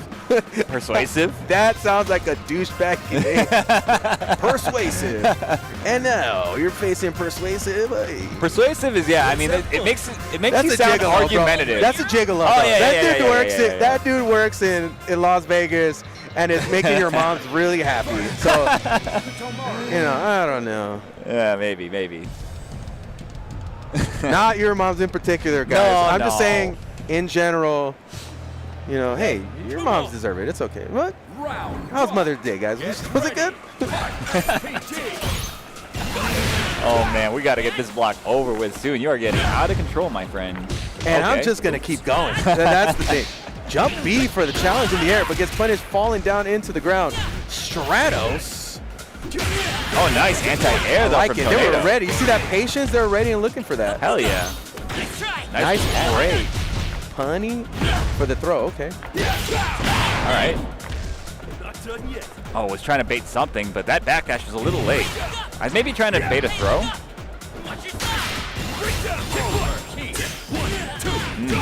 Okay, gets the knockdown, but in overheat. Dude, I was just about to say, are we going to see a Mexican power geyser? I needed to call him out. Goodness. The wildness has ensued. Yo, both these players are looking a little smiley on the player cam that I know you guys can't see, but I'm seeing it. And these guys, I need them to both to lock in. So you like those fast matches that were happening earlier? Well, let me tell you something, bro. We're going to add a little bit of buffer room here and entertain the crowd for you. Oh, yeah. Nice jump over the fireball. Yeah. I mean, dude, Stratos is making this comeback like inch by inch, really. Oh, yo, that was it. That was game for Stratos. Ah, and the sweep does it. Yo, Tornado keeping it calm and collected, but yo, Stratos was like, he was really taking it to him. He's had a successful base just both times actually, and not been able to come up with the punish on it. So the decision making is there, the influencing in matchups are there, but has just not been able to execute the finishing blow. Oh my God, there it is again. Leaving a lot on the table here. Stratos still manages to be on top in this round. Nice break so far. Okay, gets the Rev Arc to teleport. Jump in, the Farsi connects. We're getting full combo, burning the meter. Still an SBG. Got to take that in consideration. Catches the backdash from the far B. Ooh. Pressing buttons. Ooh, that was smart. Switch it up there. When are you gonna use the super though? Not there. Oh, it's coming, buddy. When you least expect it. I don't got those skills. I can't call it out, but it's coming soon. You want to play with me with the power geyser? Oh! Gets the wild punish. No super though. I really want to see Stratos use some of those resources. They're literally just collecting dust. Plus frames gets the backdash. No punish. Both leaving a lot on the table here. They're both grinding it out. I love seeing these grindy matchups like this, right? But not when I've been commentating all day, though. Only when it's at the absolute highest level. Runs up for the throw. Pressure. Another throw break. Very successful in the throw break. I would like to see Tomato try to bait more of those out. I think there would be great success. But Stratos is in control. Oh, no. Huge drop there. Or huge DP whip. Nice. And that should be it. Oh, not quite. Yeah, I don't know what it is, but level 2s really scale hard in this game. They had like 50 damage maybe. All right, so Tornado taking, Stratos taking game 1. Hard-fought victory for him. That was really, a lot of those rounds went down to like the final 10-ish seconds, 10, 15 seconds. Dude, I'm so blind. I thought that said tomato. All right, Tornado. Yo, add dyslexia to your list of deficiencies. Oh, man. I got problems, brother. How did you live through life like this? Oh, no. Oh, wow. Okay. Unfortunate break there for Tornado. Oh, no. Big bait. And for the record, it was ADD. But I guess I might have dyslexia. I'm just saying, maybe. Gotta get tested, brother. It's the numbers. It's throwing me off. Oh no, the big counter hit into a pickup. I like that instead of trying to go for the Kuharan, because I saw that, I was like, he's going to mess it up. He's going to mess it up. Yeah, agreed. I like that decision there. Stratos just getting the win there. No funny business. Yeah, very nice, very nice. Yeah, Stratos really asserting himself right now. Tornado seems to be on the back foot. Oh. Definitely. Great offense so far. Ooh, nice. Gets a knockdown here. A soft knockdown, though, what we got with it. I like the pressure. What a bait there. Finally gets one from Tornado. Yeah, Stratos has been really good at breaking throws and finally gets called out by Tornado. Tornado. Oh, gets the throw that time. Pressure's on, a little bit of patience, goes for a throw again, gets broken. Coming down to the wire. The risk is upon Stratos. No punish, though. Still an opportunity for both of them and the next hit to really close out this match, at least this round. Oh, that's going to work it. Yep. Finds the hit. Threaded the needle. Having fun, baby. Oh, yeah. They're having fun. Get ready. Fight SPG. Oh, nice dash under. Yeah, that was great. Trying to catch something with that red blow finish. High dodge, connects for damage. Corner control, solid so far for Tornado. Nice, finds the throw here, gets something started. So far, Tornado hasn't been too good at anti-airing that, right? Oh! Nice. Pre-patch that would have actually went right under. Ah, nice. Good pressure from Tornado. Wow, what a turnaround there. Tornado is looking in great control there. And it was looking so dire at first, right? I think a few things that adjustments were made, like really trying to bait out the whiff throw in those situations, and just seems a little bit more confident. Oh, he still gets the punish even though they also whiffed that throw. Literally the most optimal in that situation.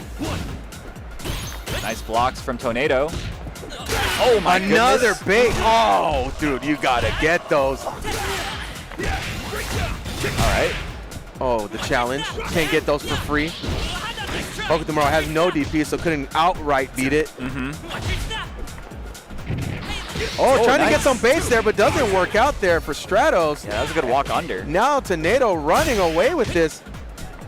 In perfect range. Oh, catches the top bar, and the cooldown break was not happening that time. Gets the regular version. Okay. Another big chance. Oh my gosh, goes right over the. Oh my god, he could have killed there. The throw. Here it comes. Yeah, you got to expect the all-out Revar offense is coming for the extra plus frames, and you're going to be forced to be patient there. But Tornado chose to press. Nice. Dude. I like nice choice there to go for throw, potentially taking in consideration that he was an SBG. Yeah. Oh, bad teleport, but needs to take full advantage of those potential punishes there when he calls that out, leaving so much on the table. But Tornado still has a chance. Stratos still gonna possibly get put into SBG. So we got to be very careful here for Tornado. The movement's looking a lot crisper for Tornado, right? Looking a little bit more deliberate, but Stratos is still just running away with it at the moment. Hokutomaro just like, his character's kind of good, man. Yeah, it's about like 5 straight buttons. Oh my. Okay. It's about like 5-6 straight buttons that Stratos has been able to land on Tornado. Nice, has a big chance here. Oh, but doesn't get it. And that should do it. Stratos taking the set. Moving on in the winner's side here over Tornado. Tornado 0606. And that actually takes us to our next match, which is going to be the Chipotle Extra match. Yes, how exciting. Chipotle. I've been waiting for this entire set. They got them way out there in the middle of nowhere. Look at that. What is going on? No man's land, my brother. Somebody toss him a burrito because Chipotle is pitching in for this tournament. Hell Let's go. Yeah, DJC. Chipotle Extra matches are back this year, so you get to see more games like this one. Additional matches will be streamed Friday and Saturday, offering a chance to catch matches that might otherwise go unseen. And you hate to see that, man. You hate to see these shadow matches getting put onto the bracket. It's like, what's up? I love ZJZ. I have no hate towards his gameplay. Let's watch all of him. You know, you can't dare to do that to the public. You know what I'm saying? Of course, of course. Speaking of doing things to the public, ZJZ is kind of doing unspeakable things, man. The public is looking kind of, okay, hold on. Oh, gets hit with the air juggle. Yeah, you know, ZJZ has been known to hate zoos and parks and libraries. So this is a matchup in his favor where he chooses to assert his dominance to the utmost. Man, my man hates public spaces? Okay. It just is what it is, bro. He's a very private person. Okay, I mean, not surprised. The gameplay speaks for itself. Okay, let's see the punish. It doesn't get a punish. Interesting. Whoa, goes for the super. All right, gets take 2 here. ZJZ, so happy to oblige. Yeah, now public is not just giving up a morsel. He's giving up that extra chunky meat. You know, Chipotle wasn't playing when they put this match on. No, sir. Serve it up. The public is giving it to CJZ. He'll take it, bro. You think they're ever going to add ostrich meat to Chipotle? Ostrich meat? I don't know what country you're from. We don't eat that here, buddy. Yeah, but they could. They could, but who knows what that tastes like? There's crocodiles too in this zoo, so they could. Grab oh, you know what, dude?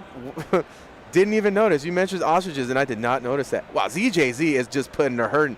This is the most active I've ever seen ZJZ. I mean, so here's the thing. These guys, I was seeing out of the corner here on the camera shot that they've been waiting here for a while. So ZJZ, he's like, I got you, brother. I'm not trying to be. He's like, I'm not trying to play my normal patient gameplay. I'm just trying to get out of here. I asked for the extra spice on my burrito bowl.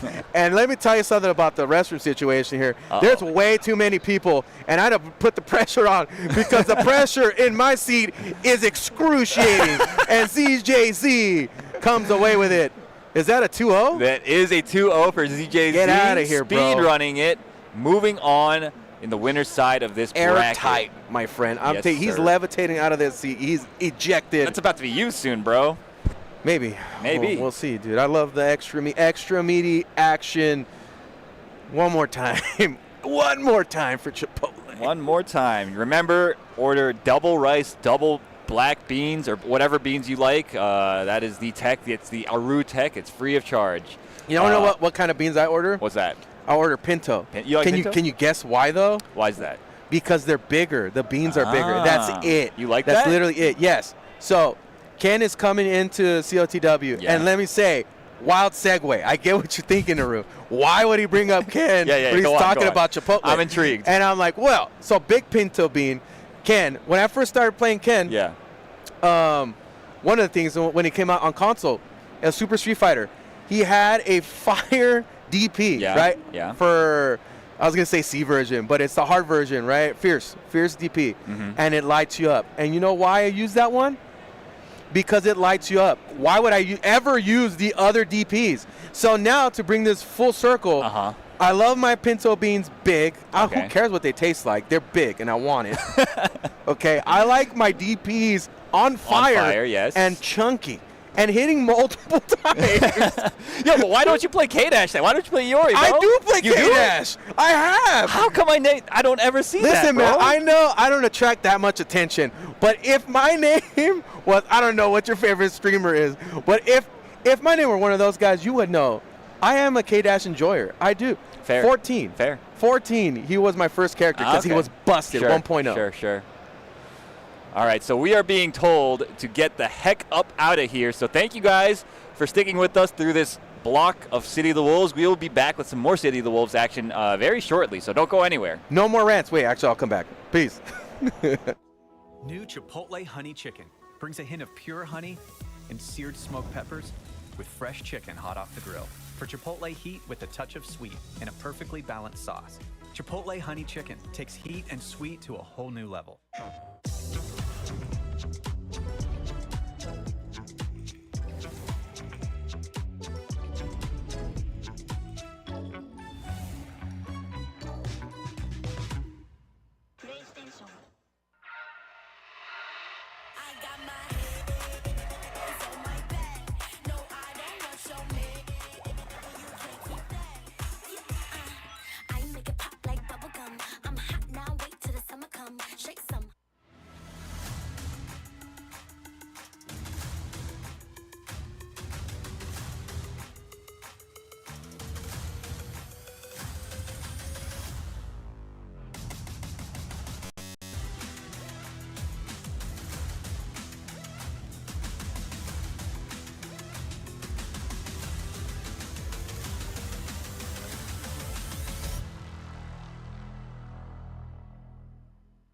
knew pretty early on that the game was fun to play.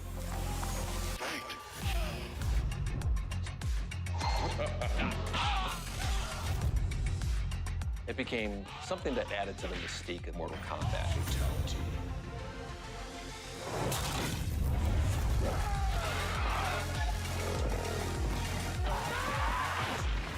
Flawless victory.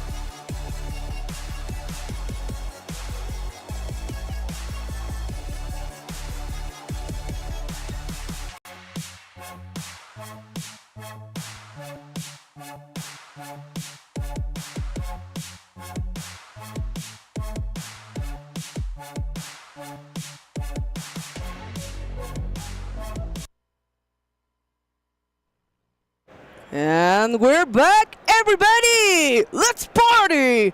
Today we are gonna have more exciting fights in Fatal Fury, City of the Wolves. And I'm so happy. This is a huge opportunity. First time commentating here at EVO, and of course, I'm joined with Meta Ave. Yeah, man, I'm very happy to have you here with us and to be a part of your first block here at EVO. I'm kind of nervous, but I'm really excited too. You know, here's the thing. pools like the matches that have been going on. You actually played earlier, so you got to experience it directly from the competitor side. Oh my God, yeah. Pools will ease you into the environment so easily. You know why? Because it is so entertaining to see how these people are approaching the game from all levels. And seeing the different people from other communities come in that honestly, as spoiled as I am to be here not too far from Las Vegas and be able to travel to Evo, people invest the time to come out here and have fun, you know? Exactly, totally. Cosplaying, playing, just spectating, everything is like so cool. Everyone here is enjoying Evo, I'm sure. So let's gonna see now. I think we're gonna have the Billy versus the Andy. I like it. I'm a big fan of Andy. I played Me too. Yeah. Me too. What a wonderful character. And this version of Andy is my favorite in over like 10 years. So I am very interested to see how this plays out in the Billy matchup, though, because as an Andy main, I could see how it'd be difficult managing this matchup, which is true for a lot of characters, right? I know, but I think like Andy has a lot of opportunities because of the set play, right? Yes. Sorry, already continuing with the hard knockdown. The situation where down B hits for Billy is so good in this matchup, but Andy getting the knockdown here, he's going to get good pressure. Oh, definitely. Oh, nice. Great. Oh, the down C connects there. Let's go for the wall punish. One more grab. Oh, yes. Here we go. Talking about the set play here. The flip. The flip. It's so hard to guess, but There's a hard knockdown. There could be a safe jump situation there if they knew how to do it.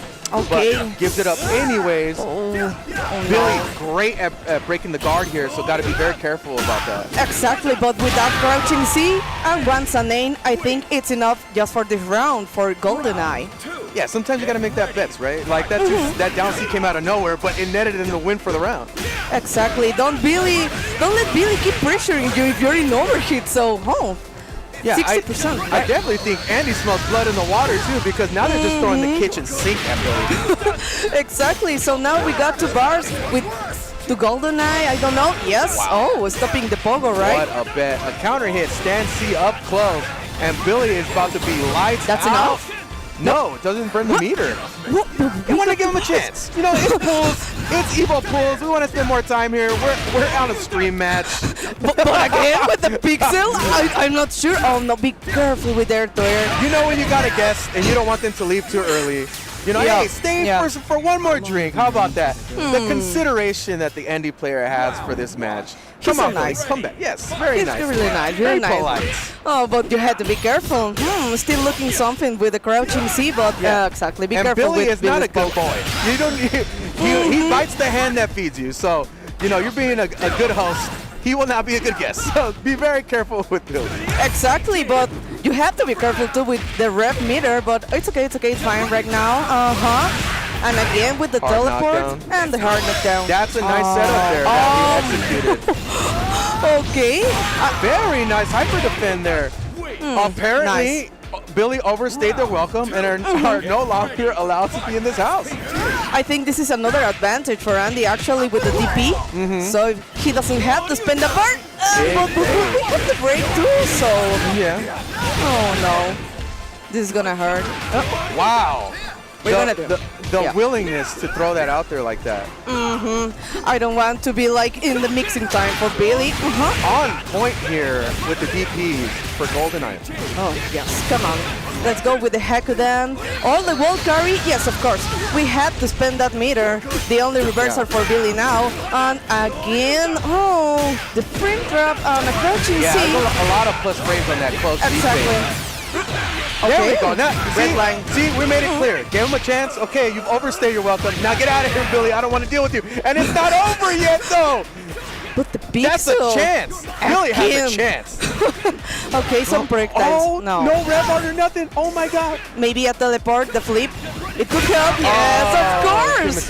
You know, when in doubt as an Andy player, you always have that on deck, right? And especially if you've seen it work already earlier in the match. Exactly. Why not? It's going to save your life in pools.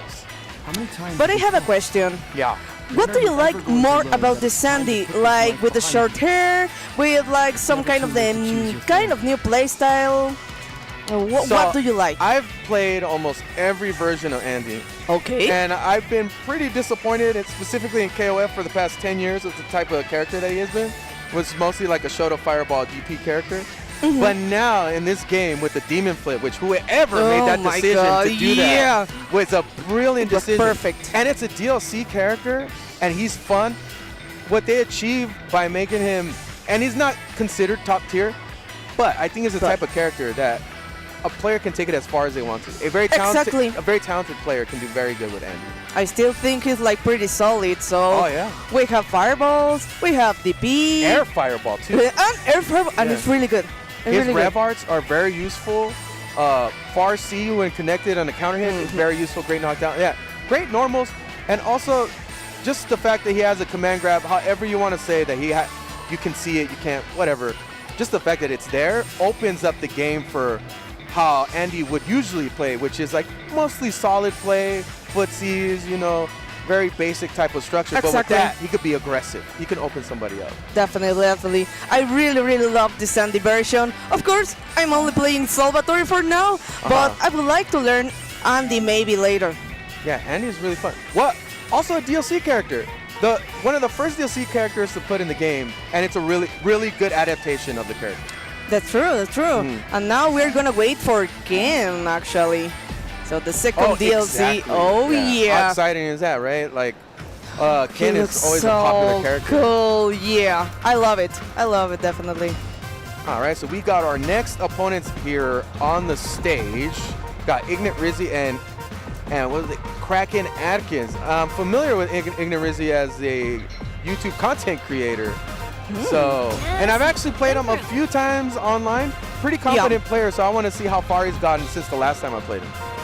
Like, I watch him every time, I think, in almost every online tournament. Oh, yeah. Yeah, in the Mexican online tournaments, actually. Oh, okay. Yeah. So he's very active. He used to play, I think, Rock, and then he changed to Marco. Okay. I remember that. Committed to he's first player, so he's playing Preacher? Really? Yeah, he's on first player. Ignat Rizzi. Yeah, okay, Preacher. Preacher is a character that I think is very good too. I think Preacher is very good, especially when it comes to just fighting up close. I think her frame data and her hitboxes are so good that you have to be very careful how you challenge against her. Exactly. Of course, I think, we're ready for the match now. Oh my god. Okay, great answer. Just with a red blow, waiting for the fireball and looking for that catch with them. That's good. Try to go for the meaty pressure here. Gets caught anyways, and now Ignat Rizzi putting on some damage on Kraken Atkins. Oh, careful with that crouching B. And I think like Preacher is so like fast to approach. So that could be kind of difficult, I don't know, for Hokutomaru, but we still have like the double jump, right? Yeah, the air movement is always going to be the problem in most matches. Exactly like that. Yeah, especially a character that's known for the people that play her, they love to press buttons. And Hokutomaru can take advantage of that by using feints, air movement, and stuff like that. So Ignat Rizzi has to be very careful about how comfortable he is just throwing out buttons like that. Totally. So I think we have a really good first round for Kraken. So let's go. I know both of these players are pretty formidable opponents in fighting games. I know Kraken Atkins has played other games, not exactly which ones, but I know that this is not like their first game. So this match is playing out in a way that would show that. Exactly. So now we have 2 bars. I don't know, like, maybe you can spend just one. No, I think he's keeping his resources for the next round. Yes, of course. All right, Ignat Rizzi putting down a round for himself. One each. Opens up with the slide. What a risk, and able to connect. I know, right? Oh, okay. Maybe looking something with the 4C. Now Hokutomaru. So be careful. I don't see him like using a lot of fireball, Yeah, I think maybe trying to scout something out from that distance. Maybe a teleport or something like that. Oh my god. That's then. Wow. Oh, wow. Okay. Right into the overhead. Man, they press buttons. Preachers love to press buttons. Yes, and there goes out. The cross up. Oh, nice. Trade. Okay, what a trade. that was enough to stop Preacher right now, but Rizzi started to find their comfort level in this matchup, finding the buttons, but so does Kraken Atkins. It doesn't convert off of it. Oh, that's really unfortunate. Oh, okay. Let's go. One more. Close to overheat.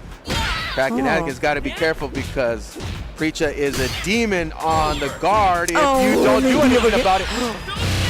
Wow. Oh my God. The investment there. So okay. risky. Really good. So we need to have a reversal. So that was a good use of the 2 bars that he still keeps all the fight. And it's still been a really tight game despite him taking that. Like anybody, this is anybody's match. Exactly. So now we're going to start again with a rev low. Okay, the hard knockdown. It was cool. It was cool. But be careful with the rev meter. 80% just by Hokuto Maru's pressure. Exactly. And also Preacher uses a lot of rev meter herself. As you can see now, in order to get this combo that got dropped is a big investment for her. So she has to be careful. Okay, nice. Trying to check with the crouching B. Yes, Farsi. The guard break is close.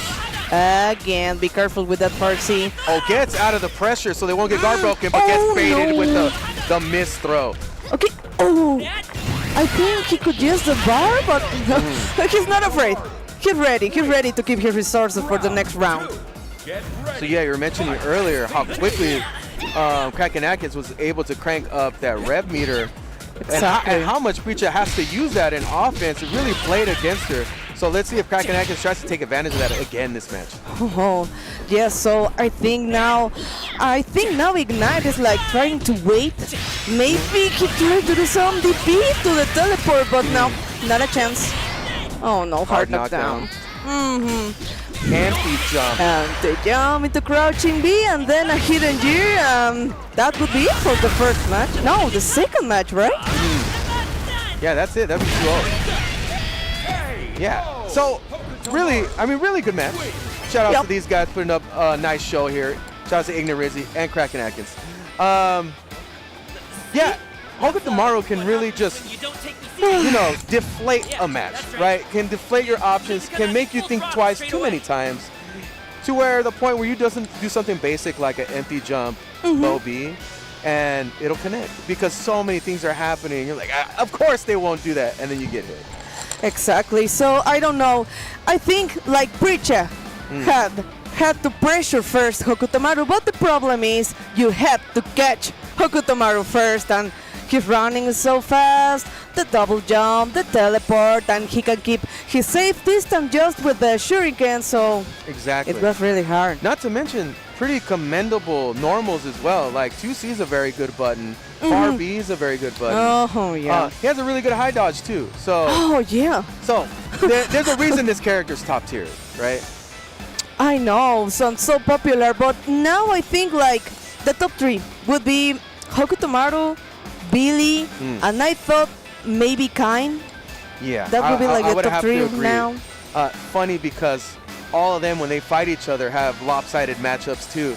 Because like Billy against Hokuto Maru, historically from what we've seen so far, Hokuto Maru's having a hard time in that matchup. Actually, that's true. And that character's so good. Hokuto Maru's so good, but the Venom or the character that is opposite across from him that can control most of the match ends up being Billy. Yeah, I know. What happens is like how Hokuto Maru would usually control a match. Yes. Billy can do that against Hokuto Maru. Yeah.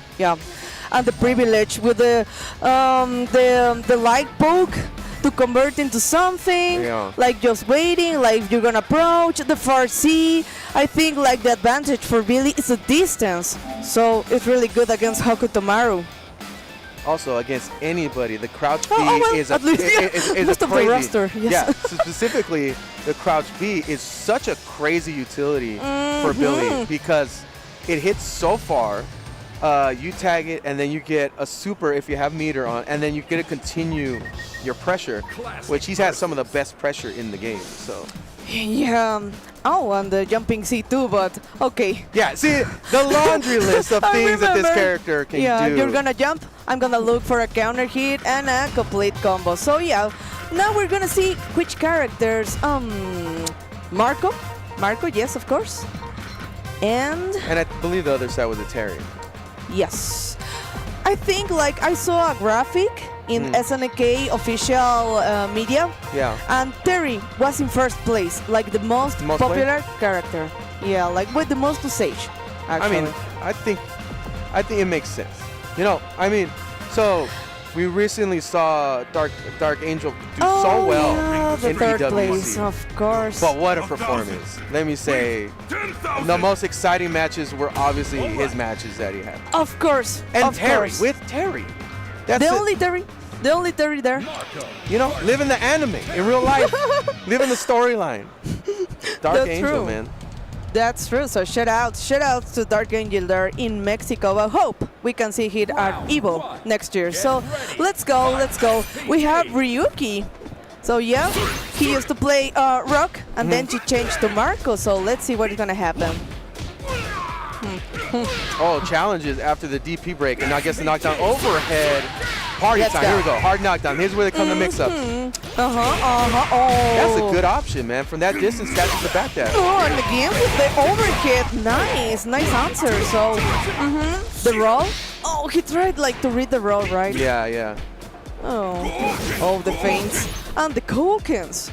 Very decent fireball to keep the opponent at bay. Baits out the interaction there for the super. That's also something that's really good that really Marco is very good at with the super. You always have to think about the potential of him trying to call that out. If you see a fireball guard, he's gonna wait for that, so you gotta be careful. Okay, yes, the safe entrance. He doesn't want to wait for the No, feint. he doesn't. Willing to burn the rev meter too. See, that's the thing. One of the things you have to do is you do have to challenge the wake-up options by using a reversal. You have it, use it, because most of the stuff that Marco's doing can get beat out by a reversal. They're not safe jumps. I know, right? Oh, it's kind of scary, those feints, but okay, we're gonna side switch. One more feint. Oh no, the overhit. Oh, wow. What an answer. He could have just DP'd and he put the meter on there. That's true. Oh, okay. That's a good way of calling out that sequence. He knows the matchup. Oh, big punish. I always like that about Terry, that at that range he can wild punish like that. Exactly, and the board knuckle is ready, so I don't know, Ryuki is starting to analyze for this round, and let's go for the Koken. Make the distance, and he got one bar. I don't know if he's waiting maybe to punish again. Yeah, the Dream has not had the opportunity to really get that wake up or that Oki on because Ryuki hasn't allowed it really. Oh, sorry, the opposite. Okay. Oh, there it is. Double hit. Gets I the like full it. combo here. Oh yeah, and one bar. Okay, no, it's okay with the hard knockdown with the red blow. Yes, the wild punish. Oh, the cross-cut DP there from Ryuki. He was ready. Gets the damage to finish the match or that round. Okay. Like, I think it was like a really good start. Now maybe for Terry, but Ryuki adapts so well. Ryuki is showing a lot of signs of being very confident at the game. In that situation where he got the cross-cut DP, was able to pretty much close it out like that. That's a great tool to have, but not everybody can do that. Oh, now going for the crouching B and aerial Tatsumaki, hard knockdown. Time to guess. Okay, it was a good throw. Yeah. That's a red again. Willing investment there, but the Dream is ready to hit that with the invincible reversal. Oh, no, punish on the whip throw. Giving Ryuki that damage for free. Close up. Rev flow. Really? I like the read there. What are you going to try to do? You trying to mash some buttons? You better be early on that button. Oh my god, that was going to be a good jump. A good jump in, so let's go again for the Sanretsu cannot done. Ooh, he's being very cautious with that Oki. Oh no, the Tatsumaki too far. Yeah, he's being very cautious so far, potentially baiting out a DP, but there it is again, hard knockdown. Here comes the mix-up again. Goes overhead. No, he goes low, but the pressure is on, and the Dream challenges. I like that he keeps interrupting with the rep low, but out of FPG zone, so we're ready for Akim. And 2 bars.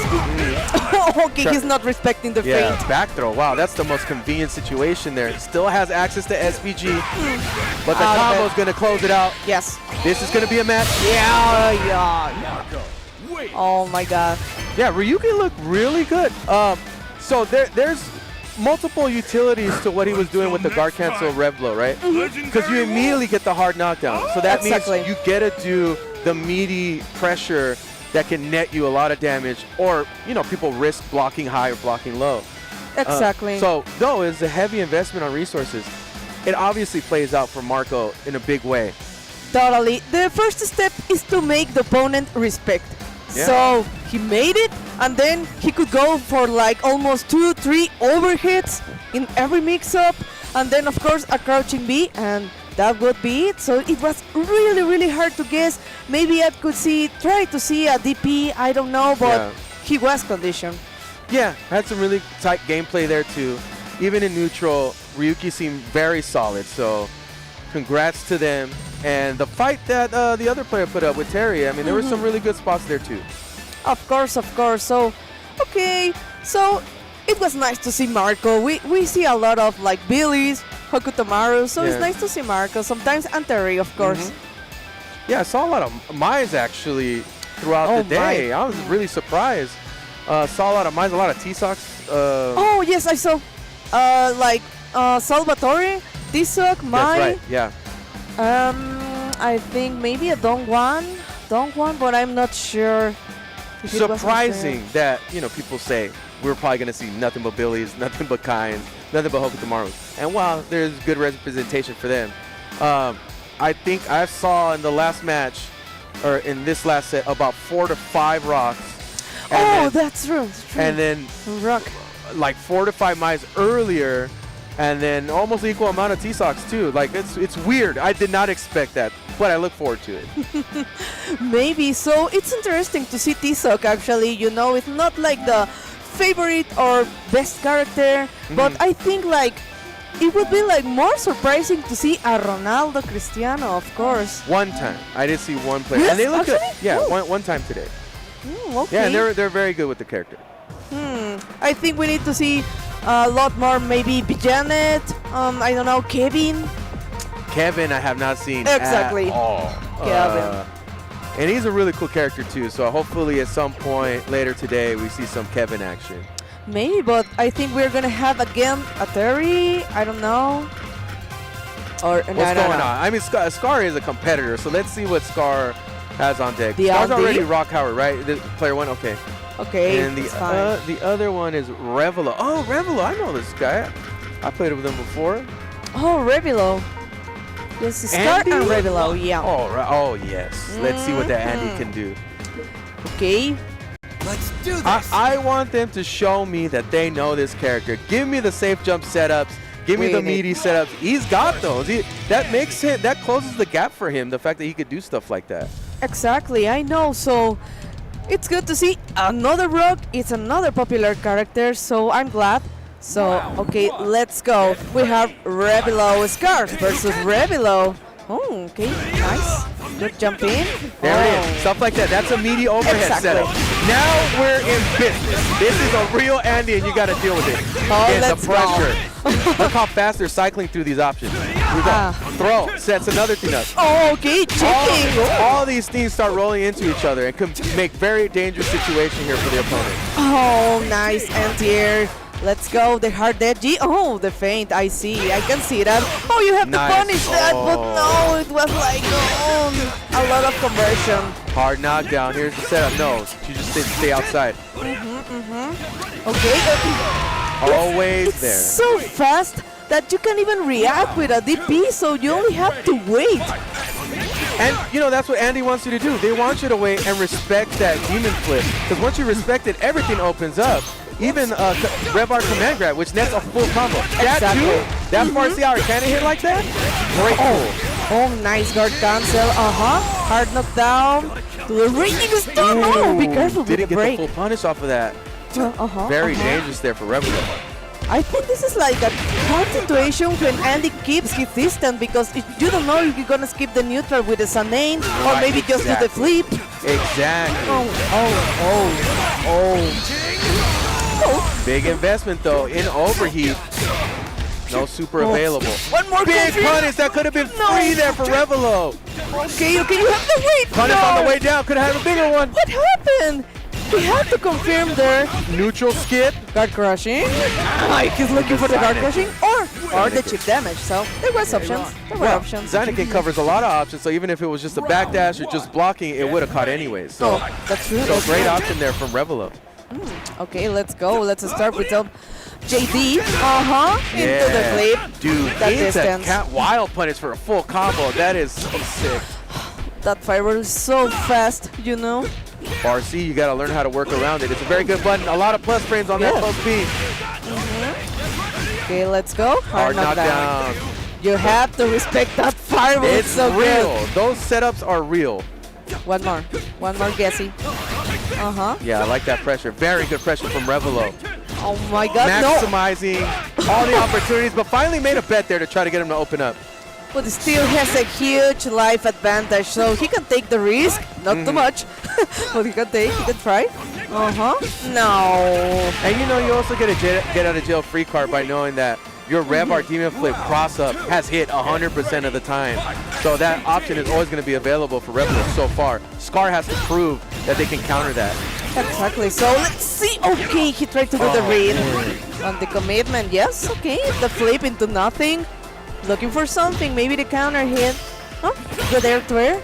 Yes. Revelo has imposed so many different options here that I'm not sure if Scar's going to be able to adapt to this match so late. That's to make a big comeback, and it's point for Revelo. I know, right? And we still have 2 bars. Hidden you maybe in that combo. No. There it is. Oh, let the super rip there to get the hard knockdown. No, 70%. Got to get him at an SPG. Missed opportunity there by Scar. Got to have to make a big decision here. Gets the throw. Control the corner. No, doesn't get hit. Oh, no. The Revelo. Oh, the side switch, but he couldn't get anything. No, the overhit. This is really scary now for Scar, maybe. Okay. Oh, there for the anti-air. We got a match. We got a match, Haseo. We have a match. We're still here, so let's go. Let's go for this final run home. Okay, Sunny, one more, the follow-up. Yep.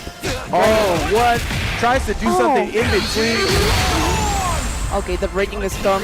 Oh, no. He tried to go for the command throw. Hard knockdown. A little bit of patience here from Scar. Is it going to go a long way? What a turnaround there and an adaptation from Scar, showing how much of a competitive player they are to turn that around. That's true. You can see it in his face. Now ready, lock on, and nice try to go for the bait there. You see that? Now the wheels are turning on Scar.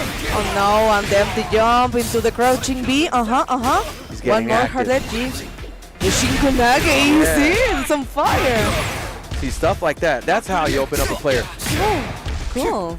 What a the read on the roll. Revelo was on match point, and now Scar has completely turned it around. It was looking ugly for Scar, and gets a block where it was 100% of the time hitting. Scar is learning the matchup as he goes, connects a Revelo for a full combo. This is look like the download is complete. Not quite yet though for Revelo. SPG song for both of them. Okay, trying to get him out. Yes. That was enough with just one bar. Oh what my a call out from Scar. What an enter to the command throw. So let's go. JD in the air. Yes, he got one bar. Huge. He's not gonna spend it right now. Keep the pressure going. One more check. And that would be it. What an adaptation here for Revelo. Wow, I know this was not a Chipotle extra match, but there was a lot of extra sauce on there from Scar coming from back to get that win. My time with so really good. Really good.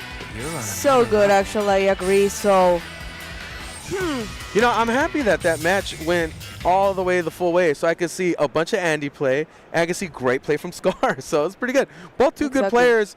You know, every once in a while you'll play somebody, and they challenge you and raise it to the next level, and that's exactly what happened to Scar. Because Revelo's good. Know.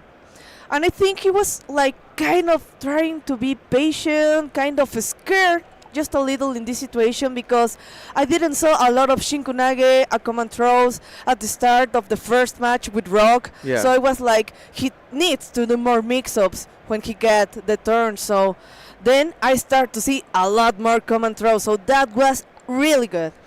Yeah, guys, and listen, that was a hefty slice of action there. So because of that, we're going to go on an ad break real quick, and we'll be right back with you with more action. Of course. That sizzle, that's the soundtrack of Chipotle. literally melt in your mouth tender. Let's see our chicken glistening, our fajita sizzling. It's magic happening. And this is gonna be in your bowl. This is it.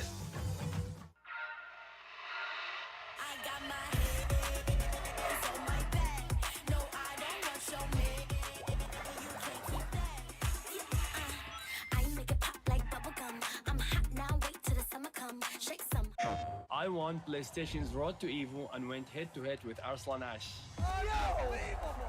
I won PlayStation Road to Evo and battled against Sonic Fox. I have never seen that in my life. To compete on PS5, choose your game, find PlayStation tournaments, and register. It's that easy. Sign up for PlayStation tournaments for opportunities to win unique prizes and much more. PlayStation. Whether it's sunglasses outside, blue light glasses inside, or night driving lenses in the dark, Zenni has affordable eyewear for everyone.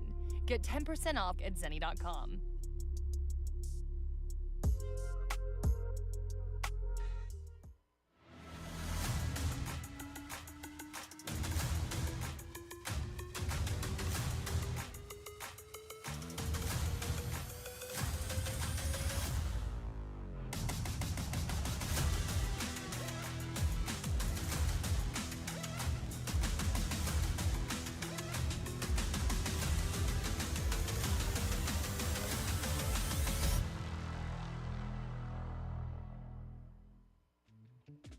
Tenno is back with brand new officially licensed designs by the FGC for the FGC. Our vendor booth will be open across all 3 event days, and if you won't be at EVO in person, the full range of products will be available online at merch.10-o.gg. That is merch.10-o.gg.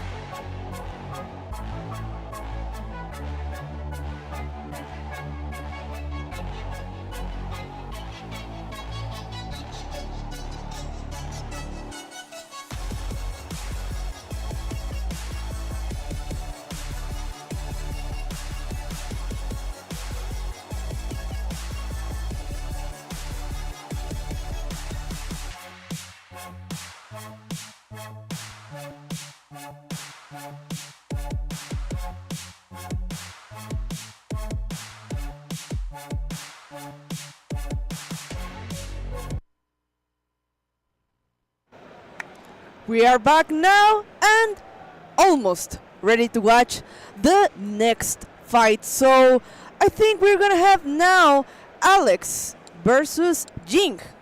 So we're gonna have USA versus Japan.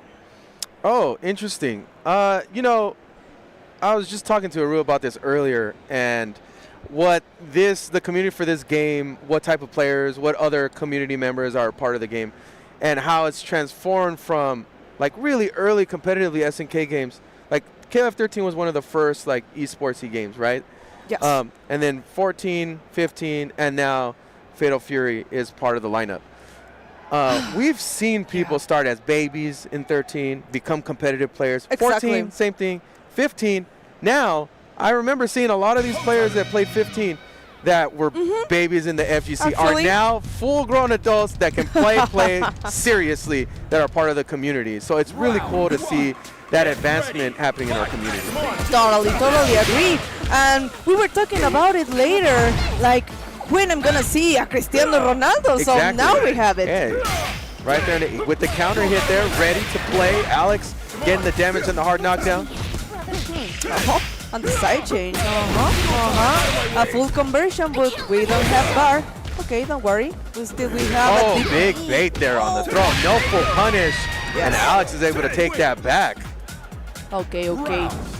We're just starting. It's the first round. It's a perfect moment to adapt, and we tried to do the jump beat, but the Hacky Show is so fast. Wow. Chooses not to finish that red bar, trying to see if Ronaldo's going to do something here. And the challenge connects for the counter hit.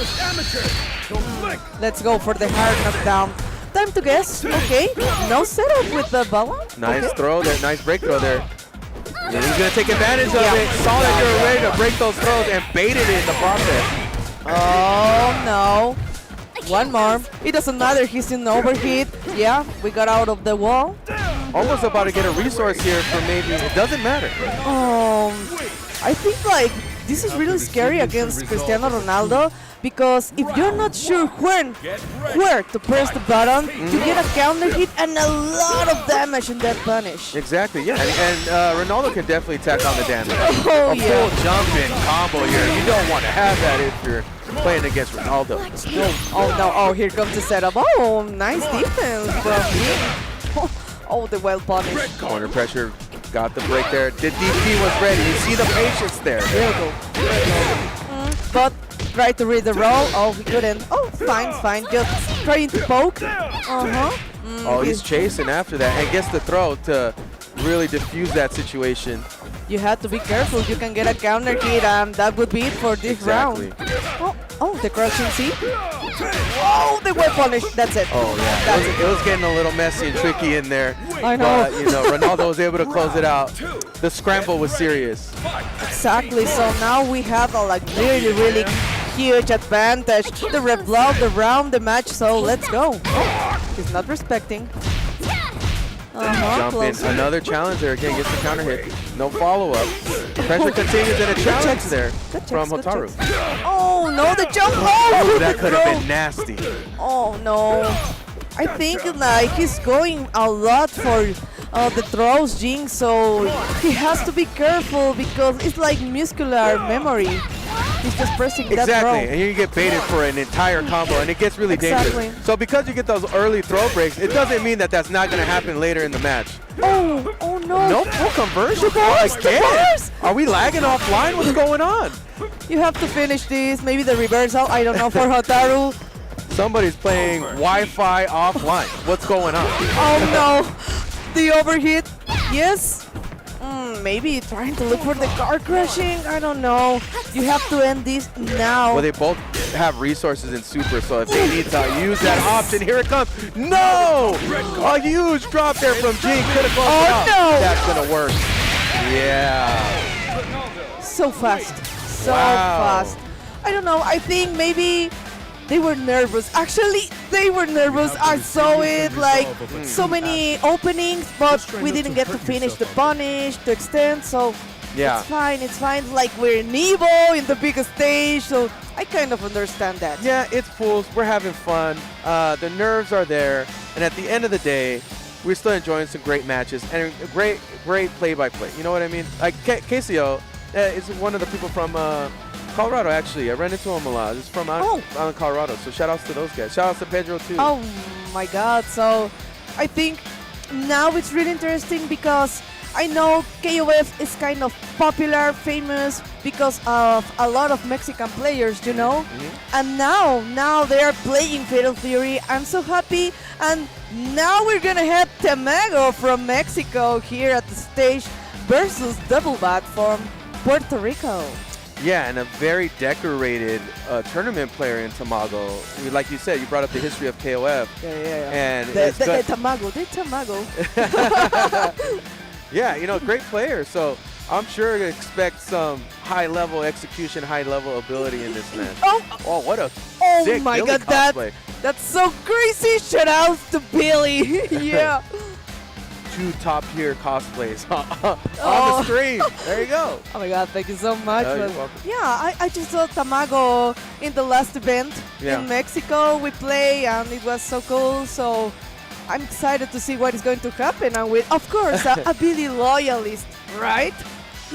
Billy making it look easy, a little too relaxed, a little unfair, but that's the option that you get when you're playing top tier, right?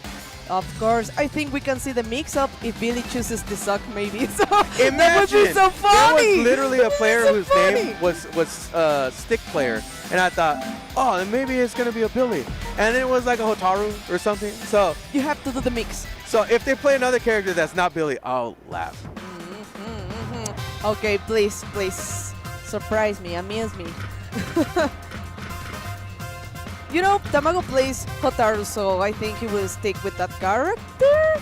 Now, Tamago to me has never taken risks like that to really switch up characters. So I know, right? I would be surprised if he did switch to another character. No, of course. Billy Kane is gonna use Billy Kane, right? So, no. Or maybe Tamago switching to Hokutomaru? No, I don't Button think check, so. What are you doing here? Or maybe, yeah, button check. Well, what is happening? Oh, wrong one. Really? You know, it's funny because like the veteran players always judge other people so much on their layouts because they're like, oh, that's a disgusting button layout you have. How dare you? Because, you know, back in the day, it was like a rainbow, right? Like in the cabinets. Oh, that's true. For the old cabinets. So I play box, like the box layout. Oh, and yes. I don't know if you know Gibby, but Gibby always makes fun of me, like, oh, you box player. Like, how dare you? Shout out to Gibby. Yeah, honestly, it's the first time I'm seeing Tamago play Don Juan, so this is gonna be cool. You know what? It could be a knowledge check. Not a lot of people have played against Don Juan, so. But this is a tough matchup. No, wait. Oh, no. Tamago is playing Billy? And Devil Bite is playing Don Juan? Oh, okay. What? We got mixed up on so many levels here. First player is Billy, yeah, and second player is that's Don Juan. true. Yeah, so I think this is like you called it. You actually made the read. You are a tournament player. You saw it a mile away. Yeah. Oh no, the commitment. Let's go for the defeat, and you're gonna get punished. Tamago was playing Hotaru, but the change, like you had to use the popular character, so Billy is a good choice. He's so good. The character's so good that for you to ignore the power, the strength of the character and not use them in tournament, I feel like it's too hard to not invest in Billy. No, definitely. A lot of the players have. Like, you know, you commentated X Factor, right? Like, yes. Like Danny originally, what character was Danny playing? Exactly. And now a Billy player. Billy. We at least need a pocket Billy, so it's fine. Oh, interesting with those jumping C, maybe looking for the counter here. Let's go for the come here. And okay, this is really good now for Tamago because Don Juan is in overhead. Oh no, jump in. Yeah, gonna get the super. And the hard knockdown. Oh, the meaty connects. They're gonna take that for Tamago. This is really pretty solid for Tamago the first match, you know. Their pride usually doesn't take it so well. It was because of the mix. It was because Billy didn't choose Billy. I think so. I think so too. And you know what? You invested all that time in the cosplay. Hey, you played Ganache, so you know. I think there needs to be like some community conversation here with the Billy cosplay. Come on, man. I think the talk needs to happen. Let's make it happen. Yeah. So, okay, he didn't try to punish that. grab. So, I think like now for Don Juan, it's really good to use the air stall. It's like one of his main tools, right? Yeah, definitely. I think the only problem in this matchup is that Billy has unique angles to attack in the air too. So it wouldn't be as much of an effect in the matchup as it would against other characters, but you still have to use it what you got, right? Exactly. So let's go now for a throw. Yeah. Side to check cross in. up 2 times. Oh, good defense for Tamago. Oh, nice. Yes, please be patient. Press the button. Or if you have a DP, it's fine. Yeah, I think that's a really good thing to have against the Billy, being able to have a free reversal there to challenge. Oh my god. Okay, out of SPE, 2 bars. He's not using his reversal. Double bite is gonna go. Not like this. One more jump. Come here. That was the last option he really had available. Tamago didn't really have to invest too much of himself to have any risk. And takes that pretty clean. Tamago looking strong. Again, not surprised. No, totally. I think that was like a really crazy call to do that super in there for for the Billy Kane play. Well, no, with the Billy Kane cosplay, playing Don Juan. But the distance was like, he's really good. The huevito. Nice Billy, bro. Nice Billy, bro. Yeah, he's the Billy. yeah. The impersonator, but Tamago had great control over the character. But it's so cool. Yeah. It's cool. Shout out to the Mexican players. I'm proud. I'm happy to see now the Huevo, Violent Kind, Marquillo. We see a lot of Mexican players, but we have to see Dark Angel next year, you know. I really look forward to whenever that young man has the ability to travel anywhere he wants to really compete against the best of the best. And he's the most entertaining part to me personally about EWC. Like, it was great to watch every single match he was a part of. And, you know, it's very easy to become a fan of that type of play. Yeah, totally agree. So I think now we're jumping into the next match, this is a Chipotle extra match. They got him out there in the dungeons. I say, where are they? Somebody give him a drink of water. I don't even know where the location is. That off-site? Where is that? No, I'm getting hungry just thinking about Chipotle. So delicious and so spicy like this match. Now we're having the Hakutamaru against the Gato, and Gato is like refreshing right now. Right. Yeah, that's a character I love to see on screen. I think a very good character. Not enough people play this character, but understandably, this is a tournament. We're trying to win big money here. I know. But exciting, very exciting to see. Okay, so don't worry, additional matches will be streamed Friday and Saturday, offering a chance to catch matches that might otherwise go unseen. Of course, we want to keep seeing the players. We can't have that. Yes. So, oh my god, the Hakudan. He tried to punish now with the grab. Another throw. Okay, crouching C. A little bit of patience there goes a long way, but Hakutamaru able to close out that round. Excellent. So, Densetsu and Infagrim, 2 bars now for Hakutamaru. Wow, run up, down B connects. That's a Hakutamaru special. It is, it really is. if it's not Billy constantly getting down B, it's Hakutamaru. Exactly. So, hard knockdown, red blow, and a what a bait. Oh, can't clear it though. Super connects. Ooh, no punish on that whiff throw. Oh, be careful with the far C. Oh, the wild punish. Good jump in. Oh, we couldn't convert. Yeah, no finishing there. Oh, another drop combo potentially. Oh, no. Okay, we're going to wait. Just some patience. We still have resources. Almost out of the delay. Yep, that's going to be it. Red line. And that will be it. No, don't worry. Okay, yeah. For the crowd, for the audience, obviously. Got to burn the meter for the audience, for the excitement. Oh, perfect. We got to see that animation, so it's good, it's fine. Oh, the first match is for Densetsu's P. This is also winner's qualifier of this pool, by the way. Oh, that's true. That's true. And both of them are from USA? Yes.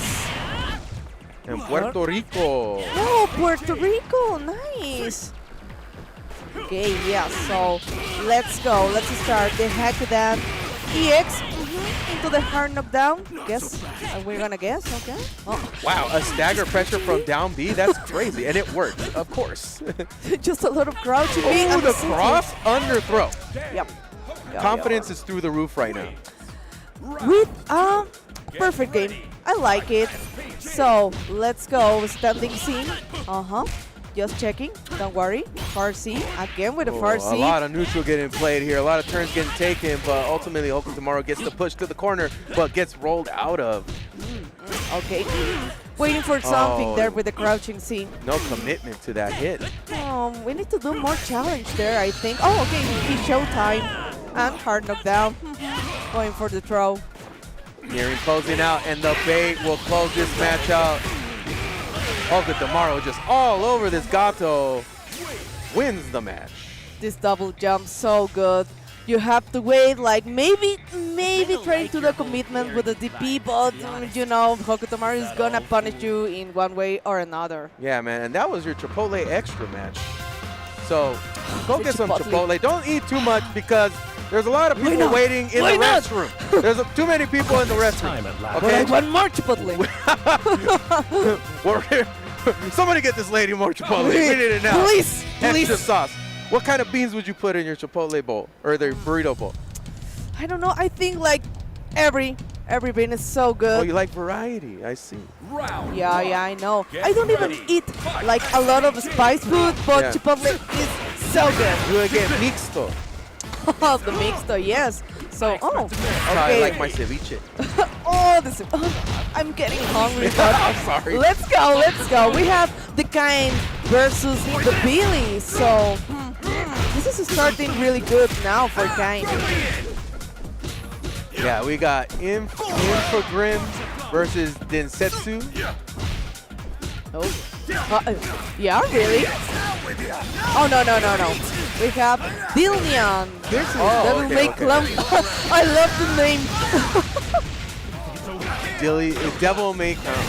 Devil May Clown, yeah. USA versus Puerto Rico. Oh, no. Okay, it was close. Yeah. All right. Round 2. The two top tiers squaring off here. You see this match actually a lot. Amusing. Well, with Miss Extension, I don't know. He could have get hit out of the SPG zone, so. I do like that he's doing those over jumps that allow him to just defend the anti-air to really get Devil May Clown thinking about the anti-air situation. Exactly, and it was a good call because we almost got into overheat. Oh, the flash kick. Closey. Waiting. And the setup rondo. Combo. Here we go. That's what he says. The setup rondo. Exactly. Nice. It was a good match now here for What is it you see with your eyes? With mine? I really like the use of meter there. I think as more time progresses, time players are getting very good at how they apply their tactics with the use of their rev meter and SPG gauge. Totally agree. So, nice. Trying to do some mix-ups in the air, but I getcha. So let's go. No, he didn't get a read for the roll, but nice at the roll. Down B is always there just in case. Oh yeah. Gets over that fireball. Closes is trying to do some footsies here and gets caught on the cross-up. Just a little jump. Maybe the shortcut will help too. The tried and true gets the close B. Wow, and things are just connecting. They're just hitting at this point. Both just swinging. I think Devil May Clown is just ready to try to take this round. And Dylan is not going to allow that to happen. Not with the double setup rondo. And punish that reversal. Oh, but we don't get a bar, but okay, doesn't care. It's enough. Burns the meter to take that round. Chooses to invest that. And I get it. Finish him. Get ready. That's perfect. A really huge advantage now for the match point for Dilnian, and let's go again. The hard knockdown. I'm trying to guess. Yeah, this is one of Billy's weaknesses, right? Oh, just the hyper defense super. Really cool. Wow. That was a clutch play. Another clutch play by Devil May Clown. Okay, one more check for Dilnian. It's time for Devil May Clown. You still have the SPG. Yeah, Devil May Clown's not going to make this easy to take him out. He's going to have to earn this. Guard cancel not working. 1 bar for both of them. The silly, let's go. Oh. It's a lot of pressure, mental pressure, and to have to block for almost like 1 minute because of the silly. It's hard, you know. Yeah, and that was some really good stuff that you saw there from the Billy. I mean, you guys saw the guard cancel 0 frame super, showing the level of understanding of the game and execution to be able to do that. It's not easy. So that's what makes this match a lot closer, I think. I know. And with the setup around those, Billy really has to guess. Maybe the backdash, trying to jump, maybe to do the check. But, you know, if you got hit, it's over. Yeah, guys. And, like, for me, I think I'm done for the day. It was a pleasure commentating with you. Yeah, this is the end of our slot. We have the illustrious Hell Pockets here to jump on with you and co-pilot this with you. But it's been a pleasure. And I hope you much more success and had a great time with you. Thank you so much, Meta. Check you guys after we get back for some more action here. Hasel's going to stay here. I'm swapping out with Hell Pockets. I'll catch you later. See ya. New Chipotle Honey Chicken brings a hint of pure honey and seared smoked peppers with fresh chicken hot off the grill. For Chipotle heat with a touch of sweet and a perfectly balanced sauce. Chipotle Honey Chicken takes heat and sweet to a whole new level.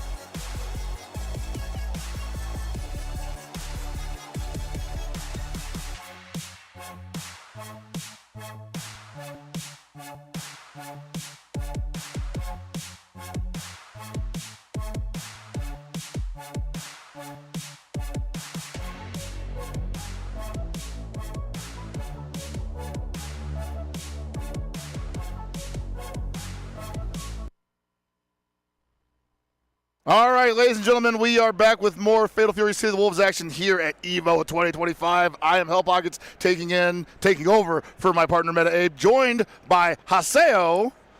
Oh my God. How are you doing? Oh my God, it's a pleasure, Hell Pocket. I'm so happy. I really enjoyed this time with Meta Abe. And those fights were really, really good, but now we're still ready to get the next fight. I love to hear it. I've been watching some of the matches from the audience, and they've been looking very exciting, so always good to have a day one set of pools where there's a good, steady stream of quality matches happening, and I don't think we're done yet because we've got at least 3 or 4 more for you at the very least on this block alone. Of course. We have to remember this is still winners qualifier, and now we're going to have Dope versus Kira Kusanagi, and it's interesting because it's Greece versus USA. Greece versus USA, and I want to say that Dope was in the Goon Suite last night. Yep. So that is interesting. He didn't tell me who he was, though. He just said, oh, I'm here for the suite. And I was like, who the hell are you? Yeah, and now we're going to have the Hakutamaru versus the Gato, and I think it's kind of refreshing to see Gato, you know?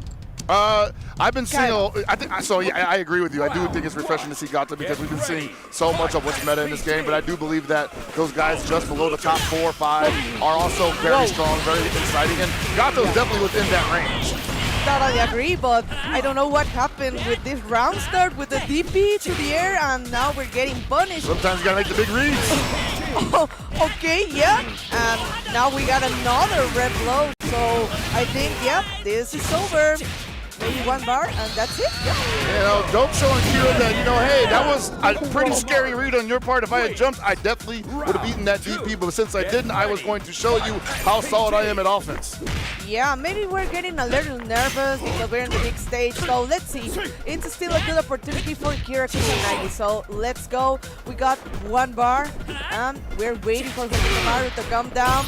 Okay, let's go. Just defend. Yeah, that's right. Gato, you see, Dope right now, not getting too aggressive here, even though he had a great round 1. No need to let that go to your head there. He believes that Kira will give him a lot of opportunities to run that offense again. Exactly. Kira's expecting too much Hakutamaru. He's gonna pressure to death. Oh no, he didn't like it. Wait, what is gonna be the next mix-up? And let's go for the red blow. 1 show, and we're in critical situation. And Kira saying, you're not going to make me block, I'll find an option, and unfortunately found nothing but a big jump D to the dome. Goes down in game 1 and Dope up a game, rather. Okay, I can see it in his face, like, oh my God. There were a lot of mistakes, so I gotta be careful for this next round, so... Dope also has to be fair to himself there, where he's like, maybe I didn't play that too correctly, but I have another chance at it. Maybe I can perform better, be a little more solid. But at the same time, Dope also super solid, finding the gaps with the ref flow and shutting down everything that Kira's trying to get started. Oh my God, exactly. Again with the hard knockdown, trying to do the jump in. Oh, he didn't punish that. Why? Oh no. He tried, he was definitely thinking like, yeah, this looks like my opportunity here. I respect that. So, still 1 bar for both of them. Oh, okay. Oh no, just like the first round of Sam. Exactly, so we're gonna get punished almost. Okay, it wasn't too bad like the last match, so another just defense. Don't speak too soon. He's getting mixed in the corner, and Dope is letting him go. Oh no, and we have Hidden Gears, so that could finish the match. Red line, anything you want. Okay. This is a scramble, and that should do it, man. Dope. With a solid display over Kira Kusanagi, who is not happy with the way that ended. Started out with a perfect, ended with a perfect. That's not how you want to go on the highlight reel. I kind of understand when Hokutomaru is doing a lot of crouching C, waiting for you to approach, waiting for you to jump. So, and he didn't respect when Gato was like ready to do maybe the command throw or just another hit or wait. No, he didn't respect. He was ready for the red blow. So he didn't find like the opportunity or the turn to do something. So that's what we call being uncomfortable out there. You know, like sometimes you think like, you know, hey, I know what I want to do, but my opponent is not cooperating with me, so I'm not really sure where my game plan fits in his game plan, and then you end up flailing, you end up scrambling a little bit more, and we saw Kira just kind of throwing stuff out there, seeing what would touch. He threw a red blow out that whiff and got away with it, thankfully for him, but ultimately was just unable to be effective on offense or on defense. Totally agree. So I don't know. It's kind of scary to fight against Hokutomaru. So I kind of understand, but please don't respect too much because you're gonna go with a perfect game and you don't want that. Yeah, you definitely don't want to end up being double perfected from the beginning and end of a match with Hokutomaru or anybody for that matter. So Kira Kusanagi, we'll see you later. I believe that was winner's side. So yes. That's definitely not out of the tournament yet, but down in the Shark Tank. Oh yeah, so let's gonna watch our next match. Okay, I want to see which characters. Please surprise me, please amuse me. That's right, we got Faulty from Dominican Republic versus Tenured Mule. Tender Mule, okay. And wait, Tender Mule? Yep. That's a different guy entirely. Really? There's a guy named Tenured Mule here. I've never seen like There's actually a guy named Tender Tenured Mule here, and I'm like, am I dyslexic? Am I reading that wrong? But no, I legit saw only it. Tender Mule, yeah. That's crazy. They're in the same pool. Yep. That's wild. Sorry, everybody. I did not expect to get mixed like that at 6 p.m. So if you don't want to miss Hokutomaru, we have it back. And now against the kind. So yeah, exactly. If you missed Hokutomaru, in case you're missing Hokutomaru. So nice to put him on twice. So now we are on SPE zone, and again with another red blow. I hear a red blow actually. Ooh. Down. And you see, like, yeah, Tender just kind of letting Faulty out of the corner there, probably because he was afraid of the overheat. Just didn't believe in his ability to hold on to the corner with that rev gauge being where it's at. And now he's losing the entirety of that life lead. And let's go for it. That empty jump low, right? He's going to work at least once, and that's all you need it for. There's the guard break, but he wasn't ready. And he overheated himself, but it doesn't matter. He just needs one more touch. And you better believe he's not going to let the Hokutomaru out of the corner. Oh, this was like a really good round now for Faulty. So let's go. 2 bars. We got resources. Maybe we'll try to do more challenge. Love the challenge from Tender, or rather from Faulty there, but Tender Mule with the God cross-up. Oh my God. Closing the gap with the Sananes, trying to go for the overhead, and let's go for the Hakudan, but we didn't get much more damage, you know. Yeah, you see right there. Wow. Spending a lot of gauge just to keep the offense going. I don't dislike that from Faulty. Double jump. How can this kid have such long legs? Oh yeah, nice. He showed the finish, the jump, and let's go for the final round. It's good. Yeah, you can't throw fire, you can't throw anything like that against Kyan when he's got the rev gauge available, or rather the SPG. Oh, the automatic combo. Let's go. Keep the pressure going. Still looking for something with a crouching C. And the hard knockdown. Let's go. Putting him out of SPG and putting him on life support as well. One more touch or one more solid combo. Going to put Faulty down for the count. Okay, making his distance, waiting for an opportunity. Let's go for the shishi. I actually like this better for Kyan right now, because if Faulty wants to hang back there and throw fireballs, and Tender Mule is just going to be like, yeah, I'll throw mine back at you. He's going to lose that war, first of all. Second of all, you don't want the Kyan resetting his offense. Exactly, so It's gonna wait for another crouching Z for the counter hit and to finish this match. I don't know what happened because this was like really good for Faulty at the start, you know. I think it was just it was the so it seemed like there was a little bit of nervousness to me, as that's what I was sensing there. Yeah, when Faulty got down in the life lead, he's the one that started backing up, which is not out of the question. It's just not how you want to play that sometimes, right? Totally agree. Oh, the round start with the Sanane, okay. I think Faulty wasn't ready, like to do some check, but he was ready for the flash kick and the setup rocker. Whoa, made you look, he said. Let's go to the wall. All right, this is where Faulty wants to keep himself, actually. Not just Hokutomaru in the corner, but just enough character spaces away where if Hokutomaru wants to find his way out, the Kind is always ready with something. Oh, definitely. I'm waiting for the JD guard cancel into the flash kick. There it is. There it is, Cecile. Good call. Oh, my God. He's chasing Hokutomaru a lot with the flash kick, so I think now Tendermilk has to be like really careful in this situation. Like once again, if you're going to let the Kind reset his offense that way, be prepared to block a lot. And the hard knockdown, time to guess with the second round. Ooh, the double jump, found his way out of there and gets the cross up. So good, so good. Oh, that jump. Okay, he got the white bounty, got no more damage. Let's go to the wall again. And I think that's the perfect range right there. You saw him use the double jump earlier to get around the Kind's rush pressure, and I don't think that Faulty wants to be in that scenario again. Almost ate it one more time. Eats the flash kick. The Lonze. Oh no, those flash kicks. And the overhit just by the pressure. Still chasing. Still pressing them buttons. Oh my God. That's how we win. That's how we play. You gotta keep pressing buttons. They're there for a reason. It's over. Whoa! Hey! Yahtzee. Yeah. Oh no. No way. He's good. He's good. Oh my God. Oh, please block something. Overhead. No! Chip damage. He's okay, Chip he's okay. damage. But he can't take any more chip damage. He's just back into cooldown, so he's not going to get guard broken. But he couldn't just defend because he was overheated. Oh my God, let's go to the final round. That was so crazy, so close. We don't have any more bars, but we start good. Hey man, we only need one. And that's the rev gauge bar. Oh, waiting. Okay for the bunny.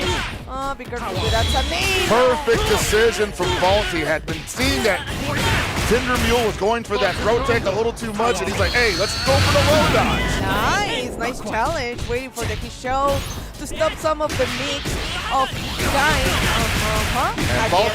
That's troublesome if you ask me. Faulty showing that he will not just defend in the air right after Tendermule gets an air JD. That's actually good data for Tendermule. He was like, look, I might just let you jump on me more often. Oh, yeah. I'm just waiting for a crouching Z. Gonna get the bar, and that's gonna be it. Nice. Oh my God. I really thought this was like the match for Kind. Was the match. Like he starts so well. And I really like that plushie, the tamborcito. I don't know his name, I'm sorry, but it's really cute. It's like the Taiko game, right? Yes, just with the ones with the... Yeah, they're actually here at the arcade that is being run by the beer company. Voodoo Ranger, excuse me. Voodoo Ranger Brewing is running an arcade here at EVO 2025. It pretty much got everything you could ask for here, including Mark of the Wolves and City of the Wolves. So if you're in Vegas or you're in the venue, come on by, play some games, and watch some matches while you're at it. Oh yeah, I'm sure you're gonna enjoy it because, of course, Super Noon, like, he's really young, but we already know him for a lot of fighting games. Absolutely. A top player, of course, and I think we have Janko from Mexico lindo y querido. You're going to tell me what that means later on. I will explain to you later. Don't worry about it, yeah. Super Noon, super young. He pretty much started playing with the Marvel era and found his big way into the FGC lexicon through Marvel vs. Capcom Infinite and moved on to Dragon Ball Fighters. And then it was Guilty Gear Strive era. And now he's playing Fatal Fury City of the Wolves after years of ducking me in every SNK game I would bring up to him. Yep. Oh, I'm playing 2XKO too. Oh yeah, he's on that as well. Every new game, He's of course. Well, Super Noon's gonna play everything. You know, he's always gonna give everything a shot.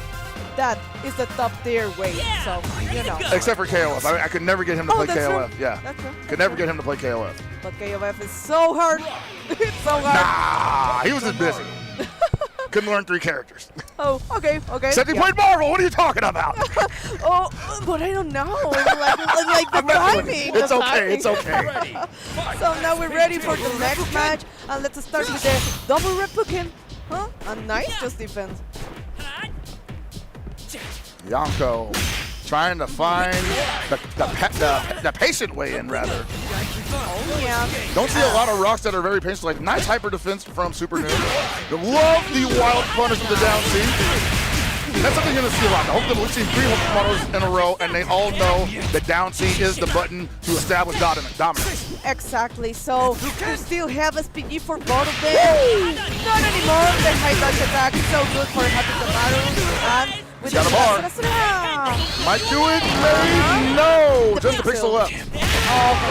But we don't block them. You know, there was the chip damage on the table, so it's yeah. really hard. How do you want to go out, right? Totally. So let's go again for another crouching C for the counter hit. Oh, the teleport too fast, too early. That's JD. Oh man, but that was punishable. Yeah, you got to be careful with the string injuries you're going to be using on block. But Rocky does not do well with C hard edge as a block string injury. And you're going to eat a lot of damage for throwing that out, mister. You made the commitment. You tried to do the breaking storm, maybe to catch something, one more hit, a jump, but no. I think Hakutamaru was like a really good distance to be safe, to keep the pressure going, or just waiting or baiting something. Yeah, and Super Noon was just staggering his buttons by that point, probably expecting a reversal at any moment from Yonko. So Yonko just gave him the easiest one to defend against. Exactly. You're gonna panic, you're gonna do something. The reversal, the rising tackle, I don't know. So Raging Storms are really, really good tool for Rock, but Super Noon is waiting. He's just waiting. I mean, on the other side of that thing, we also see that a lot of people are finding success in the reversal supers in this game because a lot of people just love to run up and do meaties on people when they're getting up. So maybe Yonko just thought like, hey, it's just business as usual, except it wasn't. Definitely. So, oh no. Oh, at least it wasn't a counter hit. Might as well have been. You got hard knocked down in the corner with that much damage. Yo! Caught him jumping though, so that's going to be an air juggle. And Super Noon absolutely ready for it. Oh, no one punish. Got him. Nice jumping. That would be for the third round. Now for Super Noon. Okay. And a perfect game. I don't know, Janko, I think I can see it on his face. He's kind of nervous. You're watching the player cam. I am too. Like, man, like how do you hold it together after just eating, you know, such a bad round like that? But Yonko looks like he's professional. He's not giving up yet. Unfortunately, getting pushed in the heels. Watch those ankles, brother. Oh, we still have the SPG, but you know, yeah, just one crouching B. Closey. The ankles are screaming right now. Let's go! A double 10-8. Really? Not the 5A anti-air. Super Noon takes that one convincingly. Oh my! Oh. That's right. Shout outs to the boys that sent him here. I don't know what's going on with this sponsor situation, but I believe he's still twisted mind. So shout outs to the team as well. Super Noon playing this game very well since they picked it up, and I'm anticipating him doing some damage this year. Yeah, so it's fine. Que no se me agüite, todavía hay oportunidad. So don't worry, this was winners qualifier. I think Yonko still has an opportunity. So don't worry. Well, that means that Yonko will be moving on out of the pool, but on the loser's side. But he did get out of his pool, so he does get the Chipotle gift card. And by the way, that Chipotle gift card they don't cheap out on it. You actually get whatever you want with that. I got double beef, and I got 2 wraps, and guacamole, and everything on it. They normally charge more for guacamole and lettuce, and I didn't have to pay an extra. Oh my God. Crazy. That was crazy. That's a powerful gift card. Totally. And you know what, Help Buckets? I got one Chipotle card. Really? I got out of pools, you know? Hats off to you. I'm very proud of you that you know, the commentators that have the time should always compete in the tournament, and they should always get out of their pools. Let them know we're not just here to talk about the game. We're here to win these damn rounds. Exactly, but I'm gonna keep it. I'm not gonna spend it. It's so cute. I really like it. So, okay, we're ready for the next match. And we have the good ending versus Eita. Oh, boy. Oh, my God. Mr. Eita-san. We saw him at CEO last, had a brilliant showing there, had a great run there.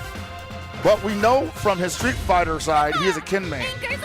And I actually wanted to talk to him about, hey, what do you think about Ken being in COTW? Have you given him a shot? What's your takeaway from it? And I'm hoping he's like, oh yeah, instant main. Can't wait. I'll win EVO next year with Ken.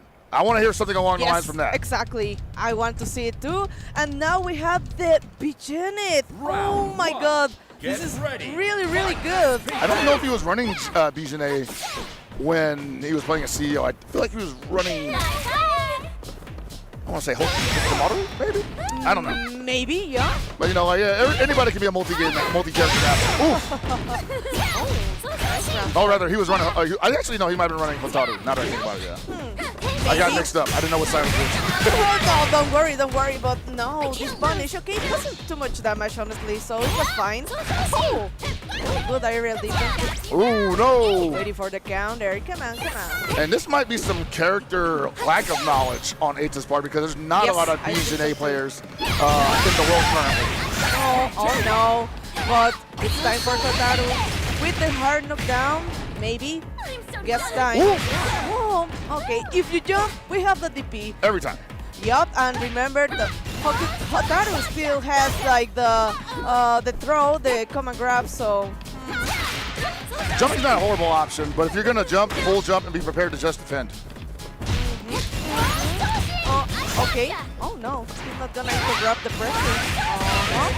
So you saw there, he ended up throwing out the jump D. Probably was looking for a cross-up scenario, even though the jump D would never cross up. I would have liked to see a jump D there, but the good ending still looking like he's giving Eita a pretty decent fight right now, and I can totally anticipate a major sway of momentum in the other direction at any moment now, but not right now. Oh my God, that was crazy with that close D. Jeez, look how much damage it did, and you're gonna be in a lot of trouble. Yeah. Double running. Definitely don't want to do that too many times in a row. Eita will definitely figure it out, and down goes good ending. Oh no, if you respect too much the Hotaru, she's gonna go with a come and throw, and that's gonna happen. I mean, that definitely is something to be worried about with her, but I think that, wow, haven't seen that drill in a minute. That's true. I think that's something that you can play around with as, especially a BZA player who's allowed to change her trajectory mid-jump. So maybe jumping out of the command grab setup, especially in the corner, not quite a death sentence. No, not quite safe, right? So, another DP, changing sides. Oh, the rip low. Okay, it's a good option in the air for Bijanet, but I don't know if the hack show too fast this fireball. Oh. Woo! Counter hit is gonna hurt. Okay, one bar. You. Oh no! That's so late, bro. And I'm not even sure that catches. I think he wanted to do mini torpedoes. And Kotaru still has one bar, to finish this round. Oh, okay, Eita-san is doing really great so far. That was a really expensive mistake on the good ending's part. More like the bad ending at that point. Oh, to the wall, he tried to read the roll. Oh, he catches him. Yeah, I got the counter, so that does give you enough time to follow up with it. Like you get faster than normal. Undoubted counter hit, rev low. He cannot afford to drop this one. Exactly. So that's the one he wants. The safer way. It's fine. Oh, nice throw there. Maybe we have to do more shimmies. I don't know. Eita is really awake this moment. This man full empty jump low season. That's crazy. Yeah. Perfect. He said you're never pressing a button. There it is. Come on, do the face. Do the face. Do the face. No, I ain't gonna do it. He does this thing where he gets like real crazy, goes like that. He wants to do it. He totally wants to do it, but he's like, no, not today. Oh, not I wanted today. to see that.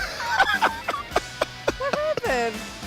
Eita letting us down, but he had a tremendous showing there nonetheless, and I'm happy that he's here, and he'll be moving on out of the winner's side of that bracket, I believe.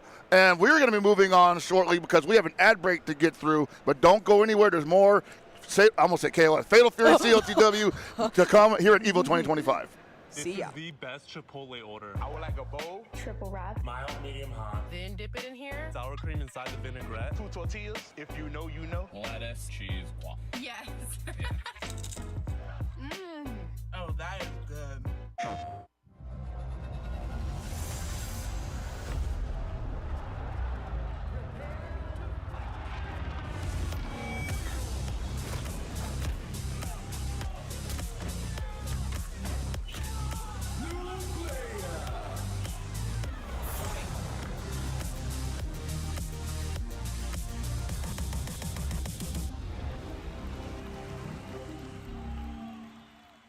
PlayStation.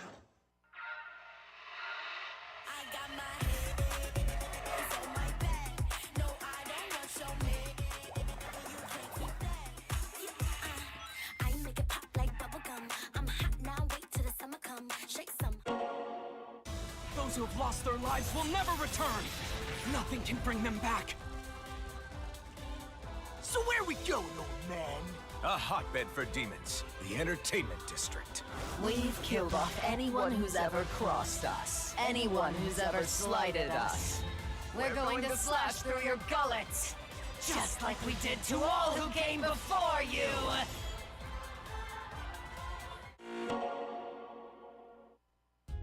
Sunglasses in the day, blue light glasses for the gaming at night. Zenny's got affordable eyewear for everyone. Vibe and style while protecting your eyes. Evo sunglasses, available now.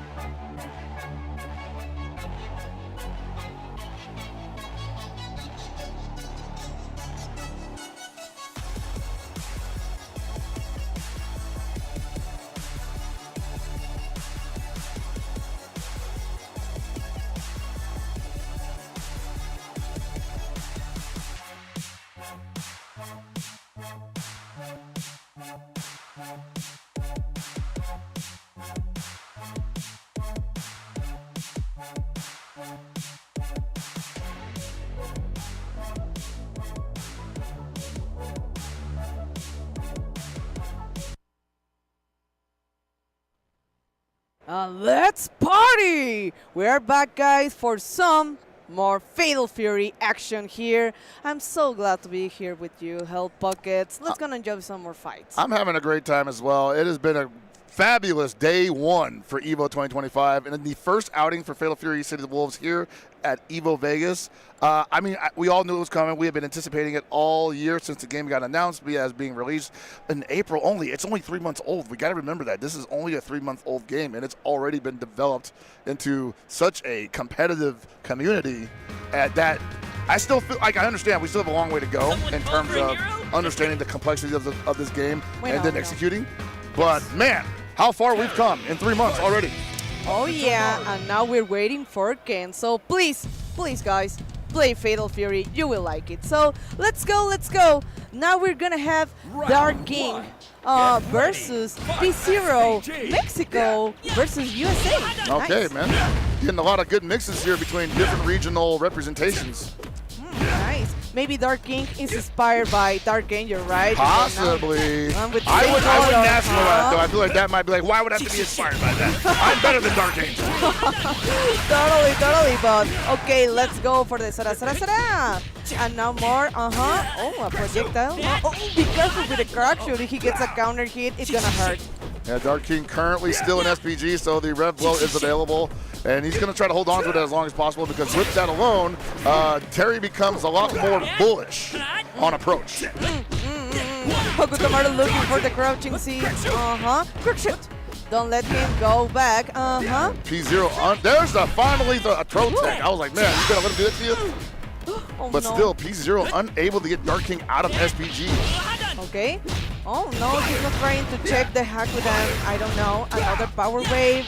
Oh, no. Okay, the hard knockdown. No. Let him off the hook. I think if he had gone for that, he probably thought he wasn't going to kill, so he might as well not overheat on a non-kill combo. But he got the counter. Oh, no! Didn't want to spin the meter. What happened there? Oh, no. Wrong combo? Maybe. That could be trouble for him. Yeah, okay.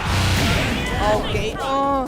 Maybe he thought he didn't spin the bar there or something. I don't know, but he ended up spinning it anyway. And the round is more important than how you got it. Definitely. That could have been really dangerous, but okay, it's fine. Now, let's go. Oh, a little unfortunate falling exactly onto the power wave. Catches the fake teleport. Can't fool me, he says. Oh, the feint into the throw. Almost got the jump in for free in the corner, but nothing behind it. Still holding on to the pressure. The Dark King doesn't have to go anywhere. This is going to be a big punish. No, goes for the throw. Okay, making more challenge.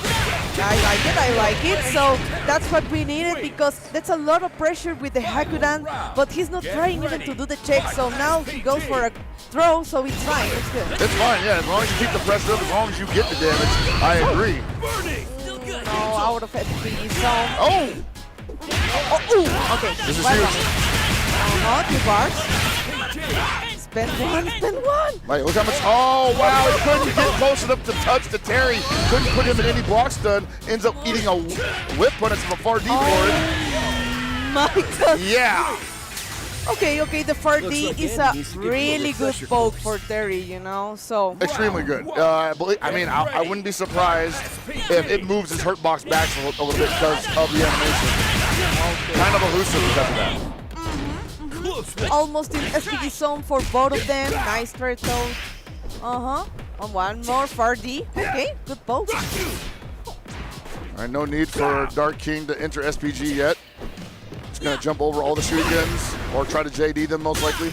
Oh, what a response. Okay, let's go. Okay, we have a DP, we have to use it. We have to do the commitment on the power charge. That was almost a whip punish on the 4D from Terry. Pixel, yes, Pixel got it. Still got it, he said. Let's go. That's enough to finish him up, but he just goes for the, wow, the confidence on Dark King to know that that next hit was going to be true. Not to spin the meter and go for the low B instead. Okay, we're going to keep the resources. Whoa. Almost. Do we get a replay of that? Be careful with that sun aim. Hard knockdown. Let's go. That is not a good look for P0. He is kind of falling apart here. Just doing stuff. We didn't get too much damage from that punish, but it's fine. Oh, counter hit too, and he's ready with the D power dunk break. You're done. Oh my God. He got the delayed hit too, so he would have got another power dunk after that. That is optimal stuff from Dark King. I know he was thinking in Dark Angel, please give me your power. Give me the wise, the knowledge to win this match. So it was, yeah. What if he tells you, like, no, actually, I'm the one giving Dark Angel all the knowledge and power to win his matches? He's my protege. Oh, it could be. That happens a lot. No, that's true. So it was like really good now for Dark King to adapt in that situation. Yes. Like making his distance, not to fall into the crouching C for Hokutomaru, you know. Don't getting desperate for the fireball. So it was good, really good. No, I really enjoyed the way he played through that. And, you know, P0 also had a great showing as well. I just felt like not as solid on defense and doesn't really deal with adversity as well as Dark King did. That's true. And then that Rev Zaneken at the beginning of the round there was just like, whoa, I did not. Oh, really dangerous. If he had thrown afterwards, I would be like, this guy's a god. This guy's brilliant. Exactly. Just whip the Zaneken and go to the throw. Exactly. So I think, okay. Now we're seeing Akamu, USA versus Freezer from Morocco.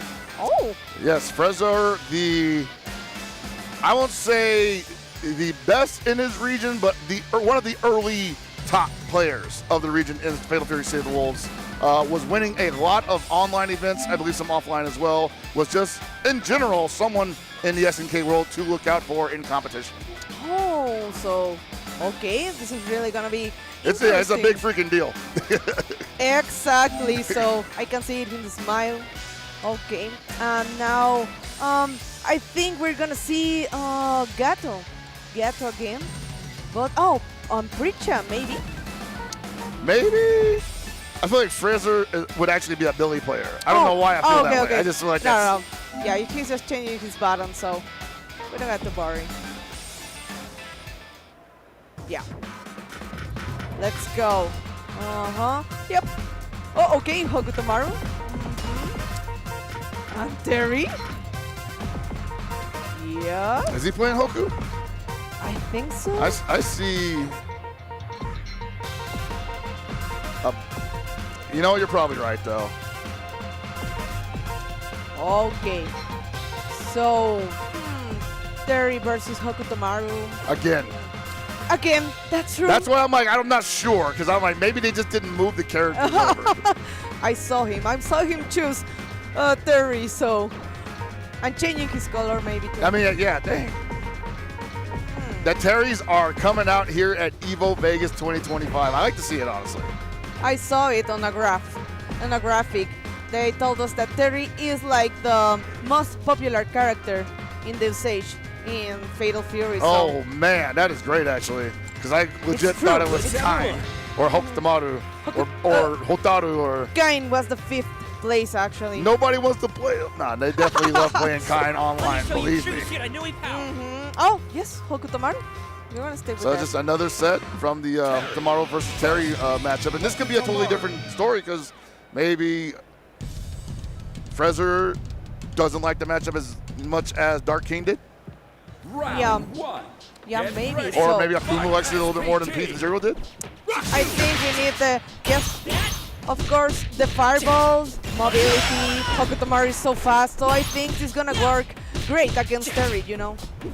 Well, Terry does still have the Rev Power Wave. They can throw it anywhere, and it gives him enough recovery time, or not enough recovery time, technically, to be really punished, because he can run behind it. Oh my god, now them jump into the low. Oh, wow, you don't see that represented very often, but it's a great attack still. Oh my god, and he got a counter hit enough to finish this first round with a perfect game. Okay, what is happening? You see Akumo shaking his head like, yeah, that was nice, even though I was not ready for that. I was not expecting that to come out. I haven't seen that in almost 2 months. Oh no, this jumping is gonna be huge. Let's go for the power shoot. Okay. Akumo unfortunately unable to hold on to the pressure, and Freezer just kind of running all over it. Still at the life deficit though. So Freezer not at the advantage. Akumo in control of this round so far. Oh, great. Ooh, I like that actually. Like, let him know you'll do it. Okay, be careful with those. Red blow. I hear red blow. What was that supposed to mean? That was really crazy, but really good. Yeah, like it seemed like he turned around mid-run and then crouched and got hit with a jump D. I think maybe he was going for high dodge attack there, but did not work out, unfortunately, for him. Maybe. Oh, okay. I see now more power charge. Running into Terry, keeping the pressure. Oh, No nice punish. punish, but no But caught punish. him landing. Big damage on the board. Oh, the read to the roll. One more jump. Let's go to the feint. Keep it safe. There's the down C, one of the best grounded buttons in the game, and it belongs to the character with the most air versatility in the game as well. Oh, it's still no. Nice block. We're out of the SPG zone. Ooh, Nice caught jump. The jump back A caught him with the wild punish, and he still wasn't ready for the follow-up. Hey, it's unfortunate, but it'd be like that sometimes. Oh no, be careful with the rep meter. 70%. Again, the 2C. Hello. That would be enough. Yeah. One more opening. We got a bar. So Hisho is gonna finish this work just for this match. And usually have Freezer tougher is opponents. doing great, but I don't know. Akamu needs to change now his strategy. I don't know, man. Like, Freezer looks so confident there, so solid. I'm not saying Akamu looks bad. Akamu looks bad. It's just had opportunities to get around what Freezer was showing him and kept running into every down C. Oh yeah, and into the harness down, doing the feint in There it the is air. again. Oh, nice challenge. I think Akamu feels like he has to challenge because he's like, look, I can't be stuck blocking forever against this kid, especially in the corner, but that down C always comes out at the worst possible moment for him. Oh my god. Oh, nice. The crack shot trying to stop the double jump. So it's a good option. And trying to chase down Hokutomaru is hard because of the shurikens and all the fireballs. And interrupt with a red low. Really good. And you see there at 54% trying to get the Hokutomaru close to revving up, close to overheating. And right around now is what? Okay. I don't know about that. I think he could have got a little bit more. No, the damage. We need to extend that. Okay, crouching B. One more fireball. Try to jump and maybe looking for the crouching C again or the high dodge. It would be a really great option right now. Oh my god, stopping the burning knuckle like that. Okay, Yeah, I the down respect C is that. definitely doing his job right now, stopping just about everything that's coming at him from the ground. Yeesh. Oh my god, that was the commitment. So let's go for the match point for Freezer. 2 bars. All right, run up throw again. I'll come out with a brilliant start here. Has to put him out of SPG to stand a chance. There, I knew it was coming eventually. Far. No, this is the side switch into the crouching B. Double jump. Trying to bait something. Was not ready with the follow-up. You do get a power dunk from that, I believe. No, the close C. Okay, this would be a perfect chance to do. Okay, a power geyser. Yeah, if you're gonna run in medium like that, he's got bar. Like, what's gonna stop him from doing that? You have to get a little sneaky with it. Oh, okay, no, he's not gonna interrupt with the rev low, but maybe he can win this round. He's trying. He's trying his best right now. And Akamu, let's see, wait for it. Eats an errant close C, and that's gonna be the game. I don't know, Health Buckets. Like, we got 2 bars, maybe for the red line. He still was in SPG zone, maybe the hidden gear. He had to take this round, but he wanted to keep his resources for the next round, actually. I believe that is most likely the case. It's not something that I Yeah. always recommend, unless you know like the level 1 is going to kill. But I also will recommend always spending something just to make sure. Oh, I know. And now we have our Chipotle match. Chipotle Extra Matches is back this year, so you get to see more games like this one. Additional matches will be streamed Friday and Saturday, offering a chance to catch matches that might otherwise go unseen. Perfect. And I love that kind of stuff. You know, catch the off-screen matches. I want to keep watching these real good Fatal Fury matches. So now, this is the moment for Gato versus the Pre-Champ. And let's go for double throw into the counter hit with the close C. The pressure, and it was a good check. Oh, the hyper defense with no guard cancel there, but doesn't matter. Still got the advantage back. That's the most important thing. See money believing in that DP though. Okay. So maybe this is so hard to pull a comeback, but maybe Breacher can do it. So let's go to the wall. Super? No, didn't want to spend the money there and put yourself in the corner. It's working out for him. No. See money, getting all the lucky touches, and Call the Admirals unable to find anything significant, and there it goes. One more crouch C, and that's enough to close this first round for Call the Admirals. Counter hit rev blow. It's going to be a lot of damage.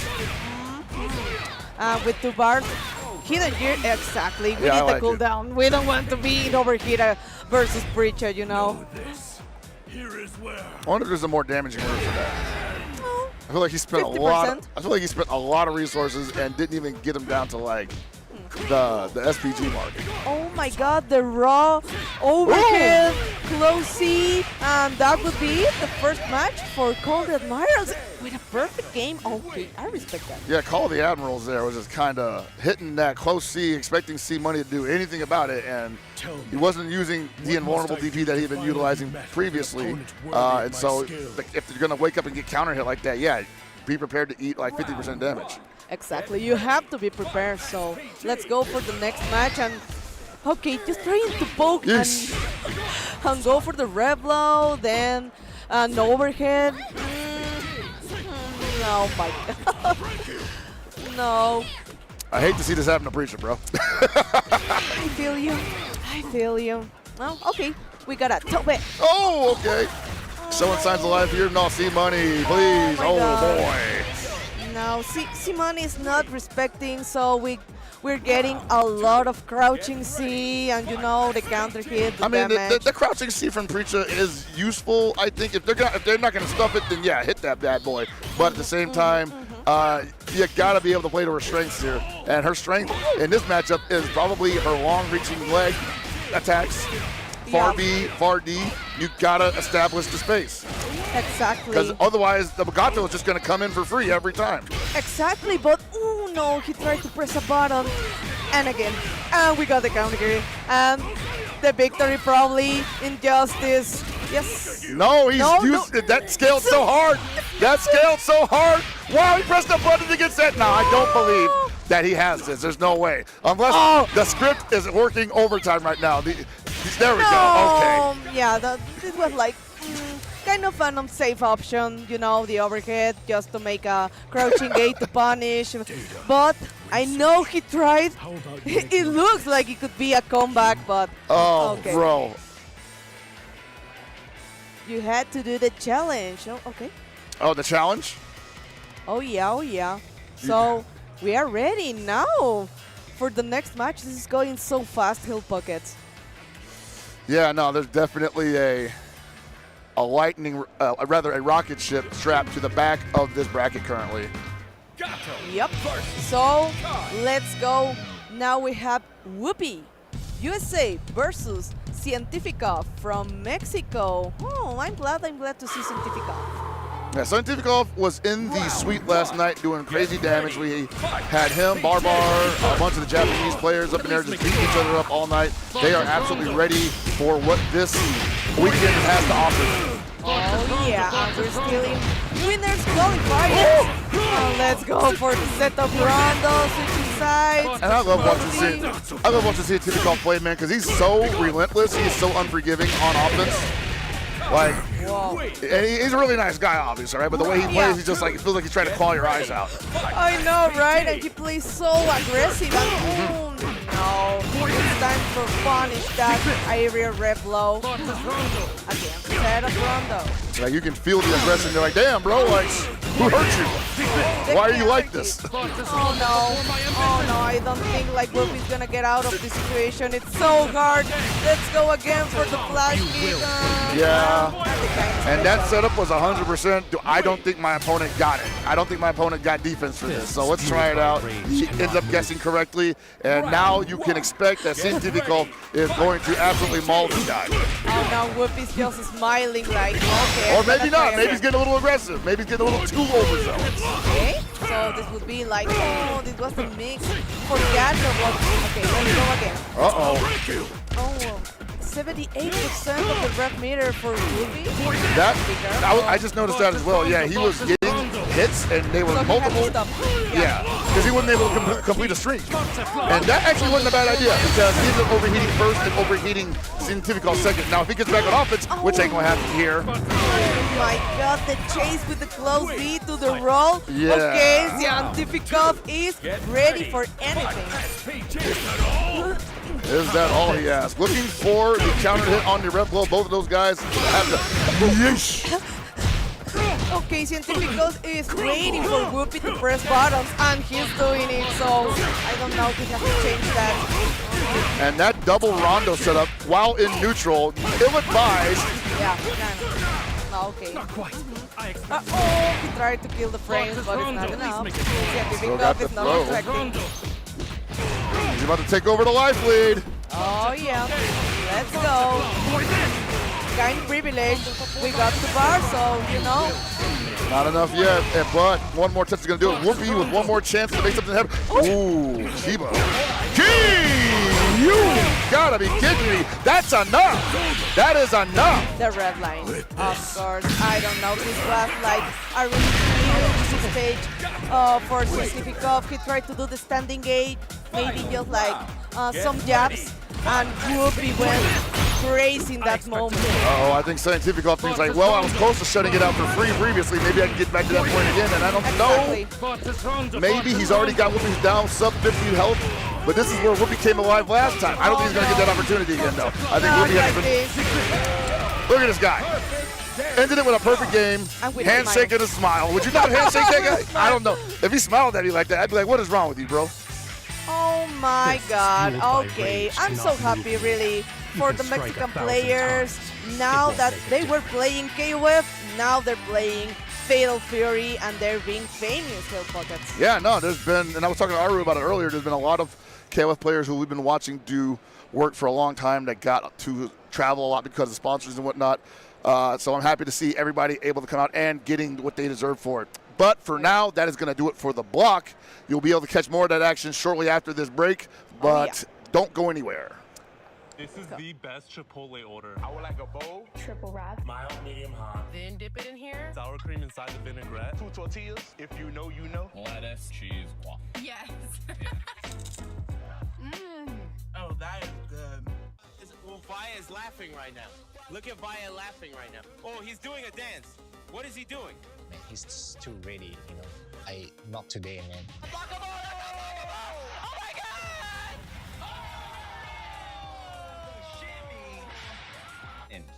参加して、でその時また賞金額が上がって、気持ちは調子良かったですね。So it's much more than just playing. It's being a part of this community.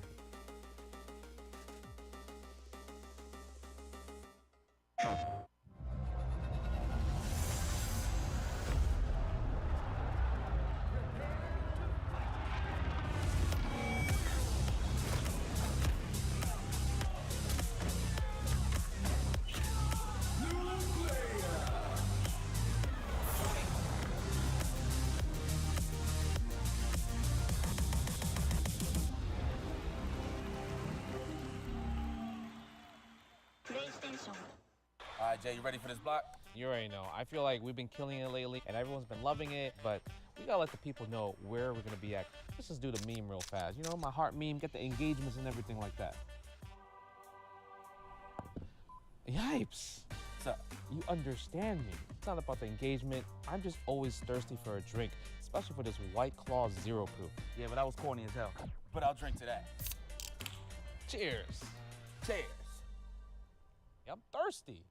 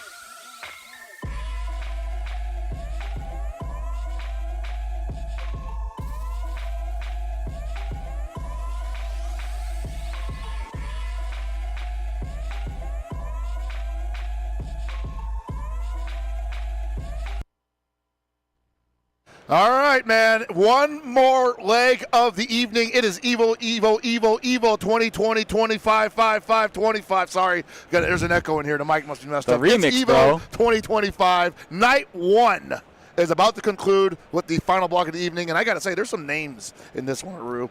There are. So we've got some matches queued up, I think from the previous pools block, just to make sure, just to see who moves on in winner's side. So a lot of the names that are coming up I'm very familiar with. So up first, we have got Kato versus Core Values. Mm-hmm. I'm familiar with both of these players. Core Values, of course, formerly known as Soul Chris, a very strong KOF player, also dabbled in Under Night, was very strong in that game as well. And Kato, he's just my boy from New York.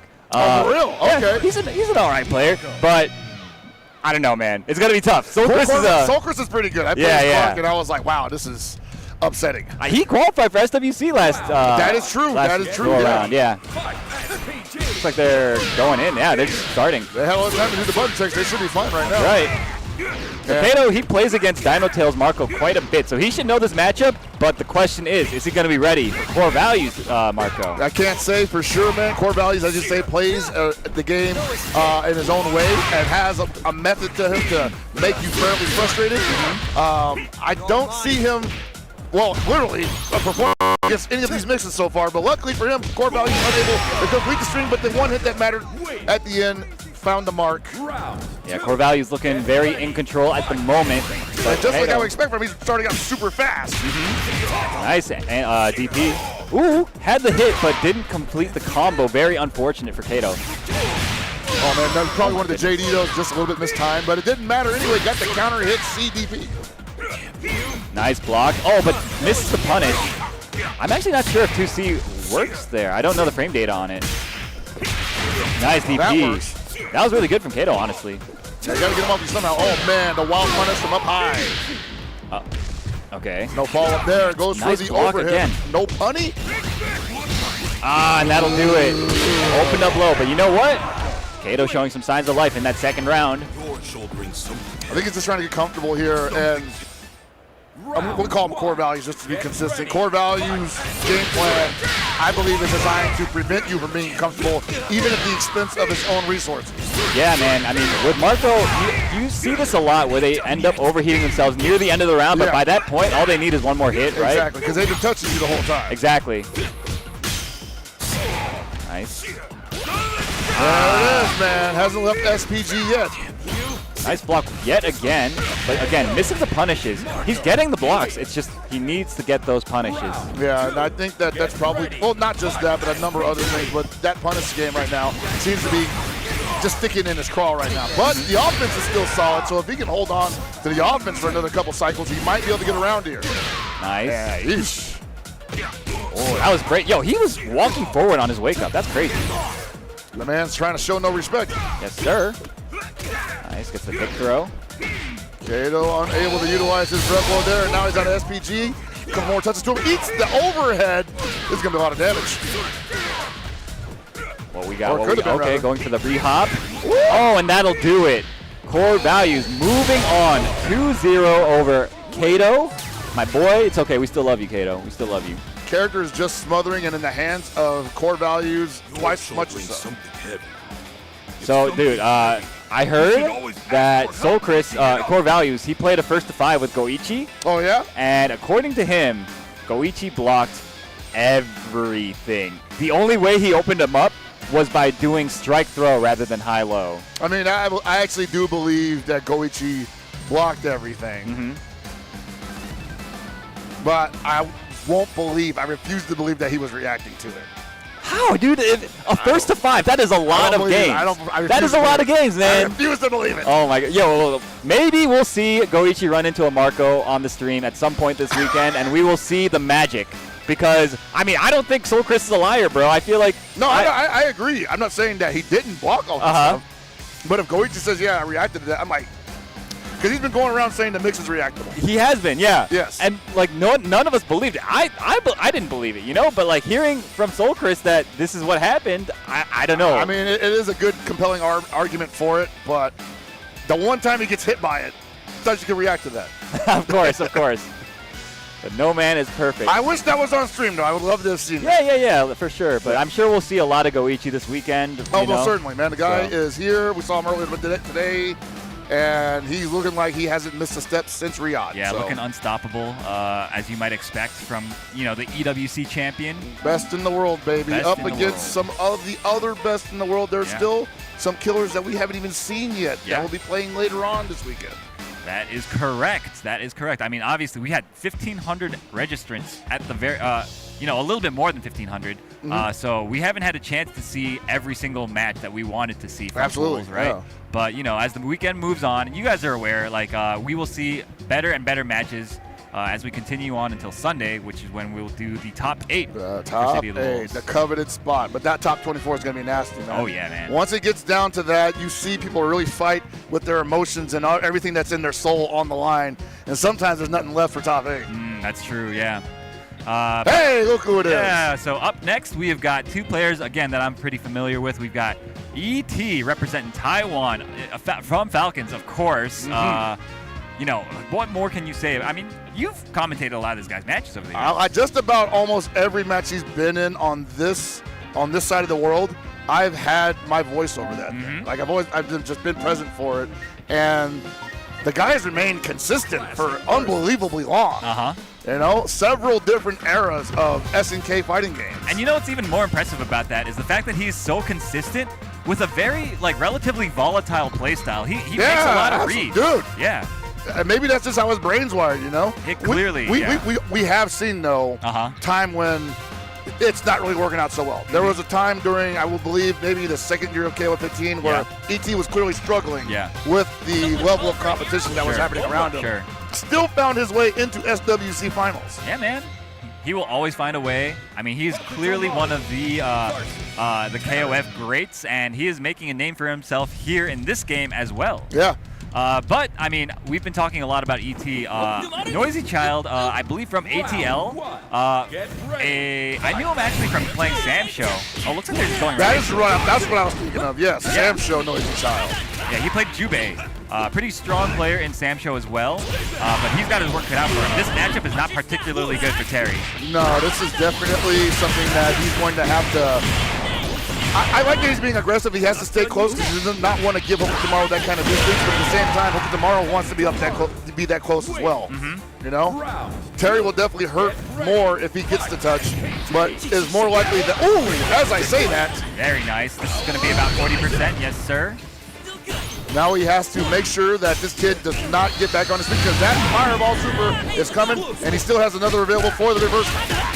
ET, I want to say, has the highest success rate on the Super because, I mean, that man, he is not afraid to reversal. That most certainly not, and it has been to his detriment fairly recently in the past. Ah, true. But at the same time, when you know the man's going to do it, it makes you a little gun shy. Sure. Let's see how much he spends here. He spends all of the rev bar. Okay. And jumps after the overheat. Obviously, in overheat, if you are in the air, you cannot JD because you are overheated. So, I mean, ET recognizing that and basically just checkmated him as soon as he left the ground. Yeah.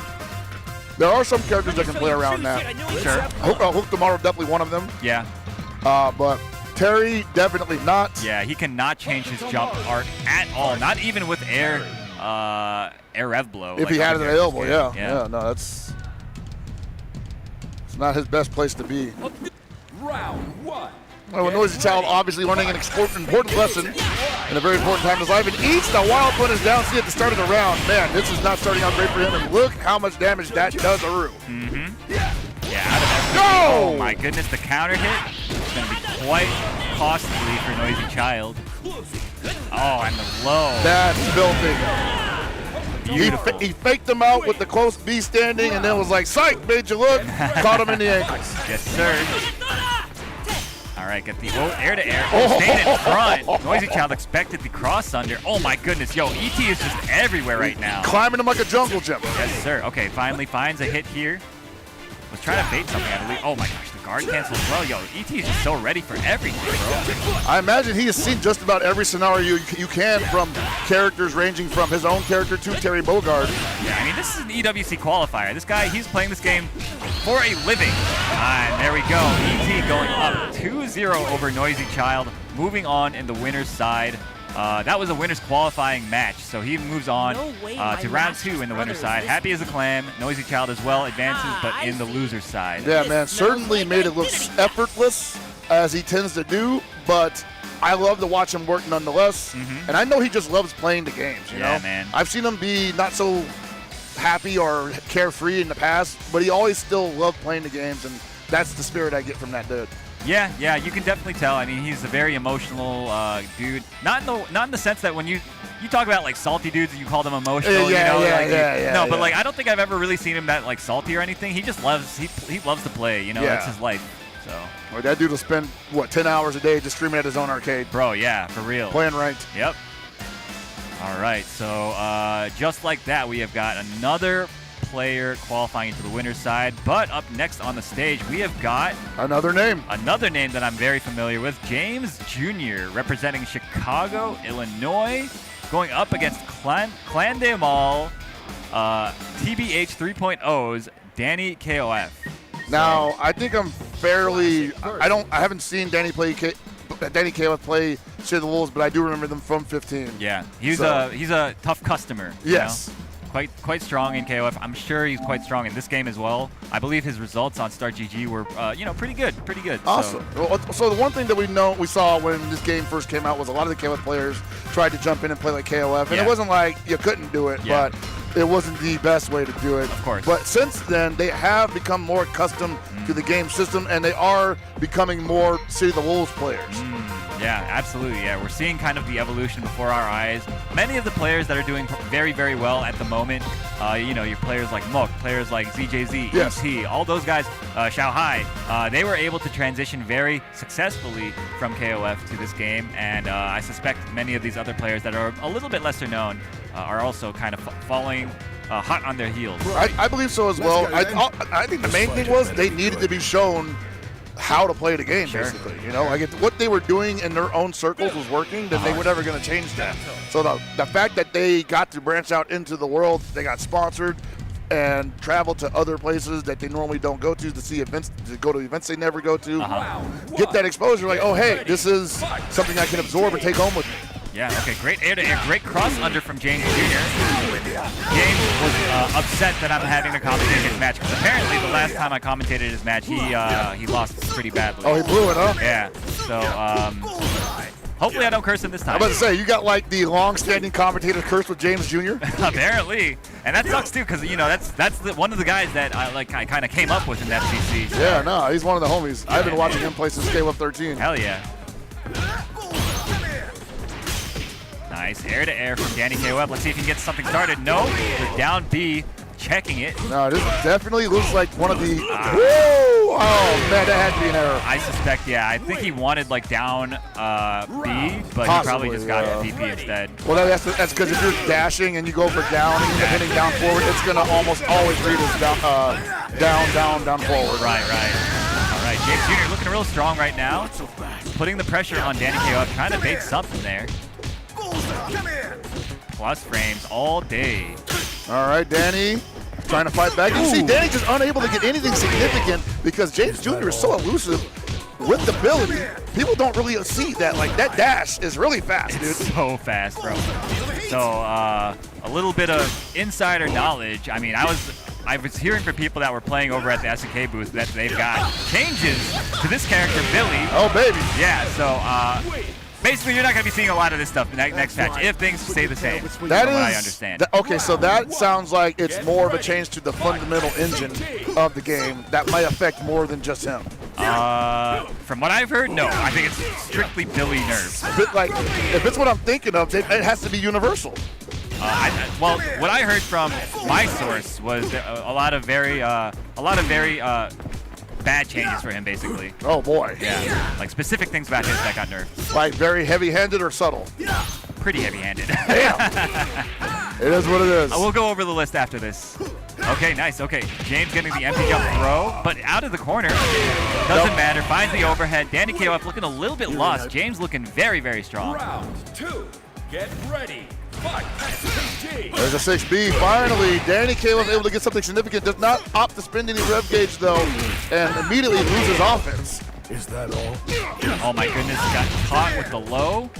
And it's important to spin the rev gauge because the rev specials do force hard knockdown. Gives you those OP situations that you can actually depend upon. All right, Danny finally gets a hit there with the DP. Oh my goodness, the anti-air James so ready. Yeah, Danny KOF hasn't looked for one JD yet off the jump, so that was just a free anti-air. Oh, nope, too far away. Wow, what's he got for him now? Spend it? He's got so much bar. He needs to spend a lot here. Oh, I don't know about this. That's KOF brain right there, brother. That'll do it. James Jr. advancing over Danny KOF. Pretty dominant 2-0, too. Very dominant 2-0, but I want to point out that when Danny did get those hits, he ended those strings without spending any kind of resource, which is not beneficial in this game. I know it seems like in KOF, people hold on to meter all the time because they're like, well, I want to save it for the next round. If I'm in a kill situation, I'll just get another touch. So I'm like, no, you don't actually guarantee that touch with a unresource utilized special, because it's a soft knockdown. Yeah, exactly. You really want to spend that bar so that you get the hard knockdown, so you can continue your offense and keep pressing your advantage, right? Yeah. But these guys, if you're stingy, you're gonna get punished for it. They're gonna roll out of the corner, and if you ain't got the chase tech down, then you're gonna lose all your offense. Exactly.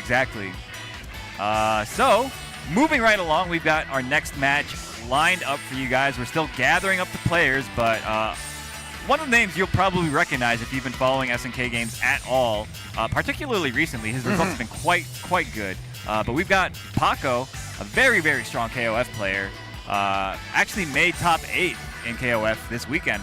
So we're probably going to be seeing more of him tomorrow at the very least in KOF, and likely in this game as well, because he's quite competent in this game as well. Yeah, no, Paco just an all-around good fighting game player.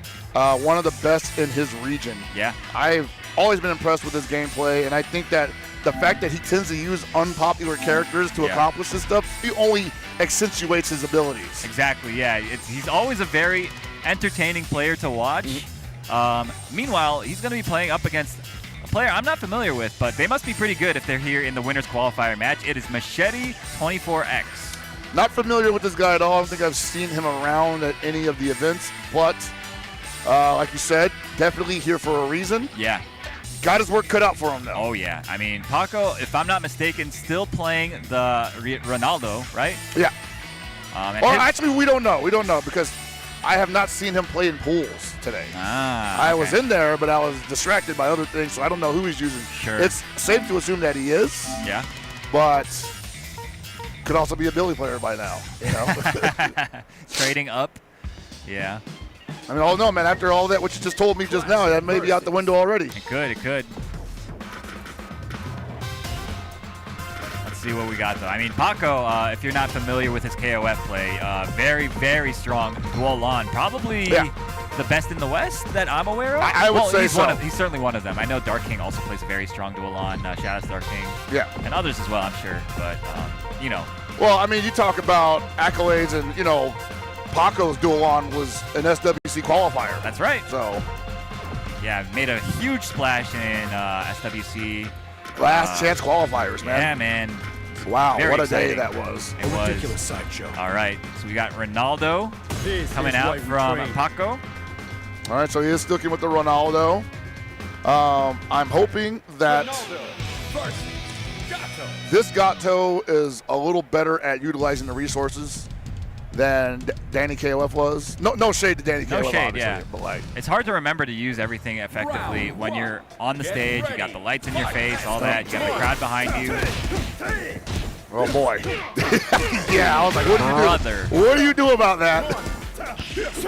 Machete is looking, okay, very nice anti-air. Well, look at that. Ooh, that's a huge punch, huge damage, my goodness. Go for that setup. So much time to set up that ball, too. And so, yeah, a lot of situations in this game give you so much advantage on knockdown, but not a lot of characters can really take advantage of that, right? They're like, oh, well, I'm just going to close normally. Ronaldo gets to set up like a independent hitbox of himself and then move around afterwards. So those kind of situations are perfect for him. For sure. Okay. DP right back. Paco putting on the pressure now in the corner. Got the huge counter hit launcher. And a beautifully optimized combo as well. Into a setup. My goodness. I definitely thought that ball was going to hit over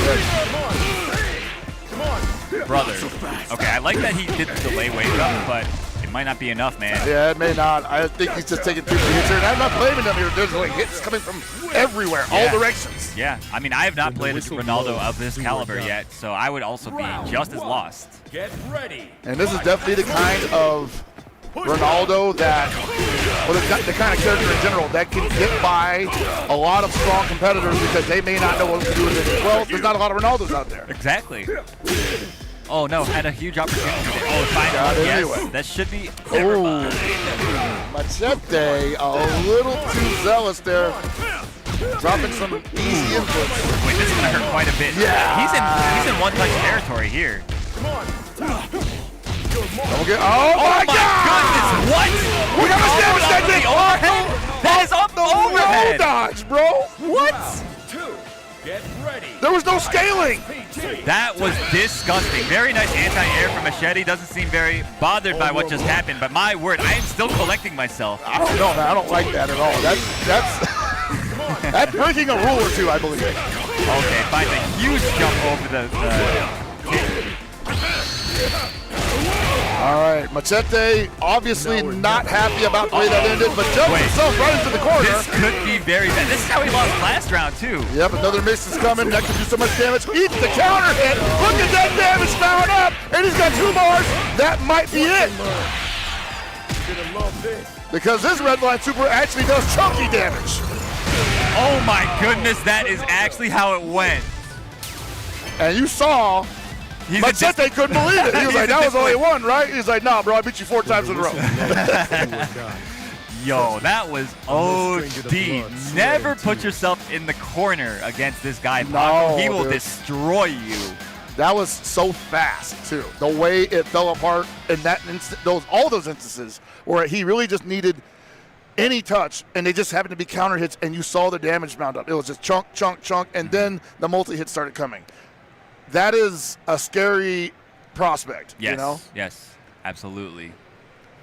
I've always been sus of his damage anyway. I always felt like his damage was sus. It feels like he does too much, but at the same time, we don't see him that much, so I feel like there must be something going on there. Anyways, that's enough excitement for now. We need to wind down a little tiny bit, so bear with us. We're going to run some ads for y'all, but we'll be right back.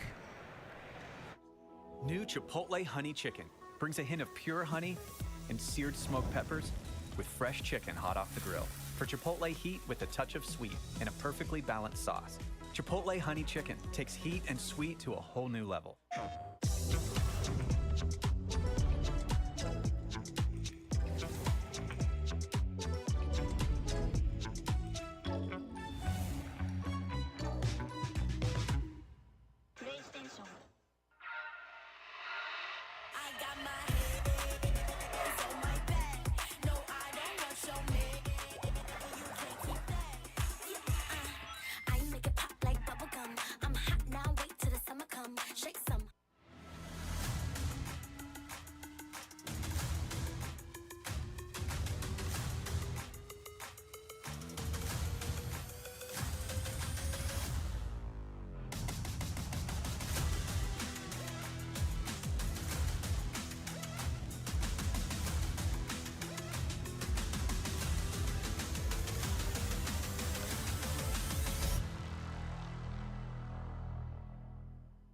We knew pretty early on that the game was fun to play.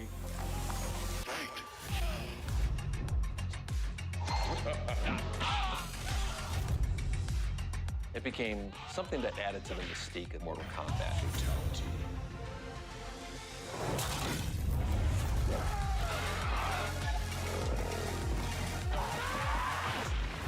Flawless victory.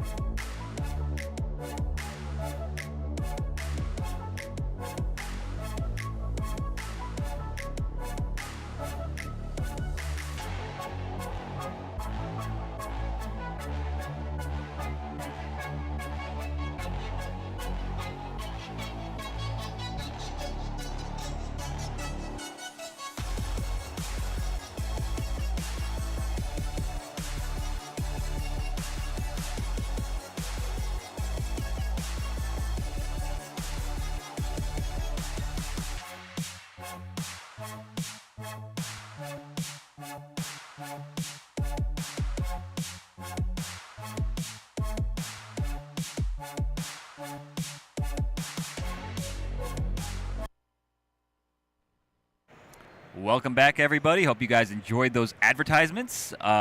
We are back here with some more EVO City of the Wolves action. We have got on the stage for y'all Papa Clean Cut, a player I'm not that familiar with, going up against No Motion Yano from Japan. From Japan. No Motion, I believe, is a comedy duo that specializes in fighting game gag comedy. I have not been familiarized with their work yet, but I do see them all over a lot of official event advertisements and whatnot. And, you know, they seem like a couple of fun guys. Yeah. Always dressing up as either Ryu or Ken. And, you know, generally just having a good time at the local events in Japan. Sure. But I've never seen either one of them play City of the Wolves yet, so this will be a interesting experience for everybody. Yeah, indeed. I am looking forward to seeing this. I mean, yeah, you guys see now the shot of the players. That is Yano, of course, dressed in the signature Ryu costume. Looks like a funny guy. Right? Yeah, it looks like a whole bunch of fun to hang out with, right? Oh, yeah. Meanwhile, we got Papa Clean Cut. I'm not familiar with Papa Clean Cut, but surely they're pretty good to have gotten. Well, actually, I don't know. Oh, we this are is in a the losers qualifier. finals, yes. Yeah. Losers. This will definitely mean someone is going home and not advancing in the bracket. Doesn't say anything about their abilities. Just means that this is for all the marbles for somebody. Yeah. Okay. And I wonder what they could possibly be talking about. Yeah. I wonder how good Yano's English is, because I have a feeling this Papa Clean Cut guy doesn't know Japanese, but who knows? You never know. It's EVO, man. Like, a lot of people here speak all sorts of languages. I'm always surprised by how many people, you know, I hear speaking Japanese. True. And I'm like, oh, people are surprised when I speak Japanese. Yeah. I mean, that definitely took me by surprise the first time I heard it, you know? I was like, hey, what the? Really? Okay. Ready to cuff some clowns. All right, we got Kevin versus Andy. This is actually the first Kevin that I've been able to see on a broadcast that I'm on to this weekend. So yeah, I honestly didn't think we'd see too many Kevins out here as well. I mean, I was hoping Yipes would be in the bracket. Yeah, that would be sick, but my man's is so busy. Yeah, he's definitely not playing anything right now. Get ready. Fight. No Motion going with the Andy Bogard. That's going to be my first commentary set with Andy as well. I play a ton of Andy, as Meta Abe is an Andy main. Sure. And currently Papa Clean Cut getting swept by the same stuff that gets me every time. Yeah, looking like he might be a little tiny bit unfamiliar with this matchup, but I guess we'll see. Maybe he just needed a moment to wake up. We also have to understand here that this version of Andy is designed to confuse the opponent. This is a very unique version of Andy. If it had just been like your standard Andy, I think he would just have to deal with the Fireball DP game possibly. Yeah. Which is usually solid, but not that scary. Exactly, yeah. Everything's a little predictable, albeit, you know, fairly effective, right? Yeah. But, I mean, this one, like you said, he kind of subverts your expectations often, and he's just pretty mobile in general. Has the air fireball, which is incredible for him. And then there's the flip that can turn into a throw if he thinks you're guarding too much. There's just so many options for this Andy to open up an opponent that really the only thing he doesn't have going for him, I think, is more damage. I wonder who put this guy into losers. He's pretty good. Yeah, he seems to know how to play. Oh, my Lord. You know, honestly, I'm not going to be surprised if we both get hit up on social media and say, you know, Yano's actually super sick at SNK games, right? Again, catches him with the teleport C into the Shogun. Catches him trying to jump, I believe. No Motion Yano is, my goodness, this guy is actually all over the place. He is looking beastly right now. And Andes have not really been represented that much in this game yet. Yeah. But I would suspect that probably in a couple months we'll see more Andes in general. Just simply because those options may not be airtight, but they don't have to be. If the opponent's not blocking them right, you get the keys to the city. Agreed, yeah. I mean, you don't necessarily, like, gaps are not your enemy in offense necessarily, right? Like, gaps let people hang themselves sometimes. I also think that sometimes, and I'm going to get a little preachy here, we get a little too caught up in like what's airtight, real offense and defense and whatnot, right? We've forgotten that, hey, making a dude forget how to block in a split second is almost everything that we can ask for on offense. Exactly, yeah. No, I'm with you 100% on that. Like, look at that. Calling something real is like, I don't know. It feels kind of like mid-level lead, you know, like. It's the optimal war. Yeah, you know, if something's not optimal, throw it out the window. Right. Not being optimal. Sometimes it's about getting the hit. Yeah. Oh, no anti-air. Okay, finds the hit anyway with the low. Gets a knockdown. What we got goes for the cross-up. He goes for that a lot. Yeah, he does, and unfortunately doesn't seem to expect it to hit, so he doesn't have anything behind it. Right. Oh wow, that was a huge opportunity for him, but pressed the button a little too early. And that is safe. Yo, Yano is a nut. Yeah, definitely. Hit him with the okie doke, and I think Papa Clean Cut will probably catch that a couple more times because he doesn't seem to be respecting the scenarios where he could possibly eat those okie doke setups over and over again. Kind of just seems to be hitting buttons here. Yeah, I mean, yeah, Yano, it feels like he's just kind of running the game. He's just going in, and Papa Clean Cut's kind of letting it happen. Yeah, you saw right there, Papa Clean Cut tried to anti-air with a low B, and now he's waking up with a level 2 super, and it hits! He spent the whole kit and caboodle on it. That is quite a bit. Level 1 would have been just as invincible, you know? Would at least chipped him out if he blocked it, right? Yeah. Nice anti-air from Yano. All right, Yano not at all impressed by that. He's like, no, we're going to keep going in. You can't stop me from going in. I will never stop going in. Oh, I mean, clearly. Dude, he's playing so fast. I feel like Papa Clean Cut is maybe a little bit flustered right now. Yeah, me anti-air with Kevin down 0. The mark of a master. What we got? Nice. Nice block. What you got from him? Oh, no. Did he swing? Oh, no. Yeah, all right. So he's never seen that before. Yeah, clearly. Honestly, I forgot too. It looks like it is, right? Yeah. But it's designed to do that. Right. Well played, SK. And once again, and you better believe Papa Clean Cut thought, I'm about to give this guy the most splendiferous punish of all time. Psych! Get clipped. All right, good stuff to Yano, holding it down for no motion. Hey man, I'm impressed. I want to see more. For sure. Going to be moving on in losers qualifier. We'll be seeing him tomorrow. Well, probably not because he's on the loser side, but there's a chance. If he make the run, you know, it has happened before. Yeah, and he was playing like he knew how to play. He was doing a lot of relatively complex, like hyper defend, guard cancel stuff, you know. So it's possible. All right, so up next we have got Medabean versus Vandamage. Vandamage. Neither one of these guys I am familiar with. Yeah, neither am I. But Medabean apparently is from Mexico. Vandamage, an American. And this is another losers qualifier match. Man, we are really running through all the ends of the brackets. I like it, man. Yeah, man. We spent the early part of the day basically watching everybody play. But everything's coming close to an end right now. We're like, what, 8:36? So, yeah, everybody should be almost done with their bracket yet. And we still have not seen one Cloud 805 play yet.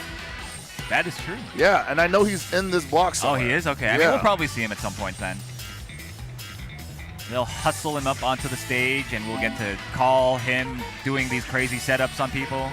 And it'll be a blast. It'd be some of the best kind you'll ever see. But also, this guy's busy as heck because there's, 3 versus games on display here at EVO 2025. We got Hunter, we got 2XKO.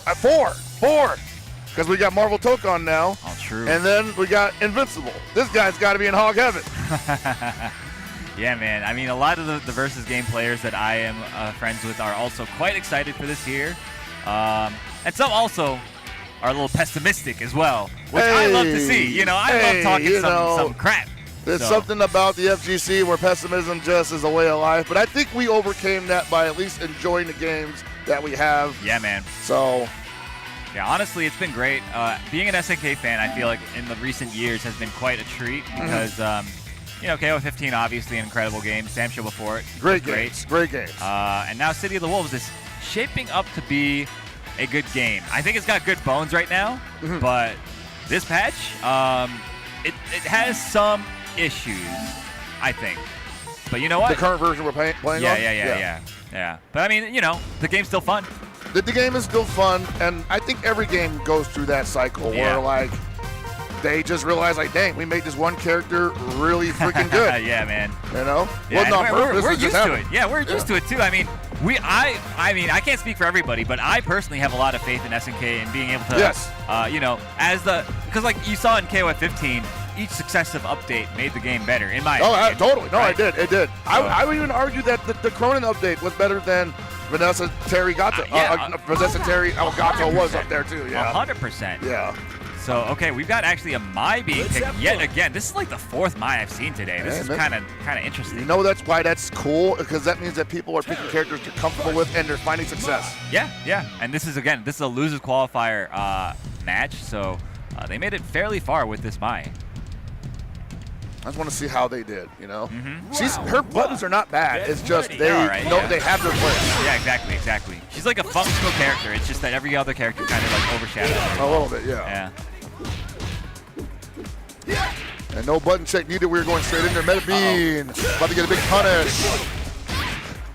All right, goes for the soft knockdown ender here. What we got goes for the meaty pressure, but it wasn't airtight. Yeah, it's hard to make that frame one, even though it's a very good meaty. So wake up Reblow is absolutely good against the close team meaty. See it. So round 1 goes to Meta Bean.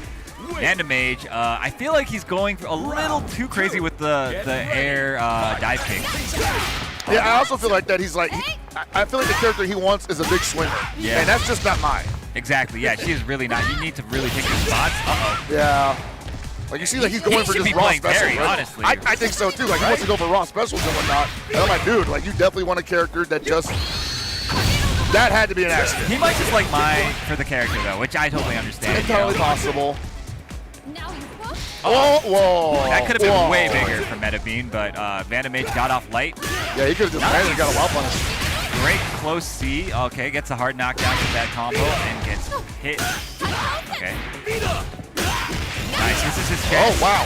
If he completes the string, that's the round, but he can't. He doesn't know when the cancel is. And he pressed the button. The close A got him caught by the super. And I wonder, he's probably trying to chip out because that was a triple geyser. So if Meta Beam had blocked, or rather if Vandamage had blocked it and not JD, then he would have died either way, most likely. Possibly. Get ready. Fight SPG. Okay. Anti-air res ban? Okay. Yo, these guys are swinging. I'm telling you, man. But again, Vandamage not wanting to play Mai in her most optimal state. There's that word again.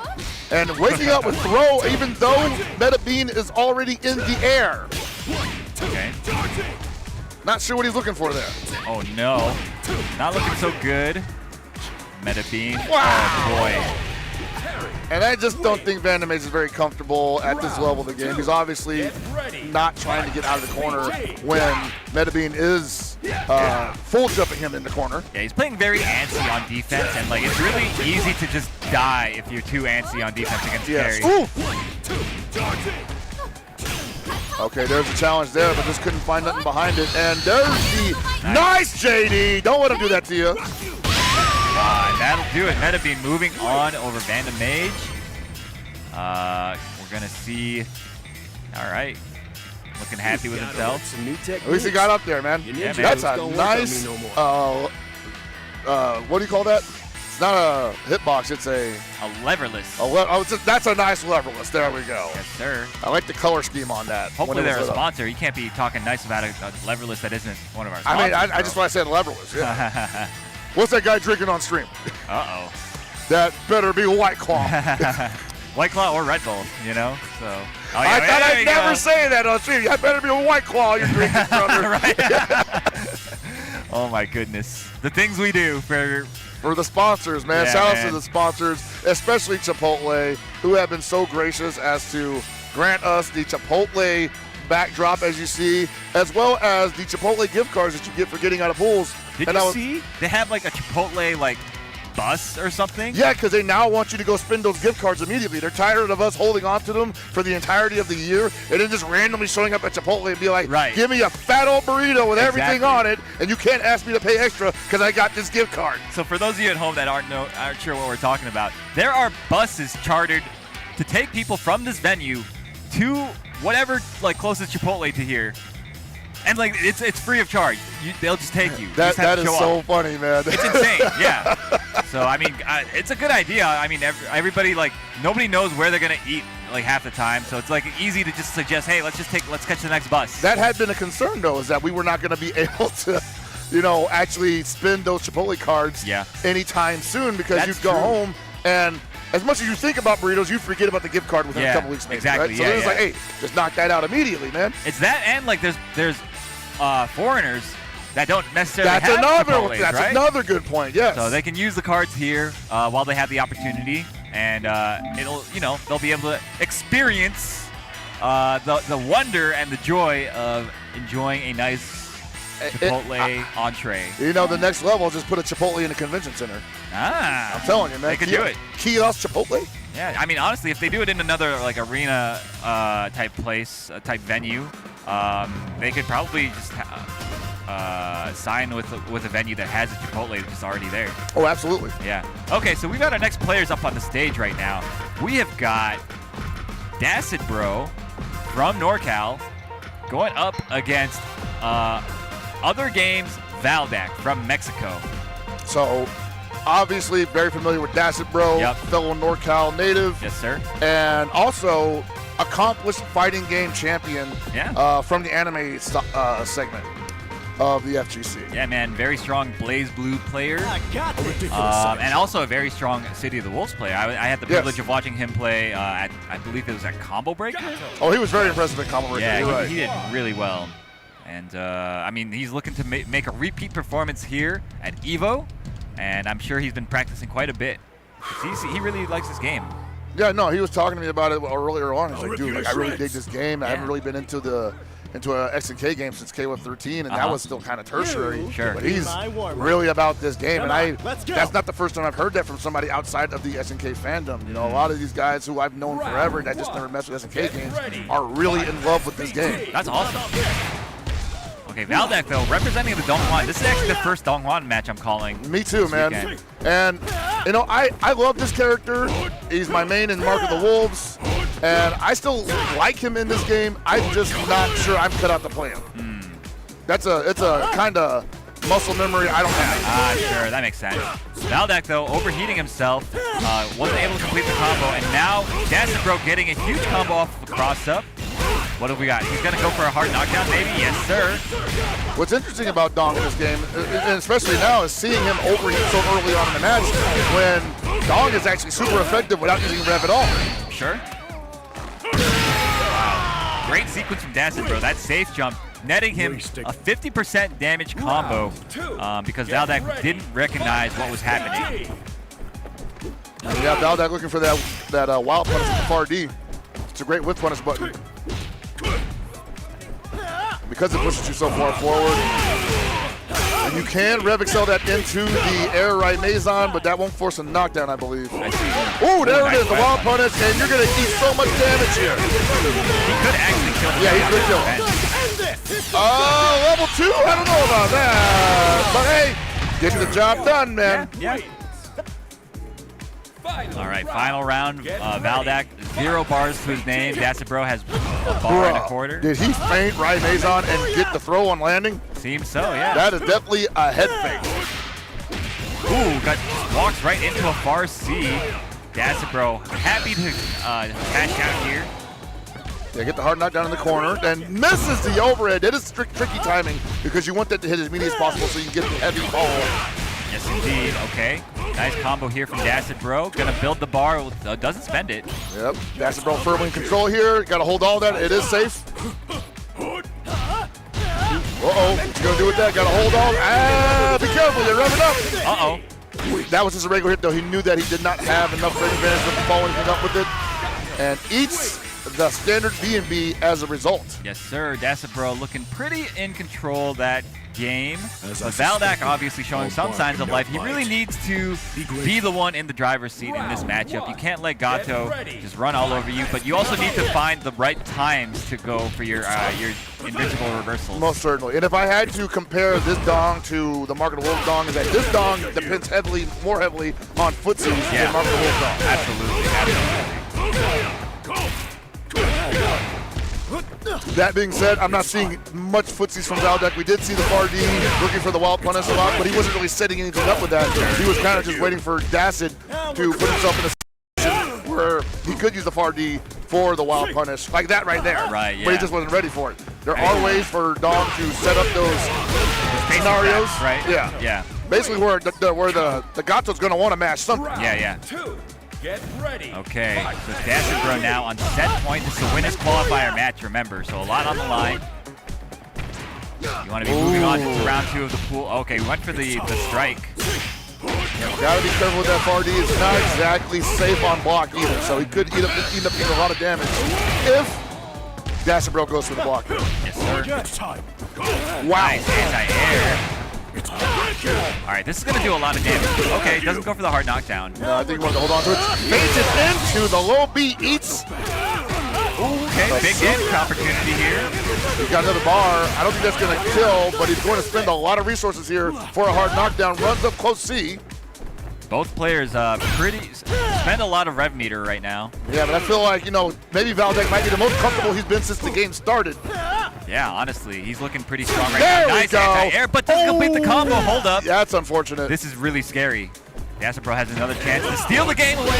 Oh, and that is it. That's unfortunate because you gotta believe that Dong Hwan had so many other opportunities. That, like, dude, you just could have been in the air the whole time, just dive kicking this dude, something, right? As I suspected. That is so unfortunate for Valdak. Like you said, all he needed to do was just like a tiny bit of chip.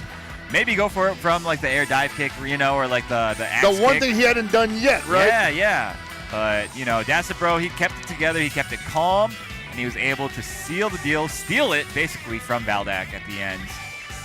Yeah, no, that's definitely great play on Dasabro's side. And I'm so happy that he's playing it along with everybody else who has been even halfway decent at a fighting game in the past live, and just all have jumped in the pool for Fatal Fury City of the Wolves, man. Like, just super humbling. Especially like when you get to see that happen in real time, like at the Goon Suite, right? Where there's just people that you've never even met before that just play the game and appreciate that there's someone to play it Thursday night before Evo, right? Agreed. Okay, so we have got another player I'm pretty familiar with at the moment coming up to play. It's going to be Zane, very strong Hokutomaru player, going up against Automatic. Now this is not that spelled automatic. differently. It's spelled differently from Jibbo's Automatic. It's OTTO-matic. So it should be a good match, another winner's qualifier match. So both players obviously came to play. Oh, I'm hoping so, man. Like, we are definitely deep in there, as we said earlier on, and more matches on. Oh boy, I just saw what they added. Oh yeah, me too. Yeah, I mean, wow. Keep it locked here. We got a lot of good matches. I want to fast forward everything now, bro. Right? I mean, we say that, but most likely it won't be that interesting of a match. No. Right? Well, I mean, it could be. It's a winner's qualifier. You're right. Zane showing off the Mudkip. The Mudkip, what is that? Well, is that like one of those there cartoon monsters? Yes, sir. One of those pocket monsters, as it were. Awesome. From Generation 3, probably a little bit. I mean, you probably totally missed the boat on the Pokemon craze, right? I don't even know what that is. Okay. Oh, I'm commentating my first Preacher match. Let's go. And it's up against Hokutomaru. Actually, I don't hate this matchup for Preacher because I think that Preacher's dash makes it hard for him to play the left-right game a little bit in neutral. Definitely does not want to teleport. Sure. Is it because she has a good anti-air? She has a good anti-air. Her dash is pretty fast and it has good distance on it. So you can just both forward and it? back, Okay.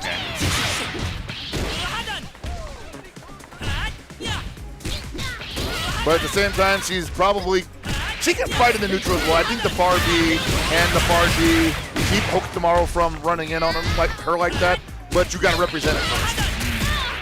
You see right now, like Automatic wants to brawl with the Hook Tomorrow, and it's not working out for her. Right. Runs right into the far C. Zane looking pretty strong at the moment. Yeah, Zane right now just gets to like run the game plan up close, jumping in over the Hurricane. Unfortunately, it's a projectile that has a ton of recovery on it. So you're gonna want to throw that out from much further away. Oh Whoa! my goodness. So what he tried to do there was like, whatever, let's see if we can answer you with close feet. Sometimes that works out. Oh, and the cross up. That is so dirty. I mean, that is a double perfect. That is a double perfect. Automatic. I mean, I don't know what else to say about that one, man. He picked every spot incorrectly, and Zane, to his credit, took advantage of every opportunity. Yeah, absolutely. I think it's just maybe a bit of matchup unfamiliarity. Maybe, yeah, but like Automatic kind of waking up here, getting some hits, trying to go for the feint cancels, but not able to complete the cycles. Oh, that's going to hurt. The big bait. And you're in a corner, too, and you're hard knocked down, and you're... Yo, how is he so right? That is... this is straight reading your opponent, bro. Yeah, definitely. It's also, I mean, Hokamaru as a character, a lot of his stuff is like, oops, I win. You know, that type of thing, yes, that is very true. So... I do think that Hokamaru has a lot of unfortunate scenarios that play out. Yeah. And maybe he didn't mean them to. But you still got to play around that stuff. For sure. I mean, you signed up to play, so you know that Hokamaru's in the game. And even beyond that, he's such a good character regardless. Like, even if he's just playing solid, he's so good at playing solid. Yeah, I mean, he's got an incredible suite of buttons. His specials are all incredible. The character is just the full package. And Automatic right now getting the full brunt of that package. To the face. Hey, yo. Zane moving on. 2-0 over Automatic on the winner's side. We're going to be seeing him a little bit tomorrow. Can you quit? I gotta say, look? When you stare like that, it's. I just realized I know Automatic. Oh, you do? I've met him before. Yes. Where's he from?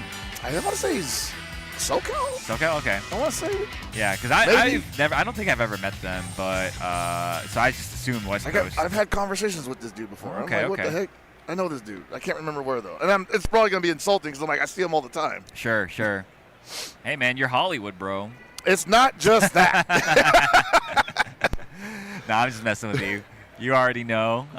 Dude, you don't know the half of it. You know true anxiety is when you are walking through the venue and you end up locking eyes with somebody who's like, hey, and you're like, oh crap, totally blanking on you right now, right? I've had and that. And then they walk moment. up to you and they're just like, yeah. They're like, oh snap, dude, no. Yeah, I've had that happen as well just today, actually. But before we move on to our next match, we have got to run some ads. We got to pay the bills. We got to make sure the sponsors are happy. So make sure you guys are watching these ads and buy all of these products and consume everything. Consume! So, yes, consume. See you guys. This is the best Chipotle order. I would like a bowl. Triple wrap. Mild, medium, hot. Then dip it in here. Sour cream inside the vinaigrette. 2 tortillas. If you know, you know. Lettuce, cheese, guac. Yes. Oh, that is good. Well, Vaya is laughing right now. Look at Vaya laughing right now. Oh, he's doing a dance. What is he doing? Man, he's too ready, you know. Not today, man. Oh my God!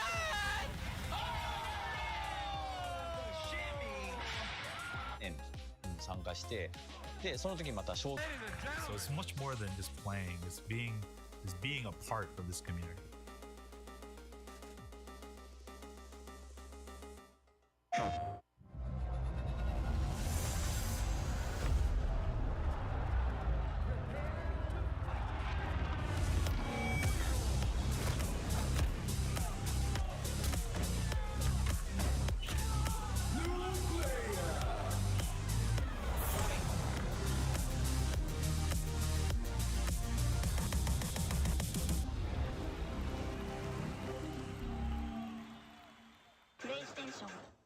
All right, Jay, you ready for this block? You already know. I feel like we've been killing it lately, and everyone's been loving it, but we gotta let the people know where we're gonna be at. Let's just do the meme real fast. You know, my heart meme, get the engagements and everything like that. Yipes. You understand me. It's not about the engagement. I'm just always thirsty for a drink, especially for this White Claw Zero Proof. Yeah, but that was corny as hell. But I'll drink to that. Cheers. Cheers. Yeah, I'm thirsty.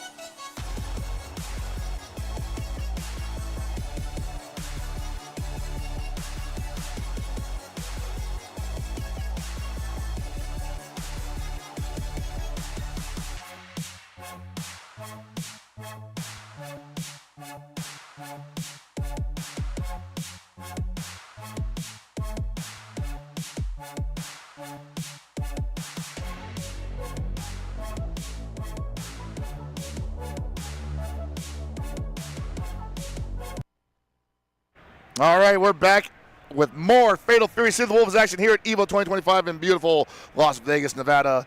And it has been a day and a half of day one, I feel like, man. I know it's just Friday, but it feels like it's already Saturday night. It does. I mean, we have been hard at work calling these matches for y'all, watching these pools action. We've got some more pools action for you guys. We've got Samson K going up against Ray Play. And it looks like it's going to be a B Jenny, maybe. Man, this is the most B Jennies I've seen beta. Yeah, you know, we've been seeing quite a lot of character representation in these pools, but I suspect as we move further and further along, we'll be losing quite a bit of it. I hold out hope, nonetheless. Sure, yeah, me too. Nice jump back A. Looking pretty good. I think that was Samson K's in the black. Ray Play in the blue. Yeah, I believe so, yeah. All right, this is where B. Jenny looks the coolest, where she's getting damage, and it seems like the strings never end. And changes the trajectory. Does not opt for anything but the soft knockdown. Ooh. That was nice. All right, I don't think this is enough to kill, right? Oh, you know what? Never mind. Yeah, I forgot about so I was gonna say, yeah, that counter when used offensively that way does such chunky damage. That's right. Yeah. SPG.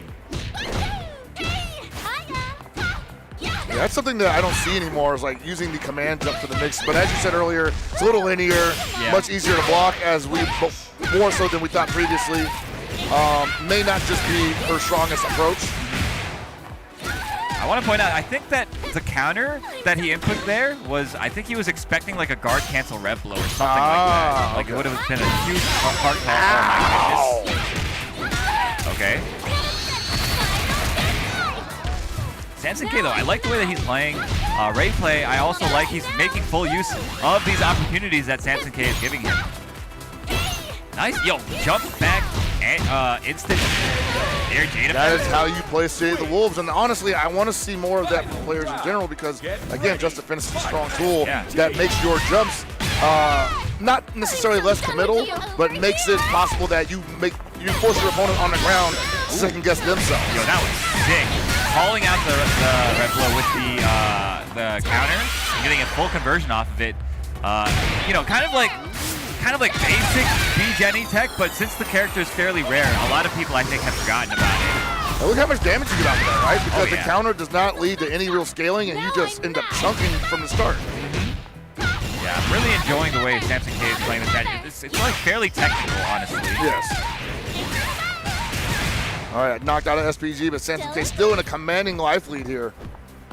You feel super comfortable hanging back there. No reason to rush in. You're still at 81% rev gauge, too. You don't want to be stuck in a blocking situation, get overheated, and then you may really actually be in danger of losing the round.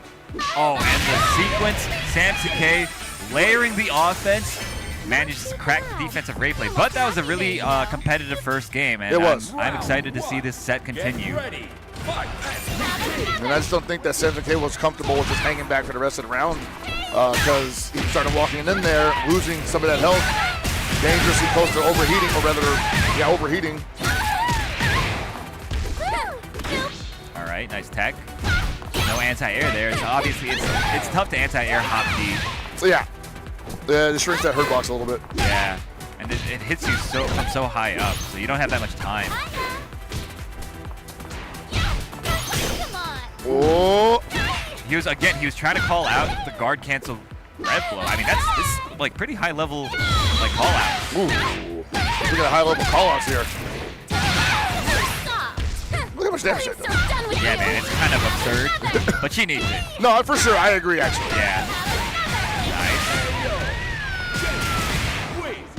All right, Samson K now on set point. Yeah, man, but still, as you said, this has been very competitive, so at any moment, Rayplay could make a decision or an adjustment. That takes the round or even a second game away from Samson K. Just needs the opportunity and the right game plan to execute. That's right, man. Samson K saying, I know you cannot make that true, so you have to dash up twice in a row, 2 butt counters.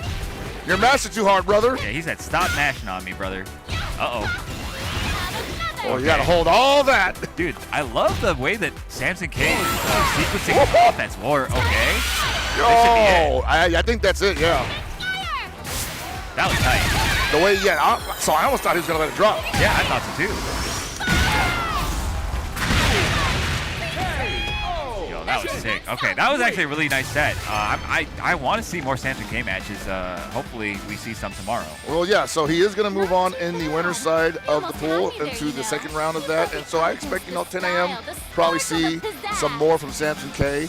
I do think since we are 3 months into this game's lifespan, yes, we know who the top 3, 4, 5 are. Yeah. But who's just outside of that, still kind of a mystery, still kind of a question mark. And maybe so are the matchups. Yeah, certainly. Okay, so wow, we've got this is a pretty good match, I think. We've got coming up to the stage, KSG's own Xiao Hai going up against a player named Tati Strike. from Mexico. Yes, Tati Strike was actually in the suite last night. Yeah. Actually told me earlier on that this was possibly who he would have to play if he got close to winners quals. And here he is, and here is also Xiaohai. So for us, we've both seen the top 2 of EWC and called their matches here today. And I still can't wait for those two gentlemen to possibly run into each other either in or before top 8. It could certainly happen, man. I mean, the way that these guys are playing, well, I guess I haven't seen Xiaohai play yet, but he's in the winter qualifier match. And, like, it's Xiaohai, man. It is Xiaohai, but, you know, I know Xiaohai kind of was anticipated to be the victor, obviously, and he got a lot throughout the entire year. He won every tournament he was at. Yeah. Except for that one. And you saw it in the photo. He was looking back. He was staring a hole in Goichi's head as Goichi was lifting up the trophy he thought belonged to him. True. But, I mean, that last set between the two of them was still pretty competitive. And, I mean, it was still anyone's game. Goichi obviously was the better player on that day, but it's still like these guys are neck and neck. And, like, on any given day, so many different variables could affect the outcome. You know, how you're feeling, your condition. Everything, you know, so.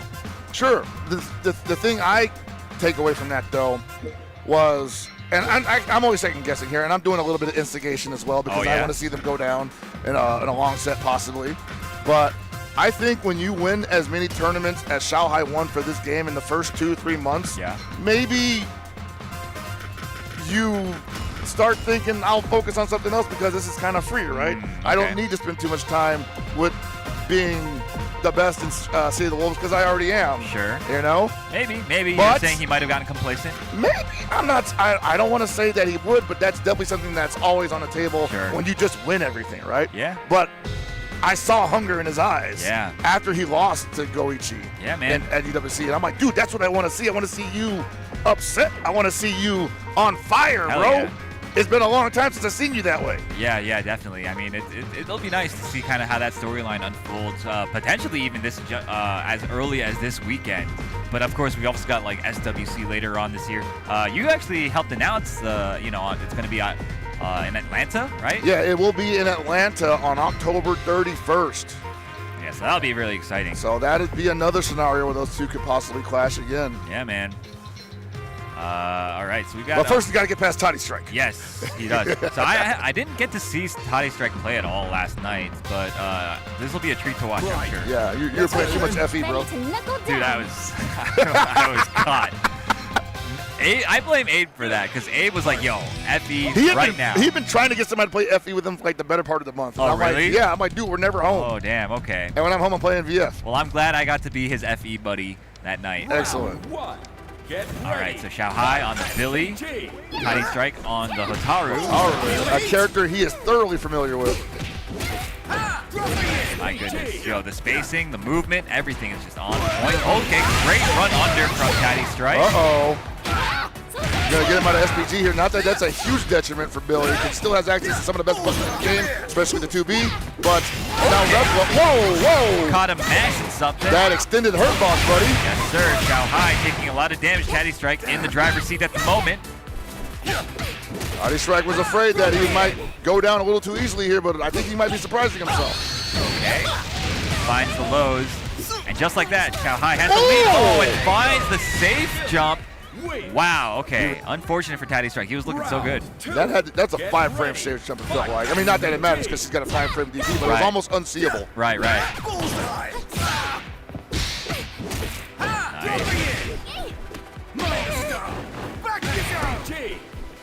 All right, you see that wave dash, rev dash rather. Hard cancel. Xiaohai even nodded in approval. He was like, all right, you got it. Yeah, that's what you do, man. Don't let me do that for free. Looking possibly for a button to check Billy's movement here, but ends up eating a counter hit. Ooh, and Xiaohai letting Tati Strike reset the offense. Yeah, man, getting hit by the gaps and the pressure. Nice web guard. Ooh, what a far D. Dude, Tati Strike is playing super, like, reserved, playing calm, playing just clean City of the Wolves. I almost said KOA. You've got to be careful, though, because he doesn't want to put himself in a scenario where Xiaohai didn't happen there, but it was looking like Xiaohai was queuing up to start attacking the rev gauge. Yeah, for sure. But damn, that was Really close. Really close. Taddy Strike taking it to him. I think one small adjustment from Toddy Strike can definitely make the difference here, but also Xiaohai, one of the kings of adjustments. And eats a raw rev gauge stab, you're eating all this damage with no scaling factor. Taddy Strike, but gets hit anyway. Not so good right now. Yeah, Toddy Strike might have had one chance to impress Xiaohai before he turned up the thrusters, and that could have been it. Still doesn't have enough for Ignition Super. Jesus! The Far C, what are you backdashing for? Yeah, man. Xiaohai maybe got a download. We'll see. Taddy Strike, he was playing really well. No. Are you nervous? Yeah, he's getting a little bit too antsy, I think. Going for a preemptive thing there. And Xiaohai, he's just like rock, paper, scissors to death. Basically, right? He's like, oh my God! Yeah, that's going to be a wrap. We're ending on a perfect Xiaohai in fighting form yet again. Throws off the headphones with authority. I mean, the guy's just good. What more can you say? No, I had nothing else you can say, man. Yeah. Taddy Strike, though, I was really impressed by Taddy Strike's play. I am looking forward to seeing some more of him tomorrow. Of course, he's going to have to make it really far for us to be able to see him potentially tomorrow. Sure. Right? No, that's definitely a scenario there. But at the same time, man, like, I do think the way he was playing, that is possible.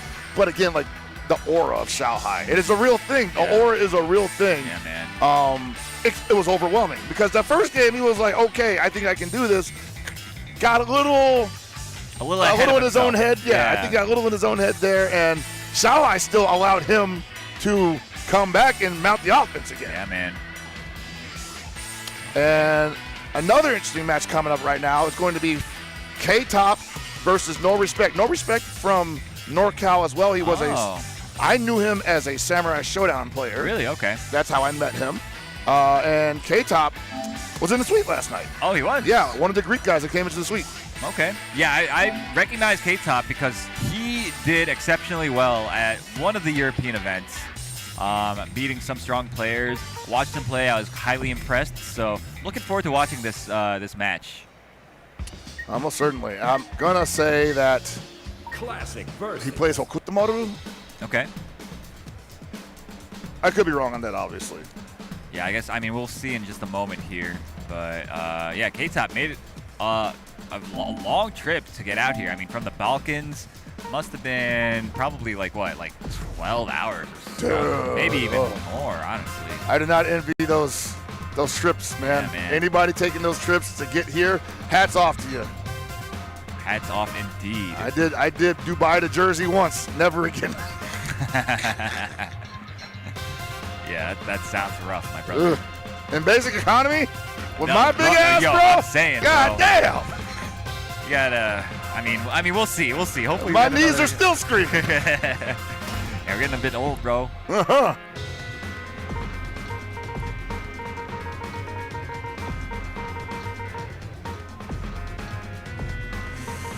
Yeah, man, this should be a fun matchup, I believe. Two players that clearly have confidence in their skill and experiencing one of the most unsung beauties of EVO, in my opinion, playing against somebody on stream that you've never even met before in your life. Oh, hell yeah. I mean, that happens so often at EVO. I mean, everybody is here from all over the country, all over the world even. Yeah. So, I mean, if you're good enough, you'll have a chance to play so many different players. Okay, we got another Dongwon. Everyone has a story to tell one way or the other, you know? Like, No Respect could go back to NorCal time, like, man, I lost on stream to some Greek Dong player. No, actually, I think K-Top is the kind. He probably is. Yeah. I was gonna say Greek Dong player just sounds funnier. Yeah. You can be my You are right warm-up. about that. Come on, let's go. All right, No Respect, though. Round one. We're going to be trying to get in, close the distance. Obviously, it's the story of this matchup, but okay, nice instant throw. Catch Oh, the close D. Huh? You do not see a lot of dongs go for the close D because it's not cancelable. You do have to put yourself. You kind of hope for being in range for the close D, or if they block it, they try to mash, and you end up getting a wild punish with the crouch C. Nice anti-air from No Respect. Looking really strong right now. Overheated himself. Oh, K-Top could have got a big punish from that. Nice. Yeah, I wasn't ready for that. Got to be careful. Wake up super. I don't know about that, bro. Yeah, no respect looking real strong at the moment. Yep, no respect with the fist pump in the air. Feeling like he got one over on K-Top. K-Top definitely has to turn it up a little bit here. Going for the Panzer into the Lanze. The tried and true neutral spin. Oh, here we go. It's time for Kind to play that game of his. Hey, it is, man. You got to respect the Rondo pressure. And Dong can fight out of this. He can actually fight back from this. He just has to be patient. There you go. You got space. Get out of the corner. There you go. That's what I'm talking about. You want that wild punish. Spin no meter. Get the knockdown. He's going to roll. Catch him again. You're plus. I can't believe he matched that. He would have got beaten again if he did close or down C. Oh, just like that. K-Top taking the round. Dude, like, no respect, not even realizing how much advantage he has on that close D. If he ends up getting that again, I need him mashing crouch C. Okay. At least make it good. All right, K-Top gonna hold on to this life lead. Not gonna get too, well, he was not gonna get too aggressive, but ends up neutral skipping again. And this is gonna hurt. Optimal punish on the way. Quite a bit. He's got a bar to play with. Doesn't spend it here, but he. Oh, you're crazy. You're nuts. Dude, No Respect was playing really well in that first round, but I think he got a little too confident, and he started going a little bit ham. So I mean, he's a free person. This is America. You can use close D whatever you want. Yeah, yeah. But the thing about close D is that it's such a nuanced normal. Like, it doesn't really lead to anything on block unless the opponent mashes something. And you're +3 on block off of that, I believe. Sure. So Let's begin. pretty much anything you do afterwards is going to beat whatever they do. Yeah, yeah. You know? I think even a 4-frame normal will get beaten by whatever Dong does after that. So how fast is his down C? it might be 8, so at the best it'll become 5 frames. So that'll get beat by a 4-frame normal. Right. But Kind ain't got one of those. Yeah. So if you're going to utilize that move, you need to know what advantages it gives you, is what I'm saying. You know, you can't just be doing it to be doing it.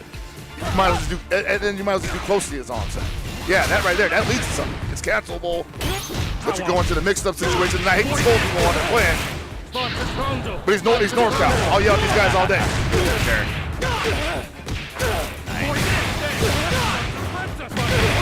Yeah, man, K-Top looking super solid here. Looking for the baited opportunity. He was like... Oh, he jumped right over as well. Gets a wild punish. Beautifully done by No Respect. Yeah, that's why that far D is a great wild punish button, because it covers such a distance. Oh, okay. Oh, huge whiff opportunity. Oh, he actually took the hit there and still overheated K-Top, and he's got complete advantage there. That ain't the button, bro. You look, he didn't block it. He blocked that one, though, and there goes the round. Unfortunate. I mean, he was doing really well that round, and then K-Top still managed to rally at the end. No Respect now on his last life, potentially. K-Top set point. Yeah, man, you gotta think that K-Top probably not super comfortable here, because he knows he's living by No Respect's mistakes. Nice. Not quite. Very close D. Trying to get a jump in. I actually like that, because you are +3. That does give you some freedom to get a little mobile. Ooh. Too sloppy. Oh, about to get overheated by spinning all that rev gauge, but you have so much meter that's going to punish. That was good. Not quite. Smelled the desperation to overheat him. Dash up. And No Respect in a great position here right now. There we go, anti-airs. You can see that K-Top just not interested in playing the up-close game when he's not already hitting them, and so that's what he needed right now. He's going to be able to complete the string, but not kill possibly. Maybe? Oh my God, the scaling is crazy, but he still got it at the end. What a character, man. Kind R. Heinlein. It just kept going. Kept going, bro. He's like, what move haven't I used yet? Oh yeah, deep answer. I feel like I see that combo so much, and it still surprises me, man. Yeah, it's incredible. It's an incredible character, and I want to say that, and since like as a developer, they must be pretty proud of themselves for having created such a cool character. He is very cool. I have to admit that he is very cool. I just hate fighting against him. You know what I mean? But you know what I don't hate is watching ads. So you guys are about to do the same. watch these ads, come back. We're going to have some more matches for you. You already know the drill. We'll be back in a bit. Absolutely. Take it easy, y'all. See you soon. That sizzle, that's the soundtrack of Chipotle. Literally melt in your mouth tender. Let's see our chicken glistening, our fajita sizzling. It's magic happening. And this is gonna be in your bowl. This is it.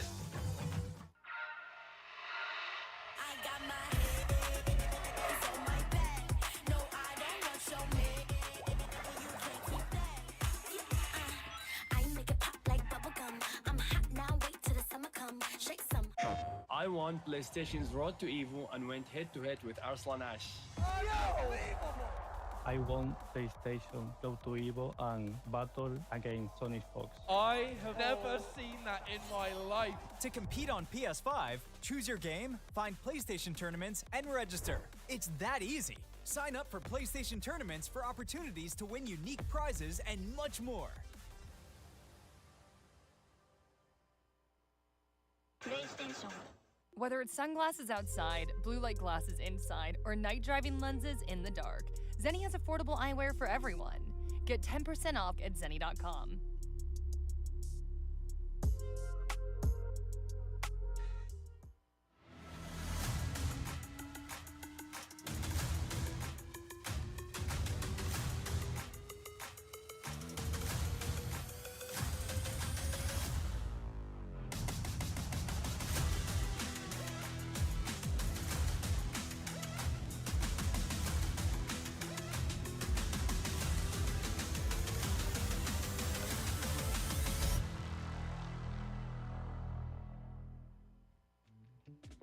Tenno is back with brand new, officially licensed designs by the FGC for the FGC.